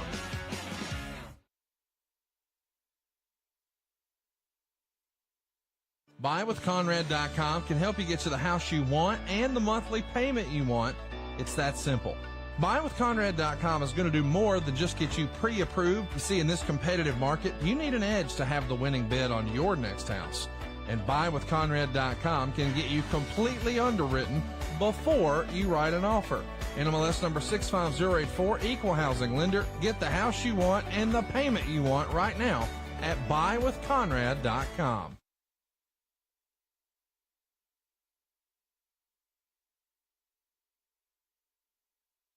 AdFreeShows.com has two can't-miss events this April. April 5th, the Nature Boy will join AdFree Shows members to watch his WrestleMania 8 title match against the Macho Man Randy Savage 30 years later. And then we'll celebrate 25 years since Barely Legal 1997 with Taz and Sabu joining us for a live watch-along on April 14th. This is your chance to watch your favorite wrestling moments with your favorite wrestling stars exclusively at AdFreeShows.com.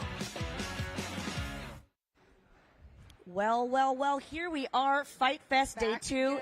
Back again. Helen and Cal Val here, running down the action. And how much action have we seen today on FITE TV? Oh my gosh. It's a lot. So much incredible action and everything that's also going on right now, right? Njpw Pro Wrestling. You know what? And we were talking earlier with that dastardly Josh Shernoff, who is dressed to the nines representing FITE TV.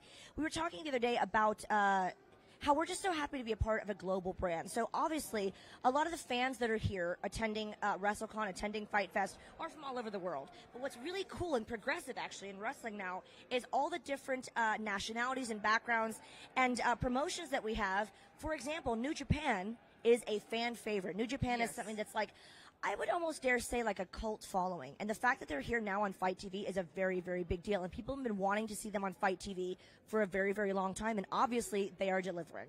Yes, and not to spoil too much, because make sure to download the app. But Josh, when he was just here not long ago, we saw Jon Moxley come in. Yeah, so that was pretty cool to see. Jon Moxley is obviously, oh my gosh, creating such a name for himself, a legacy, if you will, in professional wrestling. I actually met Jon Moxley way back in the day. He's from Ohio, and he was known for more of a hardcore style. So it's really cool to see him then evolve into WWE superstar and be with The Shield.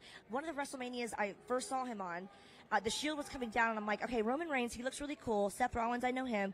But I'm like, I know this guy from somewhere. I was like, oh my God, that's Moxley. I was like, what was his name before being Dean Ambrose? And now he is, of course, creating a name for himself in AEW. And how cool that kind of at the last minute, by the way, they let Jon Moxley, I say they let because it's very, very controversial who can be at WrestleCon. And they allowed him to come here and meet all the fans. It was one of the biggest days in social media for them to actually see he was going to be here in person because he has, again, created such a name for himself. He's like a superstar, and his trajectory is just going sky high. And I also wanted to ask you, is there anybody you don't know in this business? Oh, you know what's funny? A lot of the kind of up-and-coming wrestlers, a lot of them I haven't met before. So I'm glad you asked that because when we do alternative commentary on FITE TV, Impact Wrestling, cheap plug, thank you for leading me into that one, Helen. We're going to be live on April 23rd for Rebellion with Impact Wrestling. But before that, Lisa Marie Varon, Tracy Brooks, and myself, we're all original TNA. If you've been with Impact Wrestling long enough, you know that we used to call it TNA, Impact Wrestling Knockouts, for many, many years. So we now do alternative commentary. And on the 23rd, you can catch us there live. You can toggle between myself and, of course, Tom and Matt are actually at ringside. But then you can also go over to our fantastic, tremendous trio of Tracy, Lisa, and myself. But because we've been watching a lot of Impact Wrestling, what's cool is, like, we're watching it, seeing people that we know, like Eric Young, Chris Sabin, who I just saw. I hadn't seen him in years here at WrestleCon, which was so exciting. But the cool thing is now, like, you get a little bit jaded having been in the wrestling business for a long time. So you're like, oh, I know everybody. But now, because Impact Wrestling is host to so many new stars coming up, there are some that we, like, genuinely are seeing with fresh eyes and we're just fans of. Like, we don't know them. We've never worked with them. For example, Jay White. Jay White is from New Zealand. Jay White is a really, really respected wrestler in the community. He has a great reputation, stellar athlete, amazing on the mic. And we just, like, genuinely thought he was really cool. And I met him today at WrestleCon. And I was like, wow, I just have to say I'm a big fan. So that was kind of a little fangirl moment for me. So there are some people that I have not met that it's exciting to see them coming up. Other than that, sort of the more veterans of the business, there's one person that I've never met that's actually coming back at WrestleMania. And I might have been around him backstage once, but as far as meeting, Stone Cold's probably the only one. Never met him. Not like officially. Me neither, but what a great one, right? What a legend. What a legend. Even The Rock, like The Rock, I think I've seen at backstage, and we were, weirdly enough, we had a Twitter exchange a few times, but he's not someone I've been around either. But there's only a couple, because even Undertaker, I got to do an autograph signing with him and host for him and host his fan fest. So I've been really lucky to be with a lot of the bigger ones. Ric Flair, who I have not seen yet here at WrestleCon. I love him. No, wait. You didn't see him yet? No, not yet. I've seen him like quite a few times roaming around. I love him so much. Was he dressed to the nines? As always. He's always like that. Woo. Oh, of course. I can't do it I can't do it either. but- Schmo can. If you guys have been watching all day, go back and watch the replay. Schmo did a very, very great Ric Flair impression with a very, very authentic woo. Yeah, but there's so many great ones. Ric Flair, Hulk Hogan, even Macho Man. I got to work with Macho Man when I was younger. So, like, these are some people that I love, and they're on my, as Schmo said, the Mount Rushmore of wrestling. There's only a few, though, that are sort of like Stone Cold or the up-and-coming. Like, I met Tasha Steelz for the first time, who's here. She's going to be a part of Impact Wrestling's multiverse of matches. And I am hopefully going to peek in on that today because I'm so excited to see that. Of course, Mickie James, Nick Aldis, really good friends of mine. And they are facing Chelsea Green and Matt Cardona. She called Matt Cardona, I believe she refers to him as Clown Donuts. There's a lot of bad blood there. There was a faked injury. I remember telling you that. Yes. Listen, talk about personal matches, personal vendettas. That is particularly my favorite match I'm looking forward to at Multiverse of matches tonight with Impact Wrestling in this very building. Very excited for that. Ring of Honor, of course, is exciting. What else are you looking forward to? Oh, my gosh. Like he said, too, the Mickie James one, because, I mean, how much more personal can it get? I know. Yeah. Like, husband and wife versus husband and wife. Look, I can't even imagine, but all I know is when you have that versus husband and wife, yeah. I mean, it doesn't get more exciting than that. It does not. No more drama than that, right? Yeah, that is some drama. That is some hot goss. I'll tell you what, too, like, we talk about personal. For me, like, even being a wrestling fan when I was younger, with all due respect, I don't always just love watching, like, wrestler A wrestle wrestler B, and it's just a match that means nothing. When there's, like, a story behind it, when there's a reason to be punching you so hard in the face, that's where you're like, oh, my God, revenge. Like, some of my favorite storylines, I told this to Tori Wilson when she was on GAW TV, because I'm a mark. I'm a fan, as you know. And I said, some of my favorites were, like, when Tori and Stacy came into WWF at the time against WCW The Invasion, which I also just talked to about Sean Stasiak, who's here signing autographs. Like, I was a big Invasion fan. Their storyline was, it was around 2001 or 2, they were after Trish and Lita's boyfriends, the Hardys. And exactly, see? I remember, She's a girl's girl. And it was like, that was why I was excited to tune into that match, because there was, like, heat there. There was, like, that girl went after her boyfriend. They tried to kiss them backstage. Yeah, don't get me started. Intense, for sure. It is. But it's always great to reconnect with you. I saw you earlier. Yes. Where we hosted. So, how was your day? How was day 2 for you? Ooh, it was so good. You know, this day was a little more busy than yesterday. So I got to kind of walk around and see more people yesterday. Yeah, there were a lot of people in that room. It was getting stuffy. It was very, very stuffy. There's another room where, like, I think Lex Luger, Brooke Hogan, Jake the Snake, Jerry Lawler, and the Cat. I love the Cat, by the way. That's like old school divas for me, and she's actually a good friend of mine. I was so happy. I was shocked to see her. So happy she was there. Some people I haven't even seen, though. Vicky Guerrero's here. Haven't seen her. Love her. But in the particular room that I'm in, I'm right in front of Trish. It's me, Mickie James, Nick Aldis, and Lisa Marie Barron. They got the GAW TV girls together. And then in front of us, we have the people with the biggest lines were, just in our room at least, Trish Stratus, Lita, to be expected, and Dr. Britt Baker and Adam Cole. Oh, yeah. They didn't stop all day. Wow. Yeah. Mega. I walked in that room and I was like, oh my gosh, like, so many people. I mean, but like you said, it is expected. It's a Friday, you know, here in Dallas. So it's the big day. Yeah, I mean, that was really cool. And I think, did I see that Trish came over to you guys? Not when I was there. Okay. And what's funny, we did talk to Tori Candace. We got a picture with Tori Candace and Barbie Blank, Kelly. But Trish, I have not said hello to it. I was saying earlier, I was like, I'm such a fan. I've even had her on the show. I have her, like, I've texted her, but I'm still just like, hi, Trish Stratus. Like, it's so silly. And she's like best friends with my friends, but I'm like, oh God, I'm not worthy.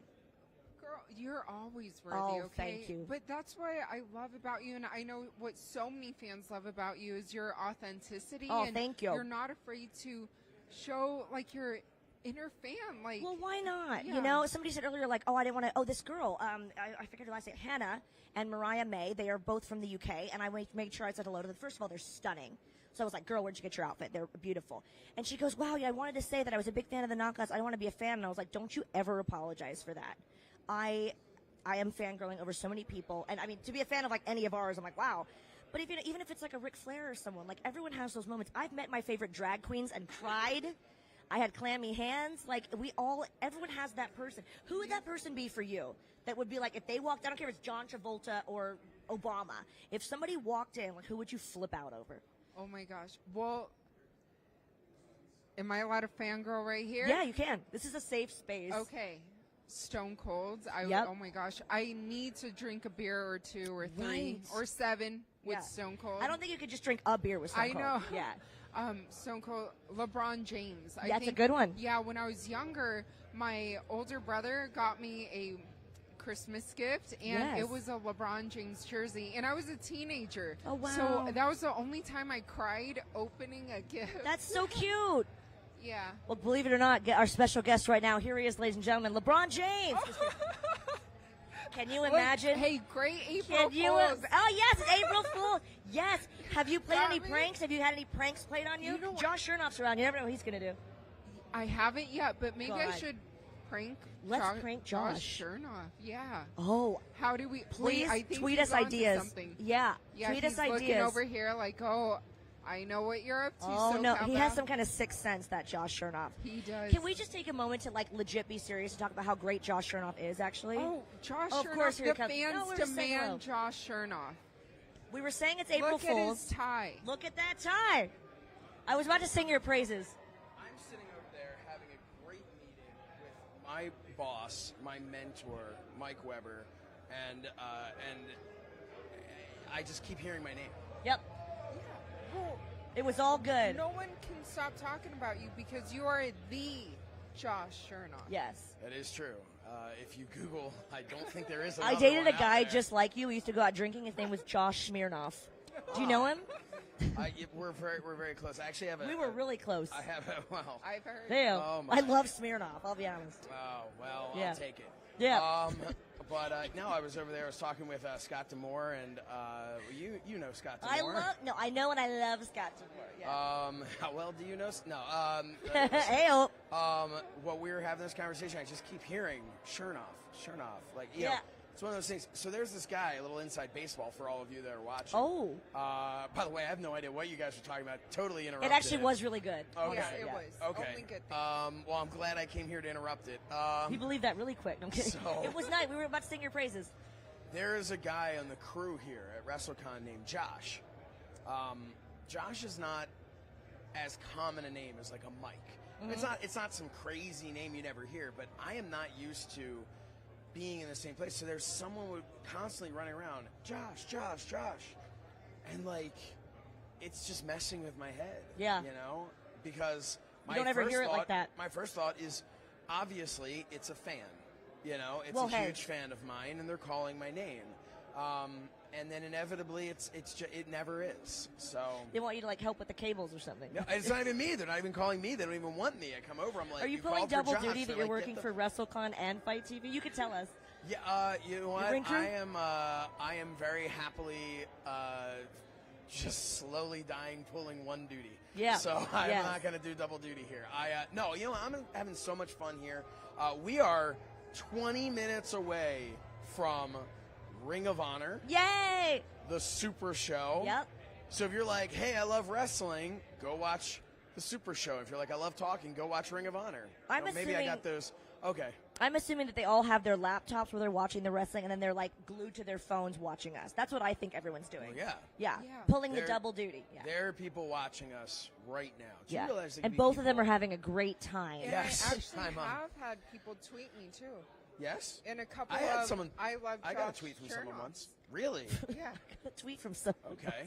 No, someone tweeted me once. Wow, good for you. They did. Yeah. Was it a good month for you? But it was a good year. Good for They treated me. Can I tell? All right, I'm going to tell you something that actually happened to me. Oh, for FITE real. TV exclusive right here? Yes, this All is right. okay. Breaking news. I got a text message, okay, and this is a few hours ago, that said from a number I didn't know, said, here's that picture from last night, but no picture came through, right?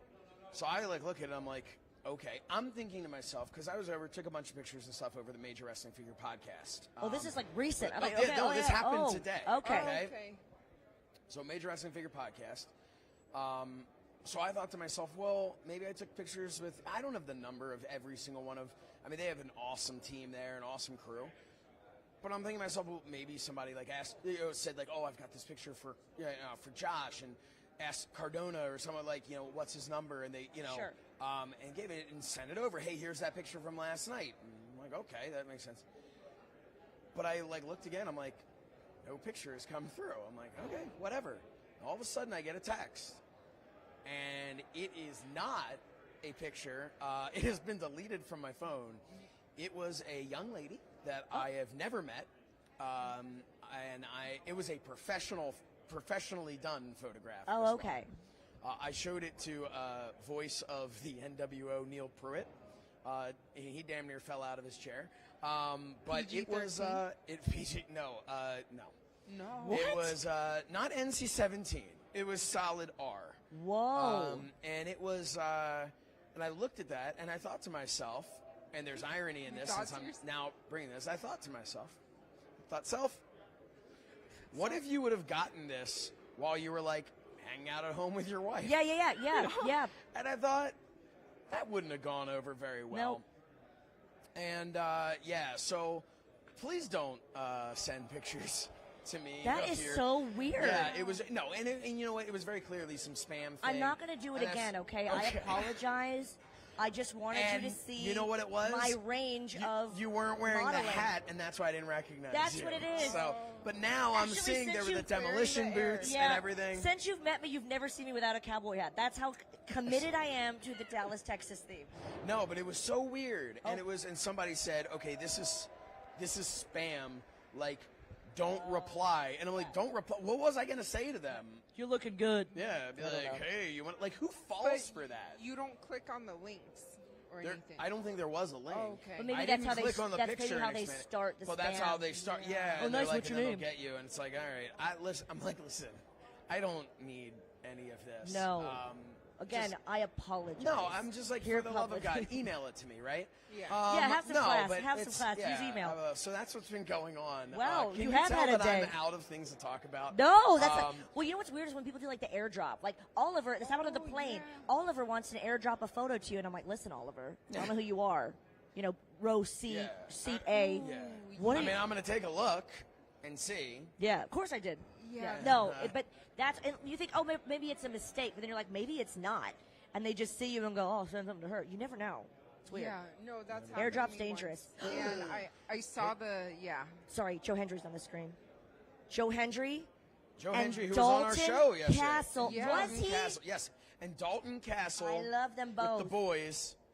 Is here. Dalton Castle, a staple in Ring of Honor. So Ring of Honor has already kicked off with their 0 hour is what it's called. Wow. Why don't we pop into that real quick? Can we? Take a look at what's going on. What do you think? It's a little pre-show. They call it the 0 hour. Yes. So there's this fan Bernie's yelling at us about that. Bernie's the worst. Why don't we show it? The boys are running around right now. Rashad, can they still hear us? This is All like right, my they can dream still match. hear us. Look This at is my Oh, dream it's like match. alternative commentary right Oh, now. it is my dream match. Joe Hendry, one of the most prestigious wrestlers in the UK. I've commentated on many a match with Joe Hendry. Dalton Castle, one of my favorite wrestlers, one of the most flamboyant, colorful wrestlers you'll ever see on the independent scene. Now Former Ring of Honor. World champion. Yes, he Dalton is. Castle. And these are two of my favorites. And look how excited they are. I Very love their exciting. outfits. I well, love their right off the outfits. bat, let's take a look at Ring of Honor here. This is a glimpse into the new Ring of Honor. One thing that I will say is the logo has not changed. We heard rumor there'd be a new logo. Will that perhaps be unveiled tonight? Was that an April Fool's? Maybe it was an April Fool's. Maybe you got Josh Shernoff. Oh, I did get got. Did get got. Well, maybe they're like unveiling it. That's Like what they I'm used to saying. do the Playboy covers on WWE. They'll have a big ceremony about Oh, it. it'll just do the roll big out from reveal. the tiny little pyro, and then Yeah, it just little tiny one. unrolls. That's actually how we were going to end the show Yeah. here. Tiny Pyro. That's my Lucha Libre name. Yeah. Yep. I'm going to say that's my nickname. Tiny Pyro. Look how blonde Joe Hendry is. If you guys are not familiar with Joe Hendry, oh my gosh, I would say one of my top 3 favorite UK wrestlers ever. Give him a Google, give him a YouTube. He sings entrance themes. For every one of his opponents, he used to sing and create an entire song for each opponent. He's very clever, very witty, great wrestler, and even better on the microphone, I would even say. Well, he's great at both, let's be honest. He can do it all. So it They're looks fanning like him. the boys are fanning right now. I'm What an fangirling and they're interesting- fanboying. Man, what an interesting night this is going to be. Just looking at it right off the bat, how cool is it just to see Ring of Honor back? Yes. Obviously, we are looking at this, and there's shades of AEW right now. Looking at this, you can see that this is being presented by the same visionary that brings us AEW wrestling every single week, and that's Tony Khan. And I don't mean that in a bad way at all. So we're going to come on back here, though, because enough of him. I mean, is he But I blonde? could watch that Yes, forever. But, you know, The so boys. could I. I I'm would going to watch love- it after this. I would love to become one of that. I know I'm not a boy, but I would love to actually manage Dalton Castle. Like, what a dream that would be. You know what? Decorated. I agree. Decorated Dalton. Yeah. Go You now. You'd You look can great make in those it. blue shorts. Oh, Okay, wait, I'm bye. going to be one of the. Yeah. Oh, I don't know. I'm Come going on to be one now. of the boys. You'd look I could great be one in of the sequins. boys. I Yeah. could do that. I could do that. I think I could do that. Did Maybe you I ever- could have the sequin tie. Did you ever hear back from Trish, by the way? You know what? What? I actually talked to her today. Did you? Yeah. And it turns out she does not have a crush on me. Oh, I'm sorry to hear that. It was a miscommunication. I thought she had a crush on me. Oh. She didn't know I existed. Oh. And so that's what That's that what was it was. The That miscommunication explains that we had. everything. Oh. Yeah, but she was easy very to get nice. confused. Yeah, she was was very nice. She was very nice about it. Yeah. And honestly, she smiled the entire time that security dragged me out. That's yeah, so she nice. was very friendly. Gosh. Very friendly. She's magnanimous, that Yeah. Trish Stratus. Yes, Everything she- you've heard is yes, true. she She is is. a scholar. I thought she was Canadian. She is Canadian. So we are here, FITE Fest, Wrestle Con. What a hat. If this is hang on. Look that way, Okay. What's gonna happen here? What's happening? Why am I looking this way? Okay. Now look back. Oh my God. Wow. I was trying to save it for shenanigans. Oh, man. Yeah. Well, That's plug my big shenanigans reveal. while you're at it. then. Shenanigans. Oh, my gosh. It's probably my 7th time hosting the Shenanigans Party. Kevin Nash's big annual bash. It's a Nash Bash. Why did they call it that? The Nash Bash? Yeah, Nash at the Bash. Oh. It is Kevin Come Nash's on, party. hero. And, yeah, hello. Branding, buddy. David the Hero and Damian Nelson. Love them both for always I having me love as them hosted. both. Great, Love two them. great guys. They're wonderful. Absolutely, two But great unfortunately, guys. Kevin Nash is not here this year. I'm sorry, I'm getting distracted by those boys again. It's the sequins, I think. Yeah, or well, it's my hat. You distracted? Yeah, is it the jumping, clapping boys? I think is it the flashing, the monitor over there? The yeah, hat. it's I a love lot. The hat, though. But unfortunately, Mr. Nash is not here. But we have, not replacing him, but we've got a plethora, if you will, of talent involved in this party tonight. Starting around 10:30 p.m. Adam Scher, which is formerly known as Braun Strowman. EC3, who I just saw about a half hour ago. I hadn't seen him in years. I love Formerly EC3. known as Ethan Carter III. Ethan, yeah, I called him by his full name. I sure did. Who, by the way, is doing amazing things with Control Your Narrative. Yeah, I went up to him earlier. I said, Mr. Third, you are, I said, I'm very proud of what it is that you have accomplished. Yes, he's controlling all of the And narratives. He said that will be $10. I believe you. That's a bargain. Yeah. He's very high priced. But yes, Adam Scher, formerly known as Braun Strowman, EC3, Al Snow, who have we had a chance to talk to him here? We did. We had Al here. I love Al. He and Love I go Al. way, way back. Yep. Great guy. A couple days ago. And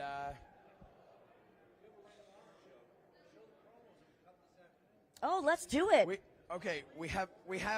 We're being produced My here. former fiance, Jay Lethal. You spoke to him. Did he yes. ask about me? What's that? Did Jay Lethal ask about me? No, I didn't speak to him. The He Schmo, also charged me the $10. Schmo spoke to him. So at this point, our witty banter has been interrupted for us to bring you this video of Serious. the Schmo and Jay Lethal. It's not a promo. It's a schmomo. A Schmomo. Here you go. Check it out. We'll be back in a. This is the Schmo with the Pro with Mr. Jay Lethal here for Ring of Honor, Dallas, Texas. How we doing? The Schmo. I like that name. It has a great ring. Rolls off the tongue. The Schmo. Yeah. Kind of say it like that. I'm doing great. Here in Dallas, Texas, the sun is shining. I love the warm weather. And we are here for the restart, the brand new day of Ring of Honor for Supercard of Honor. And I'm a little excited about today, to say the least, because I've been a big part of Ring of Honor wrestling for many years, and it's now going to get the catapult that it deserves. So, yeah, I'm excited. And why are you the money man, the money maker of this organization, the must-see TV for all those people watching on FITE TV worldwide? Well, the money man actually would be the world champion. You talked to him. I believe his name is Gresham. And he's watching us over the corner. That's why I said it. I don't know if he's going to jump in this interview or not, but we're talking to a guy who's well-dressed over here ourselves. Well, thank you very much. And I'd like to think that I'm just as good as Jonathan Gresham. Every time I step into the ring, I give 110%, and that's exactly what everybody's going to see tonight, because I'm wrestling Lee Moriarty, who I've never wrestled before, by the way, but he's just as good. Lee can technical chain wrestle. He can fly if he wants to. He can fight, too, if that's what it comes down to. We're going to see how it plays out tonight, but I can guarantee you one thing. By the end of Supercard, you're going to say, wow, Ring of Honor is back on top. But your opponent, he doesn't want it as bad as you, though, does he? Whoa. I wouldn't talk bad about Lee Moriarty. I think that Lee Moriarty wants it just as bad, if not more, than I do. Okay, yeah. Don't sleep on Lee Moriarty. Schmo's not sleeping. We're just sleeping. trying to hype you up. We're trying to hype you up. I'm hyped. I don't need to be hyped anymore, Schmo. But yeah, don't sleep on Lee Moriarty. Certainly. If I make that same mistake, I don't think I'll like the outcome of today. Of course, man. But what makes this show so much more special, now that we got the AEW involvement, now that we're here for WrestleMania 38 Fight Week, this is the Super Bowl of wrestling this weekend, man. What makes this the best show in town? Schmo, I think you just answered your own question. You do that sometimes. I think, well, you definitely just did it. I think what else is there needed to be said? You got it backing by AEW, all the great talents from there. You got it mixing that with some of the great talents of Ring of Honor Wrestling, jam-packed, and you know Tony Khan loves surprises. So you mix all that together, and you're going to have one fantastic wrestling weekend. Yeah, what is that Tony Khan pep talk like? The pre-show pep talk What's he saying to get you guys going with all the juices and electricity inside the building? Well, I tell you, he doesn't have to say too much because we're all ready to go. Every time a wrestler gets to the building, that music hits, he goes through the curtain. There is no more pep talk. He is ready, or she is ready and willing to put their body on the line. But, of course, it does give you a little bit extra when the boss comes to you and says, hey, let's go. Let's show these people out here why we are the best, why you are the best, and let's give them a night they'll remember. So, Schmo, that's what I plan on doing. I'm going to go find that pep talk from old Tony. I'm going to give these people a night that they'll never forget. Thank you, Schmo. We appreciate you. He's the pro walking off. I'm the Schmo here for Ring of Honor, Dallas, Texas. We're out.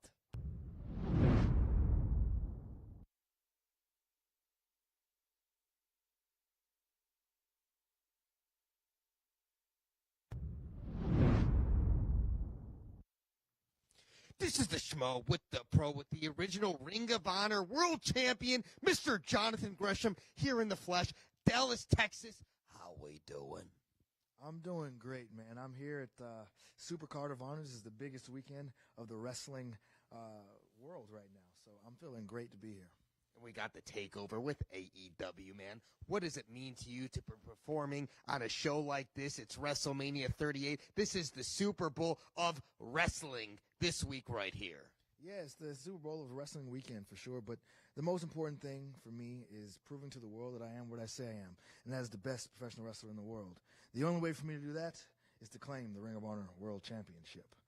I feel like I'm the only one that can take this company into the future, and this weekend I do just that.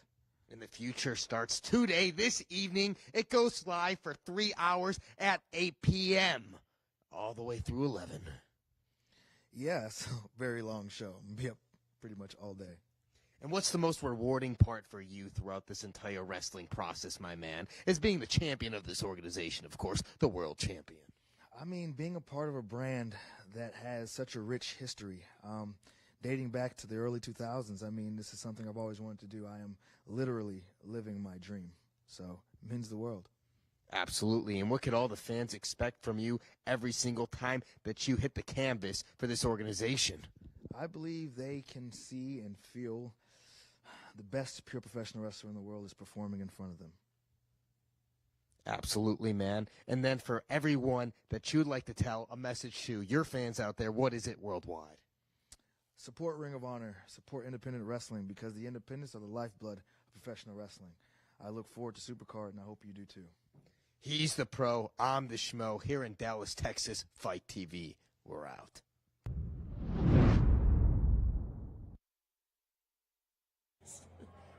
Welcome back, everybody. I don't know what's happening over here. There's all kinds of shenanigans happening here. Listen, I was asking, so says Shernoff, not Josh Shernoff, who was my former lover. I was asking, listen, Carrie Silken earlier said I was a hard-working woman in business. I'm making a roundabout way. Yeah, my former lover, as Carrie Silken put it.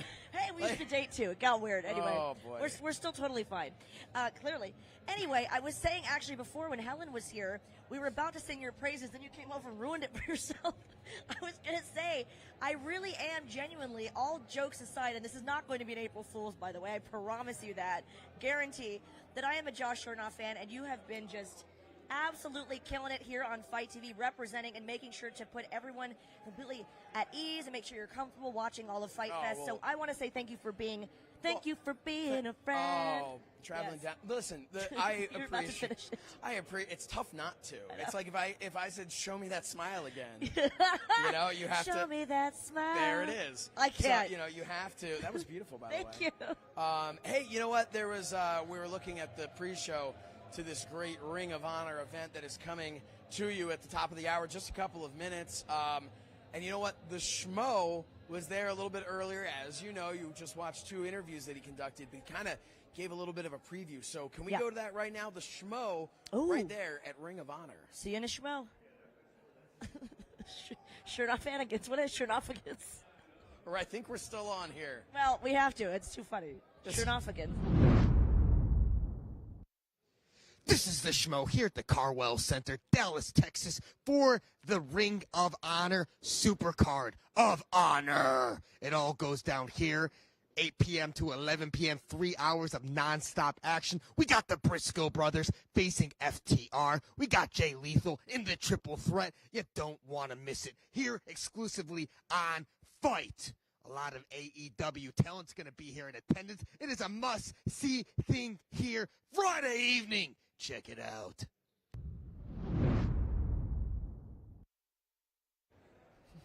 All right, we are back. We have composed ourselves. No, we haven't. I just got a glimpse of my hat in the Not monitor. even a little bit. Nope. What I do find interesting, though, is I'm looking right now. There's a promo going on with them boys, as they say. And you know what? That sounded so odd coming from you. You're so professional. Boys. You know, dem boys. There is a promo coming to you from them boys. And they are the Ring of Honor Tag Team Champions, Love the them. Briscoes. But you see what belts they're holding? Yes, they are not. Oh, I know them. They were just at the table earlier. Yes. Okay. Yes. I know them. I used to They're date my them, too. fans. They're my fans. But right now on the screen, what you can see is our good friend Ian Riccaboni, and he is there with Caprice Coleman. Man, They're what so good. What a team, Yes. and no better team to be calling this event, except for us, maybe. Yeah, That except for would've us. been good. I I'm think great. that No would've been kidding. good. Again, Yeah. I Hey, was saying who- I was a Josh who do Shernoff we fan. got? There's Gary Silkin. Gary Silkin and Yes. Gary Jester. We're seeing them. They're there at Ring of Honor. Oh, Everybody's I there. love him. You should be there too. And you're saying, well, but how, Josh Val? But How Josh- can I be? I'm not there. Well, that's why we are here for you. Fight.tv. Go right now and order Ring of Honor Supercard of Honor. You don't want to miss it. It starts in now. So go Yes, check it out. it starts right now. in now. But there's more. For those of you who decided not to jump over to that, let's talk about what else is going on tonight. What else is starting right now? We were talking about how they could be here, and I was like, are you about to do an April Fool's that we offer teleportation now on FITE TV? Yeah, that's it. We're not quite We're there. We're working on it. Our app doesn't crash, which I think Rashad- puts us above a lot of other people. Correct. But we don't have teleportation. Rashad's working on it right now. He's doing something with Rashad a wrench is. back there. I don't know what I he's can doing. see You hear it. that tinkering? Oh my God. Yeah, I yeah. can see that Yeah. tinkering. We're getting Heavens, close. Rashad. No. Now look, mind your manners, your P's and your Q's. As this event begins, also beginning right now over at Gillies in Dallas, is the Super Show. What Super Show, you ask? Well, it is the Super Show of Conrad Thompson, Double J Jeff Jarrett. Do you know how to spell that? Would you like to tell the folks at home how Oh, you it's spell it? JEFFJARRETT. That's Double J, Jeff Jarrett. You can tell exactly how old I am by I love that. it so much. So love him so much, because too. you look at that and you go, well, if he was a teenager when he did that gimmick, he wouldn't have remembered it. But if he was just young enough and old enough. But anyway. Yeah. So, yes, Super Card of Honor happening right now. And Super Star-studded. Show is also happening right now. We could actually even check in for a minute as the Casio Kid warms up the crowd. Of course, Thuzio, Triller, and Fight, all there represented, and SaveWithConrad.com. SaveWithConrad.com. Yes. So we'll check on what's going on there for a couple of minutes, and then we'll be right back. Yes. Looks like they're having fun. Awesome. We're going to have a good time tonight. We've had a blast all day. This is WrestleMania weekend. You have, as you can see by this table in front of me, you have so many guests coming out. You know some of them. You paid to see some of them. There's some surprises here tonight. We're going to hit those as well. I'm excited. The Super Show Live has two hosts, okay? Y'all know the two hosts, right? Eric Bischoff, Jeff Jarrett. These guys have so much in common. That's why they're hosting this Super Show Live. They both are innovators in the wrestling world. They both started their own promotion. They both married smoking hot wives. They've both been champions. And then one of them's like Honky Tonk Man if he never got over.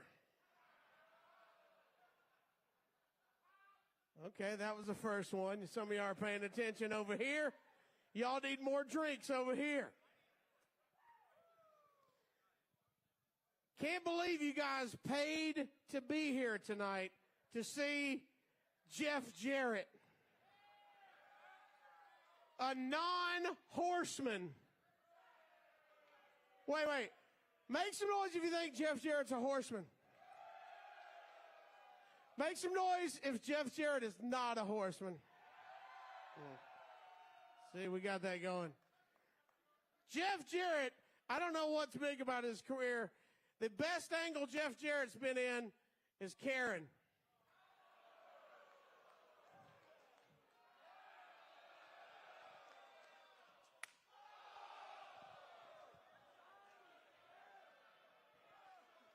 It's part of the podcast. Keep my wife's name out of your fucking mouth. It's the podcast. It's the podcast. Keep my wife's name out your fucking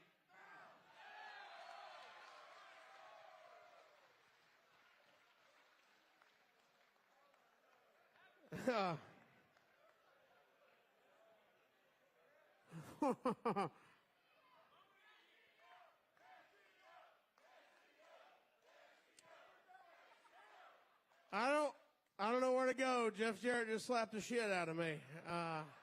I don't know where we're supposed to go from there, but my ears are ringing.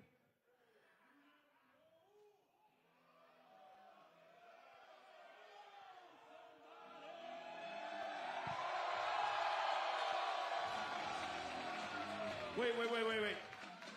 Cut the music. I just wanted to talk to you for a second before you leave. Keep Jeff's wife's name. Yeah. Brian James. Brian James is there. We knew there was going to be a surprise. Yep. Like I'm sorry, like Jeff Jarrett and William Regal and Jeff Hardy and Eric Bischoff weren't enough. Brian James. They're spoiling us. They're spoiling they really us. are. Thank you, Conrad. Not Thank only is he you. saving us money, he's spoiling us with this amazing Yes, lineup of we talent. love you, Conrad. All right. We- Anyway, so it came real natural. It did. You think I'm not a Conrad Birdie fan myself? I love. am. Oh Come yeah. on. Hey. How about Conway Twitty? I beg your pardon? Conway Twitty. No, we can't.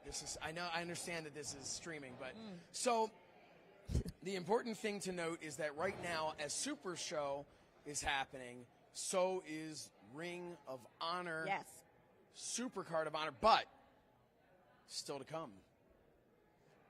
A little show called Impact Wrestling Multiverse of Matches, and I'm a guy who loves a good surprise. Mm-hmm. So I am excited for Deanna Perazzo, champ. Champ. Don't I get am it twisted. excited to see who is going to come out and face her. I'm excited for that. I love want predictions. Tell me who it is. Well, is listen, it you? Oh my God, it's Val. It Val is. is going to be going April out there. Fools. It's Oh. not me. Oh. You know I bruise like a peach. Oh, we talked about it. It could be anybody. It could be anyone in the world. And that's the thing. We have such a global lineup of shows. It could be anybody. Everyone's here. Everyone's in Dallas. Yeah. So they're ripe for the picking. Except for Peaches, because that's what I bruise like. Brock Lesnar. It could be him. I'm calling it. I'm It just could- saying. You know who was here that it could totally be, and I would totally mark out? Deborah McMichael. Deborah McMichael is That's- here? Yes, I didn't say hello because I was freaking out. Yeah. Wow. I used to wear skirt suits and baby oil my legs to try to look like Miss Deborah when I was managing at like 17 years old. I did the baby oil, but not the suits. Okay, well that's all right. That was your choice. Now, so Deborah McMichael. Yeah. I mean, Here she is. Not feeling. What do you mean? Here she is. She could be her. Here. She's right behind you. I was going to tell you to scare you that it was Mickie James.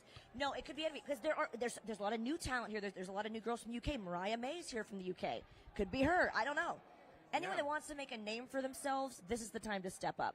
Unless you bruise like a peach, did I mention that? You did. You Okay. did Yeah. multiple times. Well, many, listen, the many Impact times. Wrestling Knockouts roster is probably, dare I say, not to, impugn my own work in Impact Wrestling with the fabulous knockouts of my era, but it's probably the best it's ever been. And Maria Kanellis, who joined me earlier to discuss female empowerment and the progression of the knockouts and the evolution of women's wrestling, she put it very poignantly that, everybody in Impact Wrestling is there to support each other. And I think tonight we're going to see a lot of great female action. which I know you're a fan of.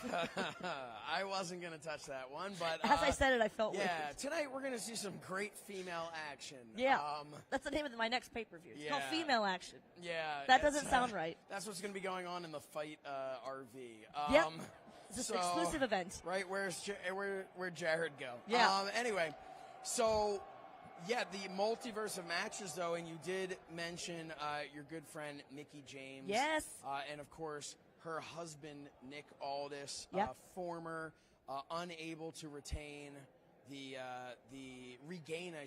unable to retain and regain the NWA Championship.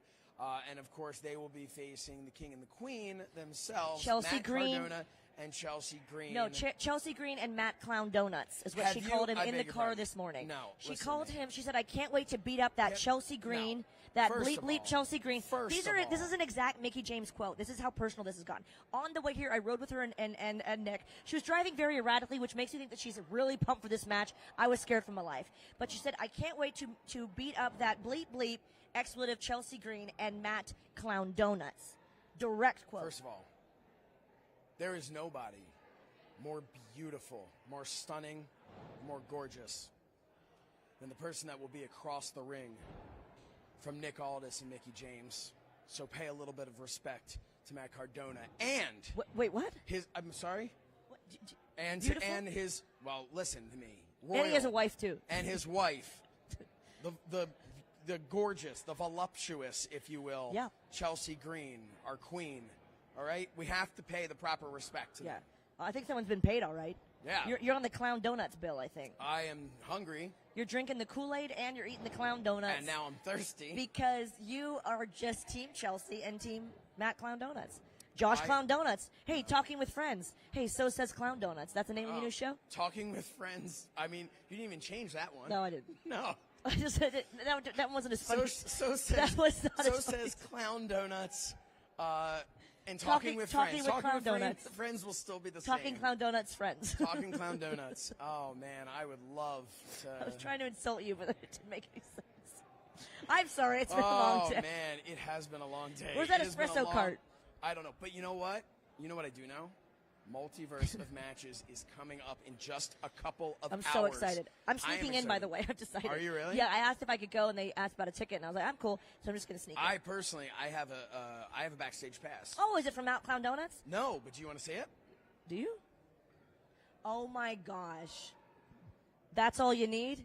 Oh, just let anyone walk in there, I guess. I'll be fine. Wow. Yeah. Okay. I got a blinking hat. They're going to be like, there's something wrong with this one. They're going to be distracted. Yeah. They're going to be distracted by your blinking hat. This what is not happening? This is not the value you're looking for. Yeah. Yeah, that's what's going to happen. Oh, man. Yeah. So, hey, how about that Will Smith-esque slap by Jeff Jarrett? That got very Cassio heated. Kid. Yeah, that got very heated. Poor Cassio. What do you think he said?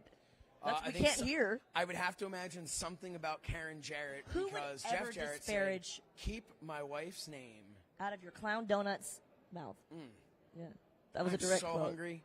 I gotta tell you this. I just picture like an adorable clown face donut. Donuts are my kryptonite. Sarcasm Are they? is my superpower, but donuts are my kryptonite. Okay. Fun fact. Both of those are T-shirts available at SoSaysShernoff.com. Wow. But that's not what you're here Yeah. for. No, you're here to make sure that you pick up the GCW Collective Bundle, and you are here to make sure that you get the FITE Fest Wrestle Con Bundle as well. And it is not too late. It is not too late to get Ring of Honor Supercard of Honor. It just started, but guess what? We've got this fun little feature called Video on Demand. Hey, Josh, what is yes? Video on Demand for those who don't know at home? Why, I'm glad you asked, Val. Video on Demand is this wonderful service where if you had to pause the video or you had to start late, you could go back to the beginning. Now, you can't go forward. We do not yet have that technology. Rashad's working on that as well. Rashad is working. That's what he's been tinkering on over there. That and the teleportation. Yes, so we can teleport you into the future. It's Yeah. It's a two birds, one stone type of situation that he's putting together behind that table. But we are so proud to be able to bring you all of this great content, and you would not believe who is on stage right now berating. Well, I guess he's not berating Conrad because Conrad's applauding, but he's just you really got to go. enjoying it. You got to check it out. Check You it wanna out. know? Go right now.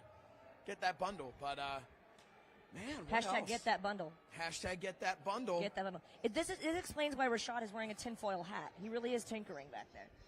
tinfoil hat. Hashtag tinfoil hat? Hashtag tinfoil hat. We're just trying to hashtag anything? We are. We can hashtag whatever we want. By the way, did you see the results of Buttongate? I saw the results this morning. It's why my button's wide open. You actually took their advice? That's amazing. Wow. Wow, I love that. I've asked them to choose the color of my dress one time, then I was like, ha, I chose the one that you didn't choose. Can I tell you something? Yeah? I got a call from my mom today. You did? I did.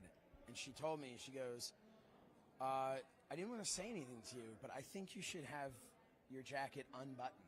Oh. And I was like, yeah, I know. We're like doing this poll online about it. She's like, what? It's like, I just saw like a picture. I was like, okay. So she had no idea. I can't tell if this is a real story. No, this is real. Oh, okay. No. It is April Hand Fool's. to God, I'm this is just real. waiting for you to get me on something. Well, so she found out, and she's like, oh, I'm so glad I didn't message you, because then now, so she found out that there was the poll or whatever. I guess she watched us talk about it. Buttongate. Yeah, Buttongate. So then she was so glad she didn't message me about it.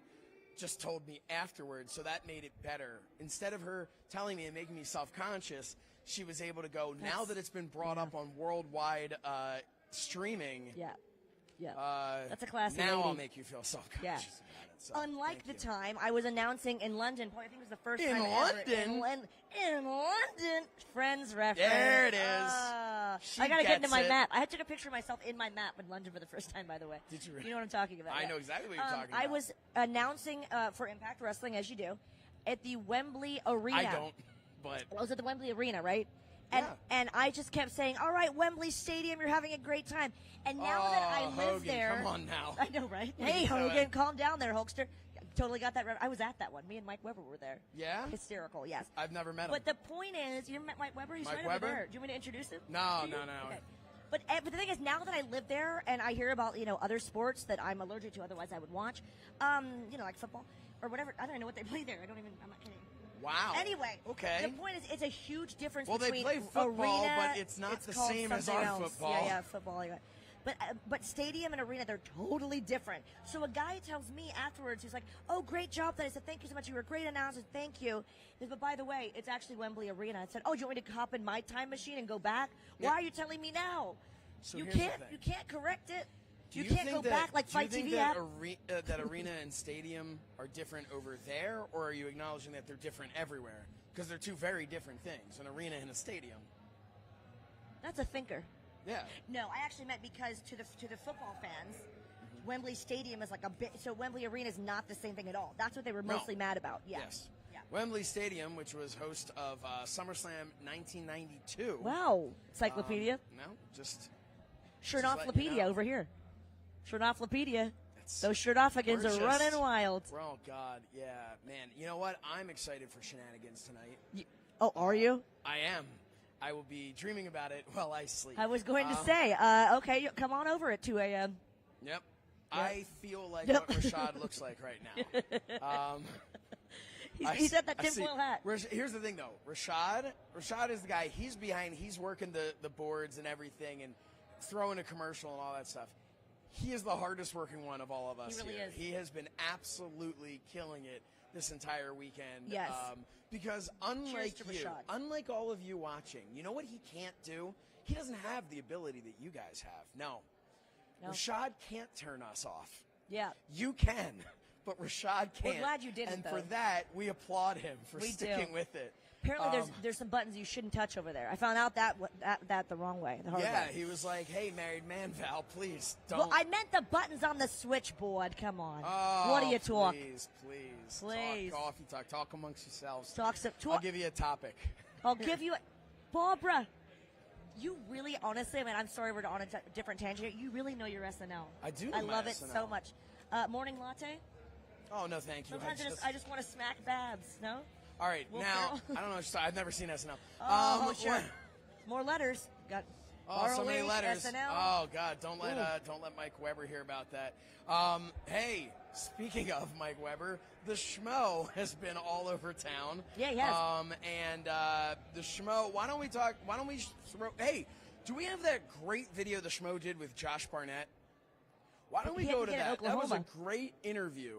Josh Barnett brought Bloodsport to us yesterday, and man, did it live up to its name.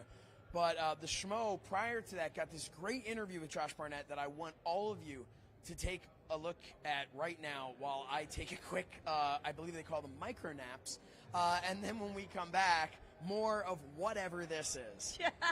Let's go to the Geritron. This is a Schmo with the pro, with the former UFC heavyweight champion, the professional wrestler, the broadcaster, the promoter, Mr. Josh Barnett, the War Master in the flesh, here for your blood sport. How are we doing? Doing pretty good. I mean, we're working our way to where we have our own logoed sunglasses, but, you know, we're coming along. You're doing great. Now, anything goes for this. We're taking off the turnbuckles. We're taking off the ropes. We're talking submission. We're talking knockout. The conceptualization of this is phenomenal. Wrestling at its finest. Exactly. You know, for me, it's stripping wrestling back down to where it came from, to the dirtier, the grittier, the more intense, and that's why it is the hardest hitting event in all of professional wrestling. And why is it so important to have this event going on right here? We got WrestleMania Fight Week, Dallas, live fans in attendance right here on this historic grounds. Well, it's WrestleMania week, right? So the biggest wrestling event in the entire world comes to here with all those fans. So we got to be a part of that whole celebration.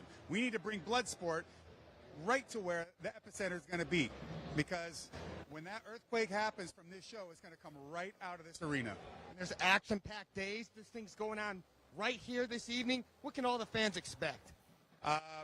Basically, expect less and more.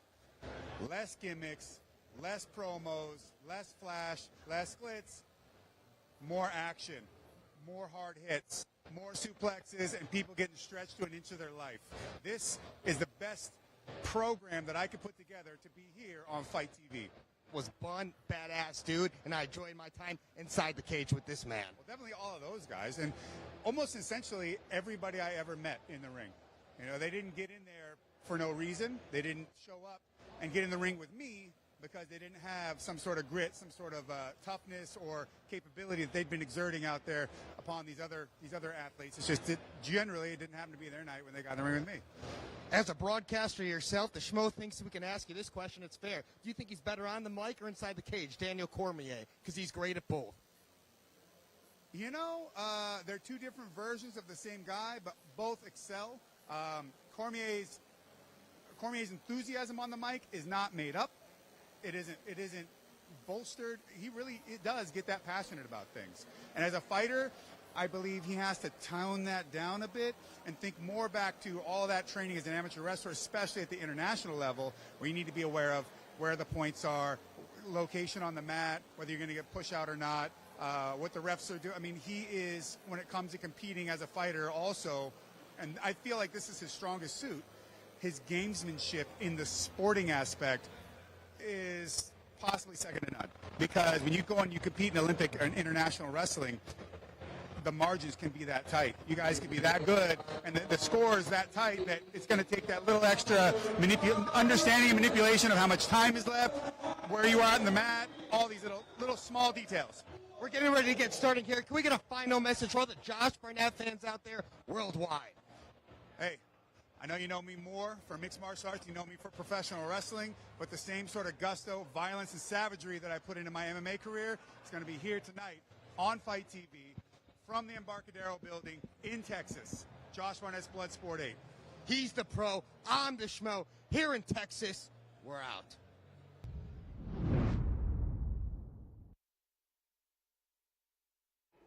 Uh-oh. Double trouble. Mm-hmm. You've got two Joshes for the price I of did one not here. sign up for this. It's getting We're wild. trying. Okay. Well, tight shot. Don't show her phone number, but. Oh, here we go. We got some heat. All right, so let's take us through what happened here. So Josh Matthews, a little more dressed up than I was this morning. Yeah, hey, but looking What just were you as wearing good, this morning? right? What were you wearing? Like sweatpants. And, watch you know, it was your early. language. It was early in the Stop it. morning. It was super early. I didn't have a hat that lights up, I though. can hook you up with one. I know a guy. I like Give you a that, great though. deal. We're in Texas, so I know a guy, too, but he doesn't have hats. You also so know Trish Stratus, Josh, apparently. I do. Yeah, or you used to. I just got distracted by like all the people. I would be sitting like this. I'd be like, "Oh, it's fine. It's fine. You know what got us? TV's You know what got us is the first day. All of these Step and what do you call repeats? them? Yes, they were just floating behind us, like moving. It was really creepy. Yeah. We got dizzy. We thought we had too many Ghosts. espressos. Yeah. Ghosts. The ghost of wrestling. So Josh past. Matthews sent a nice, very polite Oh, here we text go. to Cal Val And she's like, I don't know. I never got it. It must not have been delivered. So he took it out. I blame and, the UK number. Blame Sorry, the UK sorry, number. England. Oh, should there have been a 0 in front of that or an asterisk or whatever? I don't know what they do over there. And it was to put GAW's logo on our television show. Oh. It was to put your stuff Here over. I go. What? I'm just trying to bury myself at this I know. point. You know, God, I hate when I get text messages from people asking me, hey, could I please promote your That's show? the worst. It's the worst. It's terrible. This guy. You know how many people text me and say, hey, can I get your logo and put it on my... No one. No, Nobody does I'll that. do it. I appreciate that. I appreciate I that. You guys ready or I'll what? have a word with my phone we're company. ready. How close are we? we? Are so ready. We are Hour and a close. half? And Hour and a half away, just about an hour and a half away from Impact Wrestling, multiverse of matches. All right, I already said what I'm most looking forward to is seeing who Deanna Perazzo is going to defend. I guess she's defending. Do we know? Is she defending 1 belt, 2 belts, no belts? We don't know. We don't know. We have And, no idea. and there's another show happening about 25 miles down the road right now where an interim Ring of Honor champion will be crowned, or Ring of Honor women's champion will be crowned, right? So we don't know. I mean, Deanna is the Ring of Honor women's world champion, so it's very interesting to see what's happening right now, what they're doing, and we're keeping a close eye on what's going on at their show right now, at the Ring of Honor Super Show. So it's a lot happening, a lot going on. It's a lot of moving parts. So what are you most looking forward to, though? Everything, man. Before I answer that, I just want to say thank you to Wrestle Con. I want to say thank you to FITE TV. I want to say thank you to Impact Wrestling. It's been an amazing weekend. It's going to be an amazing next 48 hours or so. We've been having a blast. Had a great time earlier today. Got to see so many of legendary figures in the world of professional wrestling and just people that have become our friends over the years. So just wanted to do that real quick and say thanks. And to answer your question, I'm looking forward to all of it. I'm looking forward to the start of it at 9 o'clock. Ultimate X, it's going to be amazing, and everything that's going to happen after that and the entire night, and then Rebellion on the 23rd, which will be right here on FITE TV as well. So it's a great time for all of us. You talked about the legendary figures, but you know what figures you didn't see? Live on FITE last night, you didn't see any of the Major Wrestling figure podcast figures. Oh, nice segue. As the Deathmatch King Matt Cardona pointed out, he said you no-showed. Well, I didn't know. To no-show would be to not show up, right? We landed. My wife wasn't feeling well. She asked me to stay with her in the room because she wasn't feeling well. So I called Brian Myers and I said, Brian, I'm not going to make it. And this was at like 4 o'clock. Their show was at 10. I'm not booked. So 6 hours. I'm not booked, Terry. 6 hours, and I let them know, and I also told them when I said yes, there's this amount of chance that I'm going to show up. I'm not a night person. Right. So their thing was at 10:30 or 10 o'clock at night. Oh. We're 9:30. We're parents. Yeah. We're in bed by 9:30, 10 o'clock at night every night. So I told them there was a slim chance that I was going to make it anyway. Yeah. So what happened was over on that show, and check it out if you didn't go. It's in part of the bundle, the same bundle that's going to get you the Impact Wrestling Multiverse of Matches.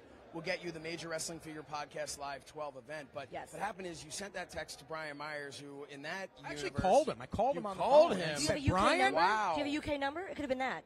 Could definitely have been the UK number. What is she talking about? Are you going back to the thing where I did? I don't know. I just keep hearing that might she's be like, what happened. I called She's him on like, my you way we were landed, wearing and I stones. said, Brian, I don't know what she's talking we about. weren't going to make it. So I actually called him. So. Yeah, so you know what, though? They call him over there bare minimum Brian. Yes. So there's a chance that Matt Cardona said, hey, you know, is Josh here? Is he going to be here? And he may have just been like, no. No, because Matt was with Brian when I called him. And then Matt started giving me stuff about not coming. And I said, listen, man, you're married now. If your wife doesn't feel well, do the right thing and stay with her. Aww. Don't go to the show. Yeah. Also, you know what they were paying me to go do this thing? Zippo? That amount. Yeah. You know what I do for that amount? Nothing. Yeah. Yeah. You're like Linda Evangelista. So You I don't get out of bed for less than $10,000. I totally lost this get it. amount, and I wasn't going to drive 20 minutes down the road for this amount So to do nothing. Technically, you stayed home and you got paid the exact same amount as if you went to work. Exactly. That makes a lot more sense All right, now. I'm on his side now. Yeah. I got to tell you. Yeah. And it you got sounds those husband points sounds as like well. somebody may have just been a little bit upset. A little bitter. And, A little bitter. yeah, Bitter it's a little bit Cardona. there. I'm Bitter glad we were Cardona. able to Bitter work face. through this today. Well, yeah, me too. I'm glad we were able to. Hey, there's Fandango. I haven't seen him in like 20 Oh years. my gosh. You want to come over See, here? that's what I'm saying. I keep turning around and seeing people. We're Hello. live. Oh, hey, Hello. we're filming. Hey, Emily. Don't say anything inappropriate. We're live right now. Where are you? Watch it. He's in Maine. Maine is far, far away from Dallas.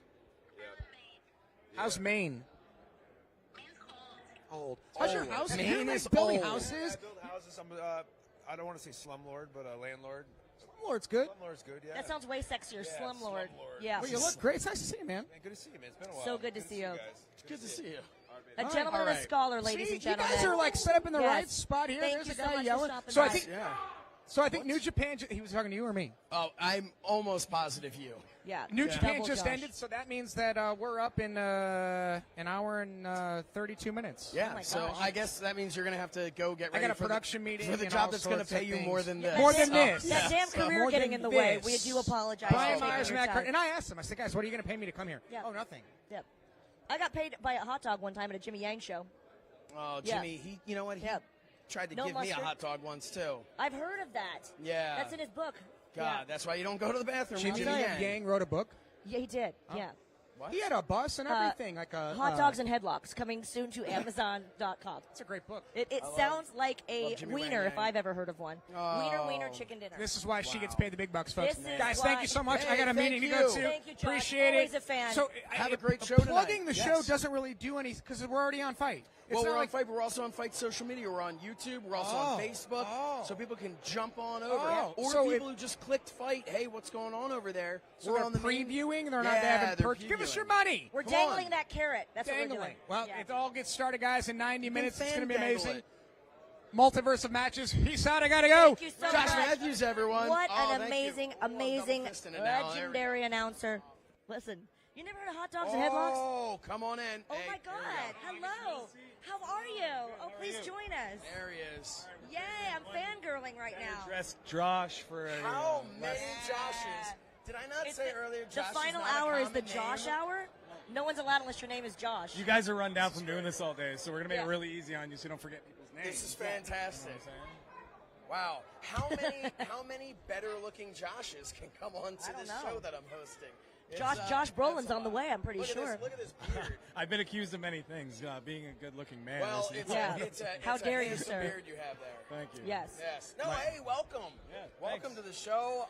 Man, tonight, Impact Wrestling, multiverse of matches. 9 p.m. start time. Oh, Yeah. man. Yeah, that's a 9 p.m. start time, 10 p.m. Wait, 10 p.m. Eastern. Is that right? 9 p.m. here. All right, we're breaking Let's Let's stick it bring out to out the calendar, the schedule, the old sketch. All right, This is here the we fact go. Where checkers are we? here. Where are we? All right, the 9 p.m. Central, 10 10 p.m. Eastern. Which Eastern. means I have some terrible news for Josh Matthews, who thinks he has an hour and a half to get ready for the show. It starts in 30 minutes. Oh, that's So- hilarious. April Fool's, That might be our Josh. fault. Yeah. Not sure, but hey, so all right, let's talk about the multiverse of matches. So you wrestle. Yes, I So do. you're a professional. I wrestle You do for the Impact wrestling, Wrestling. about right? that. It's been a very successful time for my first 3 years in Impact Wrestling. I just re-signed a multi-year contract. Oh, I'm great. This is actually my first, Wrestle Con type weekend it of my really? entire 17-year career, which Wow. is insane to think about. But I'm here soaking it all in. I've had a bunch of shows. I've done some signings. It's wild to see the wrestling fans all over the place. Yeah. I've seen more replica belts and Yeah. more crazy T-shirts that I owned when I was like a 12-year-old. cosplay. They Uh-huh. all won those. Every single one of them won those belts. So if I just run up and knock one out and pin them, I get to take it. I always Yeah. congratulate them on their title win. I say, how do you feel? And then sometimes they laugh. Other times they're like, what? I bought Did you this. see that guy walking around dressed like The Rock? He had the old Big Eagle belt, and he was wearing the $500 shirt. No. And no shirt underneath. Oh, I and he love was about that. 100 pounds soaking wet with bricks in his pocket. That's the best. Yeah, he was the pebble. He was the pebble. He was we the can go ahead and pebble. say That was it. great. He was. Well, I always kind of think these are a sensory overload. Really, I do a lot of them, but for you, hat is sensory overload. Right now, that's Val. why I'm so distracted. But sensory overload. Did you have a good time? Was everyone polite? Did you meet a lot of wrestlers that you've never met before? That maybe you had a little fan moment? Yeah. Yep. I was doing my signing earlier today, and one of my, probably in the top 3 of my heroes, Kurt Angle, just walked right. Oh my I was going God. to ask you, did you get an opportunity to talk to Kurt Angle? I didn't get an opportunity to talk to him. I considered chop blocking him and putting him in an ankle lock and seeing what he was Ooh, going to do bad about move, it. bad you know? idea. No. Calling him out. You're controversial enough, my friend. I've been watching Impact. All right. Yeah, Jeez, Louise. I'm a lot happier right now than I am on Impact. But, Yes, yes. I'll get there You're gonna later flip on. that switch, though.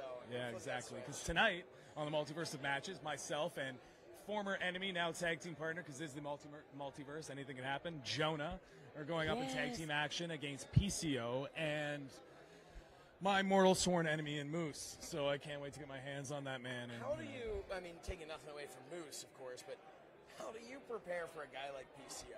I don't think you can prepare for a guy like PCO because he's so unpredictable. Like, when I watched him wrestle, I was like, this guy's crazy. I can't believe, for all he's done in wrestling, he's still doing stuff like this and then just raising the bar every single time. And then you get in the ring with him and you realize that, like, you don't even know what to expect because he's just going to he'll do whatever. So, like, that's the thing. A guy, you're in there with someone, they hit the ropes, they're coming at you, and you can look at their body, maybe you've studied tape, so you have an idea, this is usually where he tries to throw a clothesline or something, and then you can duck it, right? Yep. But it's PCO, and it's like, he hits the ropes, and for all you know, he's going to just cannonball you, you have no idea what is going through that man's head at any given moment. That's because every other wrestler hit the ropes, come off the ropes, and have their well-being in mind when they're coming at you. PCO, he's gonna like throw his whatever that entire is. body at Expect you. the unexpected, yes. Well, I've become kind of it's a renaissance of Impact Wrestling for me because I was there for quite a while, but unfortunately we didn't cross paths. So tell me about like the Impact Wrestling locker room and how it's been feeling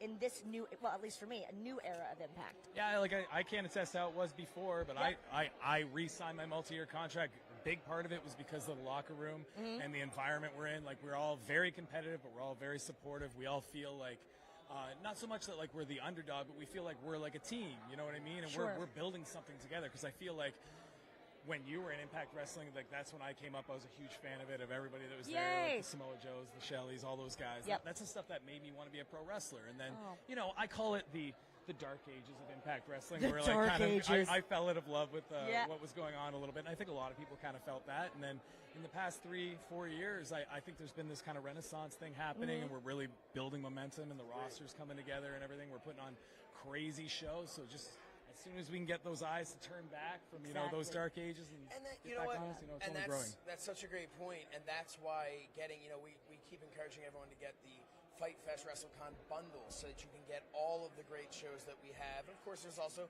the GCW Collective Bundle, and they have more shows coming up later on tonight and even tomorrow. But you want to be able to check out Impact. Now's the time. This is a wrestling weekend. If there's ever been a time to check it out, check out the multiverse of matches and understand why we keep telling you, the Dark Ages is a great way to describe it. Were there great matches during that time? Absolutely. Hands down. Incredible athletes.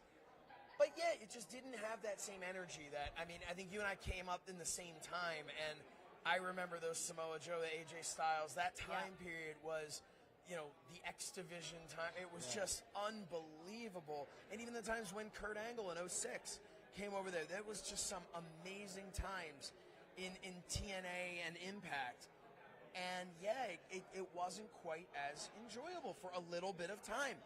But man, it is one of the best shows, hands down, that you can watch in any given week of wrestling. So you need to go try it out. And I'll tell you what, if you disagree with me, Val will refund your money personally. My name is Josh Matthews. If you disagree with me, no, you're so right, Josh. Because I feel like every company has its ebbs and flows. From Fox Sports Net to Spike TV and the highs and lows, every company has that. But I think Impact Wrestling, if we're known for one thing, it's being resilient and for proving people wrong.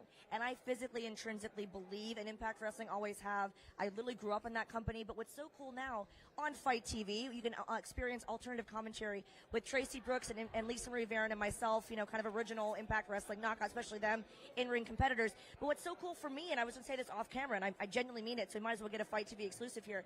It's so cool for me to see it with fresh eyes of people that I have not really worked closely with. So I met Jay White today. I get to meet you now. It's just so cool to see, the future of Impact Wrestling. And I'm just so proud of you. I don't even know these people, and I'm just so proud of them. They're kicking ass. Yeah, we all just have a chip on our shoulder, and we're ready to prove the world wrong. Exactly. And, make Impact the biggest stay like that. Yeah. It's so funny that there are two people named Josh Alexander on the show, because I remember you saying all those horrible things on alternative commentary about that Josh Alexander. That was probably Lisa Marie Varon. Lisa Marie Varon. Okay. Yeah. I just wanted to be. Or it could have been Tracy No, Brooks. that's not true. Listen, is this a swerve? Yeah. Is that what this is? Yeah. April Fools, right? That's why they call him Josh Shernoff. He was probably having a few when he was watching the show. That is not true. Yeah. You're sitting pretty He hears things. It's really a problem. Yes. Yeah. I hear voices. You do. Well, at least okay, Randy Orton. What? Listen. Listen. That was quick. I must applaud that. That was great. Yes. So, all right. So tonight, is there a match that while you're going to be sitting back there and you're watching, you talked about how supportive this locker room, competitive as you should be, but also supportive. Is there a match that you, just as a fan of professional wrestling, are looking forward to watching tonight? I'm going to give you two. Good. Okay. We have the Good Brothers against the Briscoes, which to me is, I think it's a first-time ever matchup. I'm pretty sure. Don't hold me to that, but, maybe hold me to that. Because for me, like the Briscoes, like the infancy of Ring of Honor and stuff like that, that's what really got me into pro wrestling. So seeing the Briscoes do what they do, especially with a marquee tag team like the Good Brothers, that's never happened before. First time to be able to see it here on FITE TV, that would be a big one. And then for me, my personal favorite, as the X Division kid growing up, that was coming up and just so inspired by that. I have loved seeing what Chris Sabin's been able to do. Yeah. Especially these past few years after coming back from knee injuries, and tonight he's getting in the ring with Jay White, who is one of the best wrestlers in the entire world right He's now. phenomenal. And I think Chris Sabin's going to prove that he belongs on that stage as well.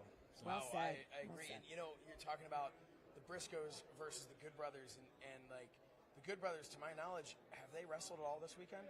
I don't think they have. I saw them signing, but I don't think they've wrestled at all. And the Briscoes, I don't see on our monitor right now, but for all you know, they could be wrestling literally right now. They're wrestling tonight. They wrestled last night. Yep. And not in these little walk-in-the-park matches. Oh, my gosh. These hard-hitting matches. How are they supposed to be wrestling later tonight? Yeah. Again, so here's the thing.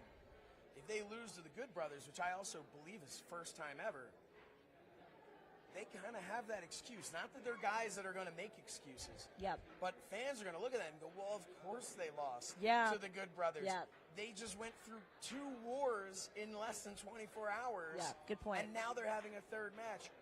But imagine if they beat the Good Brothers. Yeah. And they come in and say, hey, Good Brothers, you guys were fresh. Yeah. And we had the crap kicked out of us twice in less than 24 hours, and then still came in and beat you. Yeah. So there is so much more. I feel like the Good Brothers really need to win this, because if they don't win this, they're not losing to the Briscoes at their very best. No matter how great they are, they can't be at their very best physically. Right. So they're not losing to them. They have to win this match. Yeah, it's an interesting element, and they're not people who half-ass anything, but they're human beings. So to have the crap kicked out of them, my God, talk about resiliency. And that's what they're known for as well. Again, they're just such hardworking guys. Big fan of the Briscoes, always have been. Proud of them, yeah. They work hard for their money. They do. No. You knew I was going to do it. I did. Yep, that's how you set it up. I set you up. You set it up. Between this, Listen, this is like us on hour 14 and a half, and we he are. thought he was coming over to promote multiverse of matches, and now he's regretting his entire career choice. He sure is. No, hey, we really do appreciate you stopping by, though, and hanging out with us. And You've been my favorite Josh all day. Oh, My favorite I one. beg your mine too. Hey, thanks, guys. Thank Honestly, you so a much big for being fan. here. Thank you. Hey, let's go to commercial real I'll quick, take that, and when Frank. we're Thank back, we're going to talk a little bit more about what is coming up here on FITE. Hey, everybody. Eric Bischoff here, WWE Hall of Famer and host of 83 Weeks, the podcast that drops every Monday morning. Now, 83 Weeks takes a deep dive into the highs and, yes, the lows of my 30-plus years in the professional wrestling business. New episodes each and every Monday, wherever you get your favorite podcast, or get it early. And hell, get it ad-free at adfreeshows.com.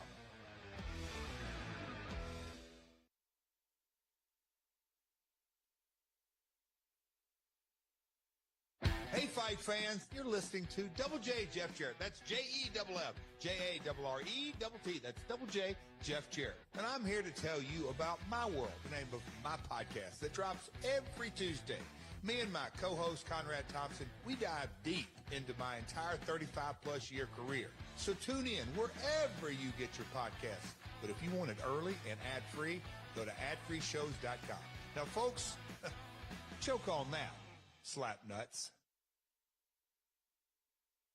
Hey, FITE fans, you're listening to Double J Jeff Jarrett. That's Jeff, J-A-R-R-E-T-T. That's Double J Jeff Jarrett. And I'm here to tell you about My World, the name of my podcast that drops every Tuesday. Me and my co-host, Conrad Thompson, we dive deep into my entire 35-plus year career. So tune in wherever you get your podcasts. But if you want it early and ad-free, go to adfreeshows.com. Now, folks, choke on that, slap nuts.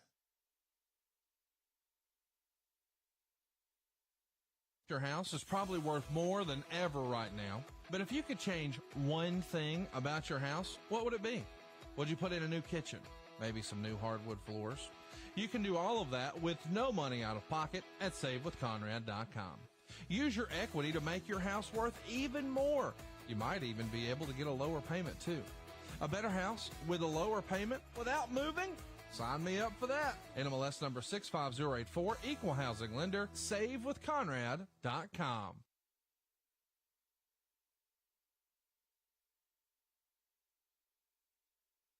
AdFreeShows.com has two can't-miss events this April. April 5th, the Nature Boy will join Ad Free Shows members to watch his WrestleMania 8 title match against the Macho Man Randy Savage 30 years later. And then we'll celebrate 25 years since Barely Legal 1997 with Taz and Sabu joining us for a live watch-along on April 14th. This is your chance to watch your favorite wrestling moments with your favorite wrestling stars exclusively at AdFreeShows.com.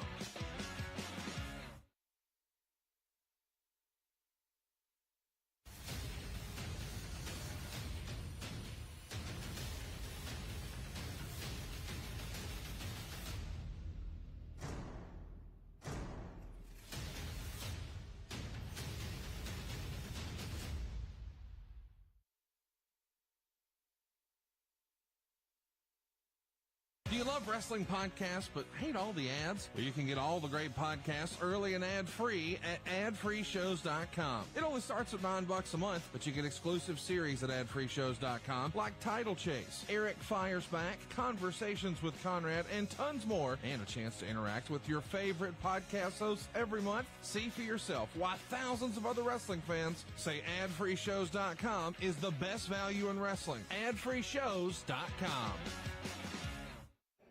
Welcome back to this.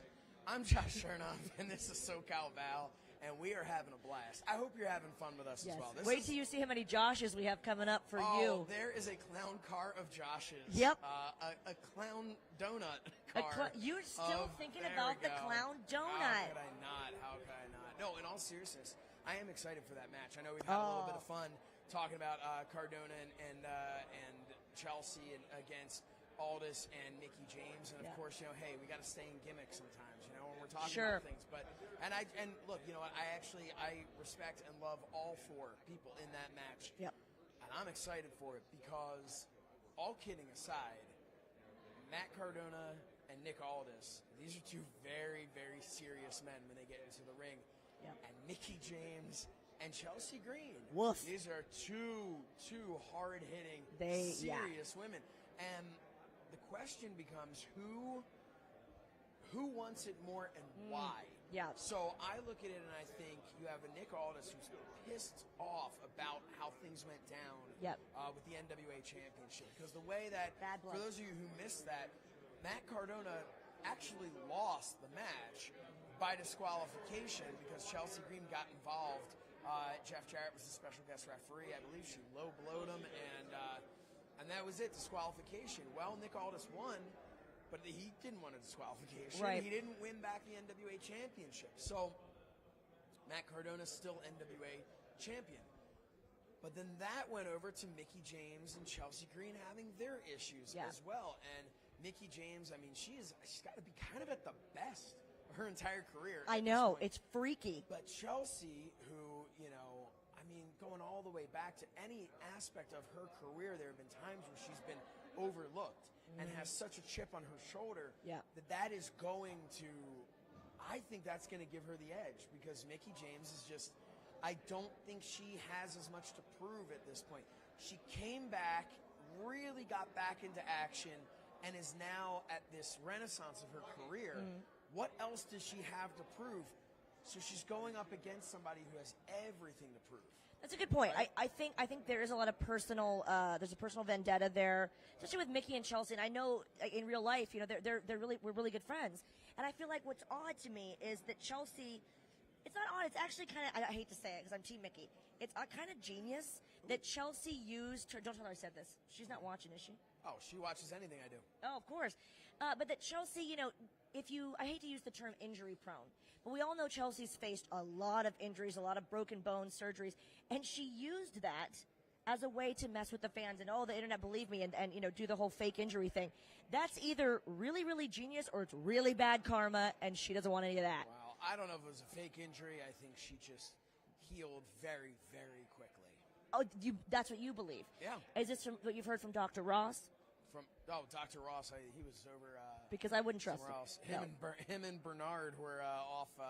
Bernard he's hovering around. It's weird. Yeah, old Bernie Weber. Oh, Bernie Weber. Yeah, he's the worst. That character. Yeah, that character.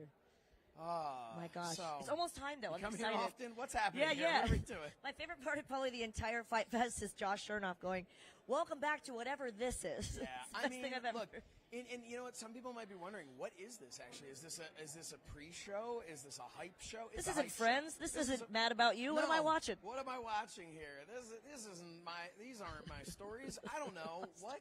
Why that? We are young. even We are for young that? and restless, though. Yes. And you're bold. No, I'm bold. You're beautiful. Okay, I thought you called me bald for a second. I was No, like, what? we're young and restless. Okay. Yeah. You okay there? Yeah. Don't be a clown donut now. My God. Clown donut. We are having fun, though. We are. I do feel very much like we should. I feel like we need to host a New Year's celebration. I live think on FITE. so. I want to be the Andy so bad. I think I'm already the Andy. I just haven't politically made any statements yet, but I have them if you would so like me to hear them. In this, I feel like you're the Andy and I'm the Anderson Cooper. Yeah. What a duo. You think we're awesome, and I'm sure you do. What a duo they made. Yeah.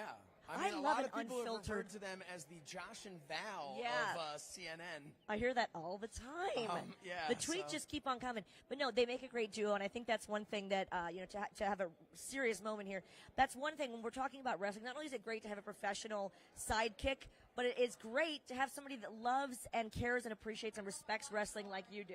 Yeah, That's what makes it fun. And you know what I else? told you. What Okay. is- Okay. oh, no, now listen. Okay. I I was don't know talking if about. you see that's what's happening, but the Cardonas glad are you're going seeing down. this. I, don't mean I to said interrupt. no. know I there's was a saying Cardona. all night. You're not a Cardona? No, like what I said earlier was that the Cardonas. He's marking the, out the, for car, himself the again because he's got a Cardonas. little action figure. Now the He just said that Chelsea healed quickly, and he doesn't believe it was a fake injury. Now, he just said it. Rewind, everybody. But I also said that the Cardonas don't stand a chance against these two. Oh, you got while that Val right, Izzy. wasn't sure about I highly see now. I know you're I don't know. lying. You're a liar. it. Do you know that Nick Aldis and I, we actually are in the same?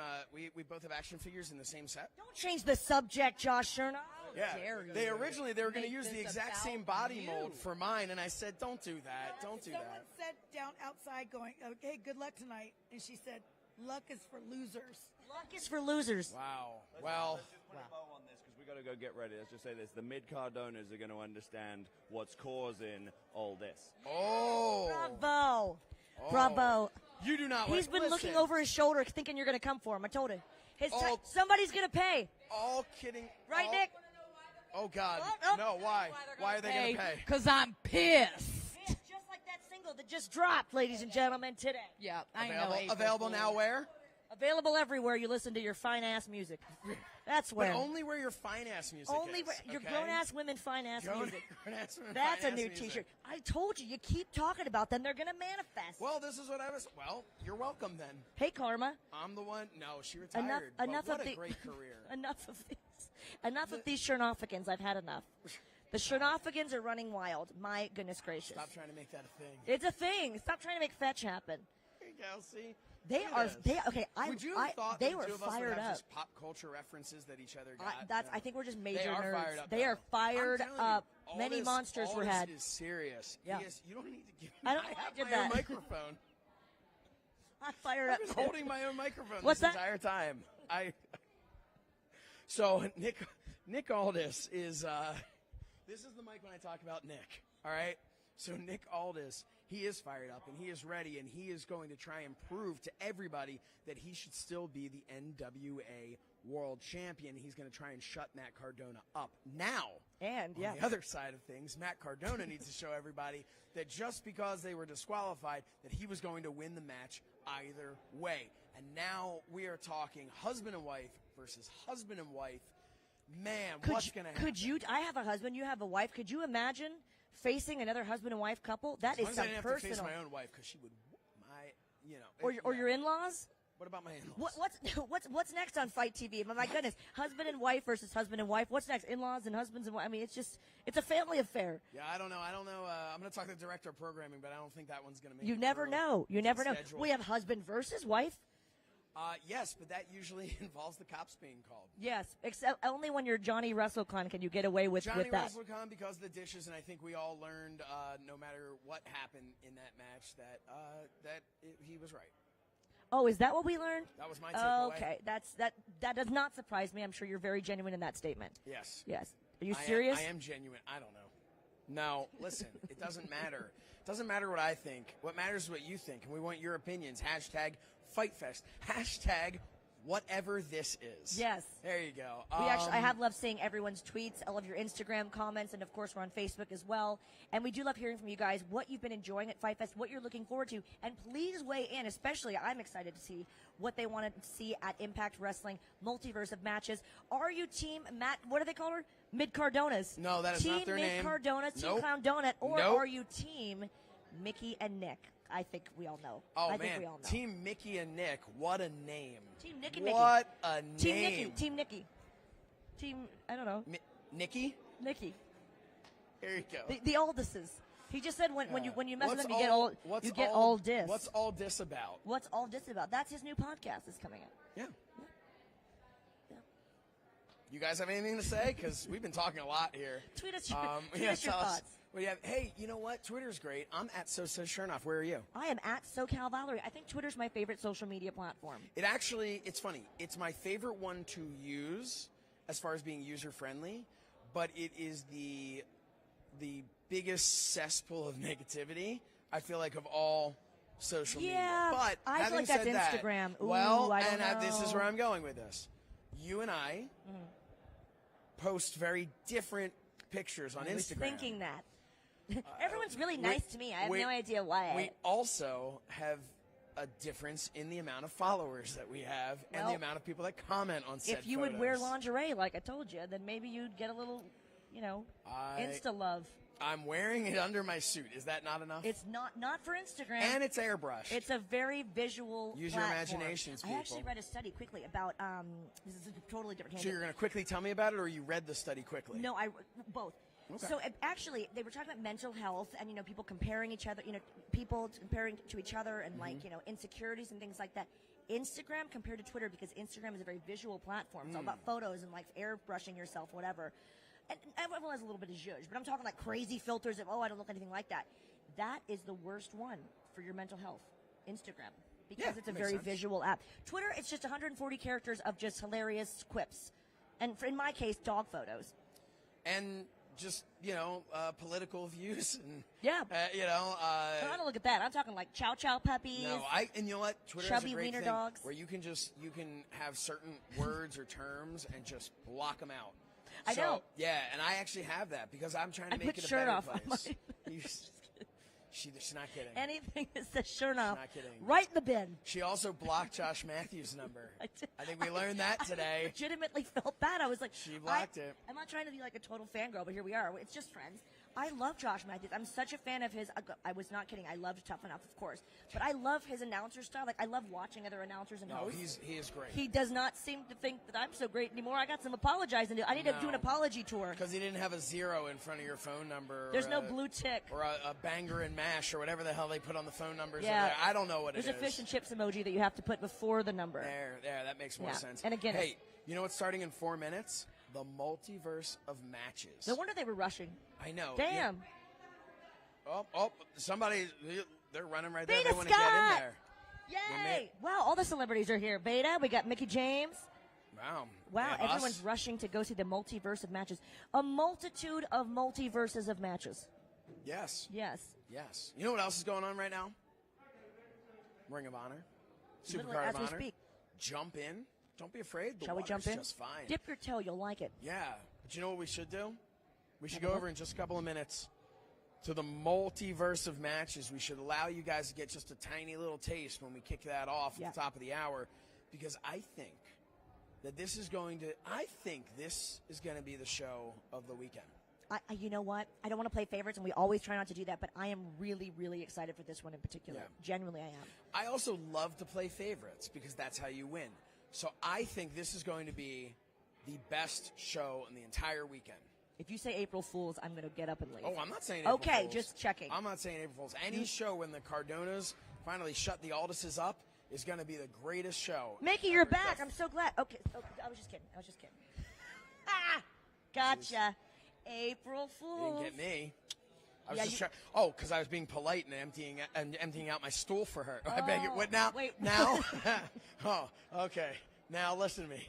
That's too far. That's not what it sounds like. I can't even keep a straight face on that one. Usually it's me that does the weird slip-ups. the amount of pay-per-view names I have called I won't even go there. The wrong name. Oh, man. And made it adult is We're- really... We're having fun Thank you, here. Jeremy Borash. Oh, man. Yeah, that's an old school Hey, seriously. reference. Thank you, Jeremy Borash. Nothing. Honestly, I love Jeremy You don't Borash. get, no. You know he's Can we all watching right just, now. Hi, we've JB. got a couple of minutes. Thank you, Jeremy Borash. I Yes. don't think it's said enough. I love Jeremy I've Borash never is one met of those Jeremy people- Borash, oh my but God. I'm a fan of his work. I feel Does like that count for anything? No, but I Okay. feel like I am someone that can honestly say I was under the tutelage of a Jeremy Borash, and he is so. Because fans don't But see was him it backstage. the Jeremy Borash It or was just the- a Jeremy Borash? No, he was from Schenectady, and he was lovely. No, Jeremy Borash, and he's one of those guys that just did so many things behind the scenes. People had no idea. Like the place would have fallen apart without Jeremy. He's such an amazing dude. Any company's lucky to have him. Right now, it's WWE, I believe. So I'm so proud of him. I No, call he him is Pork a- Chop. He is. I don't remember why. I think he suggested it. I don't know. I don't know. And if he calls you, will it go through? Wow. Or you have him blocked too? Well, he knows the correct Kizzle. He Oh. loves the UK. Whoa. Oh my. Okay. Whoa. Well, things just picked up. Yeah. Things just picked because up. we got a couple of brothers. good brothers right here. Oh, wow. Couple of living legends in their prime, huh, so Cal Val? Here's the best part. TC up in here. TC up in this mug. Here's the best part. I'm taking your seat, You but could I'm sit. gentlemanly brother out here. You could sit further back on the smaller seat and still be a head taller than me. Thank Let's you. go. What Hey. a gentleman. Are you not sitting? I don't need to sit, babe. I'm looking at myself. You sure? All right. You love All right. a dangly. This is for Look at Tracy that. Brooks and Lisa Marie Bear and I. When we do commentary, we often talk about this number.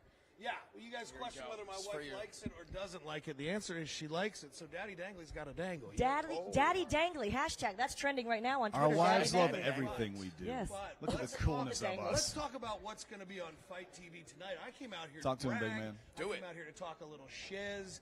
It's the Impact Wrestling multiverse of matches, Yeah. and the boys have another chance to make history again. The Briscoes versus the Good Brothers. It's the rubber match. It's 7 years in the making. We prove our dominance tonight. That IWC is going to be going nuts over that, but it's the same old recipe.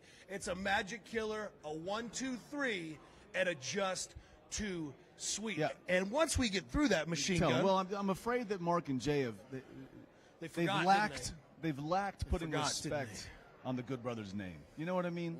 Come on, we started the Bullet Club for crying out loud. We can't even walk through this. We can't even walk anywhere in this hotel, especially without being mobbed.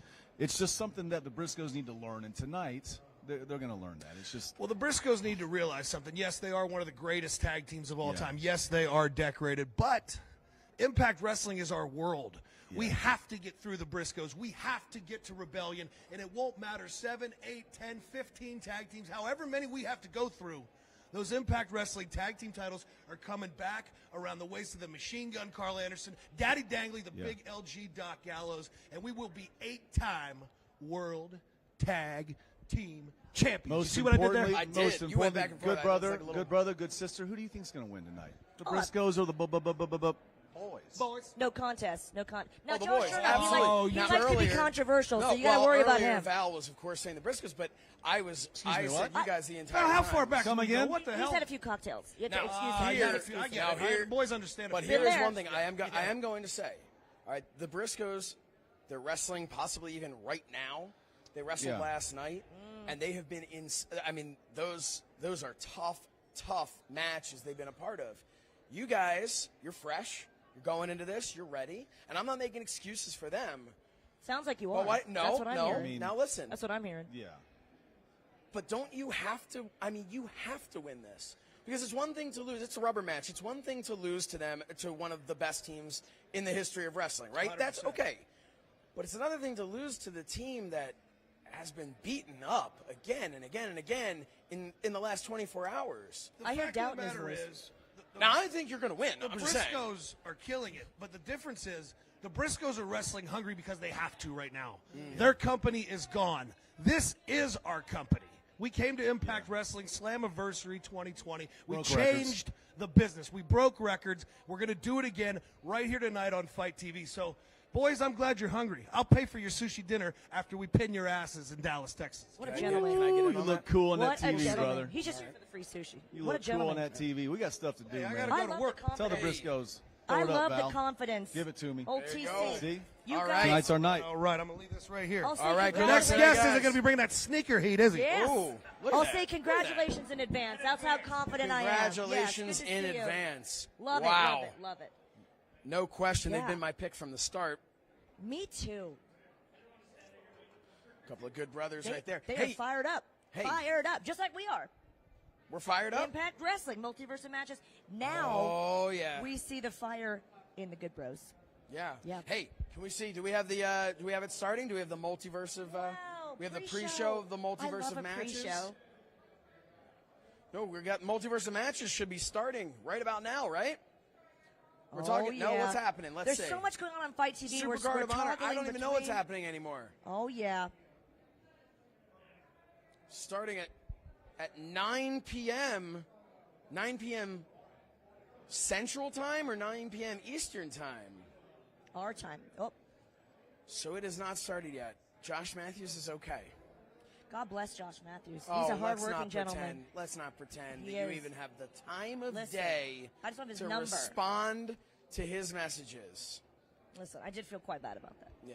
Rather, No, listen. rather bad. You should. No, The listen, point, you should. The point that I'm trying to make here is that tonight, you not only have the opportunity to see the history that is being made with Ring of Honor, but you get to see history being made with Impact Wrestling. You get to see, I used to have a sheet. That's not even it anymore. I gave up. At this point, yeah. That's it, I'm hanging we're out. Just, we're just here to fangirl and fanboy over That's the it. amazing selection of action on FITE TV. Wow. Everywhere we keep getting distracted, or I certainly do, because we're showing highlights. Did you turn your hat of off Ring or of did it Honor. die? I turned it off because Okay. I want to have it on for shenanigans. But you are so big league, so posh, so over the top big league. You can't even go to shenanigans. You don't want to have any Shernoffigans tonight at all. I can't. No shenanigans whatsoever. I will be in my bed, sound asleep, or I will just fall asleep in the elevator. That One is or pathetic. two. So, no, you know what? Robbie Who nap. knows what's going to happen? Honestly, you know where I'm honestly going to be? As soon as we're done here at 9 o'clock, we're going to wrap up here at 9, and I'm going to go right next door, and I'm going to check out the multiverse of matches, because I haven't been able to attend any other shows. And you, That's I the mean, bad you thing about haven't either. No, that's sort of the bad thing about being like a fan and you're into wrestling, and then you sort of work things when you miss a lot and you don't have your fan moments. But I'm gonna, no offense to you, I'll make sure I get in there and have my fan moment. This is offensive. I'm not offended by this. Well, yeah, but Show will be you over. have to be here. Wait, you're not staying? I might stay. You might stay. I might stay. You might say. Yeah. Hey-o. Hey, Zayn versus Swerve tonight, coming at you right now. That's right. Ring of Honor is kicking things off with the Super Card of Honor. Zayn versus Swerve. That's one of the matches that will be taking place, and that is going to be high-flying, high-intense. What about Ninja Mac versus a new client of Tully Blanchard's? That's interesting. Care That's to gonna be venture a very guess? interesting. I'm thinking Deborah McMichael, personally. Deborah McMichael, that's your guess? I'm going to say no. That That's could be not her it. right there. That could be. Built kind of the same. Yeah. Those Big pecs. pecs. Yep, there, you got it. Jay Lee. Oh, come on now. Jay Lethal, my favorite, my ex-fiance. And honestly, one of the biggest Jay Lethal fans is right here, sitting right here with Josh Shernoff. And versus Moriarty with Matt Sydal, also a big Matt Sydal fan, gotta tell you. Love Matt Sydal, so and talented. that is who Moriarty wants to have in his corner against Lethal. But of course, undisputed Ring of Honor World Championship, we have Jonathan Gresham, the original Ring of Honor champion. We've been through that. He's the original, although he wasn't the original. but he holds the original championship belt Mm-hmm. against current champion Bandito, who's going to be main champion. An interim Ring of Honor Women's World Championship match, Willow versus Mercedes. So what happens with Deanna Perazzo? Well, we got to figure out that because there's so many moving parts we keep saying of FITE Fest, of WrestleCon, and with Ring of Honor, we don't know what's going to happen there tonight because it could influence Impact Wrestling. Also, Rhett versus Suzuki. Are you a Rhett fan? Oh, who isn't a Rhett Oh my fan? God, so talented, so talented.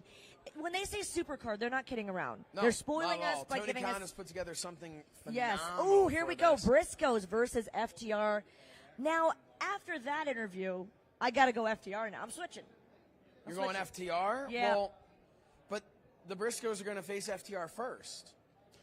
Good point. I changed my mind. I was just kidding. Okay. Yeah, just kidding. So you think I don't want the FTR is Briscoes going to to beat the them, Briscoes? though. They're too cool. You don't? They're too Okay. sweet, rather. Oh, I see what you did there. Yes. The whole and that. The Goods, Josh Woods. Oh man. Yes, There's another love Josh him. for you. There are so many Joshes. That I it's have just never a been prestigious thing. there have never been that many Joshes in one Yeah. place. Ooh, Colt Cabana. Boom, boom. Yes. Colt Cabana Versus boom, Blake. boom versus Blake. He's going to be on there. Colt Cabana. What's Ring of Honor without Colt Cabana, right? Yes, he is synonymous with Ring of Honor. Oh, here they Here go, we kicking go. things We're off. Kicking things off right now. Blake Christian coming to the ring. So Colt, boom, Oh, boom. they're Cabana. starting with Blake It's Christian gonna and be Colt probably- Cabana. yes. Okay, Are we doing guys. commentary for this? Wow. Is that what's all of a sudden Ladies and happening gentlemen, here? welcome to Ring of Honor. Welcome to Ring of Honor, everybody. I am Ian Riccaboni. Happy wrestling. I'm and Rhea good Niccaboni. night. Nice to meet you. Hey, you know who's here? Oh my gosh, He's look back. who it is. Can we get you on here for a Mr. minute? Ono. Oh, he brought merchandise. Sonny freaking Ono. Bring it on here. Oh, they see you on camera. Okay. Sonny Ono's back. He came bearing merch. Hello. How are you? Oh, we already talked. We talked to the cat. See? Uh-oh. Is this guy bothering you? All right, we have something's going on there. Sonny Ono is assaulting. Look at this. Look at this shirt. Look. Do you want to sit down, Sonny? I can, but I'm same height. Oh, Sonny freaking Ono with the jokes. Lovely Sonny, to let's see do you. that other shirt. I Hey. got something for you. Oh, boy. He comes bearing merch. I told you. He's all about the branding. Dear God Almighty. Josh, they ran out of toilet paper, so you have to use this, but they work just as good. It's a little soft actually because it was designed for the nose. Well, Oh, okay. We all know that you like to lick it clean, as you said earlier. So, We were talking about my puppies. Yeah. we were talking about Deborah McMichael earlier. So, about licking? What? What? Oh, puppies. Oh, boy. Oh, that puppy. Do we have one of those graphics you can go to where it's like dun, dun, dun, dun, My and it's like my we'll be right back after this. Yeah. We need one of those. We need one of those, and it needs to have this Sonny Ono image on it, on his Yeah. shirt there. But thank you for one of those. these. There it is. It's fantastic. You want to sit down? Seriously? Yeah, I'll sit down. Here, I'll move over. All right. Here we We go. get another mic? Do we need I another got you mic? right here. I got another one. Oh, you got it right there. There you I'll go. take this one. All right. That one's real nice and warm, actually. Oh, yeah, I was sitting on it earlier. Well, I'm in the middle. Yeah. Shouldn't you be in the middle? I don't know. I'm liking my view from here. No. You get in the middle. Thank you, sir. There we go. All right. All right. See, that Man. visually that looks better. Don't We you think? are. That does look good. Yeah. That It's does called look It's good. the crazy cowboy hat. Yep. All right. Hey, I met Demolition earlier. Oh, Axe and Smash. You know what all I could think about the entire time? Val's boots Yep. from yesterday. From yesterday. That's it. Demolition. They look just like Demolition's gear. Yep. Well, It's true. Everything goes back to the wrestling. real deal. Yes. Right. I've been hanging out with the Rock and Roll Express actually earlier. I was at the bar. That's why I was late. You're talking about the real deal. I was thinking D'Lo Brown popped by for a second as well. I He did. love D-Love. Yeah, where'd he go? It's really amazing. People need to come down here. I know. Because everywhere you look, right, there's a legendary guys, Mm-hmm. from your childhood. Yes. It's amazing here. Because, I mean, we got Sonny Ono here. Yeah, Sonny freaking Ono. Sonny freaking Ono. Just I love look it. at the T-shirt. Yes. I love it. You need to mass produce those. Well, some fan made that for me. Some had it made for me. Yeah. But we know a guy. We'll figure it out. We know We know a guy who does T-shirts, but we're not We going to use always them. know that guy. Yeah. Yeah. There's always that guy. Always Oh, that guy. that guy. We Cole all know Cabana, Blake Christensen, kicking things Cole off. Cabana's that guy. He is that guy. He's so good. 0 Hour, which is the precursor to the Super Card of Honor. Are we still on the pre-show? See, I don't know. This is it's still the 0 Hour. There is just so much action tonight. There's a pre-show going on that you could be watching right now for Ring of Honor, Super Card of Honor, and if we can't get you excited for that show, that definitely can. So go check that out right now as well. Of course, we have to talk about GCW, the Collective, if I can even say it, the Collective. The Collective. Yep. There we go. I said it correctly Those there. are some Shernoffigans right there. I beg your pardon? Yeah, Shernoffigans right there. I don't know what's happening. If I say it anymore. enough, it'll eventually be cool. It's I not promise. gonna. No, it's not gonna be Yeah. cool, Val. Yeah. It's not gonna be cool. I combine shenanigans and Shernoffigans, and it's just Try popping me as so you might. huge. Yeah. Try as you might, because Sonny New Ono, that pay-per-view man knows name. cool. Yes. He'll tell you if it's What's cool. going on? You know, I have my bodyguard over there. You see that? We Yeah. did see that. We got that on camera. Yeah, we have a couple guys. Got it on camera.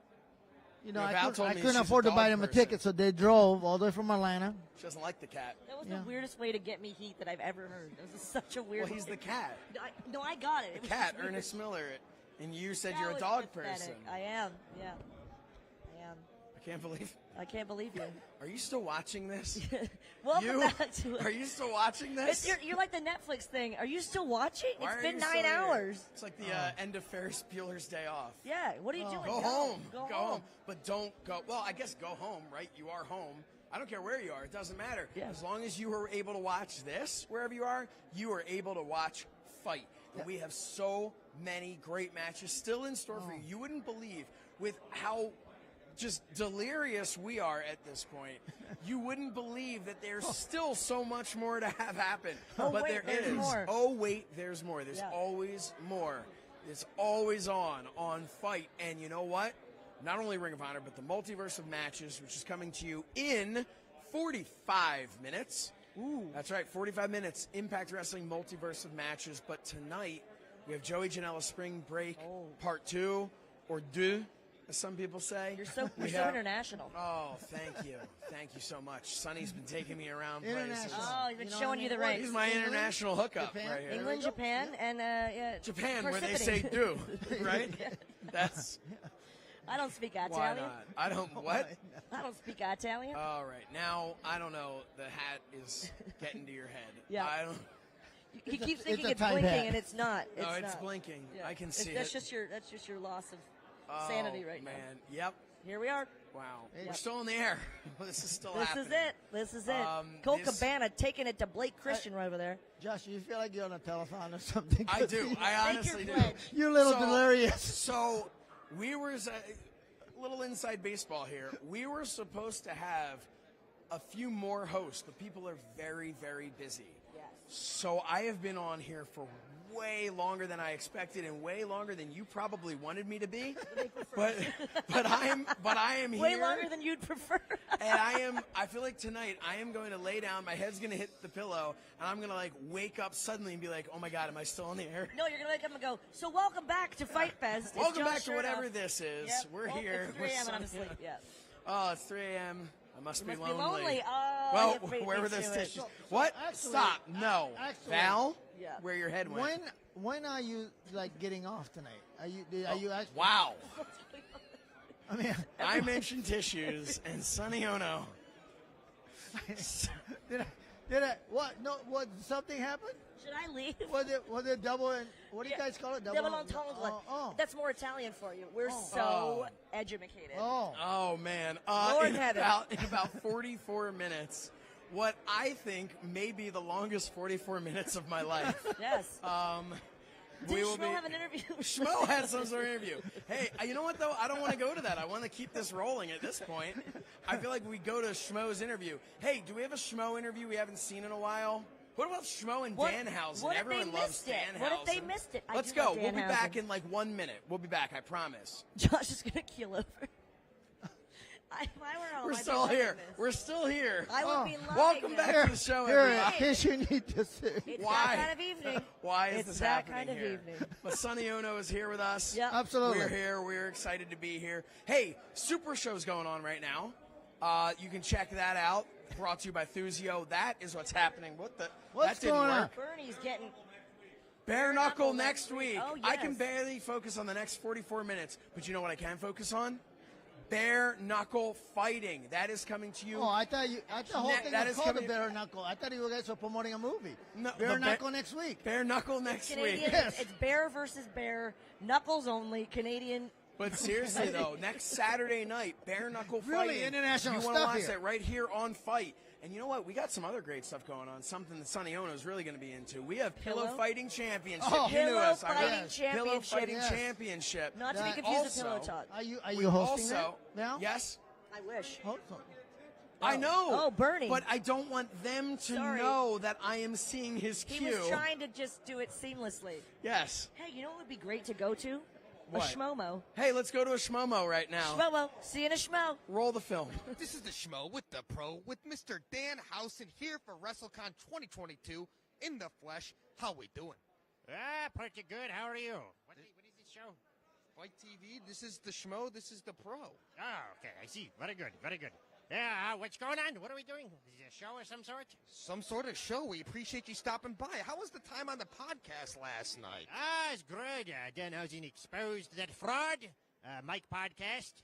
He's pretending to be Mark Sterling backstage at AEW and misrepresenting the Jade brand. And Danhausen will have none of that because, he's trying to make lots of money, and Danhausen can appreciate such things, and, He's trying to make a lot of money off of your name. We can't have that.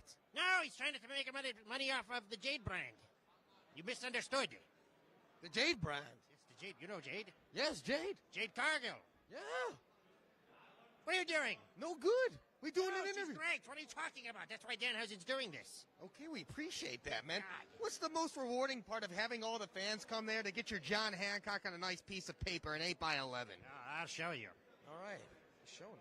See that? Real life $5 bill. You ever see one? That was a 50. You do not correct Danhausen.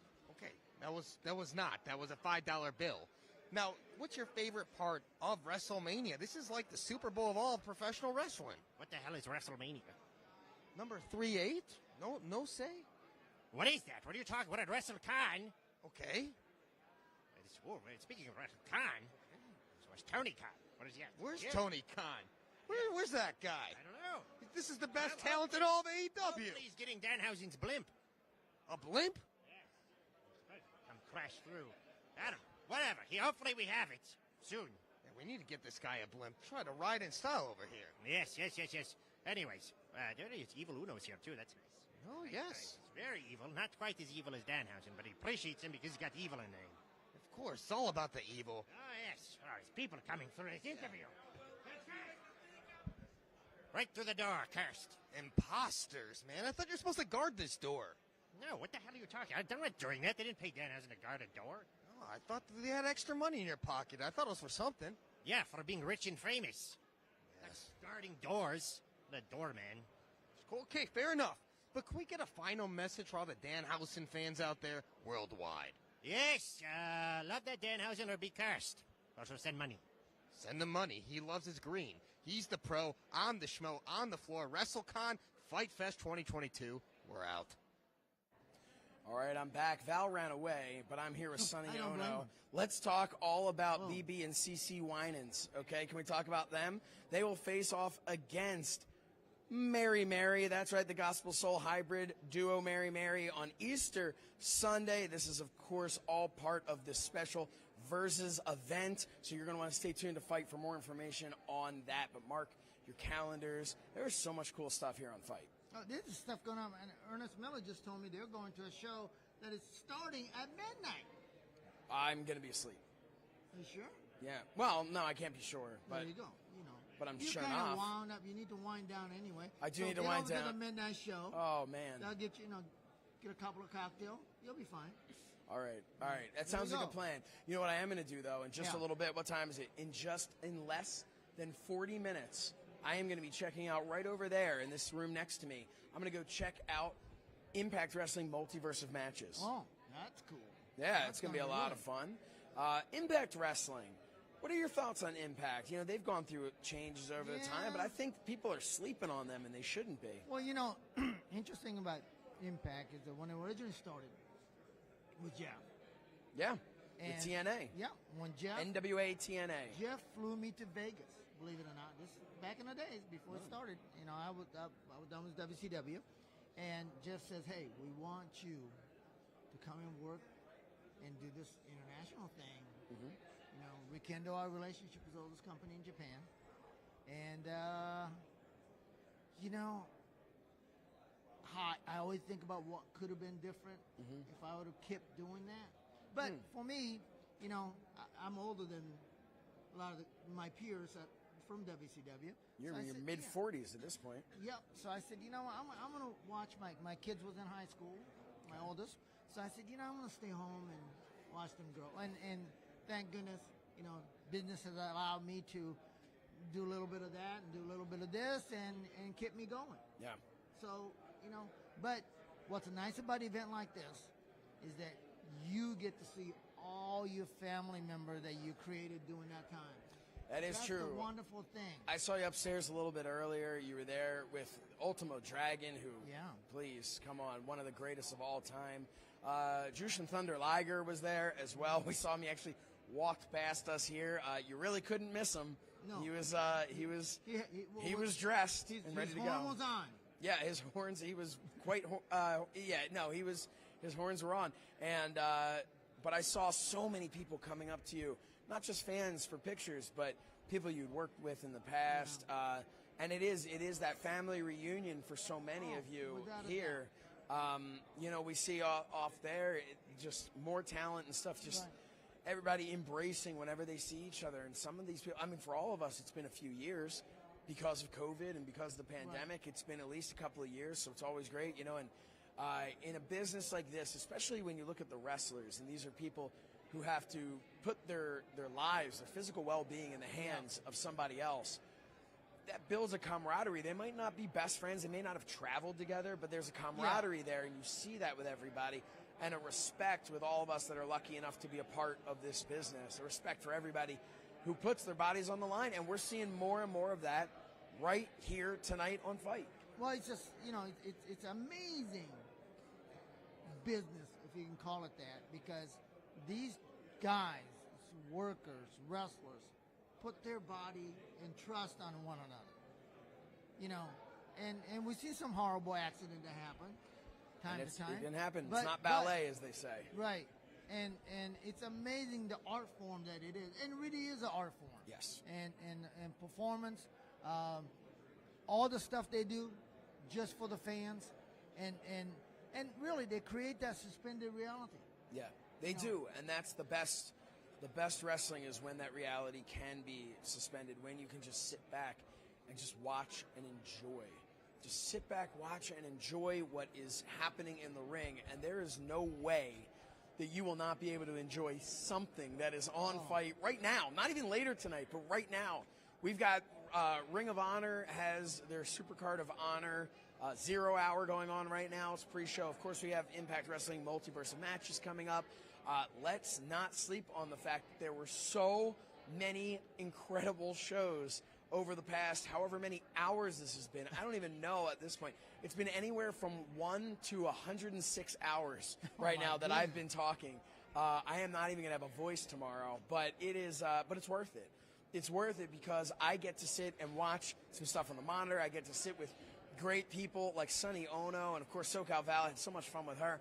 And I get to just meet these legends and see these people that I came up with in the business as well, that are now, I can't believe it, but they're getting to be grizzled veterans themselves at this point.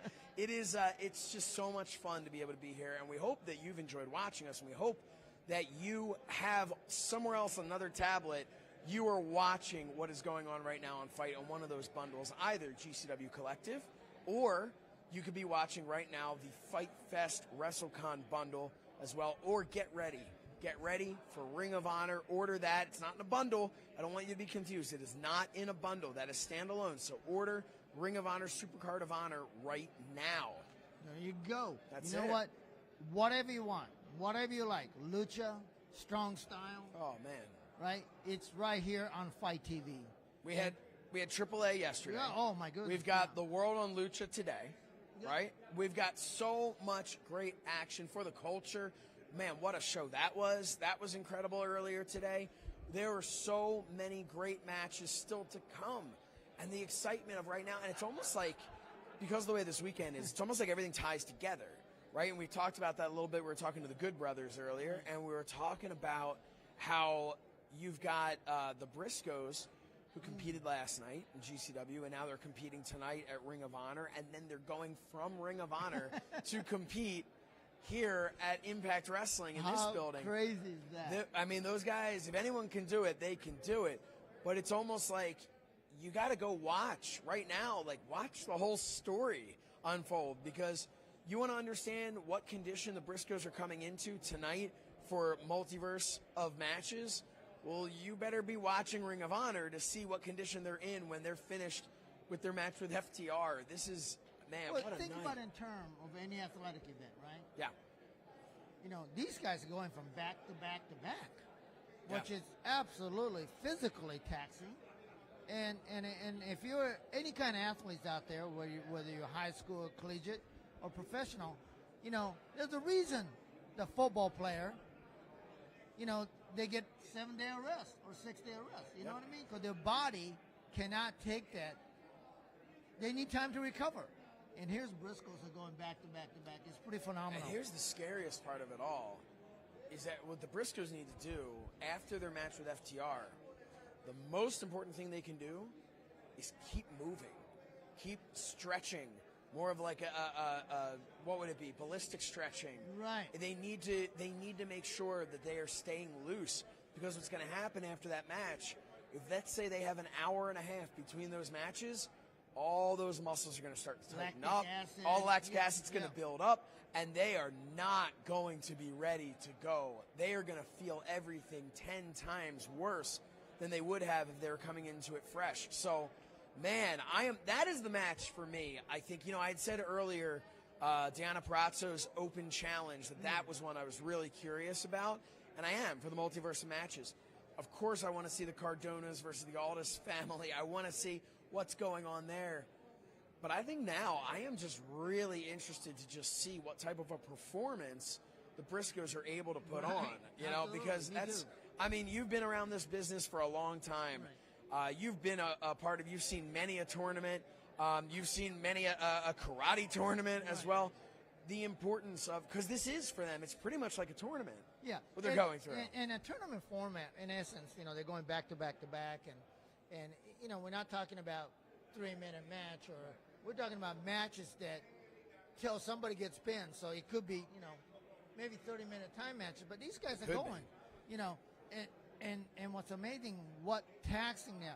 They must be in great shape to be able to recover and be able to get back in the ring. I mean, they're obviously in tremendous shape. You look at the Briscoes, but I mean, and not just the Briscoes, mind you. There have been many other athletes who have competed multiple times this weekend. The Briscoes might have the largest spotlight on them this weekend, but there have been so many who have been doing this, and man, my hat's off to them. I give them so much credit. But you know who was running around like a chicken with his head cut off? The Schmo. The Schmo was running around. So do we have anything of the Schmo? You know, we're actually getting closer to a couple of people being inducted into the Hall of Fame. Steiner brothers. Did you see Schmo's QR code right on a Fight Mobile? I scanned it and I checked out his website. But you know what? The Schmo talked to the newest inductees into the WWE Hall of Fame, the Steiner brothers, two gentlemen that you know very well. Yes, absolutely. The Steiner brothers, he spoke to them earlier. We're going to go take a look at that right now. This is the Schmo with the pros. We got Rick, we got Scott, we got the Steiner brothers here for WrestleCon 2022 FITE Fest. How we doing? Doing great, sir. Can't wait for tonight. It's going to be a great night. Doing good, man. What's the most rewarding part of this entire process? Signing autographs, kissing babies here on the floor. WrestleMania week. This is the Super Bowl of all of professional wrestling. Yeah, it's a great night. You know, my son's actually going to induct both of us in the Hall of Fame tonight. I think, for me, that being a father, that's probably one of the best things that can happen in life. Yeah, it's a great thing that, you know, his son is wrestling, and it'll be a fun night tonight. So, but as far as signing autographs, it's great to be remembered by the fans. You know, that's always a great thing. So they bring up things that happened before. So yeah, it's good to reminisce. And a long time coming for the Hall of Fame, man. Is it real? Have you pinched yourself yet? What do you think it's going to be like hearing your name, walking on stage, and just everybody embracing what it's all about? It's one thing, you know, it's just to be recognized for, you know, all the bumps and, you know, the bruises and everything that he did in this business, and finally being recognized for it. And you know, the name will live on forever, you know, so it's a great thing, and it's something I can pass down to my boys, and I'm enjoying it. It'll probably sink in maybe Monday or Tuesday when I get home. So it's fun. It's fun. Yeah, I think you know, the Hall of Fame is really about the fans, you know, because they're the one that, I mean, for years people were saying they can't wait for us to go in, you know. So I think it's just for us, it's just as much for the fans, you know, because they want us to be in. So we finally made it. And Scott, you have the best bicep flex all in professional wrestling. Who came? Professional sports. Professional sports. Excuse the schmo. Right. If you're gonna do it right. Well, that's professional why. Sports. Come on. That's why you're the pros and I'm the schmo. But who came in second place? Who had the second best? Everybody's in second. Is there one that stands out in second? No one. When you're on top of the mountain, everybody's below you. Just a bunch of jobbers. Yeah. That's right. That's right. That's it, man. When he's on top, he's the only one that stands out. Nobody else does. Yeah, nobody looks down when you're at the top of the mountain. Yeah, I don't look behind who's behind me, you know. When you're behind me, I can't see you. And can we get a final message for all the wrestling fans out there worldwide that should be here in attendance but aren't for some reason? This is the Super Bowl of wrestling, Dallas, Texas. It's WrestleMania 38 week. You want some? Come get some. You know, like me, bite me. Ooh, ooh, ooh, ooh. Oh, there it is. All right. Can't end on a better note. We're out. Welcome back, everybody. Josh Shernoff here. We are winding things down here, but we are not winding things down on FITE. We have so much great content still ahead, still coming for you. And right now, I mean, let's talk a little bit. We've talked all about multiverse of matches, but we're going to jump back to talking about Ring of Honor, the Super Card of Honor, which is coming up. We actually, Rashad, do we have a couple of graphics that we can throw up on the screen while we talk about it to show you? Let's see. Spin the wheel, make a deal. What kind of matches do we have coming up here? Let's see. What's it going to be? Oh, man. Moriarty versus Lethal. Of course, Moriarty has Matt Sydal in his corner. There's nobody you want more than a Matt Sydal in your corner to go up against a guy like a Jay Lethal. That is going to just be an incredible match, and that's coming to you. I don't know exactly where on the card, but I will tell you it's going to be at the top of the hour, 25 minutes away from Ring of Honor, Supercard of Honor. Let's see what else we got. What else do we have? Jonathan Gresham versus Bandito. We talked about this, and again, if you're just joining us now, I want to go into a little bit of detail about that. The Ring of Honor original champion, Jonathan Gresham. He is not the original champion. That is referencing the actual physical championship title belt that he holds. It's the original Ring of Honor championship. What happened was Bandito was not medically cleared to compete and defend his championship against Jonathan Gresham at Final Battle, which may very well have at the time been the final Ring of Honor event ever. We didn't know what was going to happen. We didn't know that Tony Khan was going to come in and save Ring of Honor and breathe new life into it. So what happened was Jay Lethal, who of course, as we mentioned earlier, will be on the card tonight, Jay Lethal came in there to face Jonathan Gresham, with the winner becoming the Ring of Honor, the interim Ring of Honor World Champion. And what happened? They decided instead of the belt, the actual physical belt that Bandito was still holding, they would present to the winner of that match the original Ring of Honor Championship belt. And Jonathan Gresham did walk out victorious, and he has been carrying that belt with him. He has been defending that belt all over the place. But tonight, we crown an undisputed Ring of Honor World Champion as Jonathan Gresham, the original champion, the interim champion, if you will, goes up against Bandito, technically the last reigning Ring of Honor champion before this relaunch. So we are excited about that. I can't wait for that match. What else do we have on the card tonight? Let's talk about it again. The Briscoes, the Ring of Honor Tag Team Champions versus FTR. Now, very interesting. The Briscoes, they had an interview earlier today, and the Briscoes, they actually were holding the original Ring of Honor Tag Team Championship belts. So there's a lot of question of what their mindset is. But I will tell you right now, before we get back into that match, I do want to tell you right now, we've got Tully Blanchard out there at Ring of Honor 0 Hour, and he is about to introduce his newest client. Obviously, we're talking about the Briscoes versus FTR. FTR recently fired Tully Blanchard from being their manager over on AEW. So now Tully Blanchard is getting ready to announce whoever it's going to be. So you're going to want to check that out, because that is, I'm sure, going to change the face of Ring of Honor as we move forward. But this is where it gets really, really interesting. Bring up this next match, if you would. Josh Woods and Yuta for the Pure Championship. Now, the Ring of Honor Pure Championship, that is not like any other championship match or any other match in Ring of Honor. That goes back to the rich history of the purity of professional wrestling, the honor in Ring of Honor.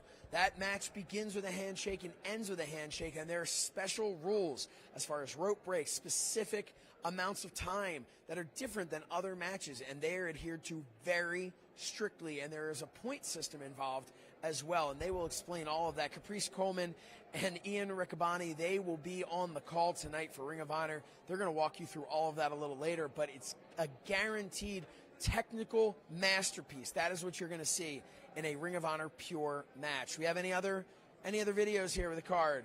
Oh, Zayn and Swerve. You know, we haven't really talked too much about this match because all we know is it's going to be hard-hitting and high-flying. And that's enough. That's enough for me. That's enough for you.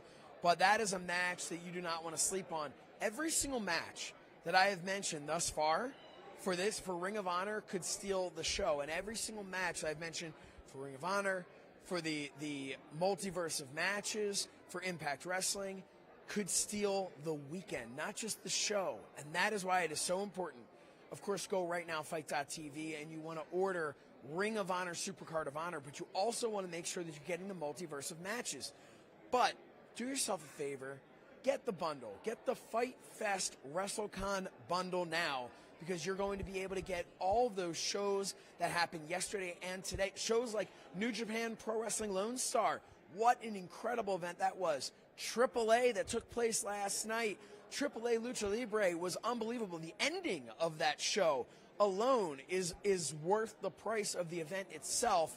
But get it all in that bundle, and that's how you're going to get the multiverse of matches as well, and that's how you're going to get the Mark Hitchcock Memorial, which was a great event that took place. So many stars, so many people. And then, of course, we have the GCW Collective, that bundle that is available right now, FITE.tv. That's how you're going to get shows like For the Culture that happened earlier. You're going to get shows like like Effie's Big Gay Brunch. It's going to happen tomorrow. Joey Janela Spring Break, night 1 happened last night. Night 2 happening tonight. Technically, if you're on the East Coast, it's starting tomorrow. But here, Central Time, it is starting 1 minute before midnight. And I'm looking at my watch right now. We are 19 minutes away from 2 of the biggest shows of the weekend. And, of course, I'm talking about Ring of Honor Supercard of Honor and Impact Wrestling Multiverse of Matches. But we also have, it's not just wrestling here on FITE. So I want to take an opportunity to talk to you just a little bit about Bare Knuckle Fighting. If you haven't seen Bare Knuckle Fighting Championship, man, you are missing out. And guess what? Next Saturday, there is another Bare Knuckle Championship event. Bare Knuckle Fighting will be coming to you live on FITE next Saturday night. You do not want to miss it. Go to FITE.tv, type in Bare Knuckle Fighting, and you are going to be able to find that event right there. Order it. Go check out some of the other ones in the archives on FITE. We've got so many great events. I believe this may even be the 23rd event that they're doing, so it is something worth watching. Of course, on the flip side, we have Pillow Fighting Championship. We also have the Trillerverse. We have Versus. We have right now stage shows. Last night was the Major Wrestling for Your podcast. We also have the stage show events that are going on right now. The Super Show with Conrad Thompson, brought to you by Thuzio. Man, so much incredible entertainment. That's why FITE TV. FITE is live sports and entertainment. You're going to get your sports, you're going to get your entertainment, you're going to get your hard-hitting bare-knuckle boxing, but you're also going to get things like celebrity boxing. You're also going to get things like we've had music battles. It's so there's so much entertainment here at FITE. It's unbelievable to think that a weekend like this really only scratches the surface of what is on FITE and what you can be watching. So I hope that you are enjoying all of this right now. I hope that you're enjoying listening to me go on and on about how excited I am about this weekend. I genuinely am. For me, I am going to, because the multiverse of matches will be right next door. So I'm going to check that out as soon as we're off the air here in just about 15 minutes. But then I'm going to go back to my room. Should I go to sleep? I should. But I'm not going to. I'm not going to, because instead I'm going to go watch Ring of Honor, Supercard of Honor. And I'm going to be exhausted tomorrow morning, but it's worth it. It is worth it. But if you don't want to be exhausted like me, that is understandable. If you don't want to be exhausted like me tomorrow, that's fine. Get the bundle and watch at your leisure. Watch whenever you have the opportunity. Video on demand, you can watch anything in the bundle at any time that you want to. Just make sure you order it and you don't miss out on these monumental moments. Stay until the very end of Ring of Honor, Supercard of Honor. You don't want to miss whatever it is. Tony Khan's already told us if you leave early, you're going to be disappointed. So stay till the end. Right now, we're going to go to another great interview that the Schmo did earlier today. He was all around the legends, and the Schmo was able to catch up with, well, this is a pretty big name, if I do say so myself. Are we ready to roll to that? Let's check it out right now. This is the Schmo with the pro, the $1 Million Man, Ted DiBiase, here at Wrestle Con, Dallas, Texas. How we doing? Hey, feel like $1 million. Certainly are. Man, the Schmo's seeing you at all the events. We just interviewed you over at SummerSlam. There's never shortage of a line for you to get your John Hancock, man. What's the most rewarding part of this entire process? Well, you know, if I answered as $1 Million Man, I'd say the money. But the bottom line is, this gives all of us an opportunity to interact with the fans and hear their stories. I mean, there's a lot of the fans that have come up already to get autographs that have been at other autograph signings or have they come and they bring me a picture and they say, "Could you sign this?" And I look at it and they, you know, in the picture there's a little kid, and now the little kid is looking at me and he's a full-grown man, which makes me feel old. but I always said that wrestling fans are unique and they're very loyal. And once you have a wrestling fan that's, you know, a fan, they're fans for life. And you just get to hear a lot of good stories and people. I mean, like I've had a few come up and so, $1 Million Man, don't be offended. But when I was a kid, I hated your guts. I said thank you. That means I was doing my job. So. Absolutely. Yeah. What's the best thing that you've autographed so far? The most awkward thing, interesting thing that's come through these doors? I haven't really had anything weird, but a lot of guys get the jackets signed and just different memorabilia. But this, so far, it's been, you know, pretty normal. In the past, I don't know. I mean, it's kind of like because I did that thing about, you know, where I said, kiss my, you know, sweaty, stinking feet. I had a guy who actually wanted to have a picture taken of him kissing my sweaty feet. Oh. So that's pretty weird. That is pretty weird indeed. Yeah, that cost him extra. Of course, you got to charge extra for that. And can we get a final message for all your fans out there worldwide? Yes, you know what? You guys are the best. I've said that. I say it everywhere I go. Wrestling fans are unique. They're very, very loyal. Thank you all so much for supporting not only me, but all of us here in the wrestling world. But always remember this. Everybody's got a price for the $1 Million Man. We're out. Welcome back, everybody, to FITE Fest Event Center. I'm Josh Shernoff, and it has been my absolute pleasure to be able to be here talking to all of you all day long, yesterday and today. But honestly, I mean, what a job I have, right? I get to sit here and I get to talk about pro wrestling, something I love, something you love. You hear the fans right there? You're seeing them now walking behind me. The fans are entering into the International Ballroom. Why? Because in less than 15 minutes,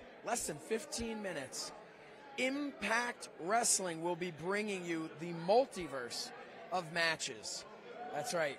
We've got an incredible card lined up for you, but it is important that we talk about also GCW. We have the World on Lucha. That is happening tonight as well. You do not want to miss that. And then, of course, Joey Janela's Spring Break 6, I believe, Part 2. At this point, it feels like I've been talking long enough. It could be Spring Break 36. But we are just so excited for all of these great events.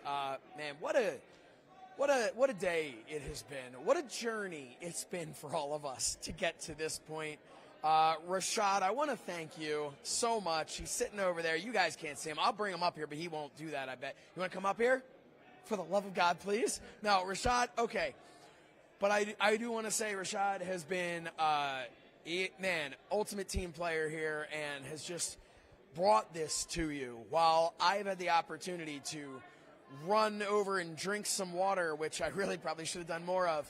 Rashad's still there making sure the commercials are playing, making sure all that's happening. So we really thank him. And we've got a tremendous crew. Jared No has been a great part of the crew that's been bringing this to you.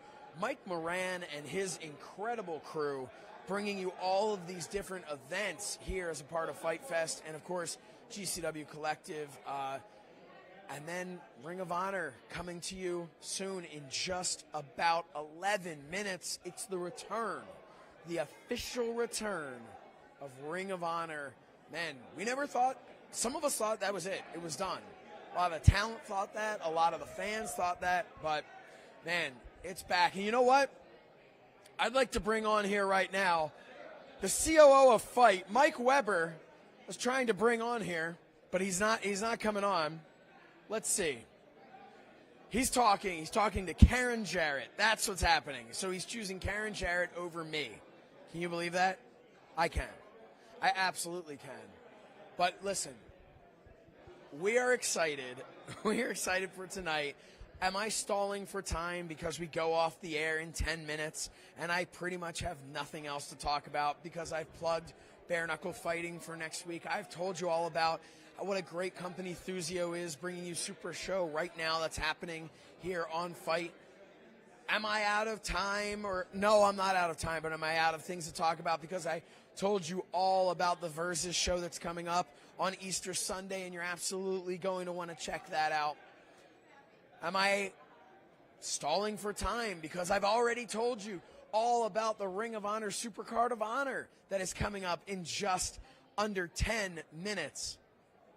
Maybe I'm just sitting here stalling for time because I have nothing else to say about Matt Cardona and Chelsea Green against Nick Aldis and Mickey James.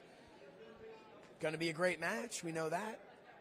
Maybe I'm stalling for time because we've already talked about how incredible the Briscoes versus FTR is going to be. But at the end of the day, the Briscoes need to be thinking about the fact that they've got the Good Brothers coming up maybe an hour after that at Multiverse of Matches.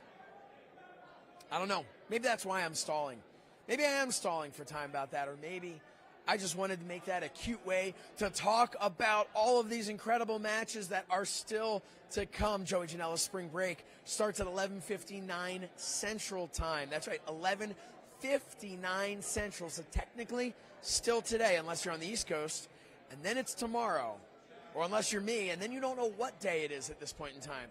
What's happening right now in the world, huh? It's 8:51 here Central Time. I'm bringing my own close-up to you right here, right now, and I'm telling you, go. From me to you. It's okay. I'm going to be okay. You can leave me. Only if you go right now to FITE.tv and you order Ring of Honor, Supercard of Honor. You order Impact Wrestling Multiverse of Matches by ordering the FITE Fest bundle. That's FITE Fest and Wrestle Con, all bundled together for all the exciting matches. You can see the matches like the Mark Hitchcock Memorial Show that happened yesterday, AAA that happened yesterday. Maybe I should stall for more time. What do you think?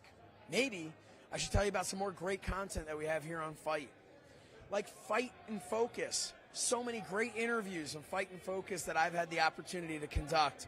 We come to you before every big event with a Fight and Focus interview, and sometimes even Fight and Focus live from the venue itself. Of course, there's So Says Shernoff every month. Talking with Friends, that's a show that I'm on every single month. But we have so much great stuff here on FITE. I thought Mike Weber would be done, but he is just over there with Karen Jarrett. Jeff should keep an eye out. But I'm going to tell you, right now they're telling me the end time is coming up. That's right. The end time is coming up in just just a little over 5 minutes. That's right. You know who I'm talking to? I'm talking to the guys in the truck, as they say. I'm looking at you, Paul. I'm looking at you, Keith. And I'm telling you guys that it has been my honor. It has been my pleasure. Think of the stars we had on the show today. Scotty Too Hottie, Al Snow. They were here live. Ernest the Cat Miller, he was here, sitting right here in this stool. Sonny Ono was here emptying his right here on this stool. We had Cal Val, of course, was here. Helen Yee, my God, what an incredible talent she is. We had Johnny LaQuasto, he was here as well. Yesterday we had Kenny McIntosh, we had Ian Riccaboni. Doesn't it feel like I'm wrapping it up for the entire weekend? We're going to be back tomorrow at 9 a.m. That's right. Wake up early, 9 a.m. Rashad, control your excitement, man. All right, 9 a.m., it'll be here soon. It's okay. It's okay. Look at this, 8:54. I got an Apple Watch. I like to play with it. You know, you would think the way I feel, like I got more steps in, but it's just from sitting here. That's right. But it's been my pleasure. I've been happy to sit here. Who was that? I thought that was John Cena walked by. I don't know. The fans are excited. It looks like they're almost all completely in here. Man, we are excited for tonight. I've got nothing left to say. Let's roll you know what? Let's go to a commercial real quick. Now, forget the commercials. Forget the commercials. You know what? We're going to do this. We're going to do this together. Because I want to see. I'm testing myself. Oh, my God. There we go. I'm even crossing the old legs. We're going to sit here. We're going to sit for 5 more minutes. We have no more guests. I have no more co-hosts. I probably have no more viewers. But it is just me and you. And a great opportunity for me to talk to you about FITE.tv. FITE.tv, if you're watching this on Facebook or YouTube and you're not familiar